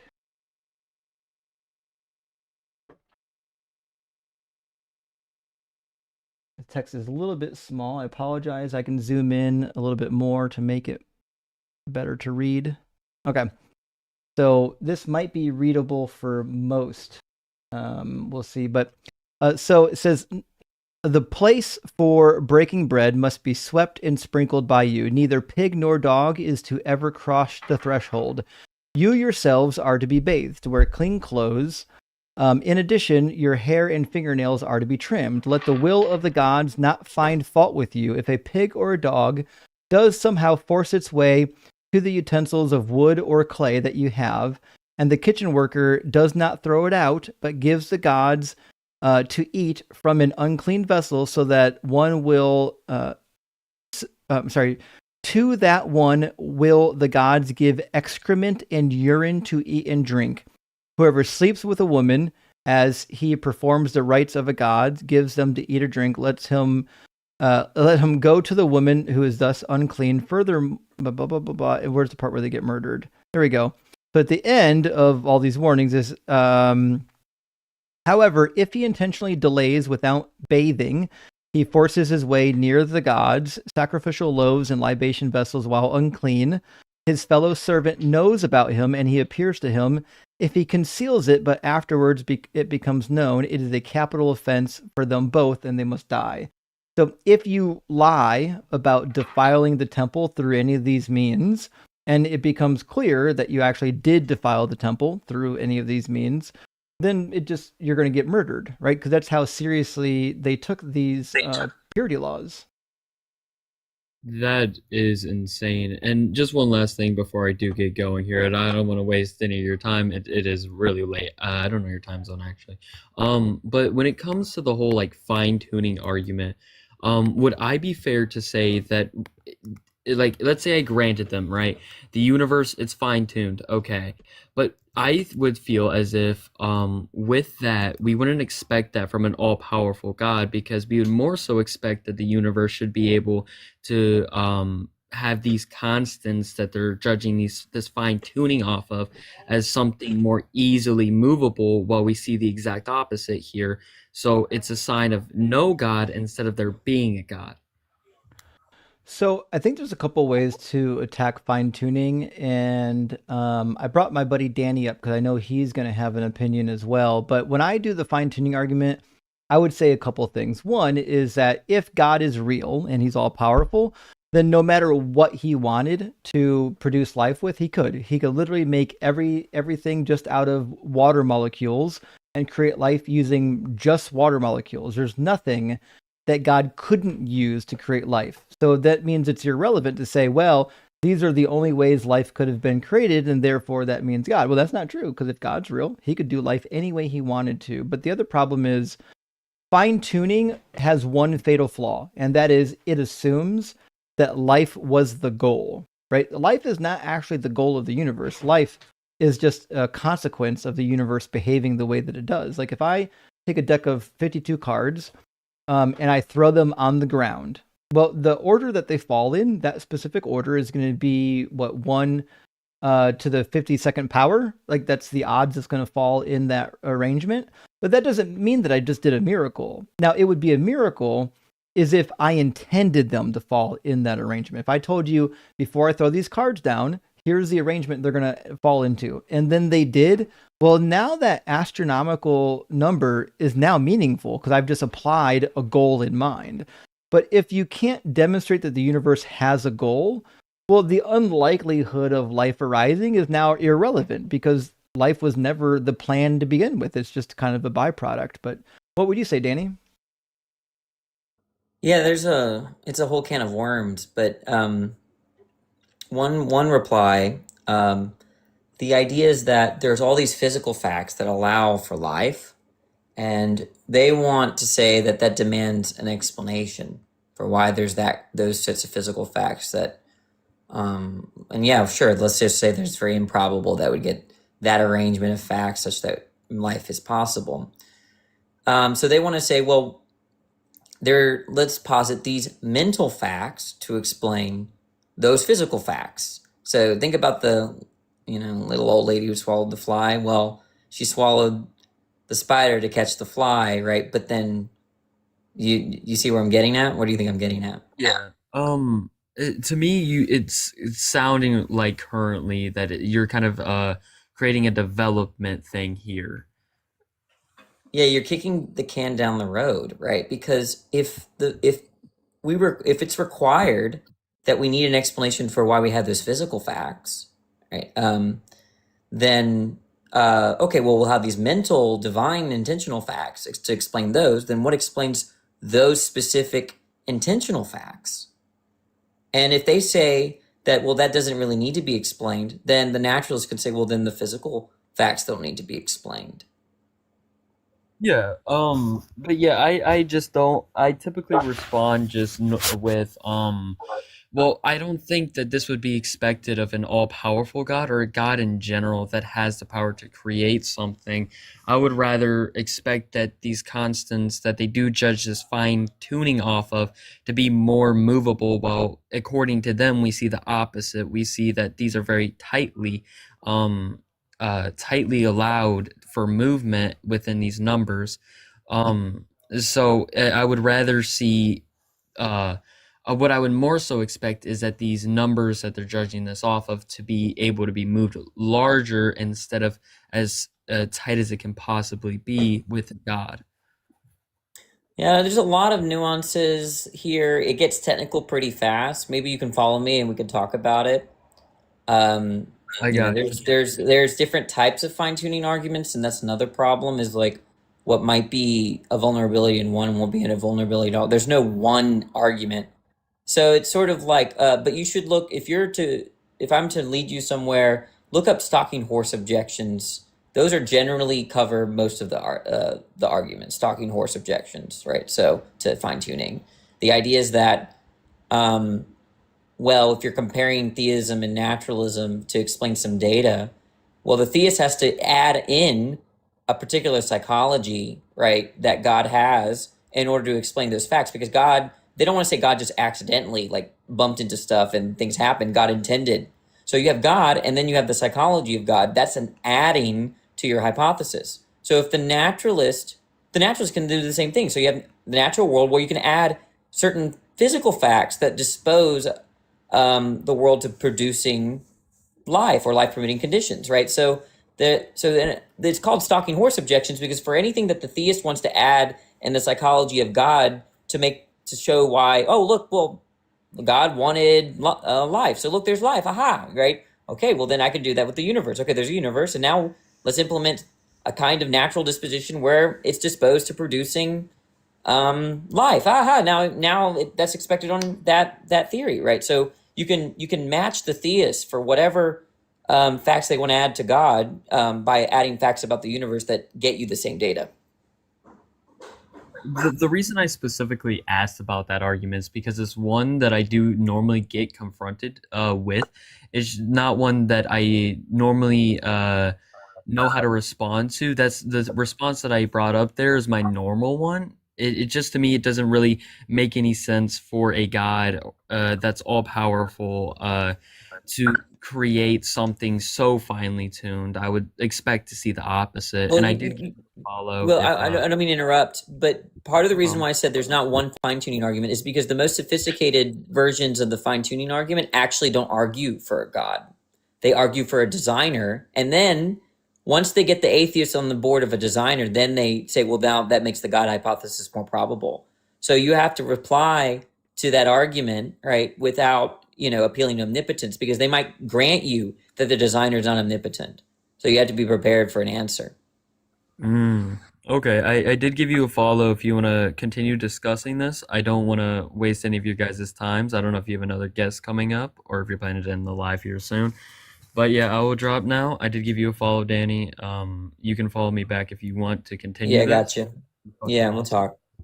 Actually, I came up to ask a question because I was reading some Bible stuff, and I was looking. I was looking at Philippians 2. Is it 6:5, like 6:5 through 9? I find that passage really interesting, but it's sort of difficult to interpret for me, and I needed some help.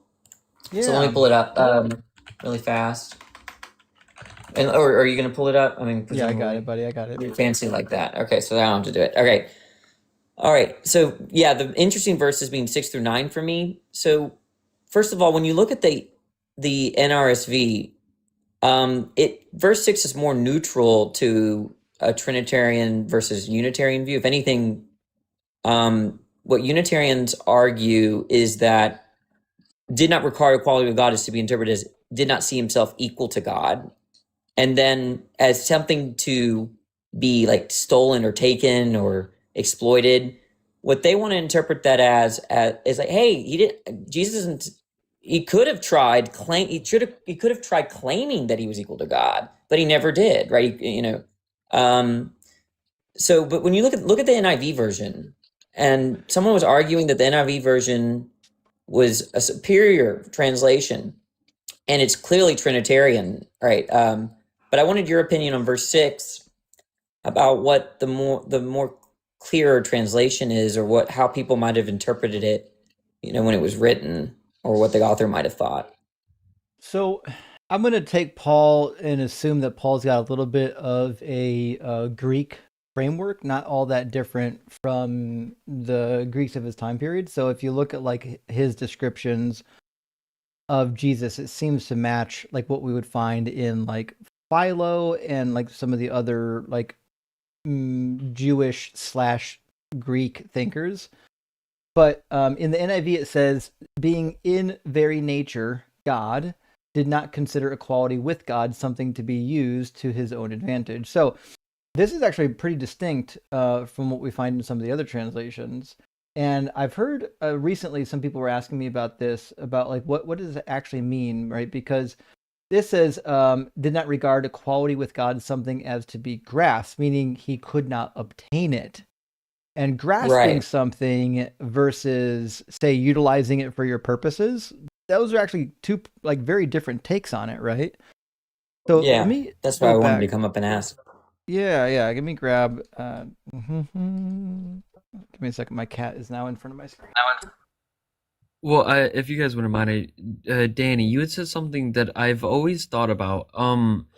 Whenever it comes to possibilities for God, like let's say the person that you were talking to in that scenario that brought up this argument or wherever you saw this, whenever they bring up the possibility of Jesus being God, I don't think an all-knowing, all-powerful God would have any form of possibilities aligned with him because he's all-knowing. And since that's the case, there is no possibilities, because if there is possibilities, then that would mean there's something that God does not know, something that could surprise God within those possibilities. Depends on what you mean by possibilities, but yeah, I think you're talking about like indeterminate future events. Like, if given our past or what the prior conditions before the future or what was about to happen, it could go either way. Then yeah, a lot of philosophers, including Christian ones, argue that God can't know about those what will happen. In fact, these people are called open theists.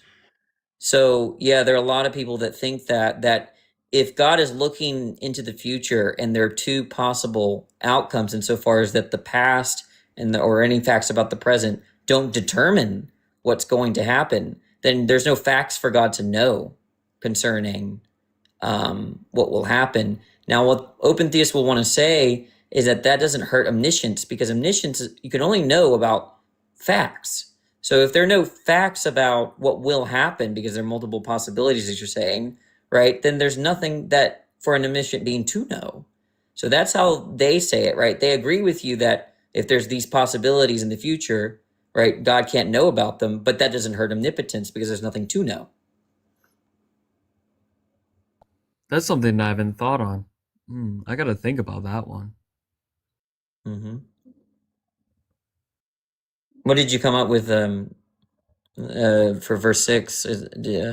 Yeah, so I think it's probably going to be the same as last time I talked about this particular issue, which is it's not actually, because of the sentence structure, it's not clear unless you actually are like really good with Greek. So what we have typically with Greek is we've got like these case endings that tell you like which word goes where, because the word order in Greek's not always important. Like in English, the word order is like super important for determining like subject, object, verb, agreement, and things like that. It's actually not the case in Greek. The word order is almost meaningless.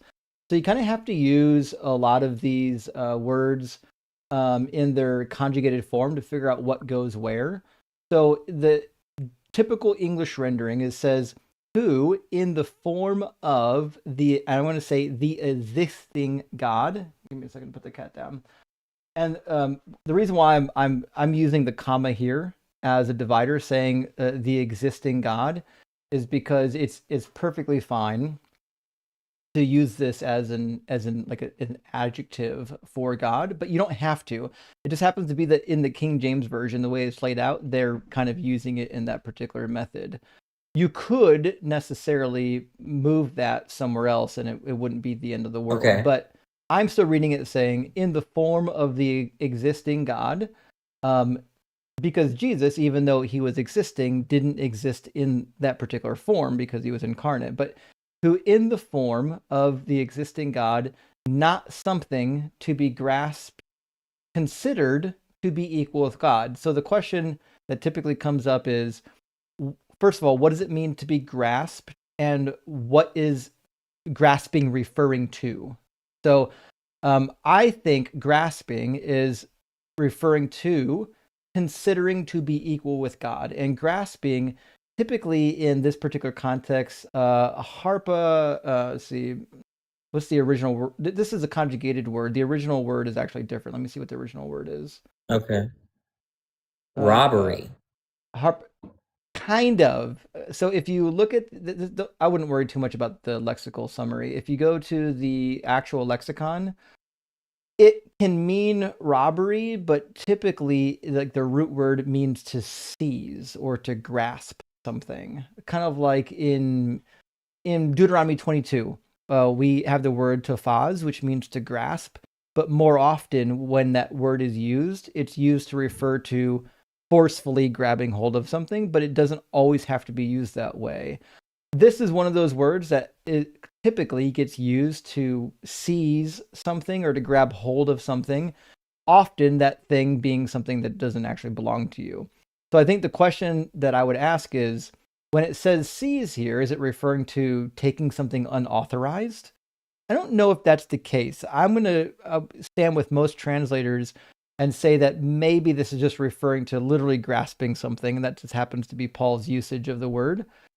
But the next question is, okay, if Jesus existed in some relation to the existing God, but did not grasp something, he didn't grab hold of something, the thing that he didn't grab hold of appears to be the next thing listed, which would be the consideration that he was equal with God, meaning Jesus didn't like hold on to the idea that he was equal with God.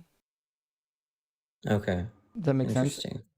Yeah. And to be fair, Paul doesn't really say that he is equal to God. In fact, Jesus himself says that the Father is greater than I am.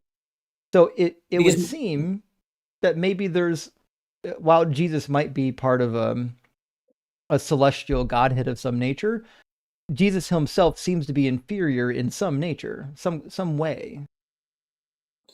yeah, it's just that if they want to say that this is for whatever reasons, right? They want to say that this means that he's equal to God, then I have a hard time understanding verse 9. Oh, Because verse 9 mhm. is he's exalted and given a name, and that's harder to understand if he has equality. And I give the analogy, like let's say you and I own a I don't know, a pastry, a bakery, and a large bakery, I don't know, and you want to do the undercover boss thing, right? So you dress as a cashier, you're really the co-owner along with me, and so you're humbling yourself, right? You're like you're counting change for the customers even though you own the whole thing. And then like I come into the store and then I say, well, I'm going to promote you, right? And I'm going to give you the title owner or co-owner, right? But you already have that, right? Like you would already have equality with me, even though you've humbled yourself and counting, being a cashier with the undercover boss thing. So I think that if you interpret equality in verse 6, that makes harder to 9. But then what they want to tell me is that number 9 is to be understood as like some more like, oh well, the Father or God is actually going to show off what you are. So it would be like me coming in and like, guys, guess who this is, right? This is my co-owner, right? Like we're both owning, got everyone like, well, like, which is not giving you a title, and it's in a way kind of exalting you. Everyone's looking at you like, wow, like, oh my gosh, in a way I've honored you. So that's the Trinitarian interpretation of verse 9, but it's not, doesn't seem to be the plain reading. I wanted your take. Right. Well, that's so my understanding of Paul and the earliest gospel, like Mark, is that they were more or less adoptionists, meaning Jesus, just like Baal, just like Marduk, he rose to this prominence and was given the authority by somebody higher than him. So basically, Jesus would be the adopted son of God, just like David in Psalm 2 says, I am begotten, this day by God.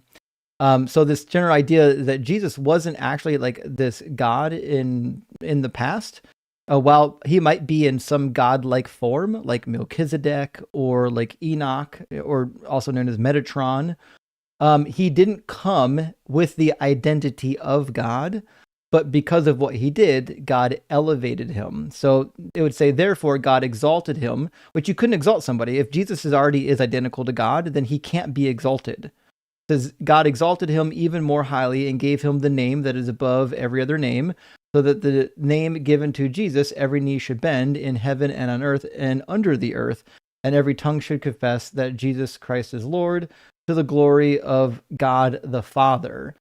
So it's really interesting because when it says God, it says that God exalted him, meaning there must have been a time where Jesus was not exalted, meaning he was lesser than the Father, which is why, Jesus says at some point that all authority in heaven and earth has been given to me. Well, it couldn't have been given to him if somehow Jesus is co-eternal and co-equal with the Father, right? Right. So you see what I'm saying then? If you take the NIV interpretation of 6, 9, you're going to have to do some, loop-de-loops on verse 9, right? That's what I'm seeing. I didn't know because I want to be charitable to. I'm with you. I agree with the rendering in the NRSV. That's what I have right here. The NRSV renders this the way I would think Paul is talking, which is he existed in some form of God, or he existed with the existing God. There's something in there, but did not regard equality with God something to be grasped, meaning didn't regard himself as being equal to God because theoretically he wasn't equal to God. And then he later gets elevated to some status of maybe formal equality. It's hard to say. But the reality is, if you are already equal with God, then you can never be elevated to that status, right?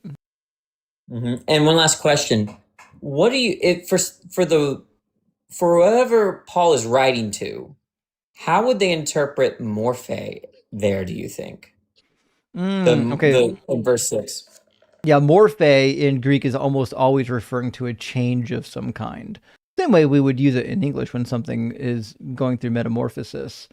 So if that's the case, if Jesus is already co-eternal and co-equal with the Father, then it wouldn't make sense that he morphed at all. Like that would be a degradation of his status, even. Oh yeah, isn't there there's another usage of morphe? I forgot where it does. Well, Jesus has two, like he changes forms, right? Like I'm trying to, do you know what I'm talking about? Like there's another usage of morphe earlier in the Gospels, right? Let me check see where it pops up at in the Gospels. So, Mark 16:12. Okay. I think. Grab that. You know what's kind of brought my curiosity here is when it says God the Father.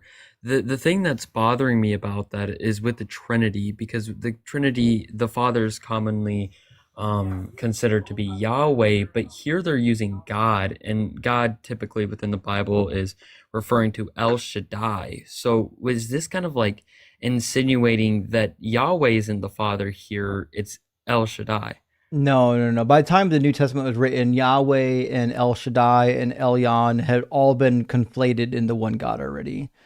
They don't actually know about the back history of the Hebrew Bible where prior to the conflation. My cheat sheet covers that as well. I've got a section in the appendix of my cheat sheet where it shows you the verses where El Shaddai and Elyon and Yahweh get conflated into one deity. But in Mark 16:12, let's see, how are we getting the word morphe here? Was it 16:12? Did I hear that correctly? Or yeah, 16:12. Afterward, is that Mark 16:12. Afterward, Jesus appeared in a different form. There we go. Actually, this is interesting. This is technically a noun, the way that it shows up. Hold on. So this is the fun thing about Greek and Hebrew is a lot of times like verbs and nouns are roughly the same root word sometimes, but this actually shows up in the form of a noun, meaning like in another form, not another, like he's not physically morphing. He just showed up in a different I form. thought, I thought Philippians was using the noun, is it not? Let me double check on Philippians. Okay. How were they using it? They were saying, I thought it was a noun. Because there was at least in the English, there was an article. Oh, I see. There in the NIV, it doesn't really. What does NRSV say? In verse 6, it's verse 6, right? I think it shows up twice, right? It shows up in right. It does show and up 8. Twice. Yeah. In the NRSV updated edition, for I think 8 is probably the one that's most interesting. It says he humbled himself and became obedient to the point of death, even to the 6, I think it's 6, right?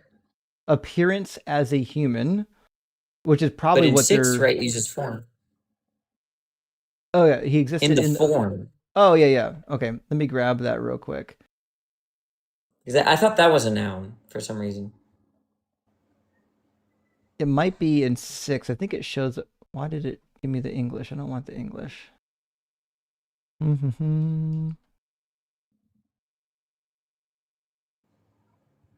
All right, so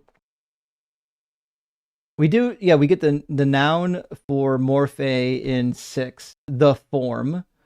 And then later on, I think it shows up again. Yeah, we get it in 7 as well, where it says, but he emptied morphe. Actually, this is morphane, the form of a servant.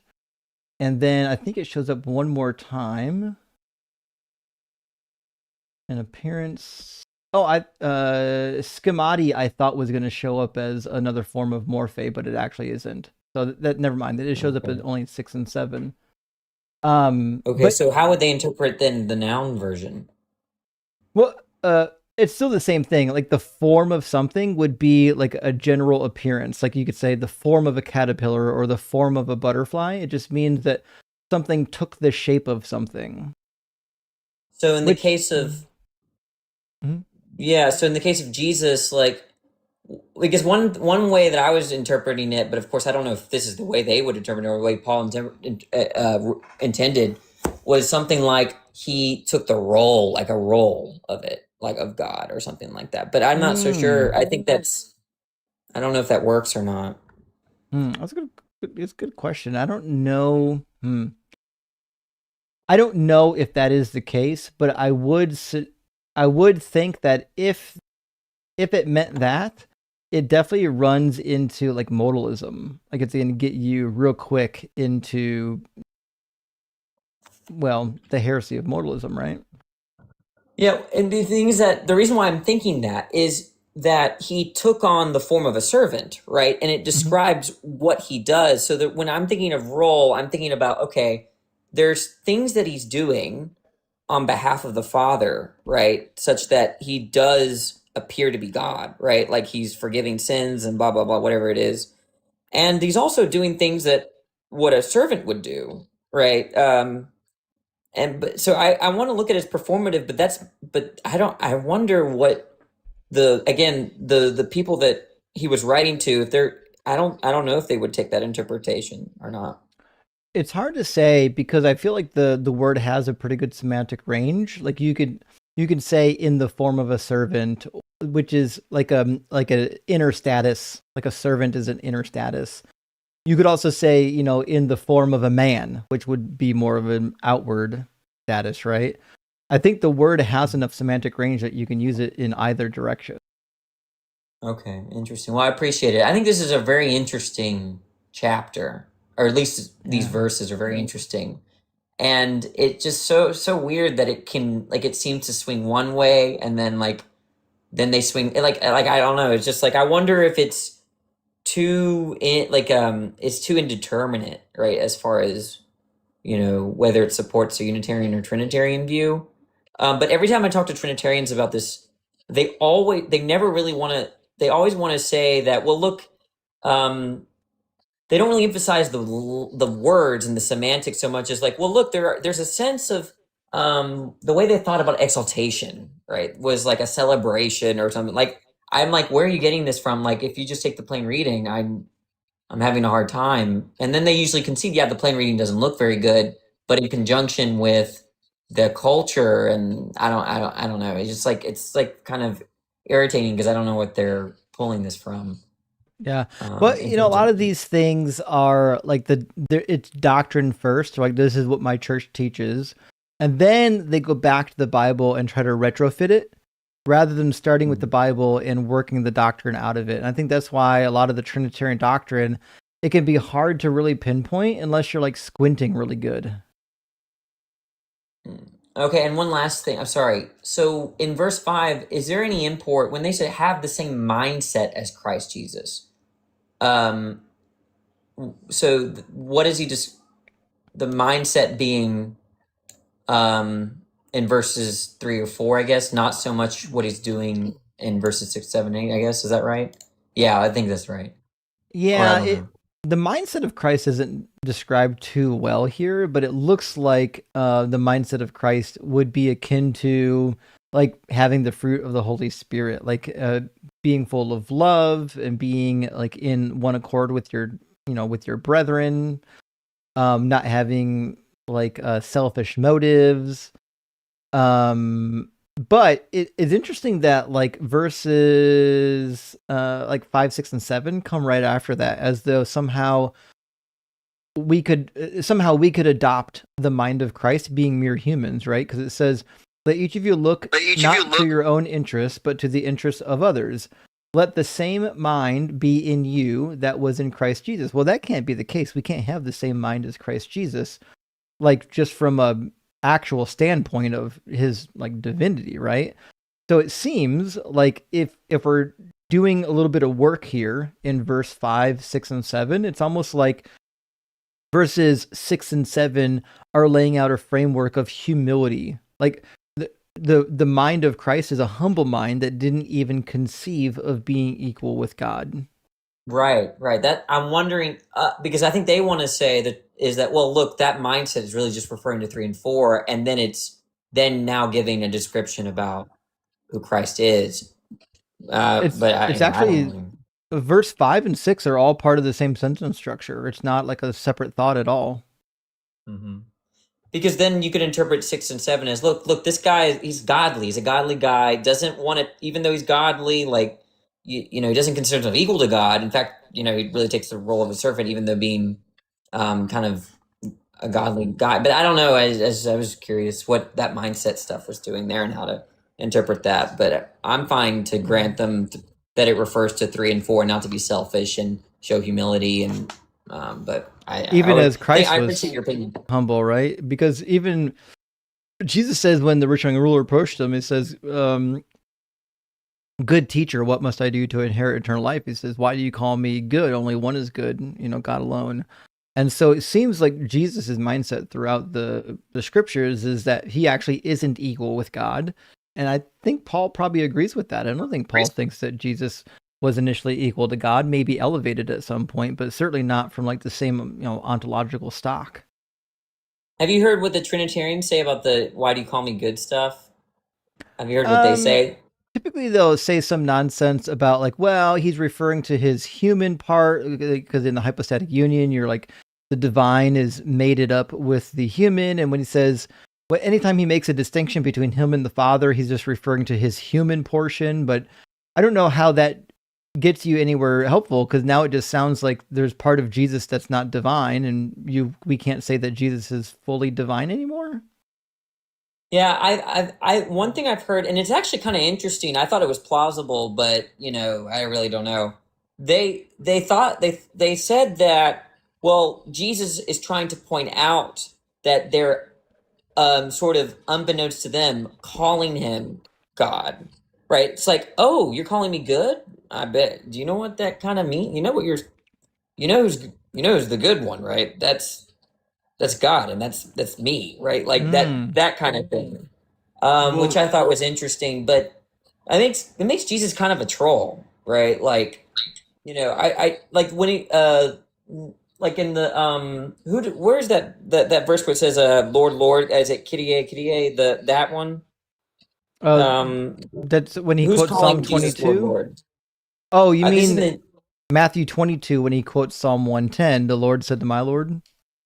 Yeah, and it's like Kyrie, is that right? Or I forgot. But mhm.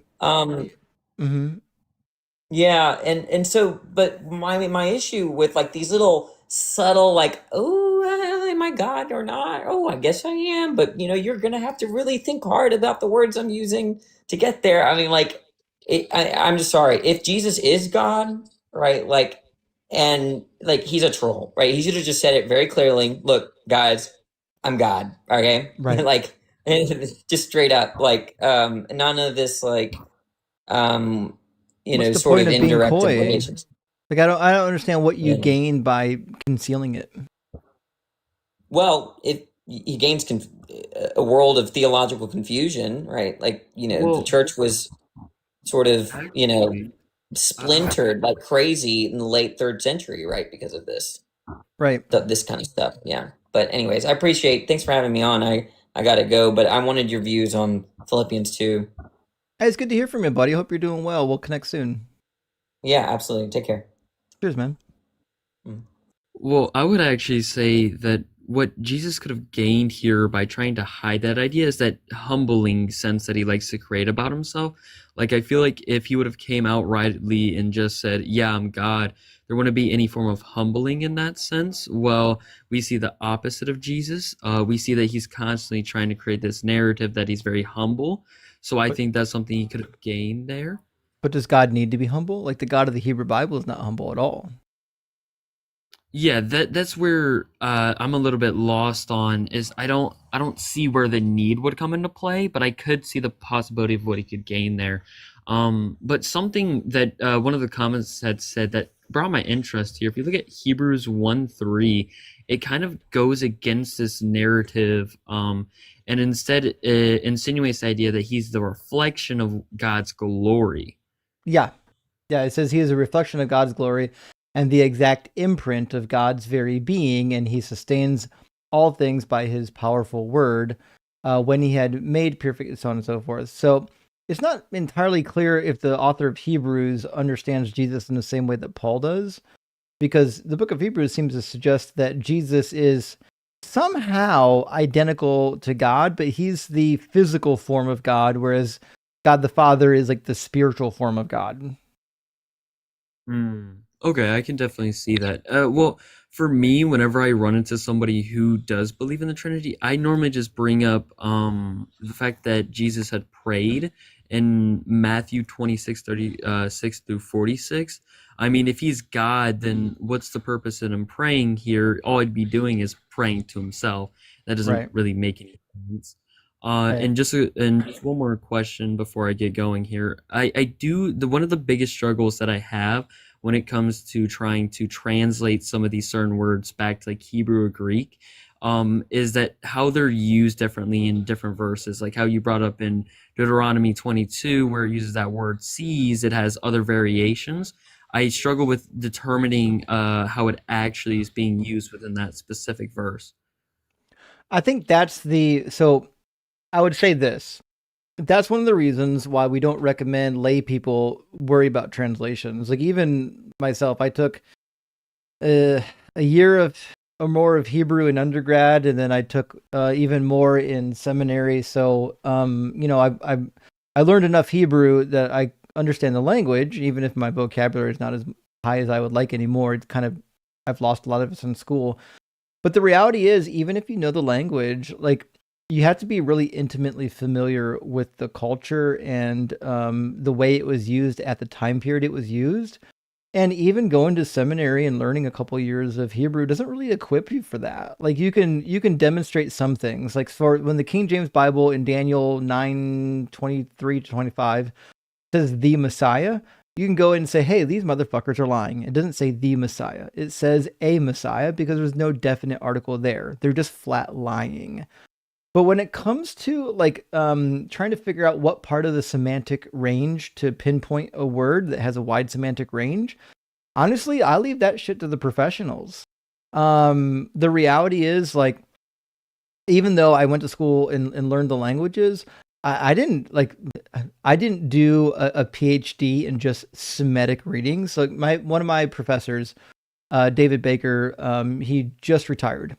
So unfortunately, he's not available anymore to take classes with. But David Baker did an undergraduate degree, a master's degree, and a PhD just in Semitic languages. That was his whole field of study for like all 12 years was Semitic languages, which means he wasn't just reading the Hebrew Bible, he was reading every other Hebrew text. He was reading the Akkadian text, the Ugaritic text. He was reading all of these texts, which means someone like that has the historical and linguistic background to look at these texts and say, actually, the way that this word is usually used in this context is this way. He knows all of the extra biblical texts. Whereas someone like me, I could say, yeah, I learned some Hebrew, but like, listen, my extent of the non-biblical Hebrew text and the Akkadian text is very limited. And so when it comes to really nuanced translations, there's no point in trying to do it yourself. Just let the professionals hash it out.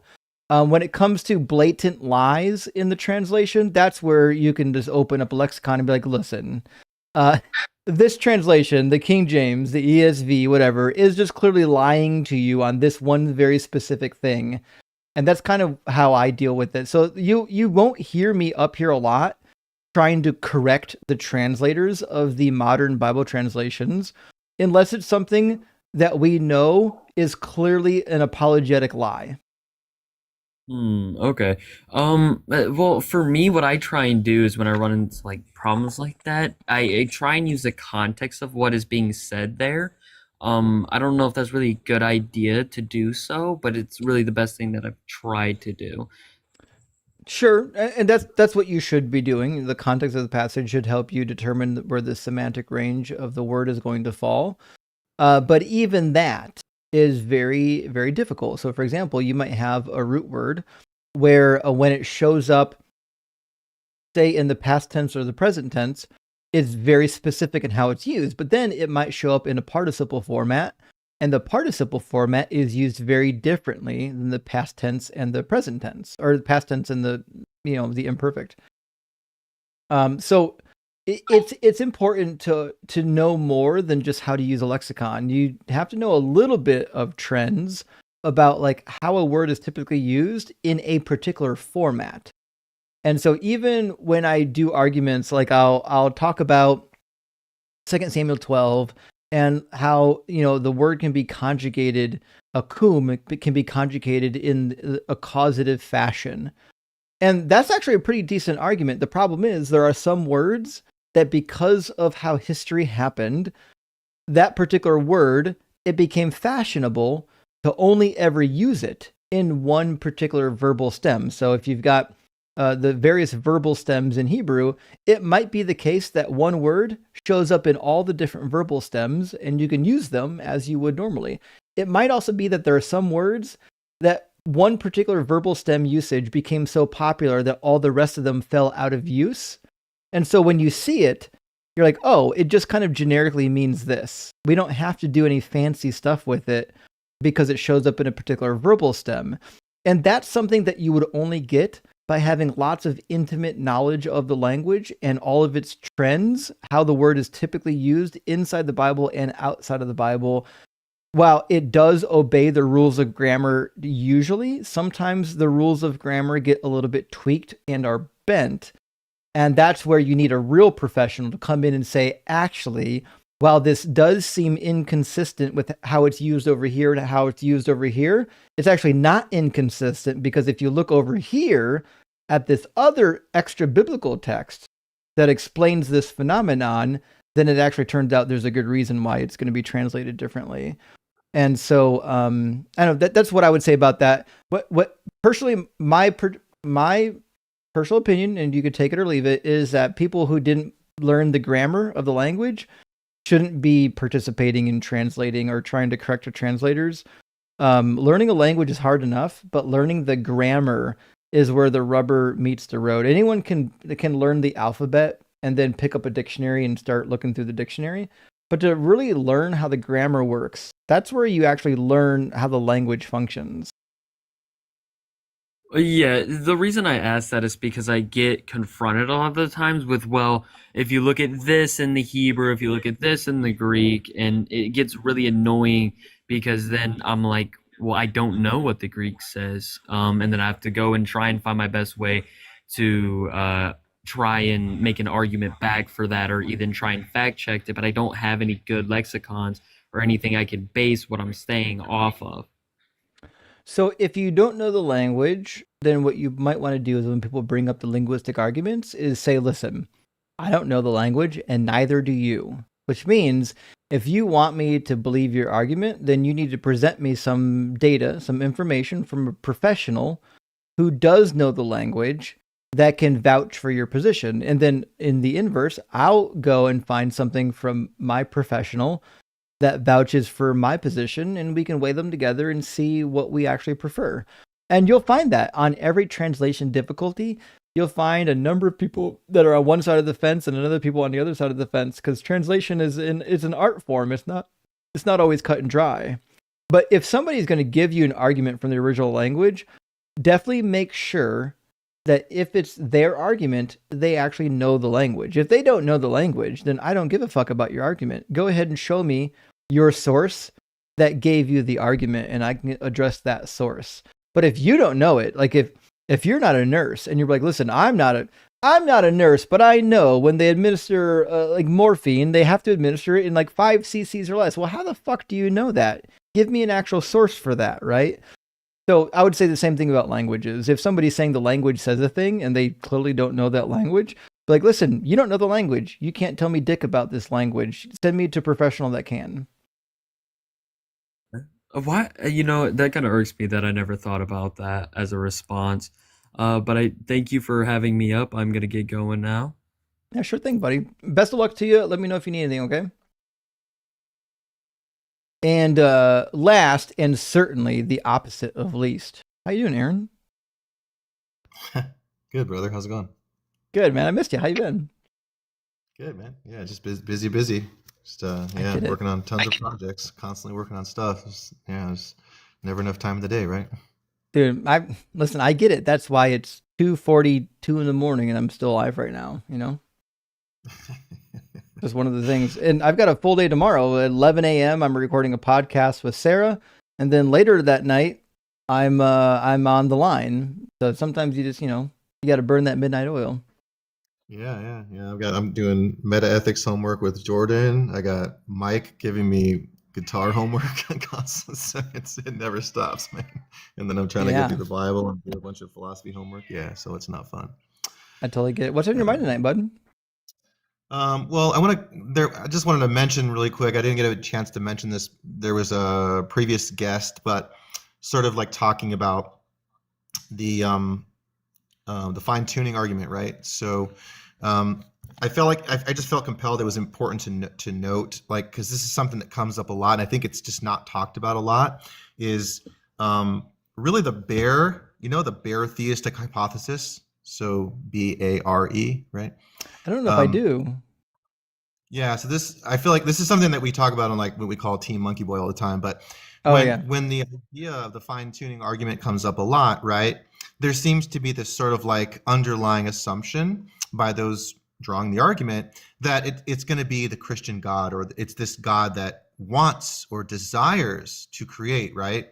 The problem is that the bare theistic hypothesis doesn't give us any expectation whatsoever of creating anything, right? You have to build in a bunch of assumptions first. So if you're just starting from this question of, well, would we expect a world to be created by a designer because we see the world the way it is?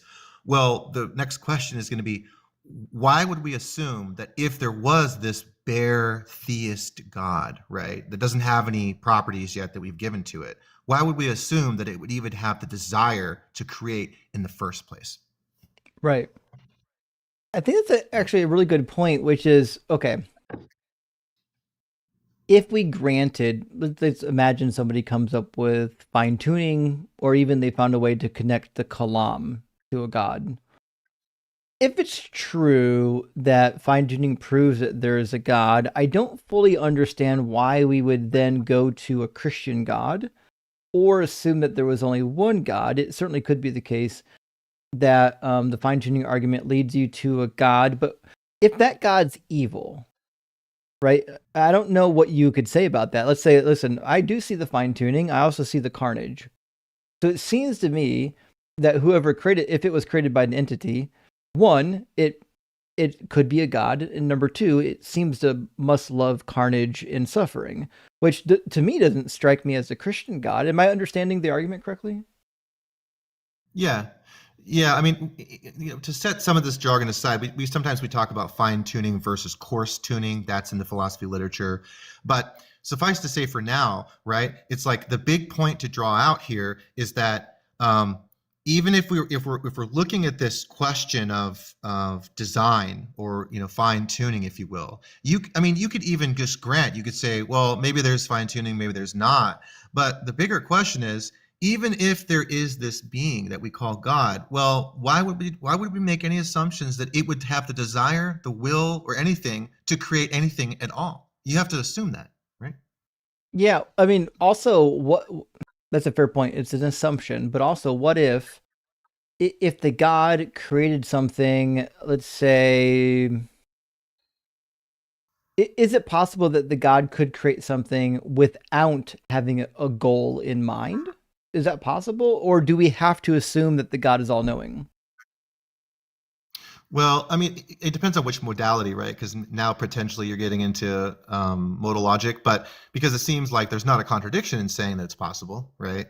So if there's no contradiction, then yes, it's logically possible. The question is it physically possible, right? Or metaphysically possible? And that seems to be, like, for some, an open question. It doesn't seem to be, I mean, just at first glance, like intuitively, it doesn't seem impossible.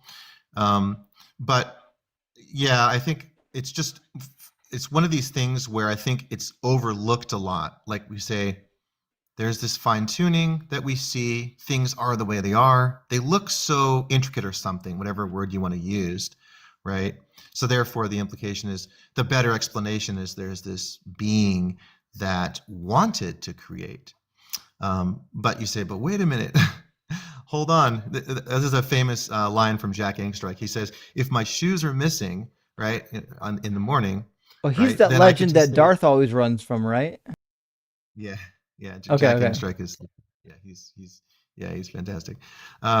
So he says, think about it in terms of explanation. If my shoes are missing in the morning, I could say, what explains it? Well, shoe stealing fairies is an explanation, right? But you'd say, but why would I assume that shoe stealing fairies did it? Because even if there were shoe stealing fairies, why would I assume that they had the desire to steal my shoes? And that's a parody, if you will, right, to this idea of like the fine tuning argument, right? I think the other thing too is like when we start assessing motivations for creation, it seems like any motivation possible from the Christian or from the Muslim, it has to be assumed, right? They have no way of knowing what that motivation is because none of the holy books actually tell you. Yeah. Well, actually, this just occurred to me just now. This perhaps is an imperfect analogy, but imagine that you're trying to you're building a car or you have a car you're thinking about building from the ground up. Well, what's potentially the first thing you start? You start with just the bare frame of the car, right? And that might be like the bare theist hypothesis. You haven't added anything to it yet, right? So, but when you come to these situations or these arguments with fine tuning, in so many cases, the theist is coming to the debate with like a full car. And you're saying, but wait, why should we come with the full car? Why should I make all those assumptions, right? You got a specific type of seats and da-da-da-da. Wait, no. If I just have a chassis, then why do I accept that this thing is going to run? So I think that's the problem with a lot of these arguments is they want to start with, let's imagine that a God is the cause of this thing. Oh, I'm going to plug my God into it. Easy, done. But actually, that you don't actually get that. You have to start from the ground up and saying, okay, if there's a God, let's carefully add every attribute that we can add, but purely from this argument, not from what we desire or not from what we assume. And when we do that, I can't see a good reason for them to give attributes for their God that match anything related to the Christian God. I could think of a lot of different attributes that this God could have based on what we see around us rather than the attributes of the Christian God. They actually can't make that connection, which is why you get like really ridiculous people. Like remember when Sage Ray was making the rounds on TikTok, I don't know, like two and a half years ago, and his answer for everything was the impossibility of the contrary. That's because like they know that even if you granted that there's a God, there's no good reason to assume that the attributes of that God are anything remotely like the God that they believe in, right? Yeah, and actually I'll give you one other thing that you may not have heard, right? But one of the things that you may see in these like in just debates, right? Like recorded debates. Every once in a while you'll find a fine-tuning debate where the theistic side is going to say, well, I just define God as being good and one who creates. So you say, but why would I do that? Also, we would have to ask the question is, why is creation even good? Like if we're just saying that creation itself is good, like I think most people would say that, right? But like, why is that the case? So like, I can tell you from my viewpoint, I think me being created is good because I personally like to exist. But if we're saying objectively creation is good, but like on what grounds? At what grounds would creation be good? Because what if God created and his sole intention is to torture humans? Is that good? Like how do we determine that what God does is good or that creation is good? Where do we come to that? Like, where do we get to that point? I think at one point, and you probably know more than I do, obviously, I thought, and I could be wrong, but at one point didn't Aquinas address this? I don't recall reading it, but I thought he at least touched on it, right? It's a good question. I don't know. I didn't really focus on, honestly. I may come across as somebody who's a philosophy guru. I'm not. I just like stay in my lane. There's so many people who know way more about philosophy than I do, although I love it and I study it every day. But with Aquinas, yeah, I don't know. I would probably want to research that. Yeah, I just think that this needs to be like more talked about and more like out in the open to our community, because it seems to be like a case where the fine-tuning argument just comes up over and over and over and over and over again. And a lot of folks just don't know that like underneath the surface, lurking right underneath the surface, is this big giant assumption that the other explanation is a God that would have created. But you have to make a bunch of assumptions to get there, right? Yeah, well, you've probably heard me run the argument against this, which is like I will, for fun, I'll grant like the kalam. And so, but to me, a better answer of the kalam, if we assume that there's like an origination point of the universe, is that there's a naturalistic cause. We don't know the name of it yet. We don't know all of its attributes or if it even has attributes. We just know, we can say that it satisfies the requirement. And that requirement is that there's something that possesses the ability to create and, in fact, the ability to be a first mover. Well, if that's all we need to get past the kalam, is say that there's a prime mover and there's something that has the power to create. Well, that could be a naturalistic cause. Anything beyond a naturalistic cause seems to be adding something on that you don't need anymore. The minute you say that it has a mind or a will or emotions, that's where I'm like, wait a minute, that doesn't actually satisfy the requirements. The requirements of whatever the kalam is just that there is something, a thing of some nature, that has the ability to instantiate things going from non-existence into existence. And I can't see a good reason to believe that that thing is a god, given that we'd have to determine its characteristics, and any determination of its characteristics would then be based on, well, my holy book says so.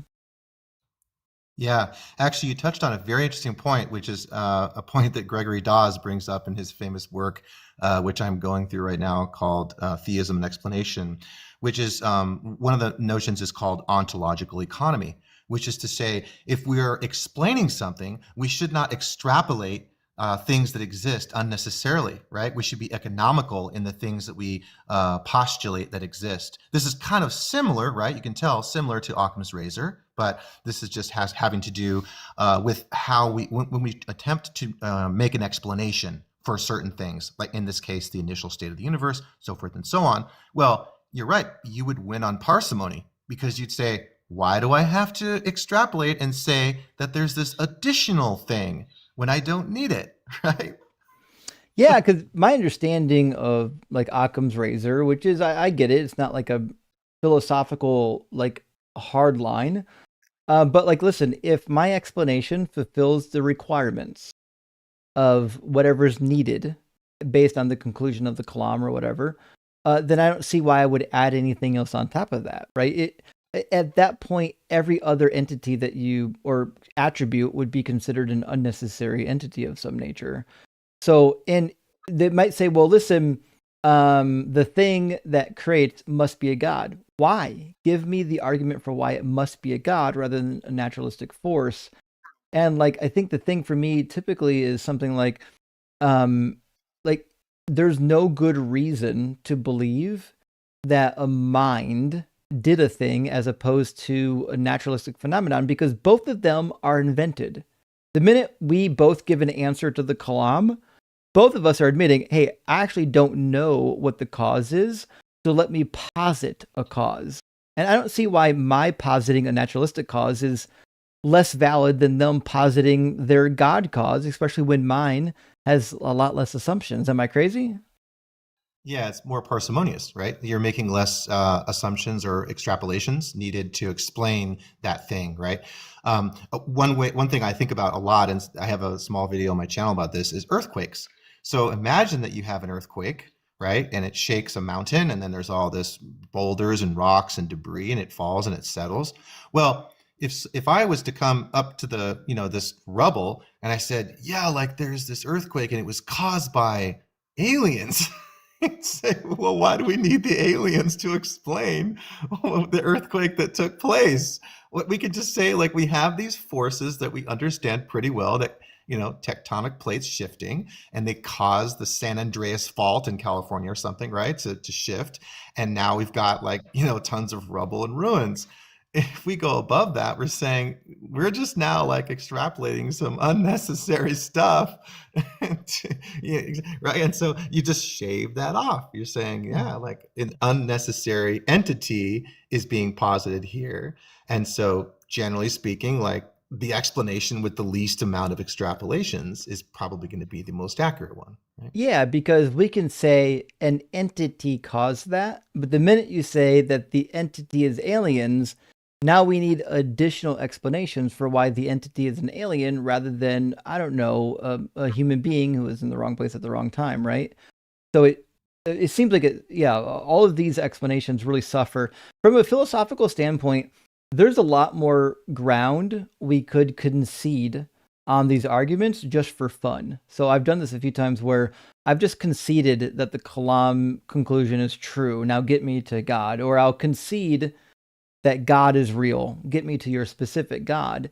And I think this is where these arguments they have the biggest roadblocks.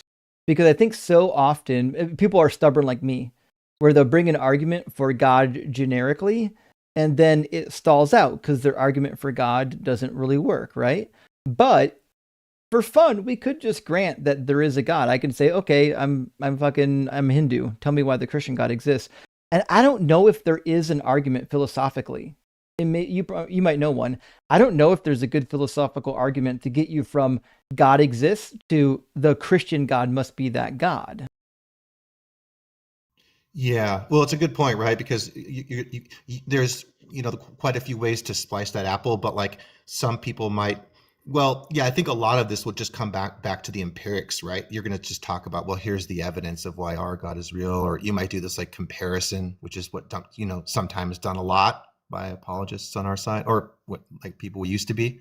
Our old apologist selves used to just, our Jesus is different, so therefore he's better.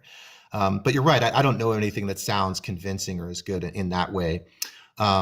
But before I forget it, in jumping back really quick to this idea of like the aliens and stuff that are being posited to explain what happened with an earthquake, the parity to the design argument, right, to fine tuning, is that not only is this person positing that an alien is the cause, right, of the earthquake, but they're also positing intent, right? Because even if there were aliens, what is making us say that the aliens would desire to cause an earthquake?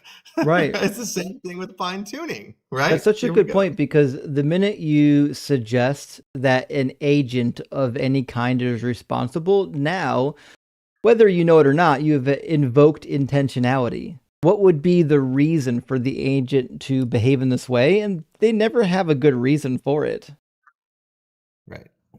Yeah. So, and anyway, I just felt like that's it's been pretty useful to me to kind of touch on this, and it's probably because I'm just going through Dawes right now, and that's really what we're focusing on is the philosophy of explanation and stuff. So I felt like that might be helpful to you. Well, I appreciate that, and I'll say one last thing before you go, because it's 3 a.m. where I'm at. I've still got like an hour of super chats I have to read. I did not intend to be up at 4 a.m, but nevertheless, I did have one question, which is maybe two. I've been wanting to, and I did run it by a few people, and I understand that not everybody in my audience will enjoy this, and I'm okay with that. I've been really wanting to put together a live stream, maybe on a weekend or sometime, where we just do philosophical talking points. And part of the reason is because I think there's a lot of philosophy out there that's actually good and helpful, but we don't really take the time to work through it on this particular channel because, let's be fair, it's nuanced and people get bored. But I would be really interested in doing that. However, I was hoping to put together a group of people that would be interested to join me, like yourself and J Mike, and maybe I can even convince Ian to join. If you're interested, let me know. But also, I have J Mike's phone number, and I've texted him a couple times recently without a response. And has his phone number changed, and is he okay? Yeah, he's good. He's just he's just slammed busy with stuff, and it's faster to get him through WhatsApp. So if you got WhatsApp, it's faster to get him that way.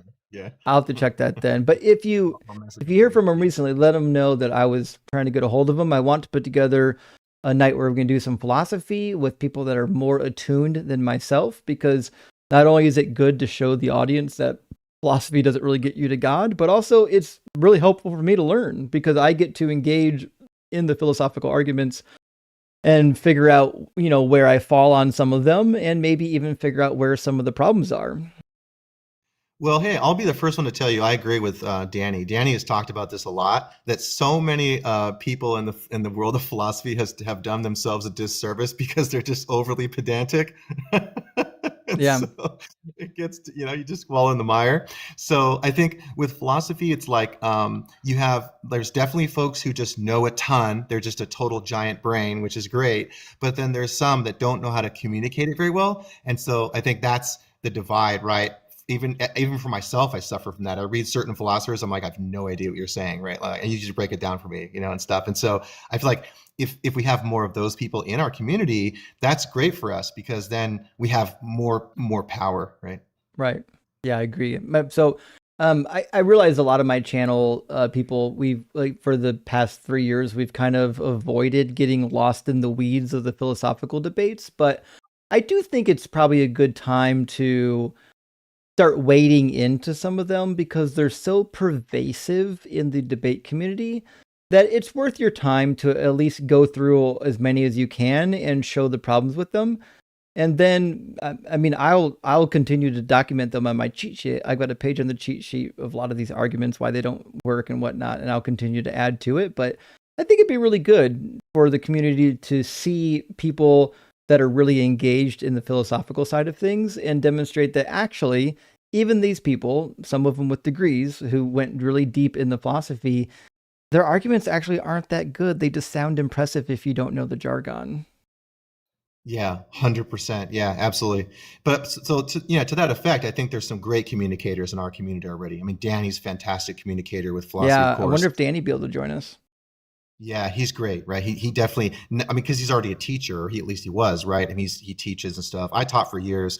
I don't teach anymore, but so I like to try my best to communicate in a way that's understandable to non-philosophy majors. And I think Blitz does that really well. Ian does that really well. There's certain people that are fantastic at that in our community. I think we need more of those, because of course, once you're caught up to speed, then you're just oh, I'm picking up what this person's putting down. Right. It could be fun once you learn a lot of the insider lingo and how the words are used.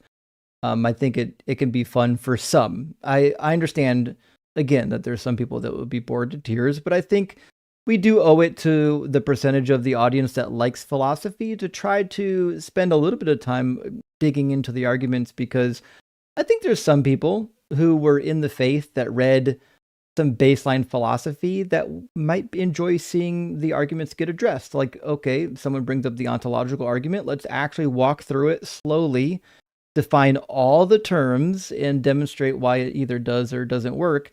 Whereas typically, on my live stream, I'd kind of rush through that nonsense because it's so boring. But I think it could definitely be worth a live stream to do the boring stuff. Yeah, 100%. Yeah. I don't think you should feel compelled at all to change what you're doing, because I think we all have our lane, right? And I think that's fantastic, right?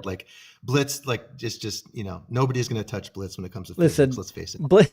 Blitz is a one-man wrecking crew. There's not much that Blitz can't do. So it is what it is. People talk about intelligence. We know intelligence is kind of a spectrum. I don't know of anyone that would be above Blitz on the intelligence spectrum. He's just one of the smartest persons I know. I knew a guy once. I used to work with a guy who had a PhD, and he was in physics, although his field of physics was different. But we would work on some algorithms. We used to design machines with this fella, really cool dude. But he'd come up with really super advanced algorithms where I was fucking, I don't even know how you came up with that. But I can just give him a scenario and like a day or two later, he'd in his head work up an algorithm that was functional. Some of these people like Blitz and these other, real heavy physics people, they're working on a different plane of existence as schleps like me, and that just seems obvious. Yeah, and the last thing I'll say about this is, and you probably noticed this too, right? I've noticed this for like quite some time, is like Blitz has this ability, and I don't even have this ability. He can just pick up or be presented with any philosophy topic, and he gets it like almost instantly. Yeah, he's good. He's really good, right? Yeah, and I'm a hard study. I mean, I'm the guy that I've got degrees in philosophy, whatever, but I have to go over it and then over it and then over it and then over it, right? Yeah, me too. Yeah. So anyway, listen, buddy, we'll connect soon. Let J-Mac know I'm hunting them down. I'm going to grab a handful of people that are really into philosophy and see if I can schedule a couple philosophy live streams. I think it'd be a lot of fun. And I mean, even if it's not fun for the majority of my audience, the reality is I would like to dig into it and learn it better myself. So even if it's just for me, I'd love to put it together. Yeah, that'd be super good. Cool. Okay. Well, buddy, get some rest. We'll talk again soon. Yep. You guys too. Have a good night. Cheers. Fucking W Aaron. What a great guy. Aaron's been supporting the live stream like since the very beginning. We've had a lot of people that have been supporting the stream since I literally first started. Does anyone if there's anyone here like Yakolov who saw my TikTok live streams before I even started debating, put a 1 in the comments. I'm going to see how many old school people are here. There's a couple people that used to watch my live streams even before I was debating people. When I first started doing live streams, it was topical and I would discuss the topic and then I would bring people up and we would do a couple minor discussions, but we never argued. We never truly debated. In fact, the first time someone came up to really debate, I actually shut them down. I was like, no, we don't do that here. We're just having calm discussions. And it took me a little bit to get to the point where I was like, fuck this shit. We're going to debate these people. These people are out of their goddamn minds. So yeah, but we've got some real OGs in the community that have been around for a long time. So thank you for people that literally been here for 3+ years, supporting the work that I do. I really do. It means the world to me. I also would say one other thing before we read super chats. Friends, I was earlier in the live stream, somebody suggested that I download the Noah's Ark game for NES, for the Nintendo Entertainment System, and boy, is it a doozy. While I was debating these goofballs, I found the game and an emulator that works with the game. And listen, I guess I'm not shocked. I'll show you what it looks like though. I'm not impressed at all. 1 second, where's this thing? All right, here's on the vertical or the horizontal screen. Here's what it looks like. And then on the other screen, there we go. I might have to change the shape of it. But like, guys, it's just a ripoff of Mario. Although there's one really interesting thing.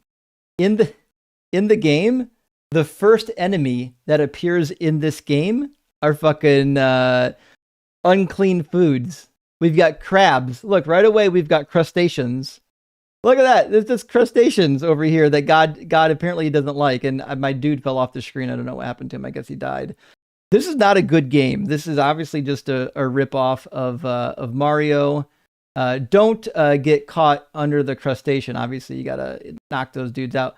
I don't know how I'm supposed to be collecting the animals, but look, snails, crustacean, these animals that are obviously unclean are your enemies. So, but I don't see how this is much different than Mario. I'm gonna have to play a little bit of this game and see what's up. But yeah, apparently you can just. This particular game is readily available for whatever Nintendo emulator you might have. It's right there on the internet. So it is what it is. I'll try to get an emulator put together for the I Am Jesus Christ game because I know people want to see that played. So we'll get that taken care of. But friends, let me read through what's left of our super chats, and then we'll call it a night. Hopefully before 5 a.m. Babs, says 100% of cardiac surgeons, the heart is uninscribed. Oh, when it says that God is going to inscribe anything on our heart, well, it turns out that science and cardiac surgeons disagree. There's no shit inscribed on our hearts. And Josh says, the other one we didn't get, why won't Jesus die? Oh, that's a good one from Why Won't You Die? What was that quote from? Hold on. Why? Was that from Austin Powers? Hold on. It was! The famous Why Won't You Die quote is prominently featured in Austin Powers' The Spy Who Shagged Me. That makes sense. Okay. It's been a minute since I've heard that reference. And Furtive Patach, good to see your friends this Friday. A cold Modelo and barbecue Christians. That's what I'm talking about. And you've given me the Hebrew equivalent of rock hard for Doug. Reish Hay pay Dalit. So rock hard for Doug. Back at you to Furtive Patak. Way to be creative. And AI Induce Apologist says Chewy's fruits are showing, and trust me, they're heavily chewed. Not very functional anymore. Evil Banana wins is my favorite crash out this week. Chewy, indeed. Listen, we had a couple crash outs this week. I would say, though, if I was going to rate them between Monday, Wednesday, and today, I kind of got to go with Chewy. Chewy really took the cake and ran away with it and ate it, apparently.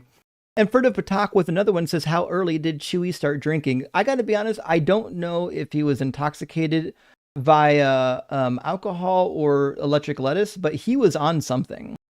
And Reverend 8 says, genuinely concerned, Chewy is unwell. Please drop. Chewy was maybe unwell, but I think mostly unwell because of his religion. And Prisoner Fan, good to see you, says, if Chewy is a Christian, I want no part of it. Rock hard for Doug. And I hate to say it, but I think we all know that Chewy was we're going to say, a pretty normal Christian, meaning off this rocker. And Tim, good to see you, buddy, says, I ground my morals with the green wire. Oh, fuck, that's what I'm talking about. Another electricity joke. I need to start awarding points for electricity jokes. It's warranted. There's no good reason not to. And, let's just say, people here like a little bit of nerd in the joke. So I'll be thinking on that one. And so TDI says, holy fuck, this guy ain't okay. Y'all, he reproduced. Actually, that's the scariest part is a lot of these crazy Christians that are up here crashing out. Like, it's not that they exist. They exist and they are reproducing. I would say this, though, as somebody who came from another individual, a parent who may not be really with it at all times, given brain conditions and things like that. Just being out of your mind and reproducing doesn't necessitate that your child is going to be out of their mind, but it does increase the odds. Mixtress Monica says, Jesus be 9 Fanny pills for Chewy. Oh boy. You know what? I think Chewy could have used some Xannies. That's what I would say about that. I don't know if that's something that gets prescribed a lot anymore, but I did know some people back in the day that did some Xannies, and trust me, they would not have crashed out if they even had like a half a bar of Xan. But here we are. Extreme Storm Chaser says, I love your streams and YouTube videos. Well, thank you, Extreme Storm Chaser. And I've got more YouTube videos coming, not just debate clips, but I've been slowly decreasing the amount of debate clips that I post on my main channel and making sure they're on the debate channel. But on my main Deconstruction Zone channel, I'm preparing a whole bunch of old school videos, like response videos, shorts, like from the old TikTok days.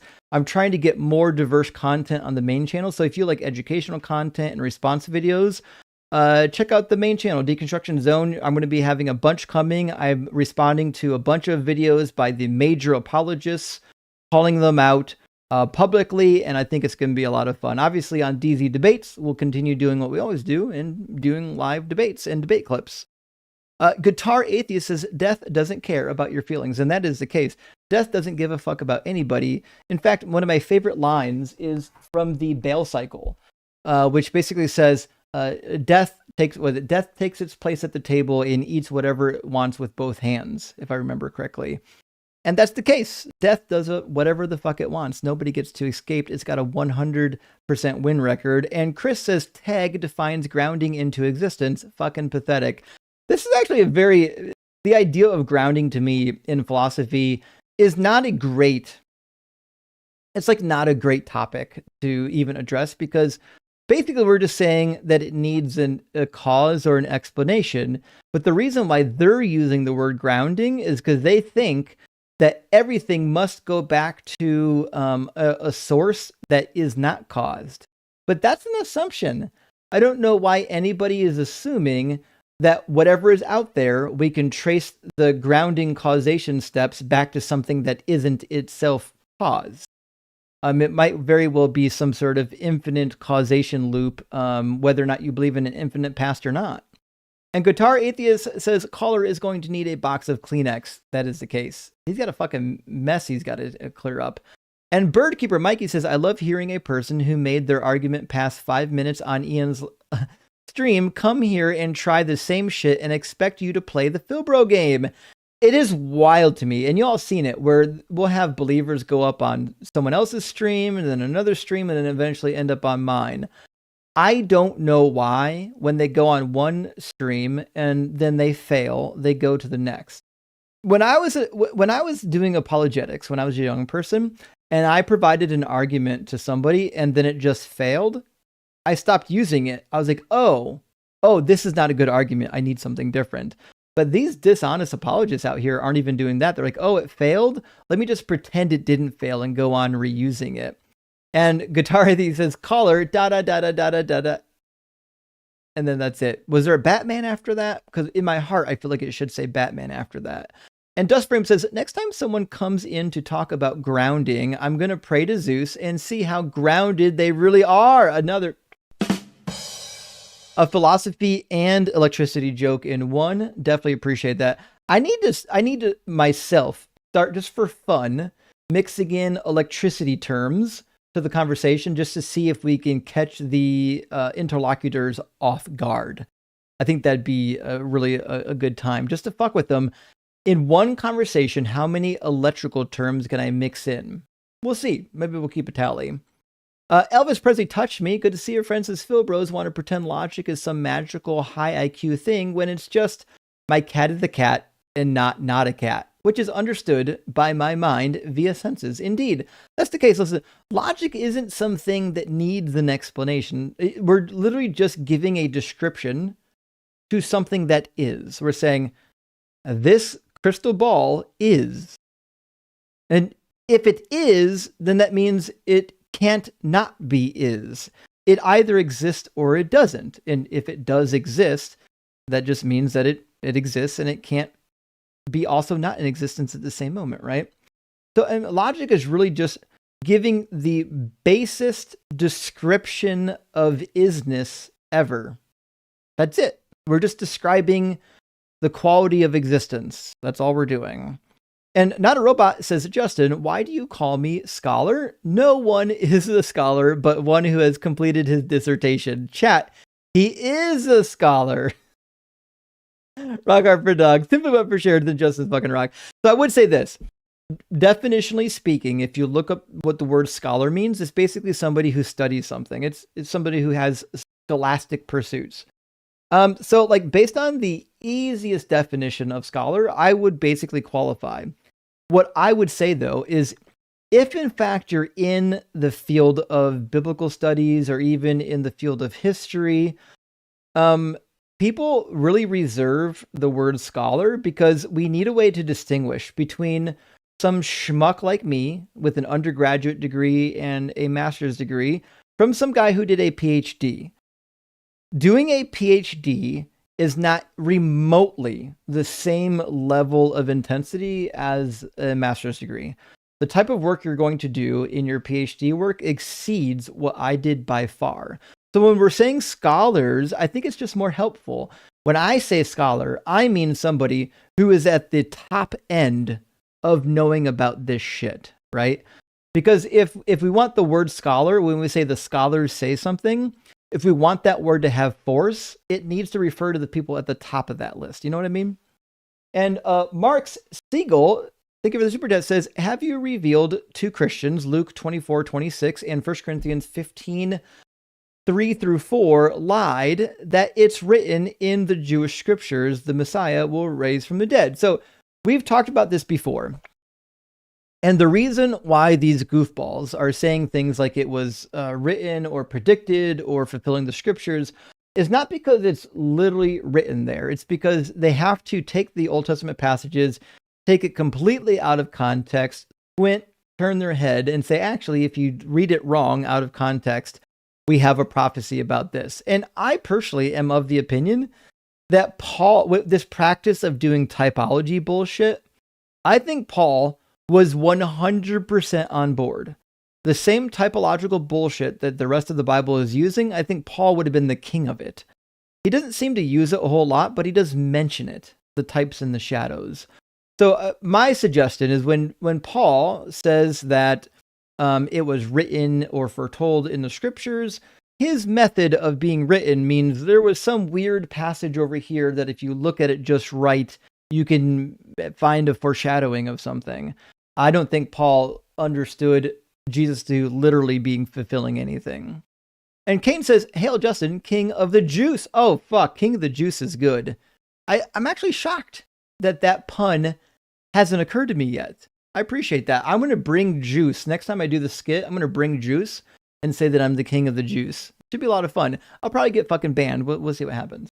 Dustframe says, the relationship between Yahweh and the Israelites is like a toxic couple. They fight and split up, then get back together over and over again. It really is. And remember, this God is love. 1 Corinthians says that this God is love. Doesn't match any of that description. But then in 1 John, it says that God literally is love, which is kind of crazy if love means being vengeful and hateful and taking pleasure in harming people, which Deuteronomy 28:63 says so. The Christians I often debate seem to love bringing up the 500 witnesses line. I'm not good at debate, so what's the quickest, most effective response? So in 1 Corinthians 15, Paul is giving the succession of events. He rose from the dead, appeared to the disciples, and then appeared to 500 others. Well, the reality is a claim that 500 people saw him is meaningless. Not a single one of those 500 people said so. Not a single one of them was ever named. I can easily just say 500 people saw me walk on water. It's true because I said so. But until you hear from any one of the 500, what a useless claim. It's a meaningless claim. And Mr. Steligas, thank you for the super chat, says, speaking of sacrifice, I was reading through Exodus recently, and I ran across this. Exodus 22:29-30, God demanding child sacrifice, or am I way off? You're not way off.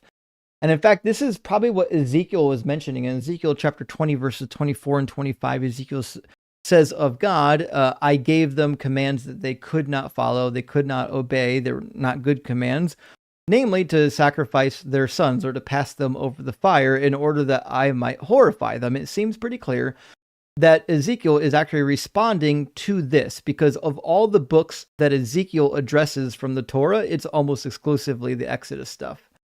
So it seems that Ezekiel would be referring to the verse that shows up in Exodus on this, and in Exodus 22:29, it doesn't say anything about redeeming these individuals.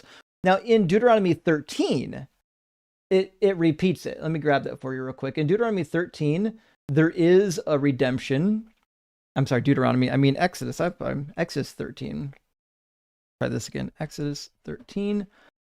I think it's 13 or 23. I always forget. Let me double check. Consecration of the firstborn in Exodus 13.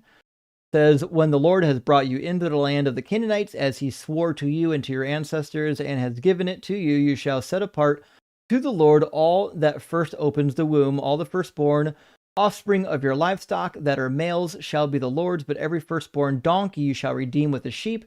If you do not redeem it, you must break its neck. Every firstborn male among your children you shall redeem. So this passage in Exodus, which actually comes later, seems to be reiterating the same command, but saying, no, you actually get to redeem it.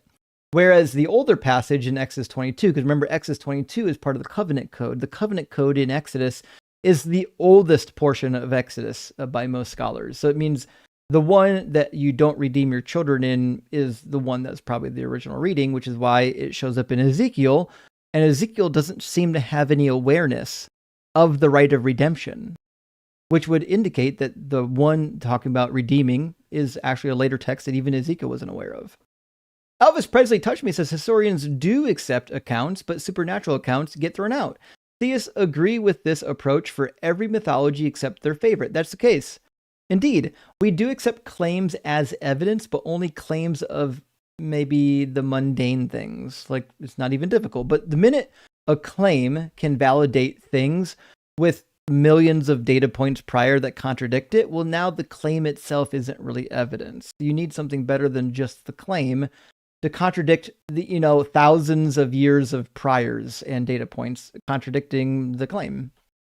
Rational Atheist, good to see your friends. Says happy Friday barbecue. Justin recently heard that Hadrian could be the beast in Revelation, even though most scholars attribute it to Nero. Thoughts? Well, so kind of. So, and even it kind of shows up in the Gospels, like especially in Mark, when it talks about the abomination of desolation. Let me get that real quick.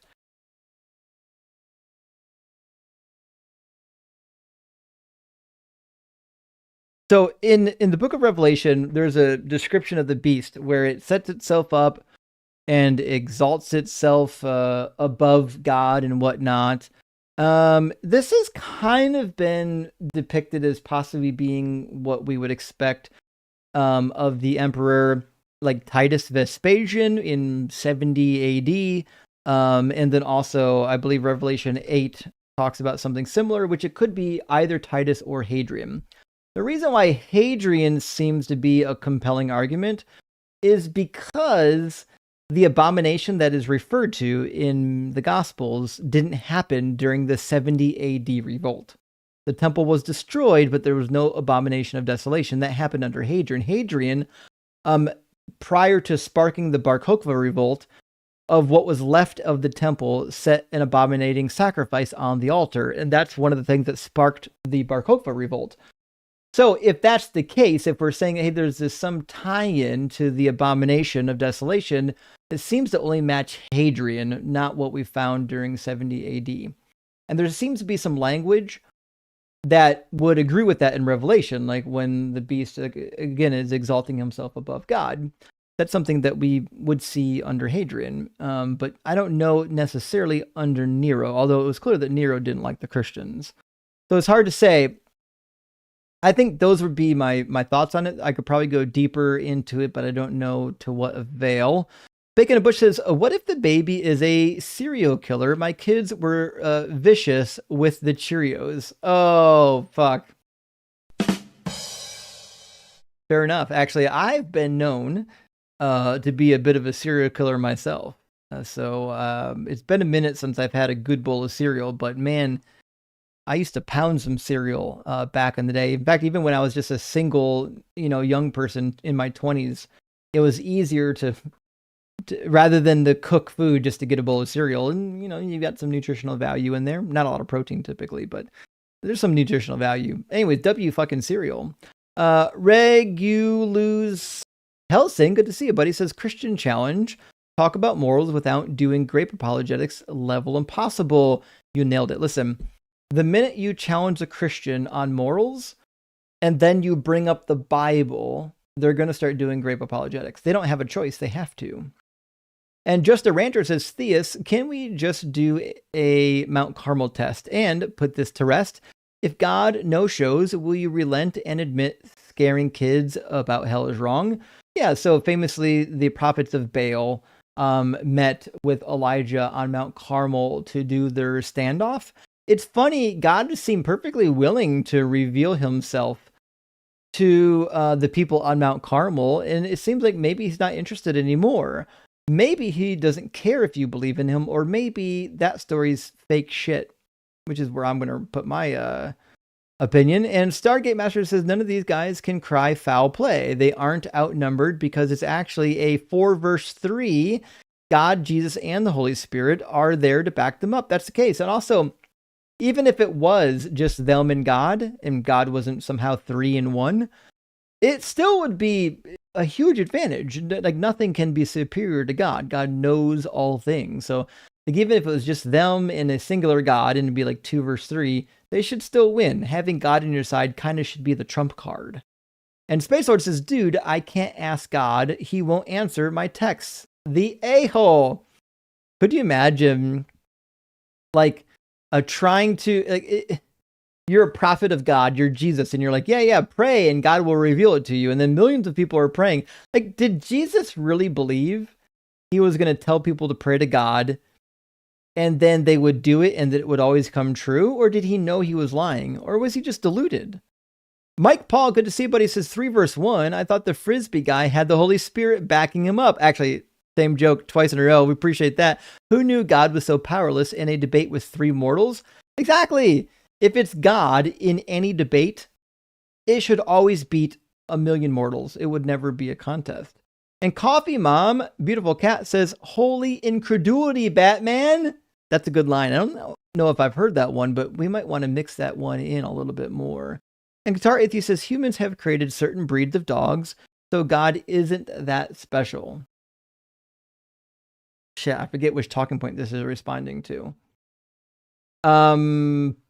But yeah, also don't buy designer dog breeds where like they fuck up the dogs like pugs. Just we gotta discourage that type of dog breeding. Dogs are too sweet and innocent to let humans fuck them up for weird designer dog breed purposes.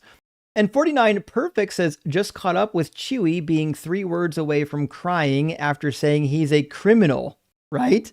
Fruits. Just to hear this lepton fake laugh as you roast him. That is one of my favorite things. Like, so I think it's one thing to laugh when someone says something that sounds weird to you, right? It might show that you're being overconfident, but whatever. I think it's another thing when you're being absolutely flayed alive to then give that same laugh. It's like you're in the you don't even know what room you're in anymore. And Marduk, good to see your friend. It's been a minute. I hope you're doing well. It says the NDE bro has done the same thing on everyone's live stream. They always do. Listen, these people that are coming around debating their God concepts always have a script. That's why they accuse me of having a script. They oh, you're running your script. No, I'm not. Like, no matter what point you bring up, I have a response for it. I don't actually need a script. Now, I could run a script. That is a thing that I could do. It's just not really necessary. And Mike Paul says this guy can't find the YouTube videos on the out-of-body experience because he doesn't understand Hindi or Arabic. That is the case. And remember, the goalpost was constantly shifting. First, it went, well, people that are non-Christian don't have near-death experiences. Then it was, well, people who do have near-death experiences don't see God. And then they're like, well, people who have non-Christian near-death experiences don't see Jesus, as if that mattered at all, right? It's nonsensical. These people will continually shift the goalpost. I do have a goalpost on wheels in my emojis now. And Guitar Atheist says, caller Christians are known to lie, just like everyone else. That's a fair point. A lot of Christians lie. And technically, it's kind of okay because God will forgive you. The only unforgivable sin is blasphemy of the Holy Spirit. And so it seems like liars are okay. But this, again, is a contradiction of the scriptures because in Revelation 21:8, it says that liars go to the lake of fire. So what is it? God's messenger of meat, thank you for the super chat and for being a member. It says, I like how a scientist reporting a witness is invalid, but an AI summary is equal to reading the words of the witness directly. Unfucking believable. Could you imagine relying on the AI overview? But when a doctor or a scientist who's collecting the data says that it's somehow not trustworthy, this was a man experiencing deep levels of cognitive dissonance.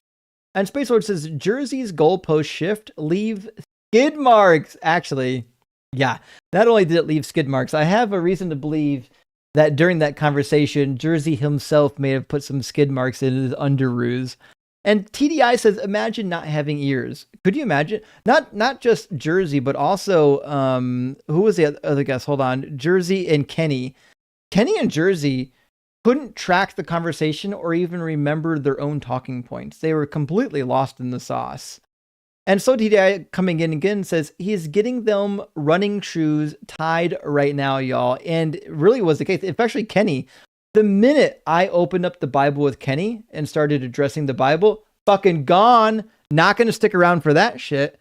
Because the reality is, these goofy, scripted idiots, they don't ever want to address their own worldview. They only want to address yours. And if they can find a problem in your worldview, then they just declare their worldview true by default. That's not how that works. Your worldview isn't true just because you can find something in another worldview that seems to be off. You still have to demonstrate your particular worldview being true. And Guitar Atheist says, caller wanting all these sources, yet he hasn't brought one source himself. This is actually a good point.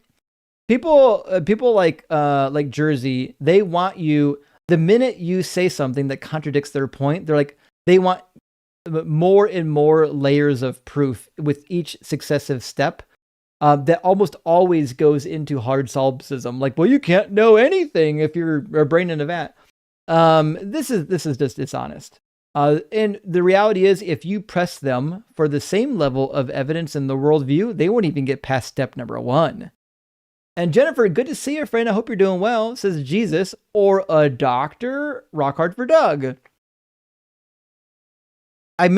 Jennifer, I love you, friend. I may not fully understand what this is addressing. I know it's with the discussion with Jersey, but I might have lost the point that you were making because it's been a bit. Loco, good to see you. Says, when I was a Christian, I saw Vishnu. Just saying. Well, that's some pretty wild stuff. I actually had a friend who claimed that he was visited by 2 Hindu deities, but it wasn't a near-death experience. It was an awake experience. And you guys all probably know Hanji. Hanji was visited by 2 of the Egyptian deities, according to her retelling of the story. But again, it wasn't a near-death experience. But I don't know why being near-death has any bearing on whether or not you were indeed visited by the deities. Peace-loving Cake, I hope you're doing well, says Jersey. No one is ever going to say you are the all-knowing one because that's clearly the only thing anyone could ever say that you'd accept. Wait, the Jersey's the all-knowing one? I apologize, Peace-loving Cake. I may not fully remember what that's responding to either. But Bacon and Bush, good to see us at Jersey insists on substantial evidence. Agreed. I guarantee he doesn't have any himself. Precisely worded. Then dismisses it. He offers assertions and ChatGPT, like every caller seems to. Which is what I'll say again, friends. ChatGPT is not a good source. I developed my own LLM model based on an actual library of scholarly works, and it still can't answer basic fucking questions. I'll ask it to find something in my library. It'll find something that to me, I'm like, that's not real. That author didn't write that. And when I go to verify it, I'm like, actually, the author didn't write that. You made that up. And it'll say, oh, my bad. Because these things are not smart. They're just not smart. In fact, I'll give you a demonstration real quick. Hold on. Let me get ChatGPT open on my phone. Let's see what we can get here. Actually, Grok was the one that was even worse. But let's try ChatGPT and see what it can do. So I would say, hey, ChatGPT, how many words are in this sentence? Well, counting the words right here, that's exactly 13 words in the sentence you just asked. If you've got more word counting to do or anything else, I'm ready. How many words are in this sentence? That sentence you just asked has 8 words. If you want to toss me another, feel free. That was 7 words. How many words are in this sentence? This time you've got 11 words in that sentence. That was fucking 7. That was 7 words. Try again. You're right. That previous one was 7. I appreciate the nudge. Let's do another task. I'm going to run a mile. I love running. I want you to track how long it takes me to run a mile. How's that? I'd love to cheer you on. I can't track you in real time, but if you note when you start and tell me when you finish, we'll have your time. Just Okay. let me know. All right, start now, and then I'll tell you when I finish. Got it. I'm ready to mentally track it. You go ahead and start your run. I'll be here when you finish. Enjoy the mile. Okay, I just finished my mile run. How long did it take? Welcome back. I don't have an actual stopwatch, so you'll have to tell me the time. But if you checked a clock when you started or kept track, let me know and we'll mark down your mile time. Well, I asked you to track it. All right, count every minute that it takes me to run my mile after I say go. I'm not able to keep time like a stopwatch, but if you want to run again, you can start a timer on your side and just tell me the final time when you're done. I'll be right here for the results. Gotcha. Okay, so now you're being honest that you can't track time. You have to let your cousin Grok know that, because Grok still keeps trying to track time with nothing but failures. I'm all about keeping it real. No imaginary stopwatches here. But I'm always happy to help you figure out a way to get what you need, whether it's cheering you on or doing something else. Sure So thing. whenever you're...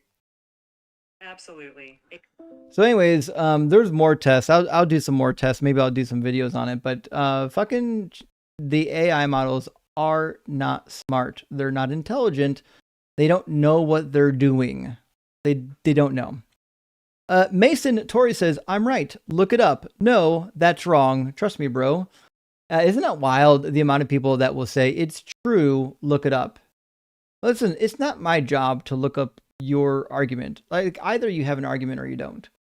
And Mason says, my work colleagues said the New Testament is in the Dead Sea. Oh no, in the Dead Sea Scrolls. I told him he's wrong, and he replied, I should know. I went to Catholic school. Oh, fuck. Going to Catholic school has no bearing on whether or not you were trained to understand textual criticism. I went to Catholic school, and I learned in Catholic school that the Dead Sea Scrolls don't include the New Testament because they're written in Hebrew, and there's not a single New Testament document that shows up in there. The New Testament was written in Greek, and it's not part of the Dead Sea Scrolls. So, I mean, neither here nor there, but yeah, what a dumb thing to say. And the follow-up from Mason again says, my uncle told me the KJV is the only true version because it uses the most powerful language. For example, thou shalt rather than you shall. Well, listen, I don't know. Maybe he never bothered to read a Bible before the King James, but so does the Bishop's Bible. So does the Geneva Bible. So does the Tyndale and the Wycliffe and all the others. So does that mean that they're superior to the King James just because they're using the same language? What a dumb thing to say. And Tammy, my friend, thank you for the $5 donation and also for the $5 super chat. Says, ask him what shape the earth is. And you know what? I didn't, but I'm willing to bet money the clown may have been a flurf. A lot of these King James only are flurfs. And Ampersand says, man, I wish I had your brain. At least I've got the next best thing, the cheat sheet. Now I can argue against uninformed religionites. Thanks, XOXO. Well, Ampersand, that's why I made the cheat sheet. If you are part of the Kraken Crew Elite, or you are a member on the Patreon or even on TikTok, you have access to the Deconstruction cheat sheet, and a lot, not all, but a lot of the data and arguments that I use during my live streams will show up on that cheat sheet. I just recently actually added a tab going through all the verses that prove God doesn't give a fuck about free will. I also added a tab recently showing from the Talmudic sources how it actually was true that they used the bloody sheet as evidence for the virginity of the women, and they would actually, in fact, kill women if there wasn't blood on that sheet. So the cheat sheet's a really good resource for a lot of these dumb apologist claims. And Peace, Love, and Cake says, I'm starting to think I'm having an NDE right now, and this caller is a glimpse of hell. Oh, I'd say so.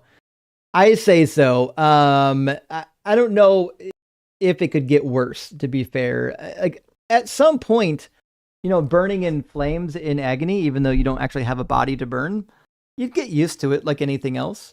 But arguing with dumb idiots, I don't know if I ever get used to that. That never seems to dull for me. And Philo says, Kenny is too arrogant and too stupid to know how arrogant and stupid he is. Indeed, that is the case. But listen, he found a script on the internet and it must work. It has to work because otherwise the people who gave it to him are liars or not very intelligent. I refuse to believe that he made that script himself. It wasn't a good script.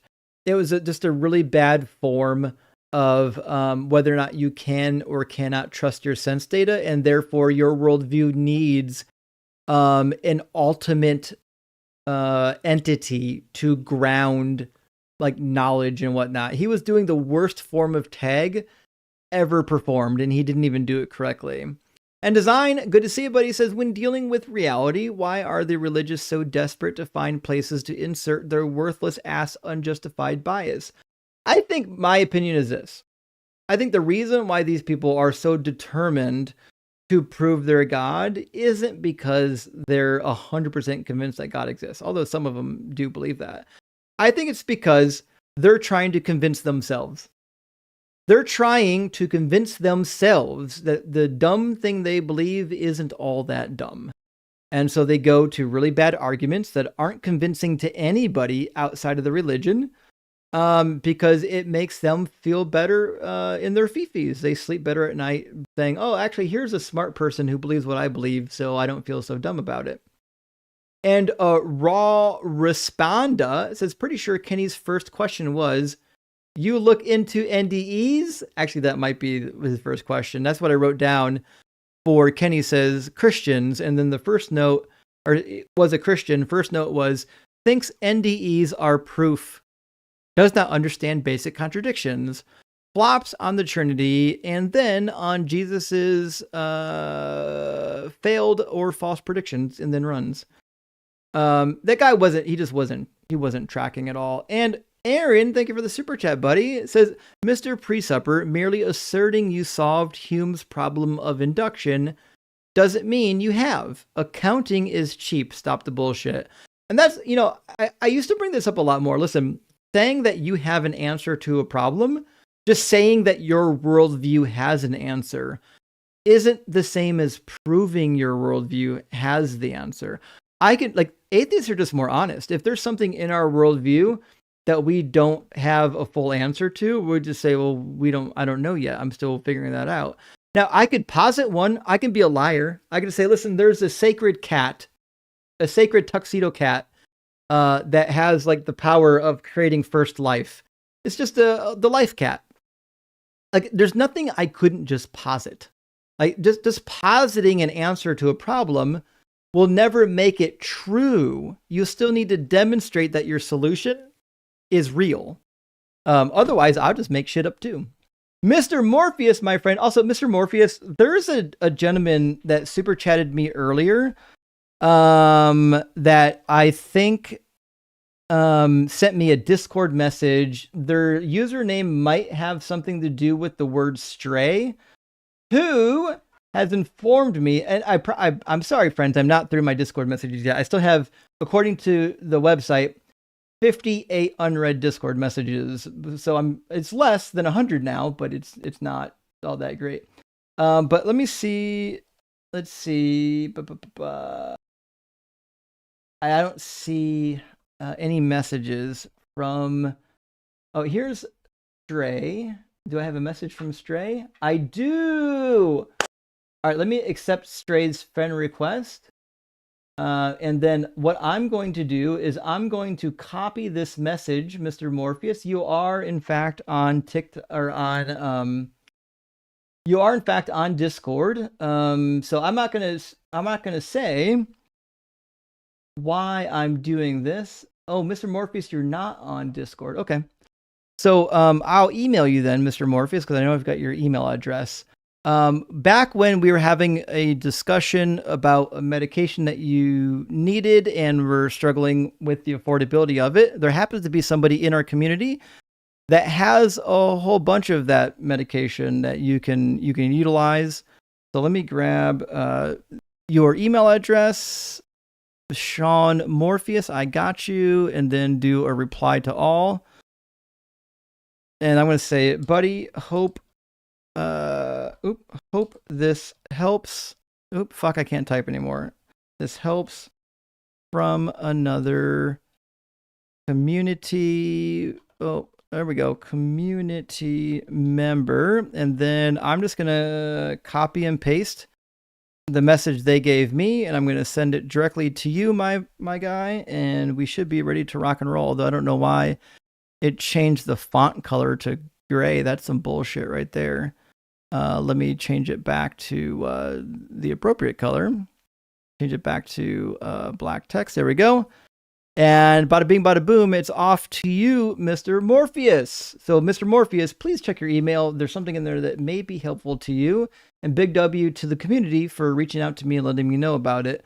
Mr. Morpheus says, riddle me this, Batman. If God wants us all to believe in him, and Christians believe because they had an experience, why don't he give us all an experience? And this is a very good question, Mr. Morpheus. And I didn't get around to answering it, but I should have.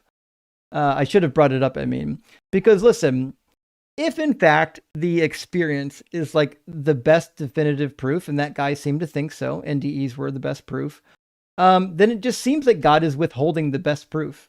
Also, it doesn't seem to me that if that proof is good, that he needs to get you near death to prove it to you. Like whatever experience you're having during your NDE, he could have you do that whether you're at death's doorstep or not. It doesn't have to wait for you to be like mortally ill. And Chris says, most callers were so stupid, I feel sad for society. And Chris, that's why we do this. Because those people, not only do they exist in abundance, they get to vote and they get to reproduce and they make the world a better or a worse place for people to live in. Still attacks a bit, says, can God make himself go away? That's a fair question.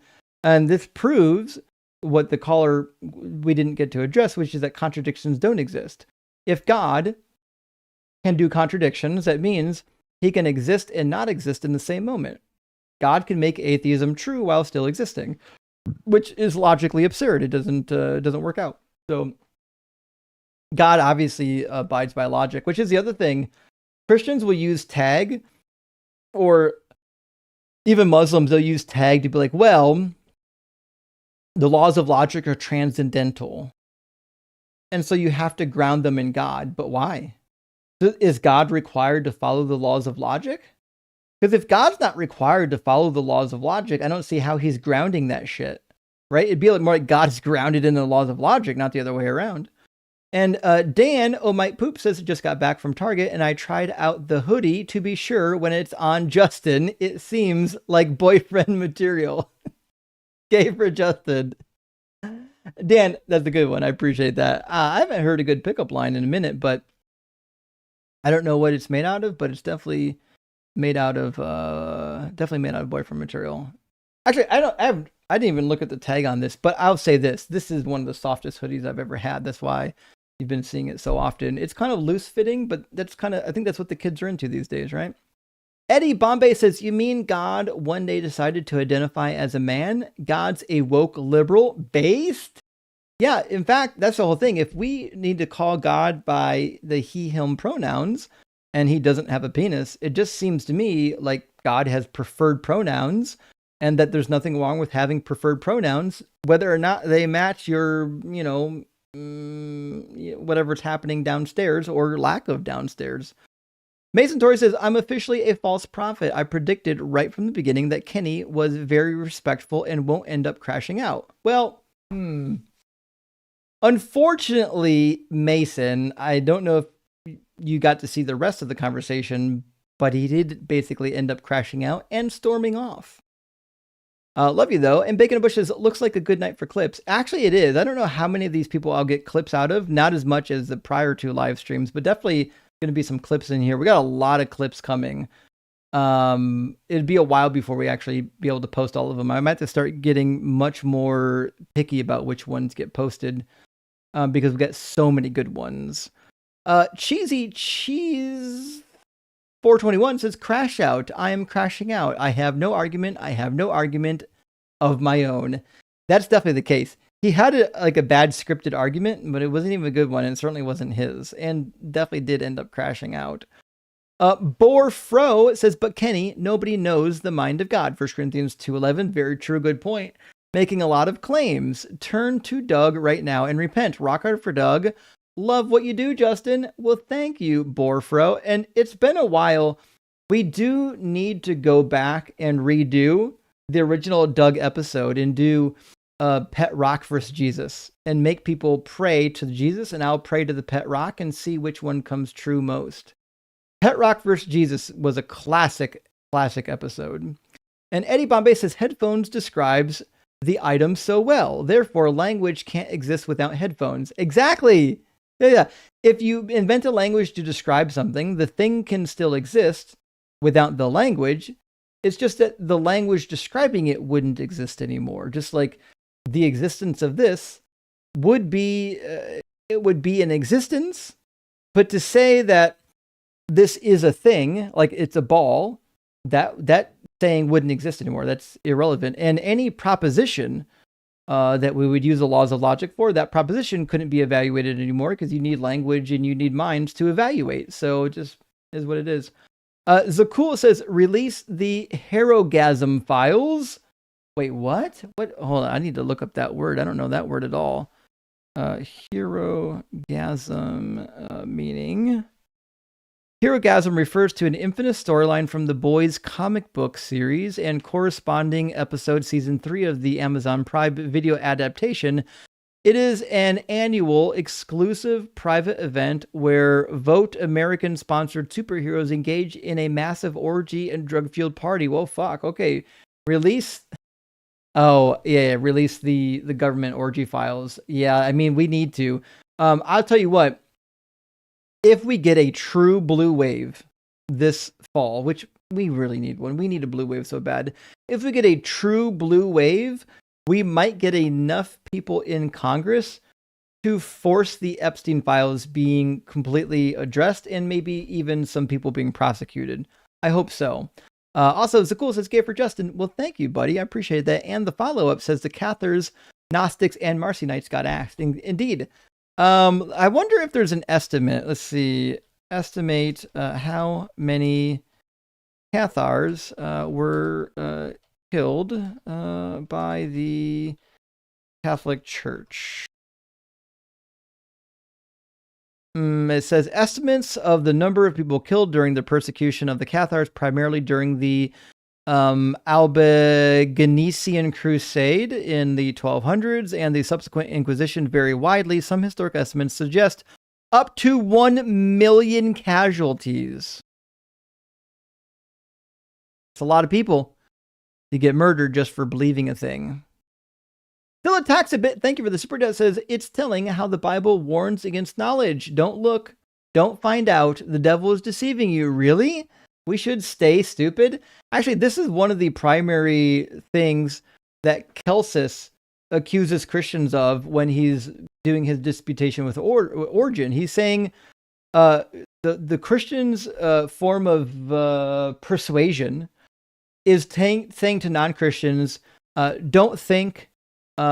Just believe. Don't test, just believe. This is a tactic they've been doing for a very long time. Is you just need to have faith. Otherwise, God will fucking roast you. Is it logical? No. Believe anyways. And JC Tintscom. Hey, thank you for the super chat, friend. Says, Justin, you have opened my eyes to the truth like Morpheus did Neo in The Matrix, and you are the undisputed, undefeated champ like Floyd is in boxing. Well, fuck, JC. I appreciate that. That is a huge, huge compliment. I really appreciate those kind words. And I don't know if I'm undisputed or undefeated because, I'm kind of debating people mostly on my platform. But and there's a lot of people that aren't going to come here. Like just because I'm on my platform, they're not going to want to come on my platform. I don't have a platform like Alex O'Connor where I can entice a really big name apologist to come and debate me because, let's face it, I'm not Alex O'Connor. But maybe one day we'll get to that point where I'll be big enough that any real apologist needs to come and have a sit down with me. But to that end, I am actually going to be doing a lot of apologist response videos this year where I actually address apologist claims from their videos, and hopefully I can draw them into a larger debate.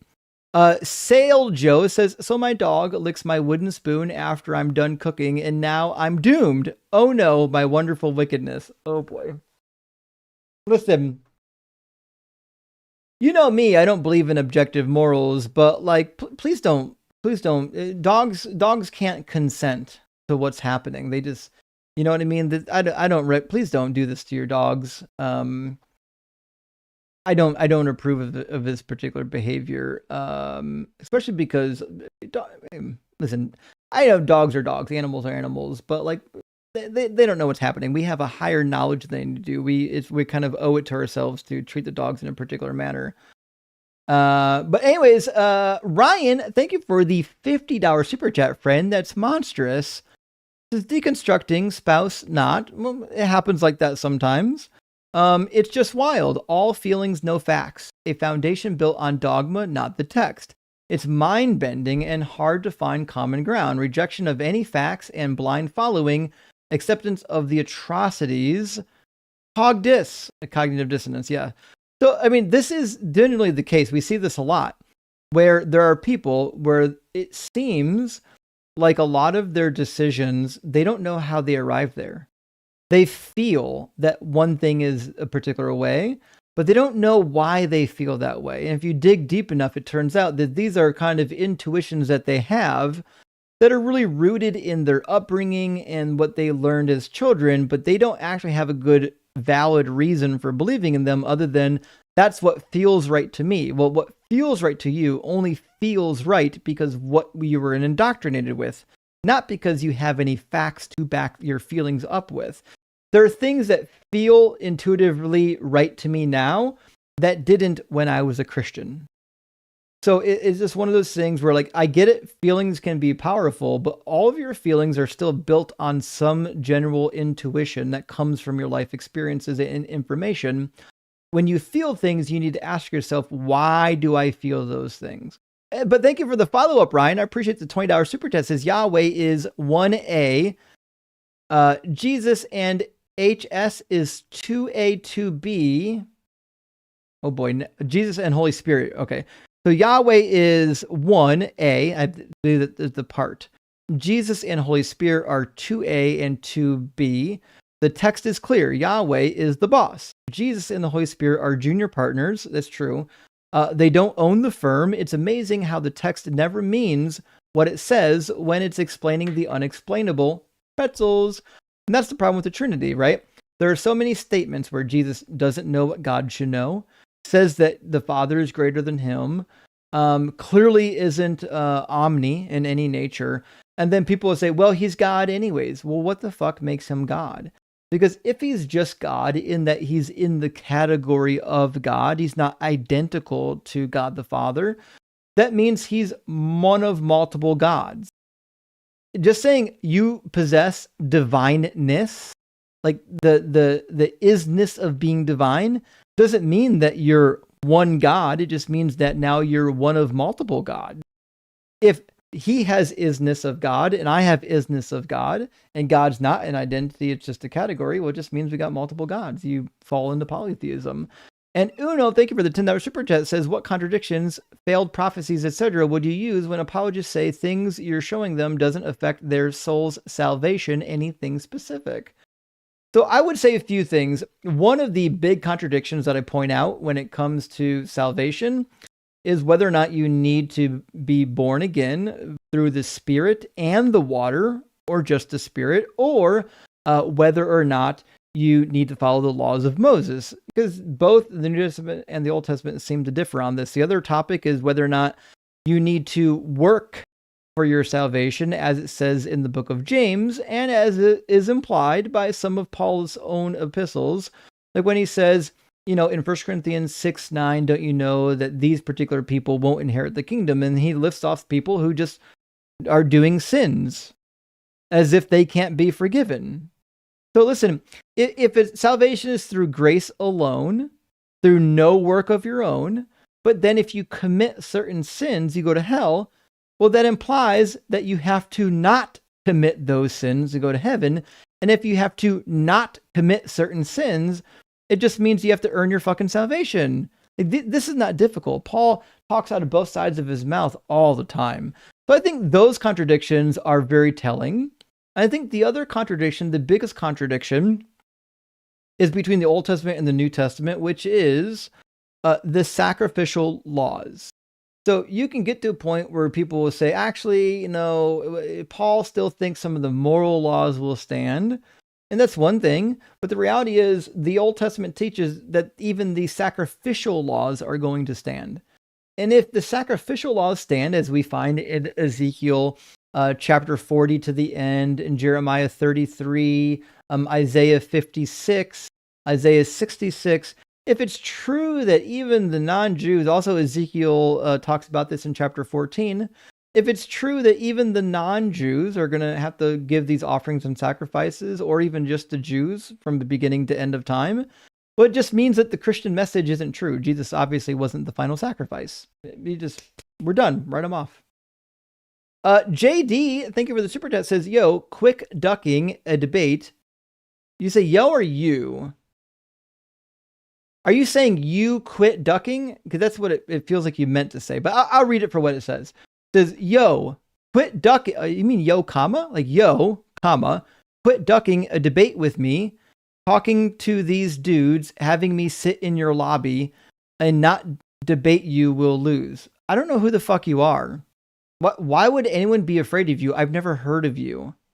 Like, it's weird. Like, in your deluded mind, someone like me would even know who you are, and then I would be actively trying to avoid you. Who the fuck are you? Why would I know you? How could I possibly be scared of somebody that I know nothing about? You're not special. My queue was full of people tonight. If you didn't get up, it's because you didn't get into the queue fast enough. But I'm going to Google your display name and see what it says. JD Olympus Mons. And I bet your channel is full of bullshit, nonsense, garbage apologetics, just like everybody else. Let's see what it says. You do have a channel. I'm going to switch to my main account and go to your channel. And let's see. You've got 292 subscribers. Oh, I'm so fucking terrified. Oh no, golly me. A guy who has 292 followers is going to come and cook me. You've got videos on your channel from 15 years ago. How do you have a YouTube account for 15 fucking years and have less than 300 followers? Maybe you're just a goof and nobody should consider you seriously. But JD, thank you, my friend, for sending me $10 to cry and to show the world your ass as to how stupid you are that you think anybody is avoiding you, having known literally nothing about you. Next, it says, thank you for this late night stream. Gay for Justin, rock hard for Doug, and Justin's fucking rock. Well, Nexus, sometimes it's just unplanned. Tonight's stream wasn't planned to go this late. It just happened to be the case. And I am starting to wear. In fact, I'm going to be going to bed here after it looks like 8 more super chats. And I got to wake up early, fucking just a couple hours to do my, podcast with Sarah, which, by the way, make sure you're going to the Leaving Faith YouTube page to follow our podcast together, and also on all of your podcast platforms. You can look up the Ex-Vangelical podcast and you'll find our podcast there. So watch over there as well. And Gretchen says, thank you, Justin. Between you and Mezzo and Joel, I've gained a pretty good clip today. I'm on my way. And thanks, TikTok and YouTube chat. Well, Gretchen, good to hear from your friend. I'm glad you were able to pick up a few people. And it's late now. Hopefully you're getting to rest just like I am. And Ryan, with the follow-up, thank you, Ryan, for the additional super chat, says, a simple, I will bring forth my seed to provide your Savior Messiah, to save you, atone for your sins, would have done wonders. Omniscience definitely has some limited ability. So, if the Hebrew Bible said things specifically, how it says, I will bring forth seed to provide for you, so on and so forth. If it said specific things that Jesus actually did, that'd be really compelling evidence. You and I both know it didn't, right? So when it says that, will come from your body, like 2 Samuel chapter 7, verse 12 and 13. Listen, it'd be really interesting if Jesus fulfilled those requirements, but he didn't. Matthew, my friend, thank you for the super chat, says, Holy Roman Empire history. Well, this is actually a really big topic now, because it turns out that those who grew up in the Catholic Church, like myself, have an alternative rendering of that history. And if you look at the secular history, it drastically disagrees with what the church was telling us. But let me read it. It says, Emperor Frederick Barbarossa added term holy in 1157 because of a power struggle with the Pope. Frederick was asserting his divine authority came directly from God rather than the Pope.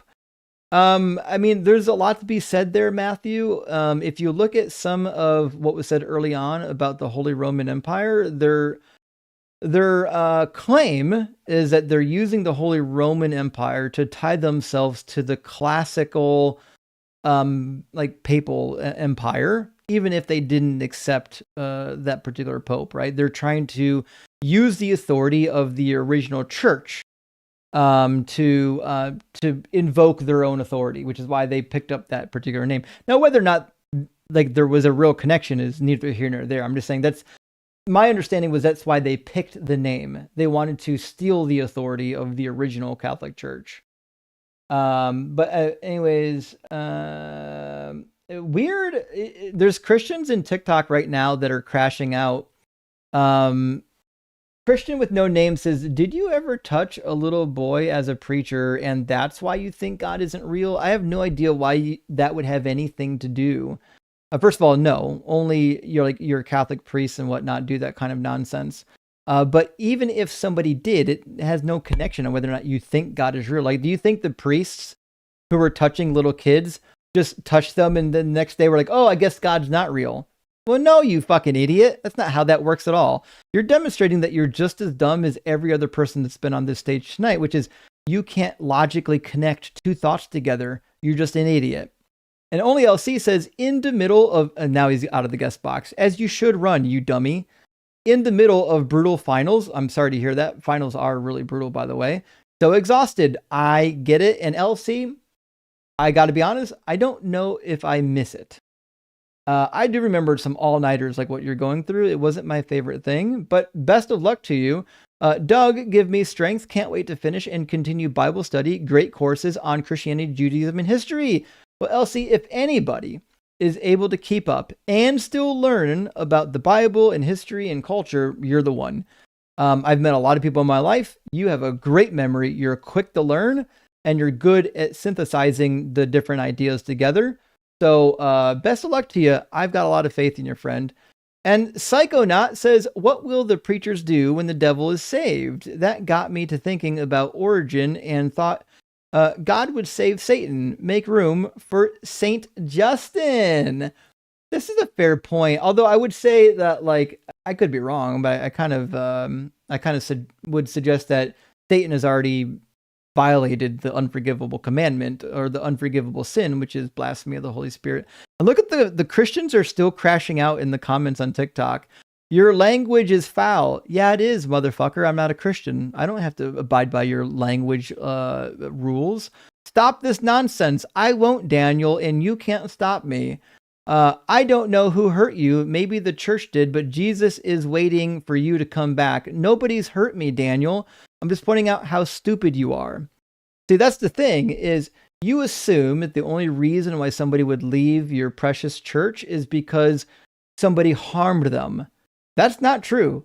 The vast majority who leave the church do so for intellectual reasons, meaning the math stopped mathing, which is the same reason why I left. If you had been around my live stream for any amount of time, you would have heard all of my many reasons why Christianity is not true. And Daniel, I don't sound hurt. You're projecting your own problems out in society. You're suggesting that people can't have strong opinions on something unless they're hurt. That's not true. You're just stupid. You haven't considered that maybe your religion isn't true. And then when you go around trying to force it on other people, they might have a strong opinion on why you shouldn't do that. And rather than engaging in real dialogue as to, hey, maybe we shouldn't be forcing this toxic shit on kids, you just go around saying, oh, they were hurt. Nope, nobody was hurt. What atheist hurt you that you're a Christian now? See how stupid this type of argumentation is?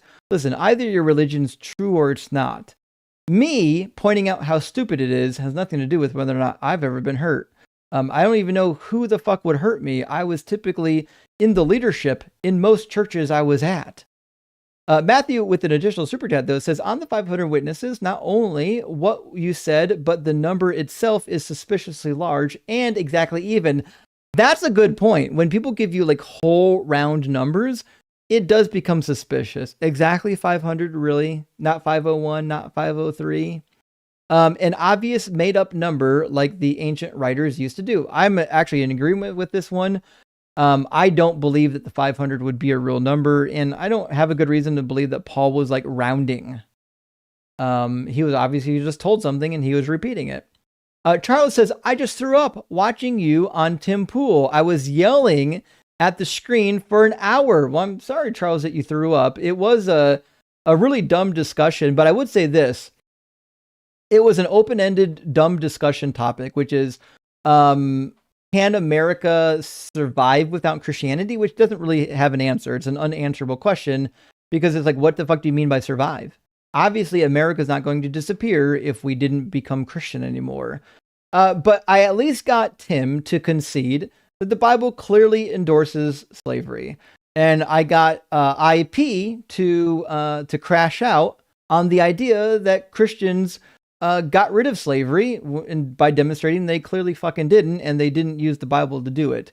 So we did a little bit there. The only problem is Tim he didn't understand the difference between like debating a good point and just shouting at somebody, right? So at one point, I actually don't remember what he shouted at me, but I was bringing up the point because he was mentioning how like atheism is dangerous, and I was talking about, well, all the kids that get molested within Christianity, and he just shouted at me, started yelling at me, and at the same time IP was talking, and then and just moved on. And some people were like, oh, he really fucking cooked you. Like, no, he didn't even address my point.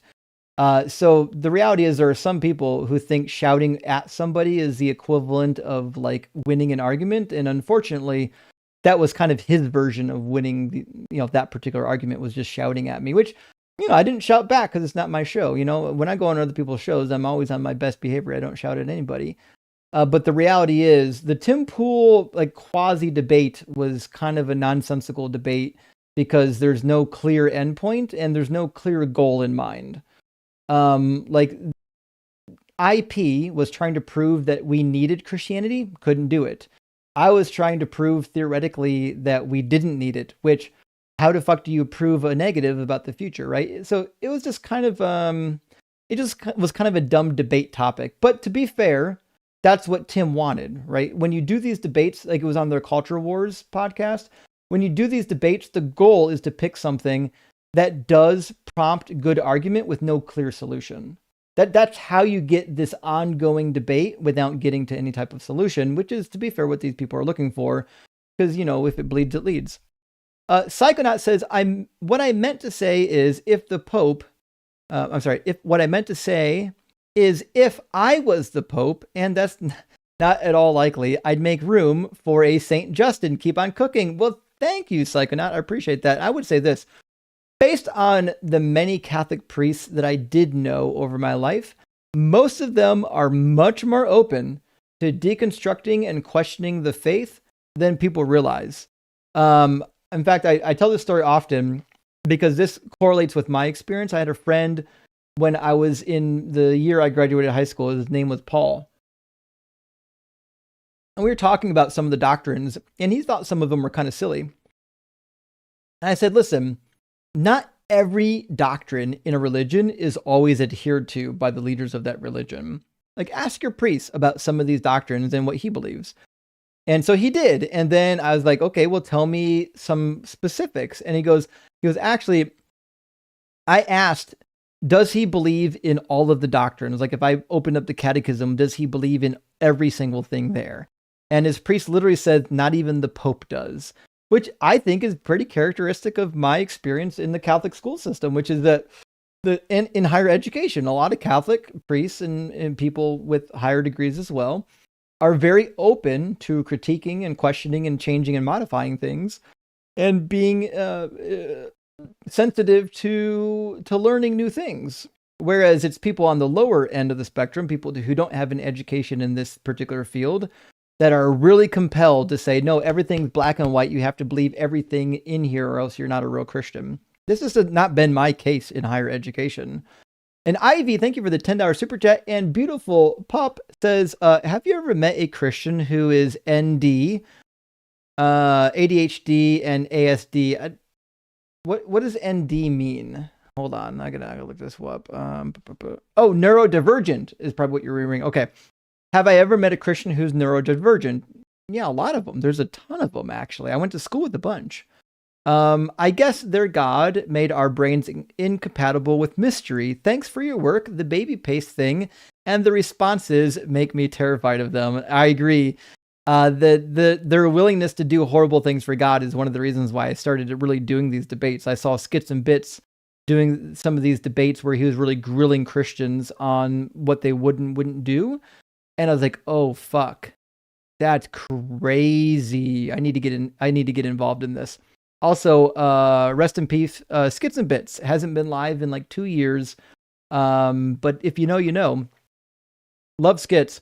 But yeah, in terms of neurodivergency, there's a lot of neurodivergency, I would say, in the academic study of the Bible. And I don't know if you get it as much in the pulpit, in the pastorate. Most people that are super neurodivergent, like myself, that get really fixated on like the meaning of things for real, not like this fluffy bullshit metaphorical meaning of things, they often deconstruct or they go into academics rather than into ministry. So a lot of the neurodivergent people that go into seminary actually end up in academics rather than going into being a pastor or a priest. And OLC with the follow-up says, remember, David allegedly unalived and raped a teenager. He is uber Christian, and atheists don't have morals. Justice for Celeste Rivas Hernandez. I don't know who that person is, but this is a fair point. Remember, David did some of the most horrific things possible. And then God literally said, this is a man after my own heart. Listen, I don't care who it is.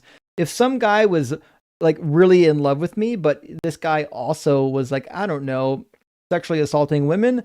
Listen, this is not a person I want to be associated with. This is not going to happen. I don't care how much he likes me, how many offerings he sends to me. Not going to happen. And Tim Cooney, thank you so much for the $50 super chat. I really, really appreciate that, friend. Hey, Justin, long time no see live. Really? I'm live like 3 nights a week minimum. At 10 a.m. here and woke up to my favorite host. Well, glad that you could wake up to me. Sorry, it's the end of the live stream. Going to be a great day. Gay for Justin, rock hard for Doug, simply wet for Doug, and love for Rocky and Pebbles. Well, thank you, Tim. I'm sorry that you didn't catch the beginning of the stream. There's some good stuff happening there. Please do watch it back. And I really appreciate you coming by and supporting, even though you didn't really get to, get to see many of the debates. Dynamite says, hosts, have you ever looked into other Abrahamic religions and deconstructed? I don't know what you mean. I deconstructed from Christianity just by studying the Bible itself. I don't know what studying Islam would do for me. Like, studying Islam is not going to cause me to deconstruct from Christianity. Studying Judaism might. Studying in Judaism could definitely lead you away from Christianity, but I didn't believe in, by that point, I didn't believe in the Jewish God either, the God of the Hebrews. And last super chat from LC again says, thank you, my friend. Have a beautiful night. Thanks for staying up with us. Fuck Donald Trump, rock hard for Doug, and fuck religion. And I'm with you on all accounts, LC. I really appreciate being here and supporting the stream. And definitely do let me know how your learning comes along. And we need to see, I know it's 4 a.m, y'all, and I realize that some of y'all might not believe this, but we need to see who's live right now. Let me see who is actually live, and maybe we can send somebody a good raid. Who's live on TikTok right now? The only people I see live right now on YouTube actually appears to be the Async network, the network we were talking about recently. I don't know if they're doing debates, but it does say open topic, atheist versus theists, left versus mega. Anyone can call in. And since, Born Again Atheist is live on TikTok. All right, here's what we're going to do. Everybody on TikTok, I need to run over to Born Again Atheist and let them know that Justin sent you the raid coming from Deconstruction Zone to the Born Again Atheist. If you're watching on YouTube, let's all pop over to the Async Network. Our friend Gretchen is live right now and what has happened? And is debating, it looks like people. It's the A-Sync Network. Let me see if I can zoom in on this. There's the logo, and there's the network, A-Sync Network. Live right now. Gretchen is literally debating as we... Well, I can't hear it. I don't have the audio on. But Gretchen's literally live right now on the Async Network talking to people. So let's run it over. It's a new channel. It's recently created. Let's get them up over 1,000 subscribers as fast as we can so that they can get their mojo happening. And tell them that I sent you. And friends, I'll pop over here just a minute and say hi myself before I get myself to bed finally in the morning. Not even night. It's literally 4:30 in the morning. I haven't gone to bed. That is crazy. I got a problem. But anyways, friends, thank you so much for being here. I really love and appreciate y'all. Thank you for sharing and liking and commenting and sending supports via Super Chat and members. Members really help the channel thrive. So if you're a member of the Kraken Crew Elite or on the Patreon, thank you so much for supporting as a member. I really do appreciate it. And friends, we'll see you again. Am I live? I'm live tomorrow on the line, but then I'll be live again on Unapologetic Sunday and back here on Monday. Have a great night, friends.